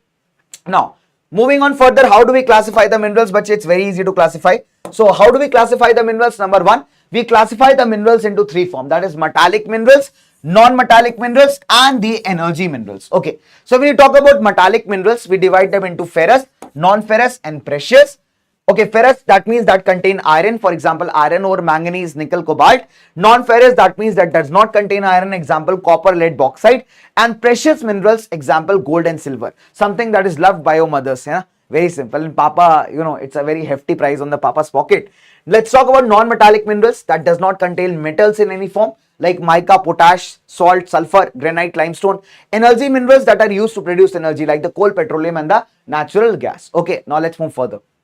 Now, so when you talk about the ferrous minerals, okay, so when you talk about ferrous minerals are those that contain iron in one or the other form. Okay, so they make up 3/4 of the total value of the minerals produced in the country, especially the metallic minerals. Okay, so if we talk about, India has rich deposits of iron ore resources. So if we talk about the quality of the iron ore, magnetite is the finest quality of iron ore, as it has 70% of iron content. Now, as the name says, magnetite. Now, this type of iron ore is very magnetic. Okay, so it's a kind of iron ore that is very much black in color. It's a handsome iron ore, right? And since handsome guys have a magnetic property to attract people, right? So same way, this magnetite also has a property to attract. That is why it is called as magnetite. 70% of iron content, right? It has excellent magnetic qualities. Hematite ore is the most important industrial ore. It contains 50 to 60% of iron. There is one more quality of iron ore that is called as limonite. However, limonite is again a poor quality of iron ore. Okay, so limonite is a poor quality of iron ore. So best quality of iron ore is magnetite. Industrial iron ore is hematite, that again is a fine quality of iron ore, and the worst quality is the limonite. Okay. Now, if you talk about the major iron ore belts in India, wherever the iron ore is found, when we have the Odisha Jharkhand belt. Okay, so if you talk about Odisha Jharkhand, then especially in the Mayurbhanj districts of Odisha, you can find good deposits of iron ore. If you talk about Durg Bastar Chandrapur belt, okay, I also called it as Dabang Bhojpuri channel belt. So this is basically found in Chhattisgarh and Maharashtra region. So if we go to Chhattisgarh and Maharashtra, you will find this particular belt. Okay, Chhattisgarh and Maharashtra. So if you find Chhattisgarh and Maharashtra, you will find this particular belt. Okay, that is Durg, Bastar and Chandrapur. Then Ballari, Chitradurg, Chikmagaluru, Tumkuru belt, I called it as BC quality. So this belt is very famous and it is generally found in Karnataka. Done. Okay, so BC quality belt, that is Ballari, Chitradurg, Chikmagaluru, Tumkuru belt. This belt is generally found in Karnataka. And then we have the Maharashtra Goa belt, right? So if you talk about Maharashtra and Goa, that is also a very important belt, as most of the iron ore produced here is used to export to the other countries. Okay, bacho. Now, so what we studied, that ferrous minerals have a great importance in the Indian economy, as they account for a lot of metallic mineral production. Apart from that, we say that India has a good resource of iron ore. We studied about the qualities of iron ore, with magnetite being the best quality with 70% iron content. Then we have this thing, hematite, with 50 to 60% of iron content, and the worst quality is the limonite. Then we talked about the major iron ore belts. Odisha Jharkhand belt, I called it as DJ Orange Zarila belt. Okay, then Dabang Bhojpuri channel belt, yani Durg Bastar Chandrapur belt, lies in Chhattisgarh and Maharashtra. Then the BC quality belt, yani Ballari, Chitradurg, Chikmagaluru, Tumkur belt, lies in Karnataka, and the Mogambo belt, that is Maharashtra and Goa. So these are the major iron ore belts in India where you can find the iron ore deposits. Now let's talk about manganese. See, manganese is again another important metallic mineral. So it is mainly used in the manufacturing of steel and the ferromanganese alloy. Okay, 10 kg of manganese is required to manufacture 1 ton of steel. So it has a great requirement in the steel industry. Also, it is used in manufacturing the bleaching powders, insecticides and paints, right? So if it comes to the usage of manganese, this question if asked will be asked in the 3 markers. Okay. Now let's move further. Let's talk about the non-ferrous minerals. Okay, let's talk about the non-ferrous minerals. Very simple. So non-ferrous minerals include copper, bauxite, lead, zinc and gold. So these are the minerals that do not contain iron in any form, right? However, they play a great amount of role in the metallurgical industries, electrical industries. For example, let's talk about copper. Copper is a great malleable ductile element that is and a very good conductor of heat and electricity. So we know that copper is used to make the copper sheets and the copper wires. It's used in electrical cables, especially in the electronics industries, right? So if we talk about the copper production, then the Balaghat mines in Madhya Pradesh and the Khetri mines of Rajasthan, they are famous for producing the copper. Apart from this, the Singhbhum district of Jharkhand is also an important producer of copper. Okay. So what are the major regions? Madhya Pradesh ka Balaghat mines, Khetri mines in the Rajasthan and the Singhbhum district of Jharkhand are the leading producers of the copper. Okay, done. Let's come to the bauxite. Now bauxite is a very interesting, very interesting, you can say that very interesting element. Now why? See, bauxite basically is extracted from the rocks that are rich in aluminum silicates. So when these rocks decompose, we can find bauxite. So we obtain aluminium from bauxite. So basically bauxite is the ore of the aluminium. That means the rock from which the aluminium is obtained. And we talk about aluminium is utilized in multiple ways. It is a very good conductor of electricity, right? It has a great malleability. It can be drawn into wires. You can make aluminium wires. You can make aircraft parts from aluminium. You can use the aluminium to make utensils, right? So if we talk about the distribution of aluminium, mainly you will be able to find aluminium in the Amarkantak Plateau region and the Michael Hills, as well as the region of the Bilaspur Katni. So these are 3 major big regions of the aluminium production, that is Amarkantak Plateau, the Michael Hills and the Bilaspur Katni region. Okay, so let's move on further. Now let's talk about non-metallic minerals. Now this is a very super important one. A lot of questions have been asked in previous years. Okay, so I'll give this question as 3 number or 3 marks. So it's a very important topic. It's a very important topic, bacho. So this question has been asked several times. This question has been asked several times. That is mica, the usage of mica, the importance of mica in electronic industries. Now mica is the mineral that is made of series of plates, series of thin sheets, you can say. Okay, so you can say that it can be very much clear. It can be black in color. It is green in color, red in color, yellow in color, brown in color. It can appear in multiple forms, right? Then mica is a very important mineral in the electronic industries. And why is it so? Because of some properties. See, if we talk about mica has excellent dielectric strength. It has a very low power loss factor and it has perfect insulating properties. That means it can resist even a very high voltage. So especially in electronic industries, it can be used as a very good insulator to prevent against the high voltage. If we talk about the mica deposits, then mica deposits are generally found on the northern edge of the Chota Nagpur Plateau, right? So it is found on the northern edge of Chota Nagpur Plateau. So this is all about mica, guys. Now let's talk about the rock minerals, right? So there are some rocks that are important minerals. For example, limestone. So limestone is basically found in the rocks that are rich in calcium carbonates or calcium and magnesium carbonates. Now limestone is a very crucial material when it comes to the cement industry or when it comes to iron ore industry, because limestone is added as a flux agent in order to remove the impurities from the iron ore. So limestone has a great industrial usage. Now let's move further, guys. Okay. Now the question is, sir, why to conserve the minerals? It's very simple here. Mineral deposits, we know that they are very less in amount. If you talk about only 1% of the total earth crust. If you talk about the geological process of mineral formation is very slow. Okay, the consumption is very fast. The mineral formation process is very slow. So at the rate at which we are consuming the minerals at the moment, very soon it may happen that the minerals we may run out of it. Okay, so minerals resources or you can say that deposits may get exhausted. So definitely we have to conserve the minerals in order for the future generation usage. Okay, now let's move further. So how to conserve minerals? Very simple. A joint effort has to be made in order to conserve the minerals. That we can go with the sustainable development approach, right? We can use better technologies so that we can, even use the low quality of ores available. Recycling of metals can be one good way of, this thing, recycling of metals using the reduce, reuse, recycle process in order to conserve and save the minerals, right bacho? Okay, now let's move further. Okay, so before this I have a question for you. Okay, so let's have a question here. Let's try to solve this question at least. I'll try giving you the polls. If the polls work, it's well and good. If the polls don't work, then also you can attempt the question in the chats. Okay, very simple.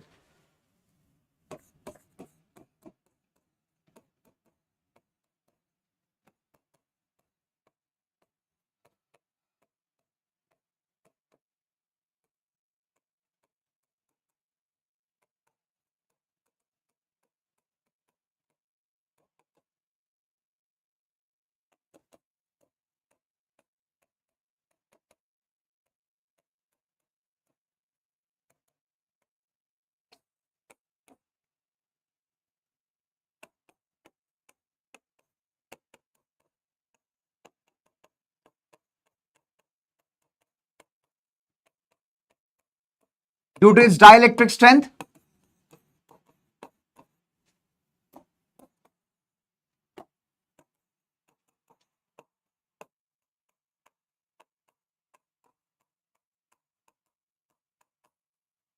high power loss factor,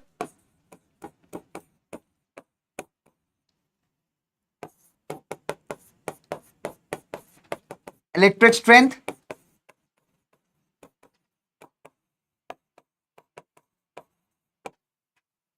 medium power loss factor,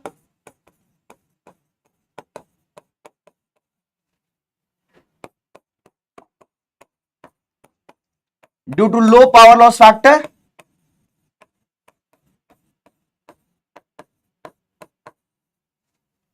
or both A and B. Okay, so we have 4 options out here guys. ठीक है, 4 option है बच्चों. तो मैं poles एक बार try करता हूं release करने के. अगर पोल्स आ जाते हैं तो well and good. Okay, so let me try releasing the polls and 30 seconds का पोल है. I'll give you the 30 seconds poll here and let me see if the poll works. Okay, बच्चे, there is already a class I took on picture based and map based questions in the warrior batch, and that's a English batch on PW Foundation channel. So you can watch that class also. We have already covered बच्चे वहां पे the picture based questions there. Okay. Hi Pratyush. Samosa कहाँ है? It's already in the making. I have asked Dogesh, my dear, to deliver the samosa to you. Okay.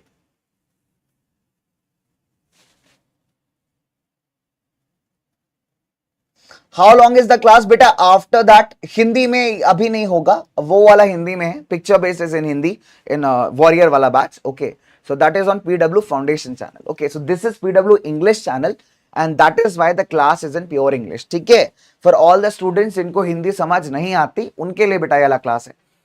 I hope this clears your doubt. So here you see, if the question had been, it has a low power loss factor. So this option number A is deleted. So option number B is also deleted. So we can only go with option number C. So correct answer is option number C. But there is some issue with the polls that are not working at all. And let me call someone. The correct answer is option number C.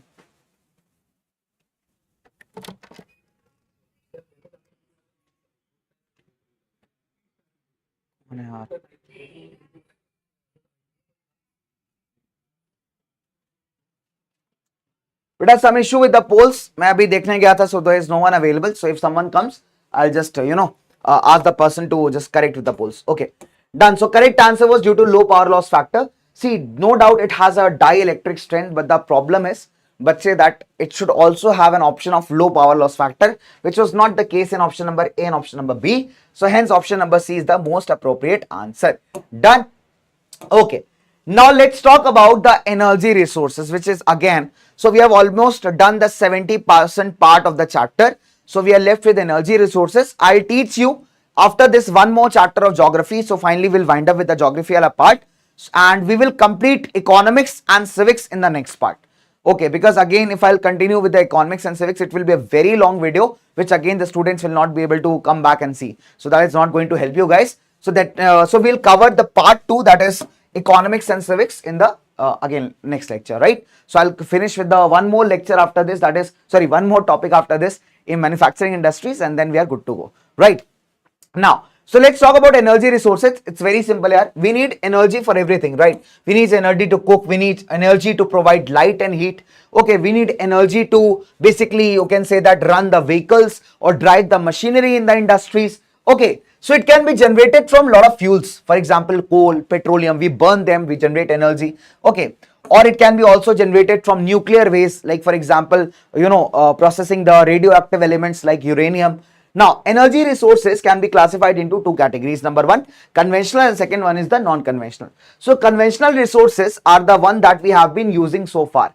So, generally they are non-renewable in nature. For example, firewood, cattle dung cakes, coal, petroleum, natural gas. So, these are the resources that we have been using over a long period of time. So, most of them, they are non-renewable in nature.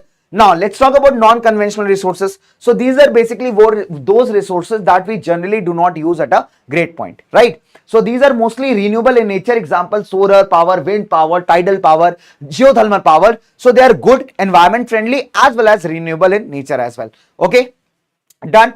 So let's move further. Let's talk about coal. So coal is most abundant available fossil fuel that we find in good amounts. So it is used for power generation. We also use it to supply for industry or for the domestic uses. Now it is formed due to the compression of plant material. So plants and animals, when they died over a period of time, they got decomposed, and under great intense heat and pressure, they converted into coal. So that is basically where coal comes from. So in India, we have two types of coal, right? Basically two regions of coal where you can find coal. One is the Gondwana deposit and second is the tertiary deposit.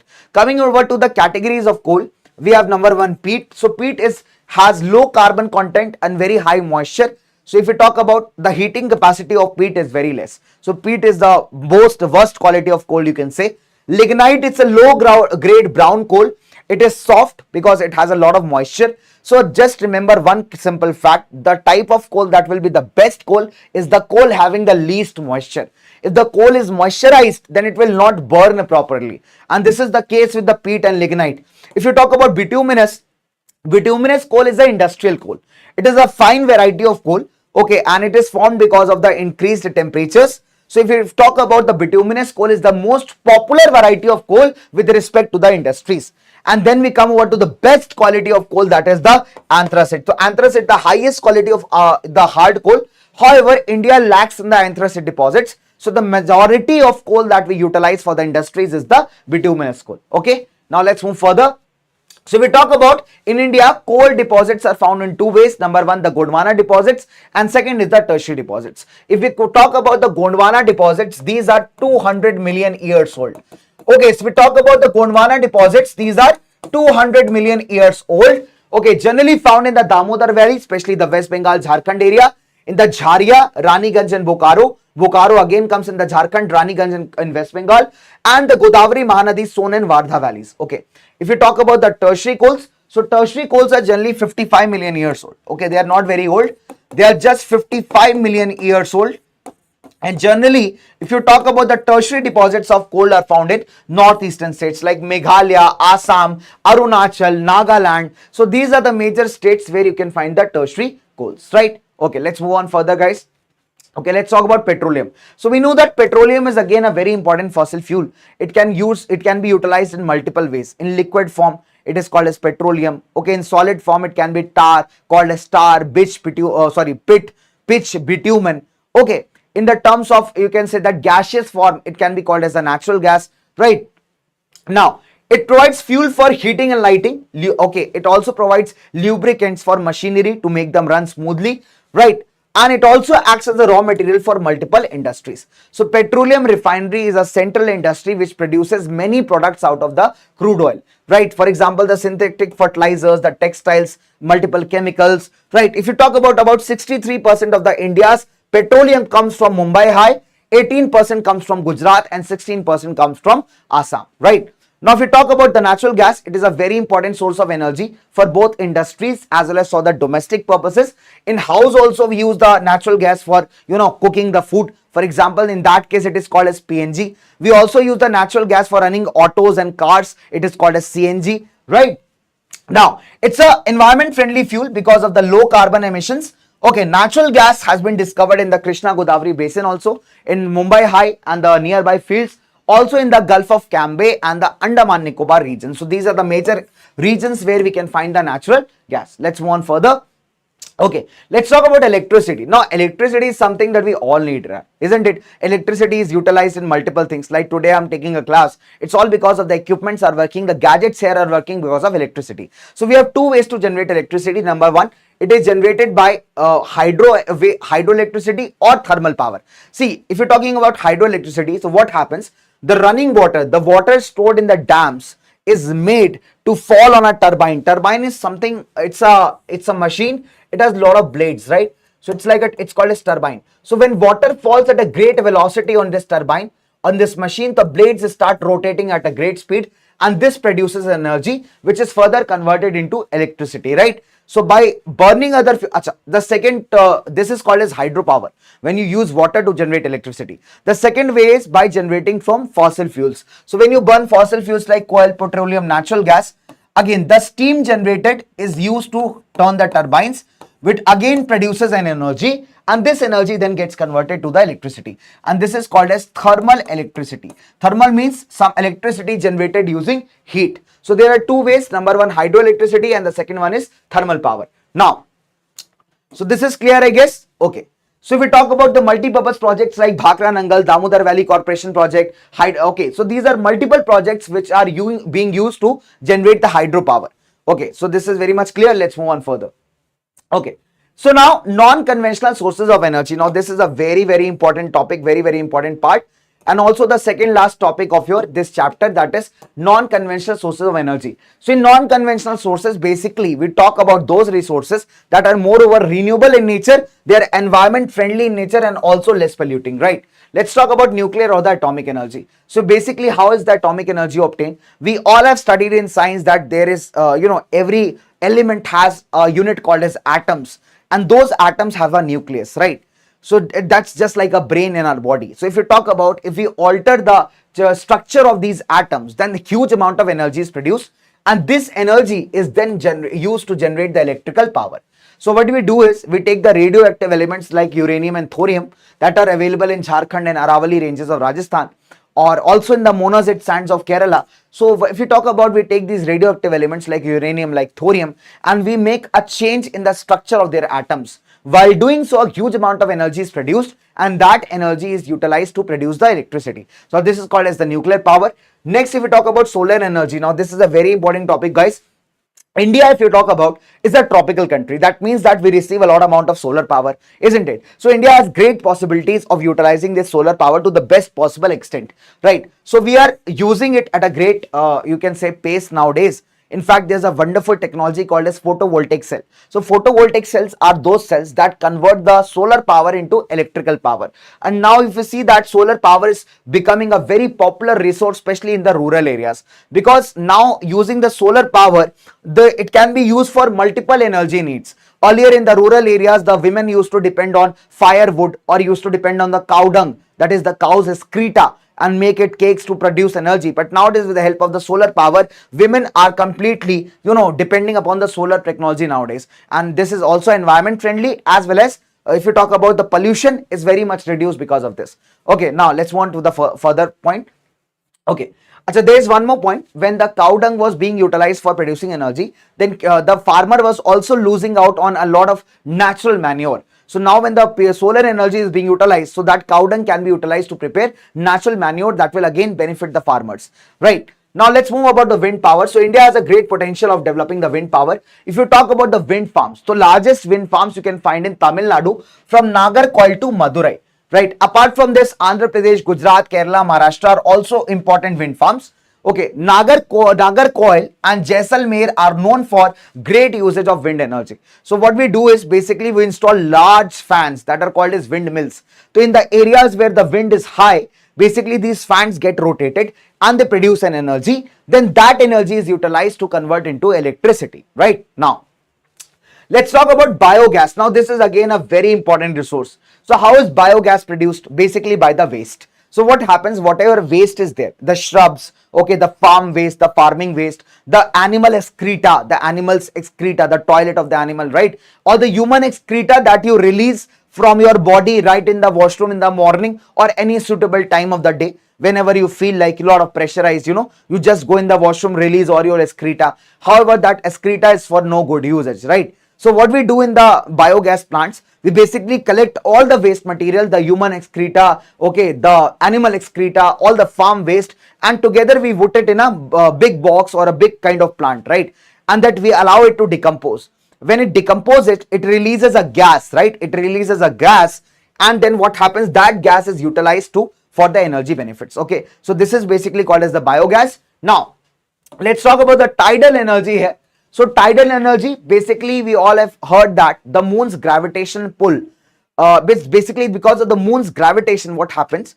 The water in the oceans and the water body rises, okay, and it leads to a lot of waves, high waves and low waves, which are also called as tides. Okay, when the pull is little bit high, the waves rise at a certain height, causing the high tides, and the pull is little bit weaker. In that case, we see that low elevation waves are formed, right? So these tides, these high and the low tides, have enormous energy in them, right? So we can harness this energy and convert into electricity. So in India, if you see, the Gulf of Khambat and Gulf of Kutch in Gujarat are being successfully utilized to convert the tidal waves into the energy. So basically what we do is, whenever we build some you can a small dam type of structure, right? So whenever there are high waves, the water enters this entire outlet or the tank or the dam, okay, and there is a turbine fitted there. So when the water enters, it rotates the turbine, which again generates the energy, and this energy is further converted into electrical power, right? So this is how we harness the tidal energy into electricity, right? So this is again some very important projects being run at the moment. Now let's come to the geothermal power. Now what is geothermal power? In very simple terms, the heat trapped inside the earth's surface is utilized to generate the power. Now what happens here is, the heat and electricity produced by using the heat from the interior of the earth is called geothermal energy. So we all know that as we go deep inside the earth gets hot, isn't it? As you go the deep inside the earth gets hotter, the temperature increases. So what happens? Sometimes this high temperature is found at a very low depth, okay, or we say that the geothermal gradient is high at some places. So what happens in that case? The rocks above it, the rocks above the ground, they absorb the heat, and if there is a water body passing by, if there is a river passing by, it gets heated up, the water gets boiling. If you go visit Kasol is a place, and beautiful place in Himachal Pradesh. So there is a gurdwara called Manikaran Sahab, and there is also a temple called Manikarnika temple, right? It's very, very simple, my dear bache. So if you go this temple to this Gurdwara, you will see the water boiling there. So water is not boiling because someone has put it on boil. It's because of the thermal gradient. The heat beneath the rocks is pretty much high at that place. And that is an example of geothermal power or geothermal energy. So this can be utilized to, the steam generated can be utilized to turn turbines and convert it into electricity. So we have two projects running on at the moment. One is the Parvati Valley project in Manikaran, Himachal, and second is the Puga Valley project in Ladakh. So these are the two multiple projects being run in the modern scenario to harness the geothermal power. Now non-conventional sources part is very important, beta. They can ask you individual questions for 2 markers, or also they can ask you a question for 5 markers, right? So these notes are going to very much helpful for you. Okay, now let's move further. So conservation of the resources. It's always said that energy saved is energy produced. So we all know that energy is a very basic requirement for economic development. So it's important that we need to develop a sustainable plan for the energy development, right? Now there are 2 ways for adopting this sustainable development of energy. Number 1, promoting the energy conservation, and second is using more and more renewable resources of energy, because we all know that the coal and petroleum are going to exhaust at the current rate at which we are using. So we need to find the alternative resource of energy. That's very important, right? Okay, some steps that we can take is, they can use public transportation instead of private vehicles. That this will help to reduce the pollution. Also this will help to reduce the congestion of the traffic on the roads. Then switching off the electricity when not in usage, using power saving devices, and using more and more non-conventional sources of energy. So these are the multiple things that we can do on our part in order to reduce the energy transmissions and the consumption, okay? Because energy saved is energy produced, right? Now let me ask you a question here. Let me ask you a question here.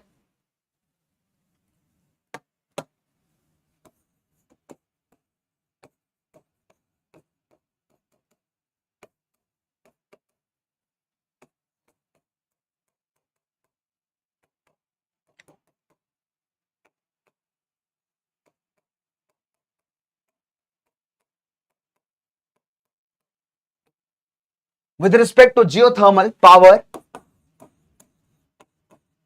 are installed at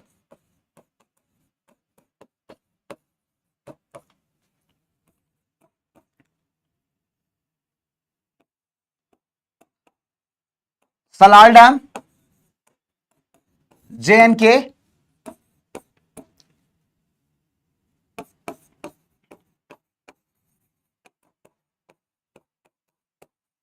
Parvati Valley, Himachal Pradesh, Tehri Uttarakhand या हीराकुड पे और Hirakud Odisha. Done? Okay. So we have four options out here. I'll start giving you the polls. I'll still try giving you the polls. 30 seconds polls, my dear. So experimental projects with respect to geothermal power are installed at, and your time starts now. Okay, let me try giving you 45 seconds poll. Okay, so we have four options out here. Okay, very nice.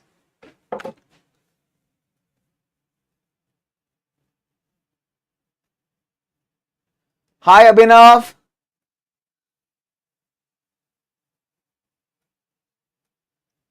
But I've been recording since I guess I had some lectures to record also, and I've been speaking for the past 8 hours, so that's why my voice might be little bit streaking, but don't worry, it's all good. Okay, so we'll have one more chapter after this, and then we'll wind up with the geography. And again, I'll take second part of this marathon where we'll cover economics, civics, as well as the map work, so that you guys also don't get strained and have sufficient time to recall and revise it. Okay. So very easy answer, that is Parvati Valley. Let me see that if the poll doesn't do moi moi with me. Okay. Oh, fine. The poll started working in 45 seconds. 100% gave me the correct answer. Thank you, Kunal bhai. Vidhi, it's Raghav, Sunny, Evans, Agam. See, one student asked me, sir, please explain me the tidal energy. Sure, beta, I'll explain you the tidal energy. So basically, understand it like this. What are tides? Tides are generally the high waves you see in the oceans. Okay, high waves, lehre that you call, right? High waves, bahut unchi unchi lehre. So what happens here is these tides have enormous energy, isn't it? So what we try to do is we have built a dam sort of a structure. So what happens? We open the gates of this dam, and then the tide water, whenever there is a high tide, the water enters it. The water enters the dam. So water is stored here. Now we using a pipe, what we do is you try to flow the water over a turbine. So turbine is basically a motor. It has lot of blades. So when water flows at a great speed over it, the blade rotates. When the blade rotates, it produces an energy, or this energy is then utilized to generate electricity or electrical power, right? During the time of low tides, when the waves height is less, the water goes back into the sea. Again some water is collected, again the same process is repeated, and then what happens? The electricity gets generated. So we are trapping the water's energy with the help of a turbine, a generator. We are converting it into electrical power. So this is basically the tidal energy. Okay my dear bachcho, okay my dear bachcho, sorted hai? Okay.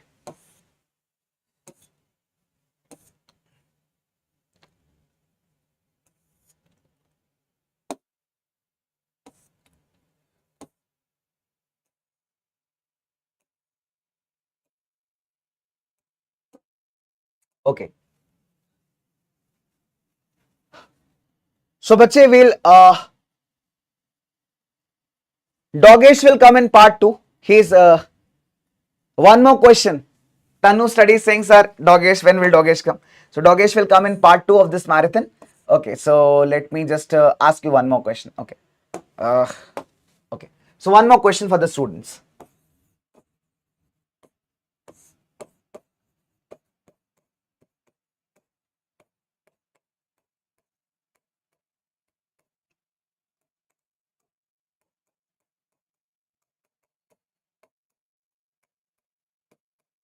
Dash convert solar power to electrical power.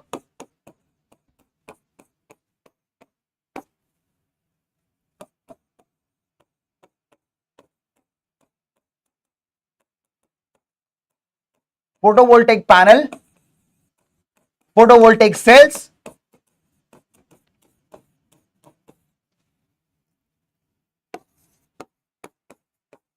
solar cooker, or solar heater.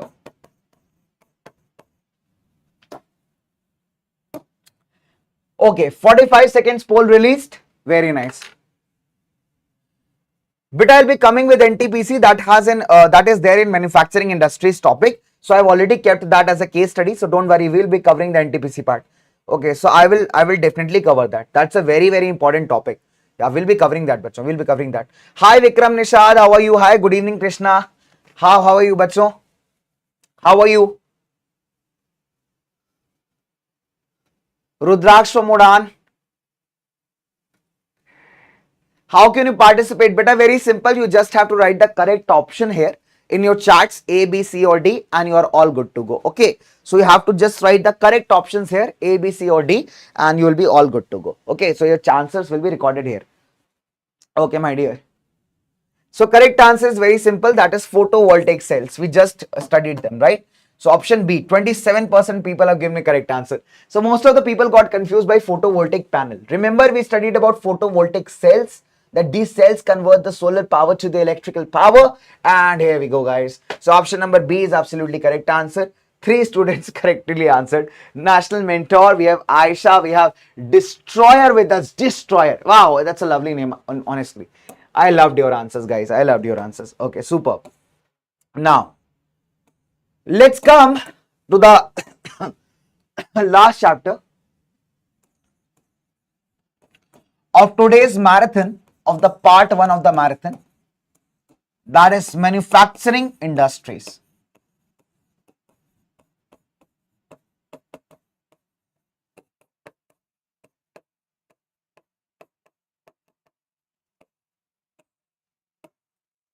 Okay, last chapter of part 1 of the manufacturing industries. Done? Sorted?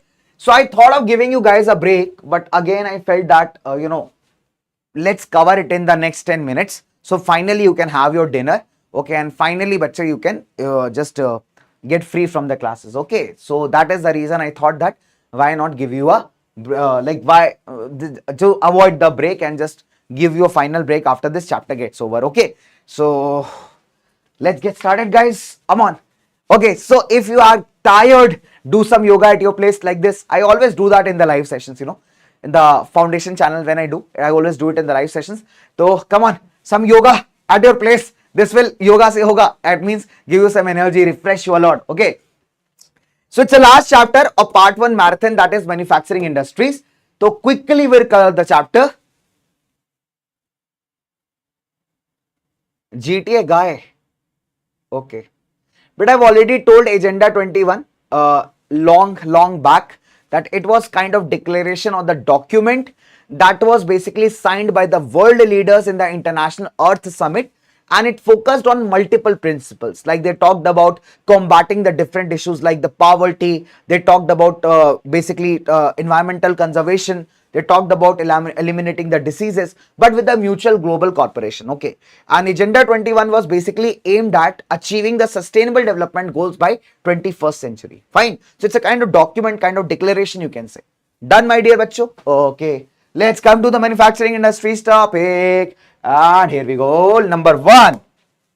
Okay, so manufacturing industry, see, in very simple and short terms, manufacturing means production of goods in the large quantities. When you convert a raw material into more valuable product that can be used by the people, it is called as manufacturing. Okay, so it falls in the secondary sector. And the economic strength of a country, a lot depends on the manufacturing sector of that country. Okay, now this question is asked for 3 marks, that what is the importance of manufacturing sector. See, number 1, it helps in modernizing the agriculture, which is the backbone of our country's economy.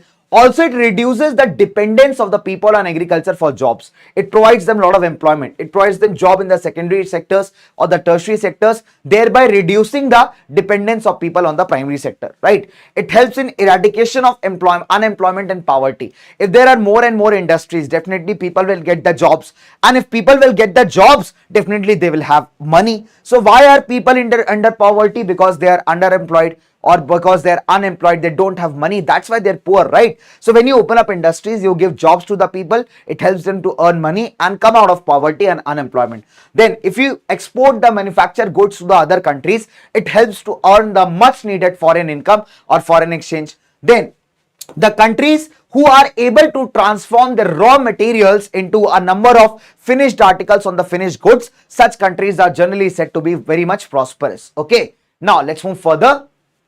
So again, there's a good question that agriculture and industry are dependent on each other or they go hand in hand. Why do we say this? It's very simple, bacho. Industries, they give a major boost to the agriculture. How? By improving their productivity. We see that a lot of agriculture tools are produced in the industries, a lot of things are produced in the industries that help to boost the productivity of the agriculture, like fertilizers, modern tools and machineries, insecticides, pesticides. Okay, so industry depends on agriculture for raw materials also, right? So we can say that both are interdependent. Like agriculture is dependent on the industry for multiple things like PVC pipes, pesticides, insecticides, modern variety of tools. In the same way, many industries are dependent on agriculture also for their raw products, right? So that is why we can say that both are interdependent. Now, how do we classify industry? That's a very interesting concept here.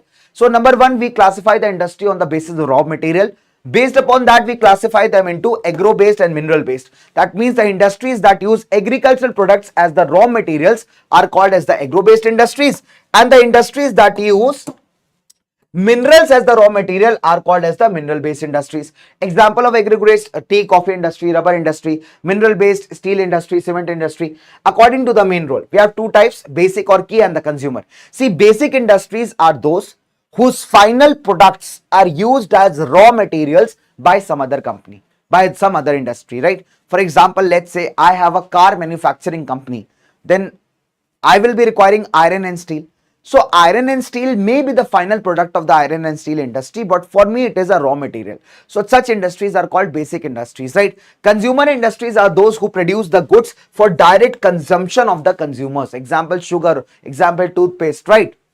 Now, if you talk about on the basis of investment, we categorize them into two types, that is small and large scale. Whenever the investment is up to 1 crores, it is called a small scale industry. Whenever the investment to set up an industry is more than 1 crore, it is called as the large scale industry. Remember that, okay? In case of small scale, it is up to 1 CR, 1 crore, and in the case of large scale, it is more than 1 crore. Okay, now let's talk about on the basis of ownership, okay? We have 4 types of industry. This is very important, very, very important. Okay. Public sector, that means industries that are owned by the government. Okay, private sector, industries that are owned by the private individuals. Example, Tisco, Tata Iron and Steel, Bajaj, Reliance, right? Okay, joint sector, these are the industries that are jointly run by the government as well as the group of individuals. For example, Oil India Limited, OIL, it's a joint sector industry that is owned both by the government as well as by the private individual. Cooperative sector, basically this cooperative sector is basically that type of industry that is formed by a group of workers or a group of suppliers. Let's say there were 5 milkmen in a particular locality. So they decided to form an industry. They pulled up their resources, they invested the money, and then they started their production. And whatever will be the profits and losses will be equally distributed. So that is an example of cooperative sector, right? Okay, so these are the industries on the basis of their ownership. Okay, now let's move further. Okay, so we have textile in your syllabus. If you talk about cotton, textile and textile, so basically if you talk about budget, textile is a very important sector in the country because it contributes a great to our economy. Also, it is the second highest employment generating sector in India. Textile sector, it provides employment to 35 million people in India. It is the only sector which is complete in the value chain. That means from the basic raw material to the highest value added product is produced in one single sector. Okay, so that is the speciality of textile sector. Now, if we talk about cotton textiles, in ancient India, the cotton textiles, that means the cotton fabric, the cotton kapda, that was produced with the help of hand spinning and hand loom. After 18th century, we see that power looms started coming, that means operated by steam power or any other mechanical means. Okay, if we talk about during the colonial period, our traditional industries, they suffered a lot. The reason being, the colonial people, the Britishers, they used to supply the Indian markets with the British mill-made goods that were very much cheap in cost. Okay, and our Indian producers could not compete with them. So that was a major reason, right? The first successful textile mill was opened in Mumbai in 1854. Now, we see that the spinning of the thread of the yarn is still very much centralized in Maharashtra, Gujarat and Tamil Nadu. However, if you talk about weaving the fabric or weaving the cloth, it is produced all over the country. Now, what is the reason behind this? The reason is simple, because when we talk about weaving the fabric or weaving the cloth all over the country, it gives the freedom to incorporate all the traditional designs that exist in the different parts of the country, right? For example, if you go to Banaras, the Banarsi sari has a altogether different design. You to go to Gujarat, the Gujarat saris have altogether different design. You go to Rajasthan, the clothes printed there, the clothes prepared there will have altogether different styles and distinct designs. So that is why we make the prepared the cloth all over the country, so that the different designs can be utilized and incorporated. Okay, done. Now let's move further, bacho. Okay, so this one industry was left out, that is based on the bulk. So based on the bulk of the industries, we basically talk about this thing, that is the heavy and the light industries. Okay, the heavy industries are the one which use heavy raw material, and light industries are the one which use light raw material. Okay, done. So I was talking about agro-based industries. So agro-based industries are the ones that depend on agricultural products like cotton, jute, silk, wool and textiles. So I discussed about the textile industry, that how much it contributes to the economy. Then we talked about the cotton textiles. So this wala slide, it went a little bit up. So I'll just bring it down. Okay. So basically this is the handloom. Okay, my dear bachcho. So basically this is the handloom. So you can see that a person is weaving the cloth or the fabric by hand, and this is an example of a power loom, okay, which is driven by power. It can be electrical power or the steam power in olden times. So these are the two types of machines which is used to weave the fabric or the cloth. Okay, now let's move further. Let's talk about the jute textiles. So if we talk about the jute textiles in India, India is the largest producer of the raw jute. Okay, so we produce the largest quantity of raw jute, and in terms of the jute export, we come second after Bangladesh. Okay, now let's talk about the first jute mill was set up near Kolkata in 1855 at Rishra. So most of the mills, if you talk about, are located in the West Bengal, mainly across the Hooghly River. Okay, now what is the cause? Now this is a good question. It is asked for 3 marks, that why the maximum jute mills are located in the West Bengal. Number one is the presence of the jute producing areas. If you see that Bengal is known for the jute production, so easily the raw material is available. Then the water transport is very much inexpensive. Then there is a good network of railways and roadways and waterways to connect the raw material to the jute processing industries. Okay, then lot of water is available for processing the raw jute. Cheap labor is available from the nearby states, especially from the West Bengal and the states of Bihar, Orissa and UP. And Kolkata as a large center, as a large urban center, provides sufficient facilities for banking, insurance, loan facilities, or even the port facilities. So these are the multiple reasons why most of the jute mills are located in the West Bengal, right? So this question is very important, guys. It's asked for several times. Now let's talk about the sugar industry, right? So if we talk about the sugar production, then India is the second largest producer of sugar in the world and the largest producer of gur and khandsari, right? So gur is something that we utilize in our homes. Khandsari is somewhat brown color powdered, a little bit sweet in texture but better and healthy than sugar. So India ranks second in the production of sugar and the first in the production of gur and khandsari. Okay, if you talk about 2010 and 11, over 662 sugar mills were there in Uttar Pradesh and Bihar. So Uttar Pradesh and Bihar have approximately 60% of the country's sugar mills. Now that is a notable point, that Bihar and UP have 60% of the country's sugar mills. Okay, apart from that, Maharashtra, Karnataka, Tamil Nadu, Andhra, these are also the important producers of sugar in India, sugarcane in India, or sugar in India. Now let's talk about the mineral based industries. So basically these are the industries that use minerals as the raw materials, like iron and steel. If you talk about iron and steel industry, it's a basic industry. Why? Because it provides raw materials to all the other industries. Now, steel is used to manufacture a variety of goods, for example, engineering goods, construction material, medical equipments, defense material, for the construction of bridges, in fact, for the construction of utensils, right? The burtan that we use in the home. So there's a lot of steel utensils we utilize at home, isn't it? Now, production and consumption of steel, that how much steel is a country producing and consuming, is also an indicator of a country's development. Okay. Now, Chota Nagpur Plateau in the country has the maximum amount of steel concentration. Okay, so remember that Chota Nagpur Plateau has the maximum amount of iron and steel industries. The biggest reason is, number one, iron ore producing regions are very near. Again, if we talk about the transportation facilities is also available, plus the market is also available, and that is the biggest reason why Chota Nagpur Plateau has the maximum number of iron and steel industries. Okay, now Let's talk about the second important mineral based industry, that is aluminum smelting. Smelting means when you melt a metal to produce something. Okay, so aluminum smelting is an again important industry in India. So what happens, how do we make aluminum? So it's very basic bacho. We use bauxite to make aluminum. So first what has happened, bauxite is taken out. Okay, so bauxite is a mineral, we all know that. So first we obtain the raw bauxite, then we crush the bauxite, and after crushing the bauxite, aluminum silicate or alumina is separated. Then that alumina is further refined, further melted to convert into aluminum. Right, so it is a very light and resistant to corrosion material. It's a good conductor of heat. It's very malleable. You can make wires out of aluminum, and it becomes very strong when it is mixed with other minerals. Okay. Now, we use aluminium to manufacture aircraft, utensils, wires, even in manufacturing of the railway, train coaches. So there are multiple uses of aluminiums. Where can we found aluminium? Odisha, West Bengal, Kerala. You can remember 3 states, even some parts of UP.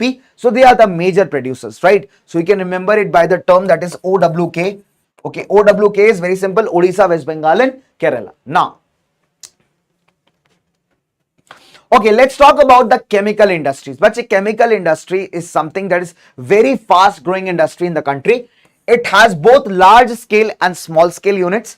It produces both the kind of chemicals like the organic chemicals and the inorganic chemicals. Organic chemicals, generally those chemicals which are derived from the petroleums or petrochemicals, right? So if we talk about organic chemicals, include petrochemicals that are used for manufacturing artificial fibers, artificial rubber, plastics, lot of pharmaceuticals and medicines. Okay, and inorganic chemicals include sulfuric acid. We use that to manufacture fertilizers, synthetic fibers, plastics, adhesives, the Fevicol that you utilize.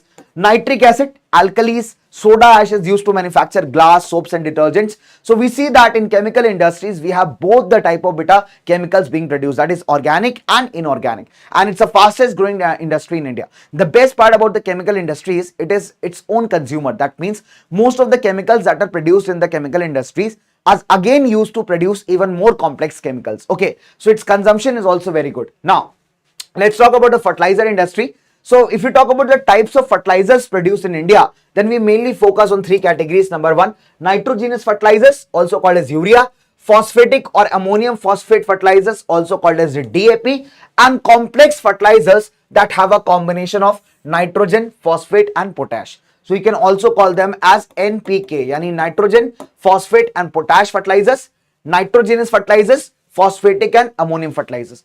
Okay, so these are the 3 major categories of fertilizer we produce in the country. So since we don't have enough amount of potash in the country, so this is imported from the other countries. Okay, now after the green revolution, this industry has expanded to multiple parts of the country. Okay, especially in the green revolution, if you see that a lot of fertilizers were utilized in order to productivize, in order to increase the productivity of the agriculture. So this industry has received a great boom after the green revolution. So Gujarat, Tamil Nadu, Uttar Pradesh, Punjab, Kerala, these are the major fertilizer producing states. Okay, GTU. So this is GTU. GTU is Gujarat, Tamil Nadu and Uttar Pradesh. And apart from that, Punjab and Kerala are the major fertilizer producers. Okay.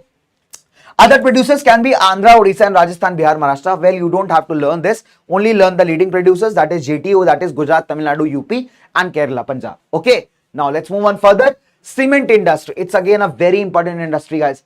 We require cement for everything. You know, remember that ad Ambuja Cement one? Bhaiya ye diwar chhutti kyun nahi hai? अरे छूटेगी कैसे, Ambuja cement से जो बनी है. So remember that cement ad? Okay, so when we talk about cement active, when we talk about cement, guys, so cement is utilized for multiple things. We use cement for construction of buildings, schools, colleges, bridges, multiple infrastructure things, right? Even dam building. So this industry requires heavy raw materials like limestone, silica, aluminium, gypsum. Okay, so industry is generally located in Gujarat. You will find a lot of industrial plants of cement industry. First cement plant was started in Chennai in 1904. Okay, so we see that decontrol of price and the distribution of the cement industries after 1989 has always, has a lot helped to grow this industry. If you talk about Bachon, there were certain reforms also made in the policies by the government, which again has facilitated the growth and the expansion of the cement industry, right? So this is doing very good in terms of production as well as in terms of export. That means a lot of products that are produced in the cement industry are also being exported to the other countries. Okay, now let's talk about the automobile industry. So we have already come to a lot of towards the end of the chapter almost. So let's come to the automobile industry. So basically we talk about automobile industry. So this is that industry that manufactures vehicles. Okay, that means your trucks, your buses, your auto rickshaws, your tempos, your e-rickshaw, your cycle, your bike, your scooty. So this is the industry that manufactures such kind of transportation vehicles. Now foreign direct investment, that is the investment by the foreign companies into India, has given a great boost to this industry. If you talk about where is this industry located, so majority industries in Delhi, Gurgaon, Mumbai, Pune, Chennai, Kolkata, Lucknow. So these are the major areas where you can find this automobile industry. Okay, bacho. Now let's come to the last industry, that is information technology and electronics. Say electronic industry covers a wide range of products. It manufactures multiple things. It manufactures televisions, telephones, pagers, computers, radar systems. So multiple products are being produced by the electronic industry. Bengaluru is known as the electronic capital of India as well as the Silicon Valley of India. So Bengaluru lies in Karnataka, also known as the electronic capital of India. Okay, so other important centers for electronic goods are Mumbai, Delhi, again Hyderabad, Pune. Okay, then we have Chennai, Kolkata. So these are again some important centers for electronic industries. Okay, so if we talk about the IT industry is also booming a lot. It employs a large number of people. If you talk about the major IT centers of the country, information technology, that is the software companies. So if we talk about the major software companies of the country, then we can talk about, they are generally situated in New Delhi, they are in Noida, they are in Gurgaon, they are in Pune. Okay, they are in Gurgaon. Oh, sorry, they are in they're in Bengaluru. So these are the major areas where we can find the IT industry. Okay, so you can write down IT industry is generally found in Noida. It's in Gurgaon or Gurugram. Okay, it's in Delhi, it's in Pune, it's in Hyderabad. Okay, so these are some of the major, again Bengaluru, how can we forget that? The Silicon Valley of India. Okay, so Bengaluru. So these are the major places where you can find the IT industry. Okay, done.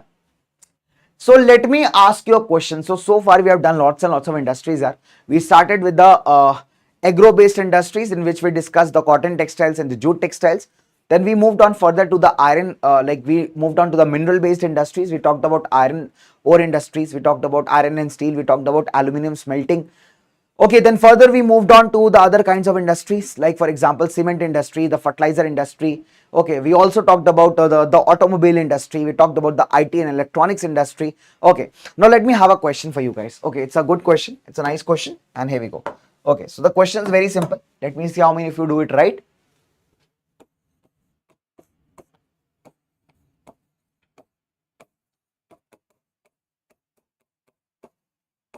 The first cement plant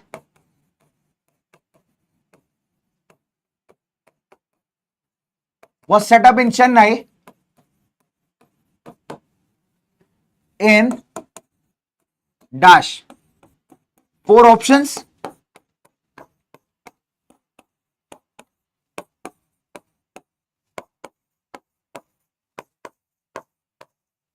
Okay, so we have 4 options. I'll give you 45 seconds time here and let me see how many of you answer this correctly. So here we go. Okay, very simple.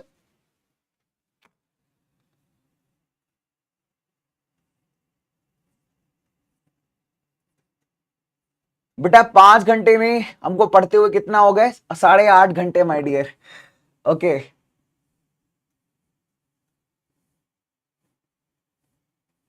सो बच्चे again कोई बहुत प्यारा सा बच्चा है ना, who asked sir Hindi में बोलिए.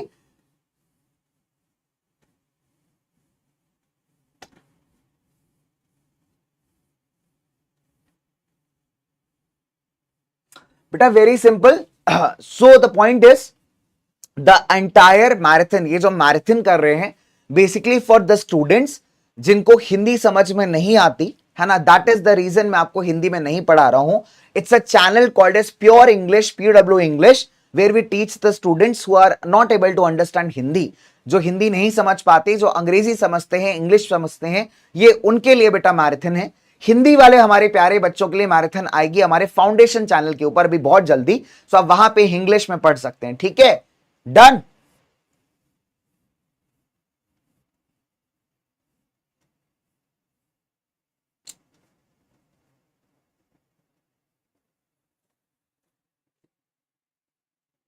ओके, डन बच्चों?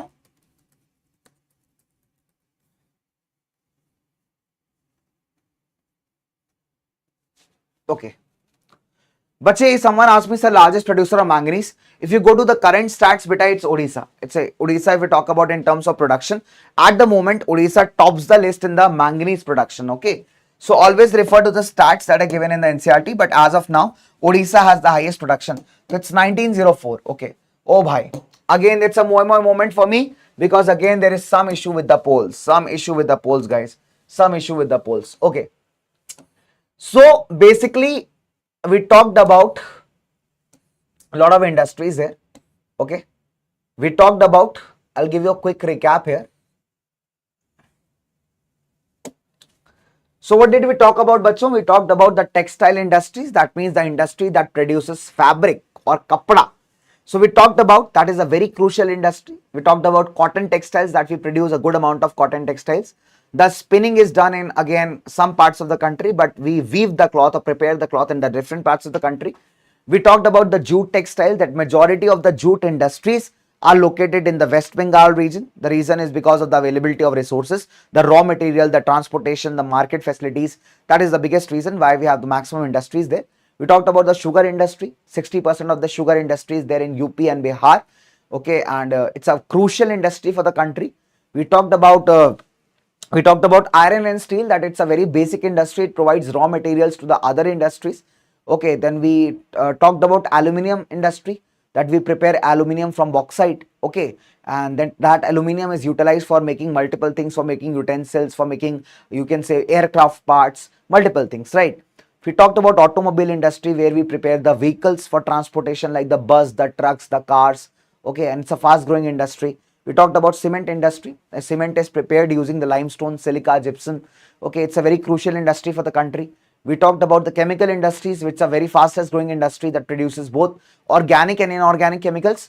Okay, we talked about fertilizer industry, that is very crucial for the with the perspective of we can say agriculture. So we deal into majorly 3 categories of fertilizers. Okay, then we talked about after green revolution, it received a great boost because fertilizers were used in the modernizing the agriculture. Okay, so see, so far this is what we have discussed. Okay, bache. So far we have discussed this, the types of industries. On also we studied about the classification of industries in the beginning of the chapter. So those who have joined just now, you can just scroll back a little bit in the video and go across to that chapter. Okay. Now let's come to the last topic of this chapter, that is industrial pollution. In this we also will be covering the NTPC part.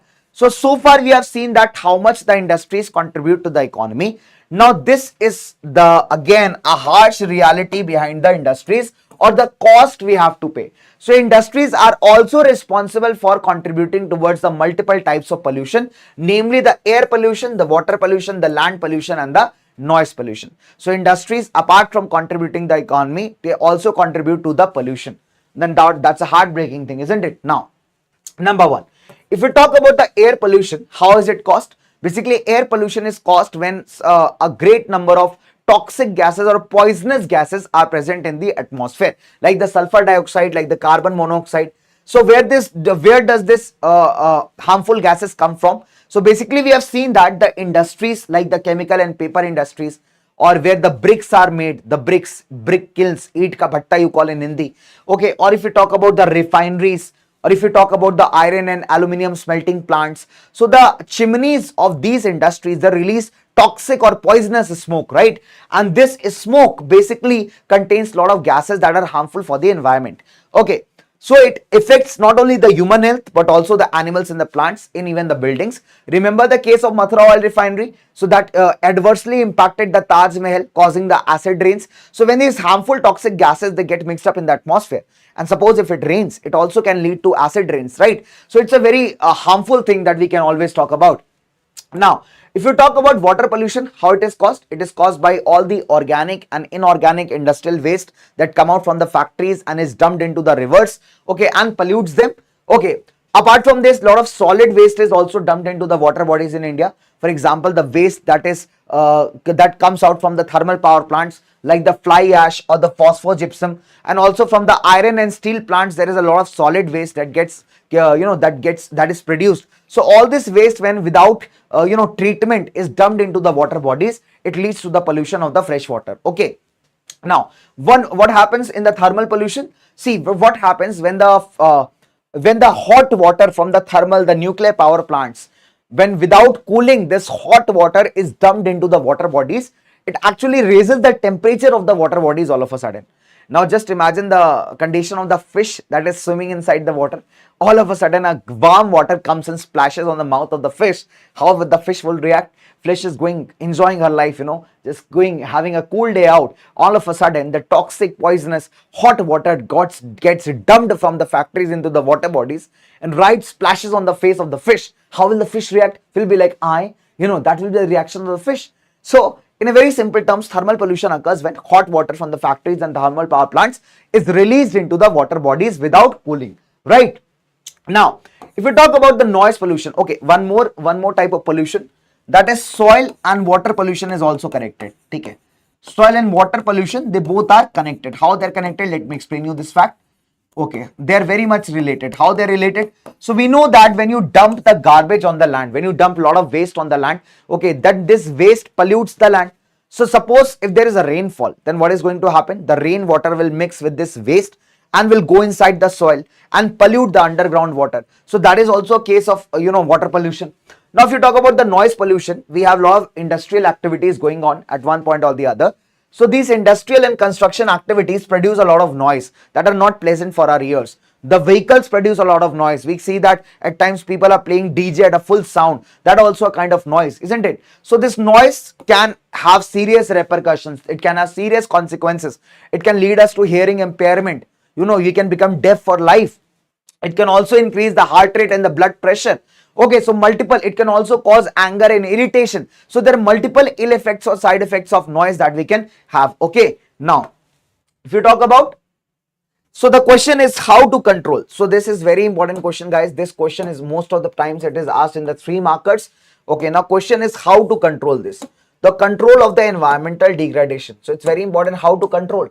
Again, it's a 3-mark question.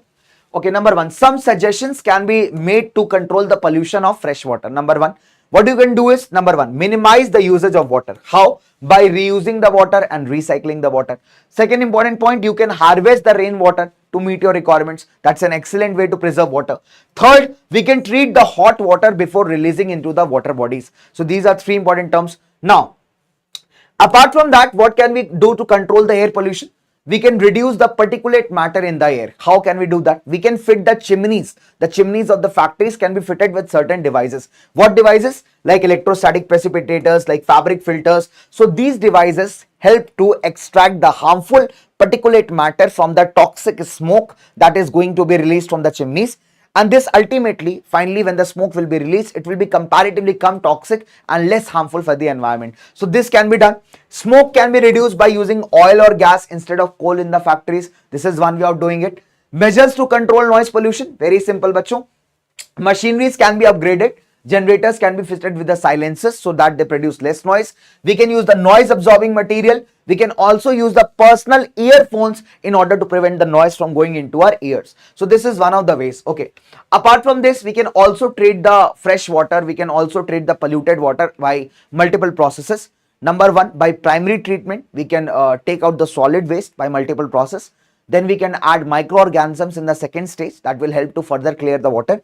In the third stage, we can use all the physical, mechanical and chemical processes to clear the water and then reuse and recycle it. So these are the multiple ways in which we can control the air, water and noise pollutions. Okay, now. Okay. So let me tell you one more important point, that is NTPC, that is National Thermal Power Corporation. So that's a very interesting case study, guys, in your that's a case study in your book, that is NTPC. Now let me tell you that what is NTPC doing all about. So NTPC is basically the National Thermal Power Corporation responsible for generating the thermal electricity in India. So it has actually earned a certification for environment management system. Okay. Now, what it is doing? See, basically, when you produce thermal power, there will be a lot of waste generation, isn't it? Number one, you'll have to burn the fossil fuels. When you burn the fossil fuels, lot of ash will be produced, lot of smoke will be produced. So what NTPC has done, NTPC number one has upgraded its equipments. When they've upgraded their equipments, they have upgraded on the latest technology, so it is more efficient and less polluting. So that is one power point. Then they started managing their solid waste. For example, the ash that is produced, they have tried to manage that ash, maximize the utilization of the waste produced, and they are trying to reduce the amount of waste that they are producing on a daily basis, right? Then they have planted green belts around their power plants. Green belts means they have planted a lot of trees around their power plants that will help to purify the air as well as maintain the ecological balance. Plus, they have created an entire database, a complete monitoring system in each of the power plants. Okay, so that they keep a close eye, a close check on however whether the implementations are being done or not, whether every protocol is being followed or not, and that is how they are sustainably producing the energy. So that is a great example by NTPC, that is National Thermal Power Corporation. Okay, now let me ask you a very fine question here.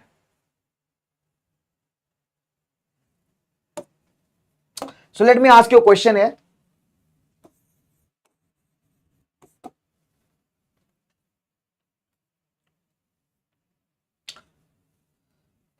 Okay, the question is very simple, bachcho. Just pay attention. So the question is,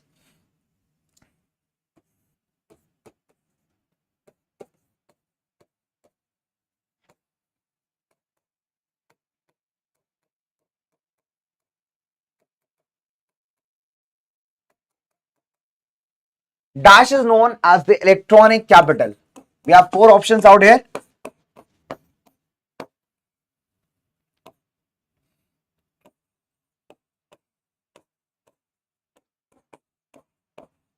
Mumbai, Pune, Bengaluru, or Delhi. So let's hope for the best. Let's see if the polls come. Okay, this time I'll give 30 seconds poll. And here we go here.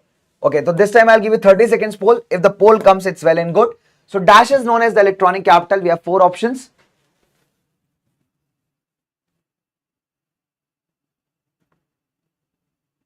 Very nice.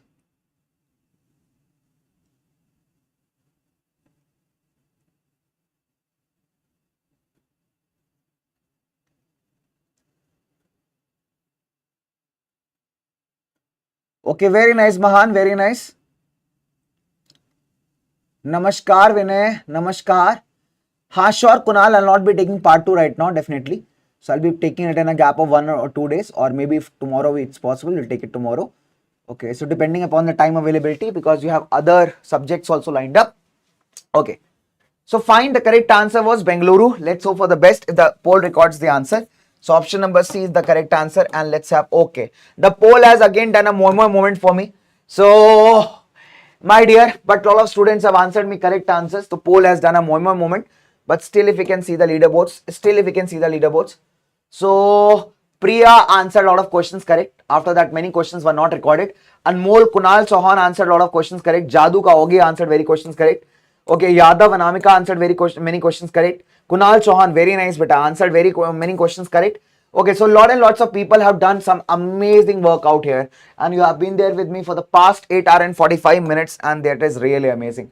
So let's reduce 15 minutes from there, but for the past 8 hours 30 minutes, you guys have been with me, and that is really amazing. Okay, so definitely I'll not be covering civics and economics in this class, because again that's a lengthy part. So we will be covering civics and economics in the second part of this marathon. Okay, bacho. So we'll be covering it in the second part of this marathon, because again, that's a whole lot of thing. Okay, so let me tell you something. Bacho.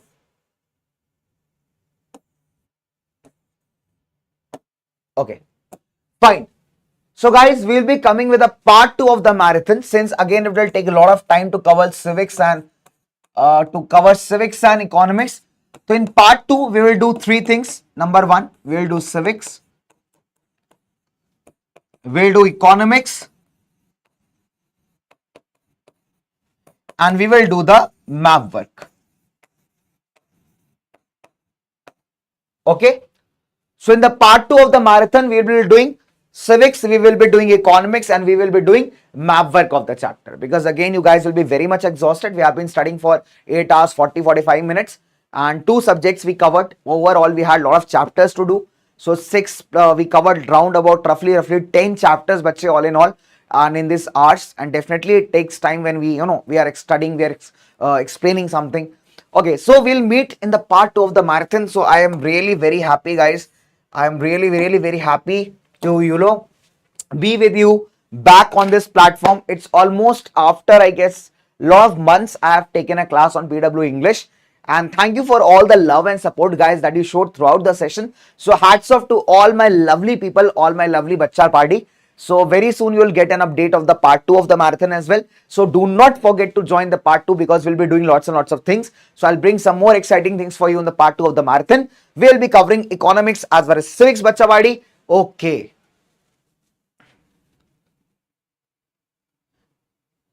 Bache, this is sufficient. Definitely this is sufficient. I've explained lots and lots of things throughout the chapter. Complete chapters I've explained out to you. If you in fact write down the notes from here, these are NCERT oriented notes, so you will score, bache. And these are in-house PW notes prepared by the PW team.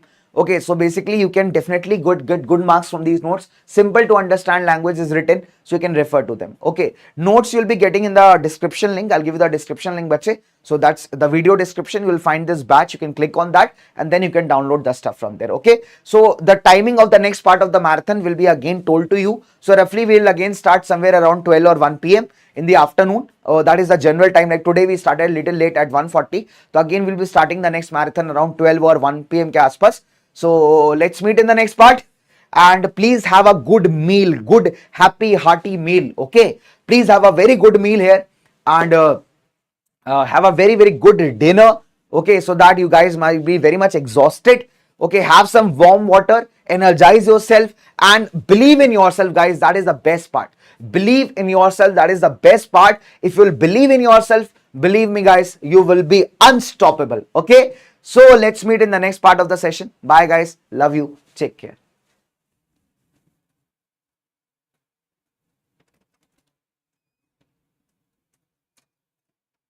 Bache, next part.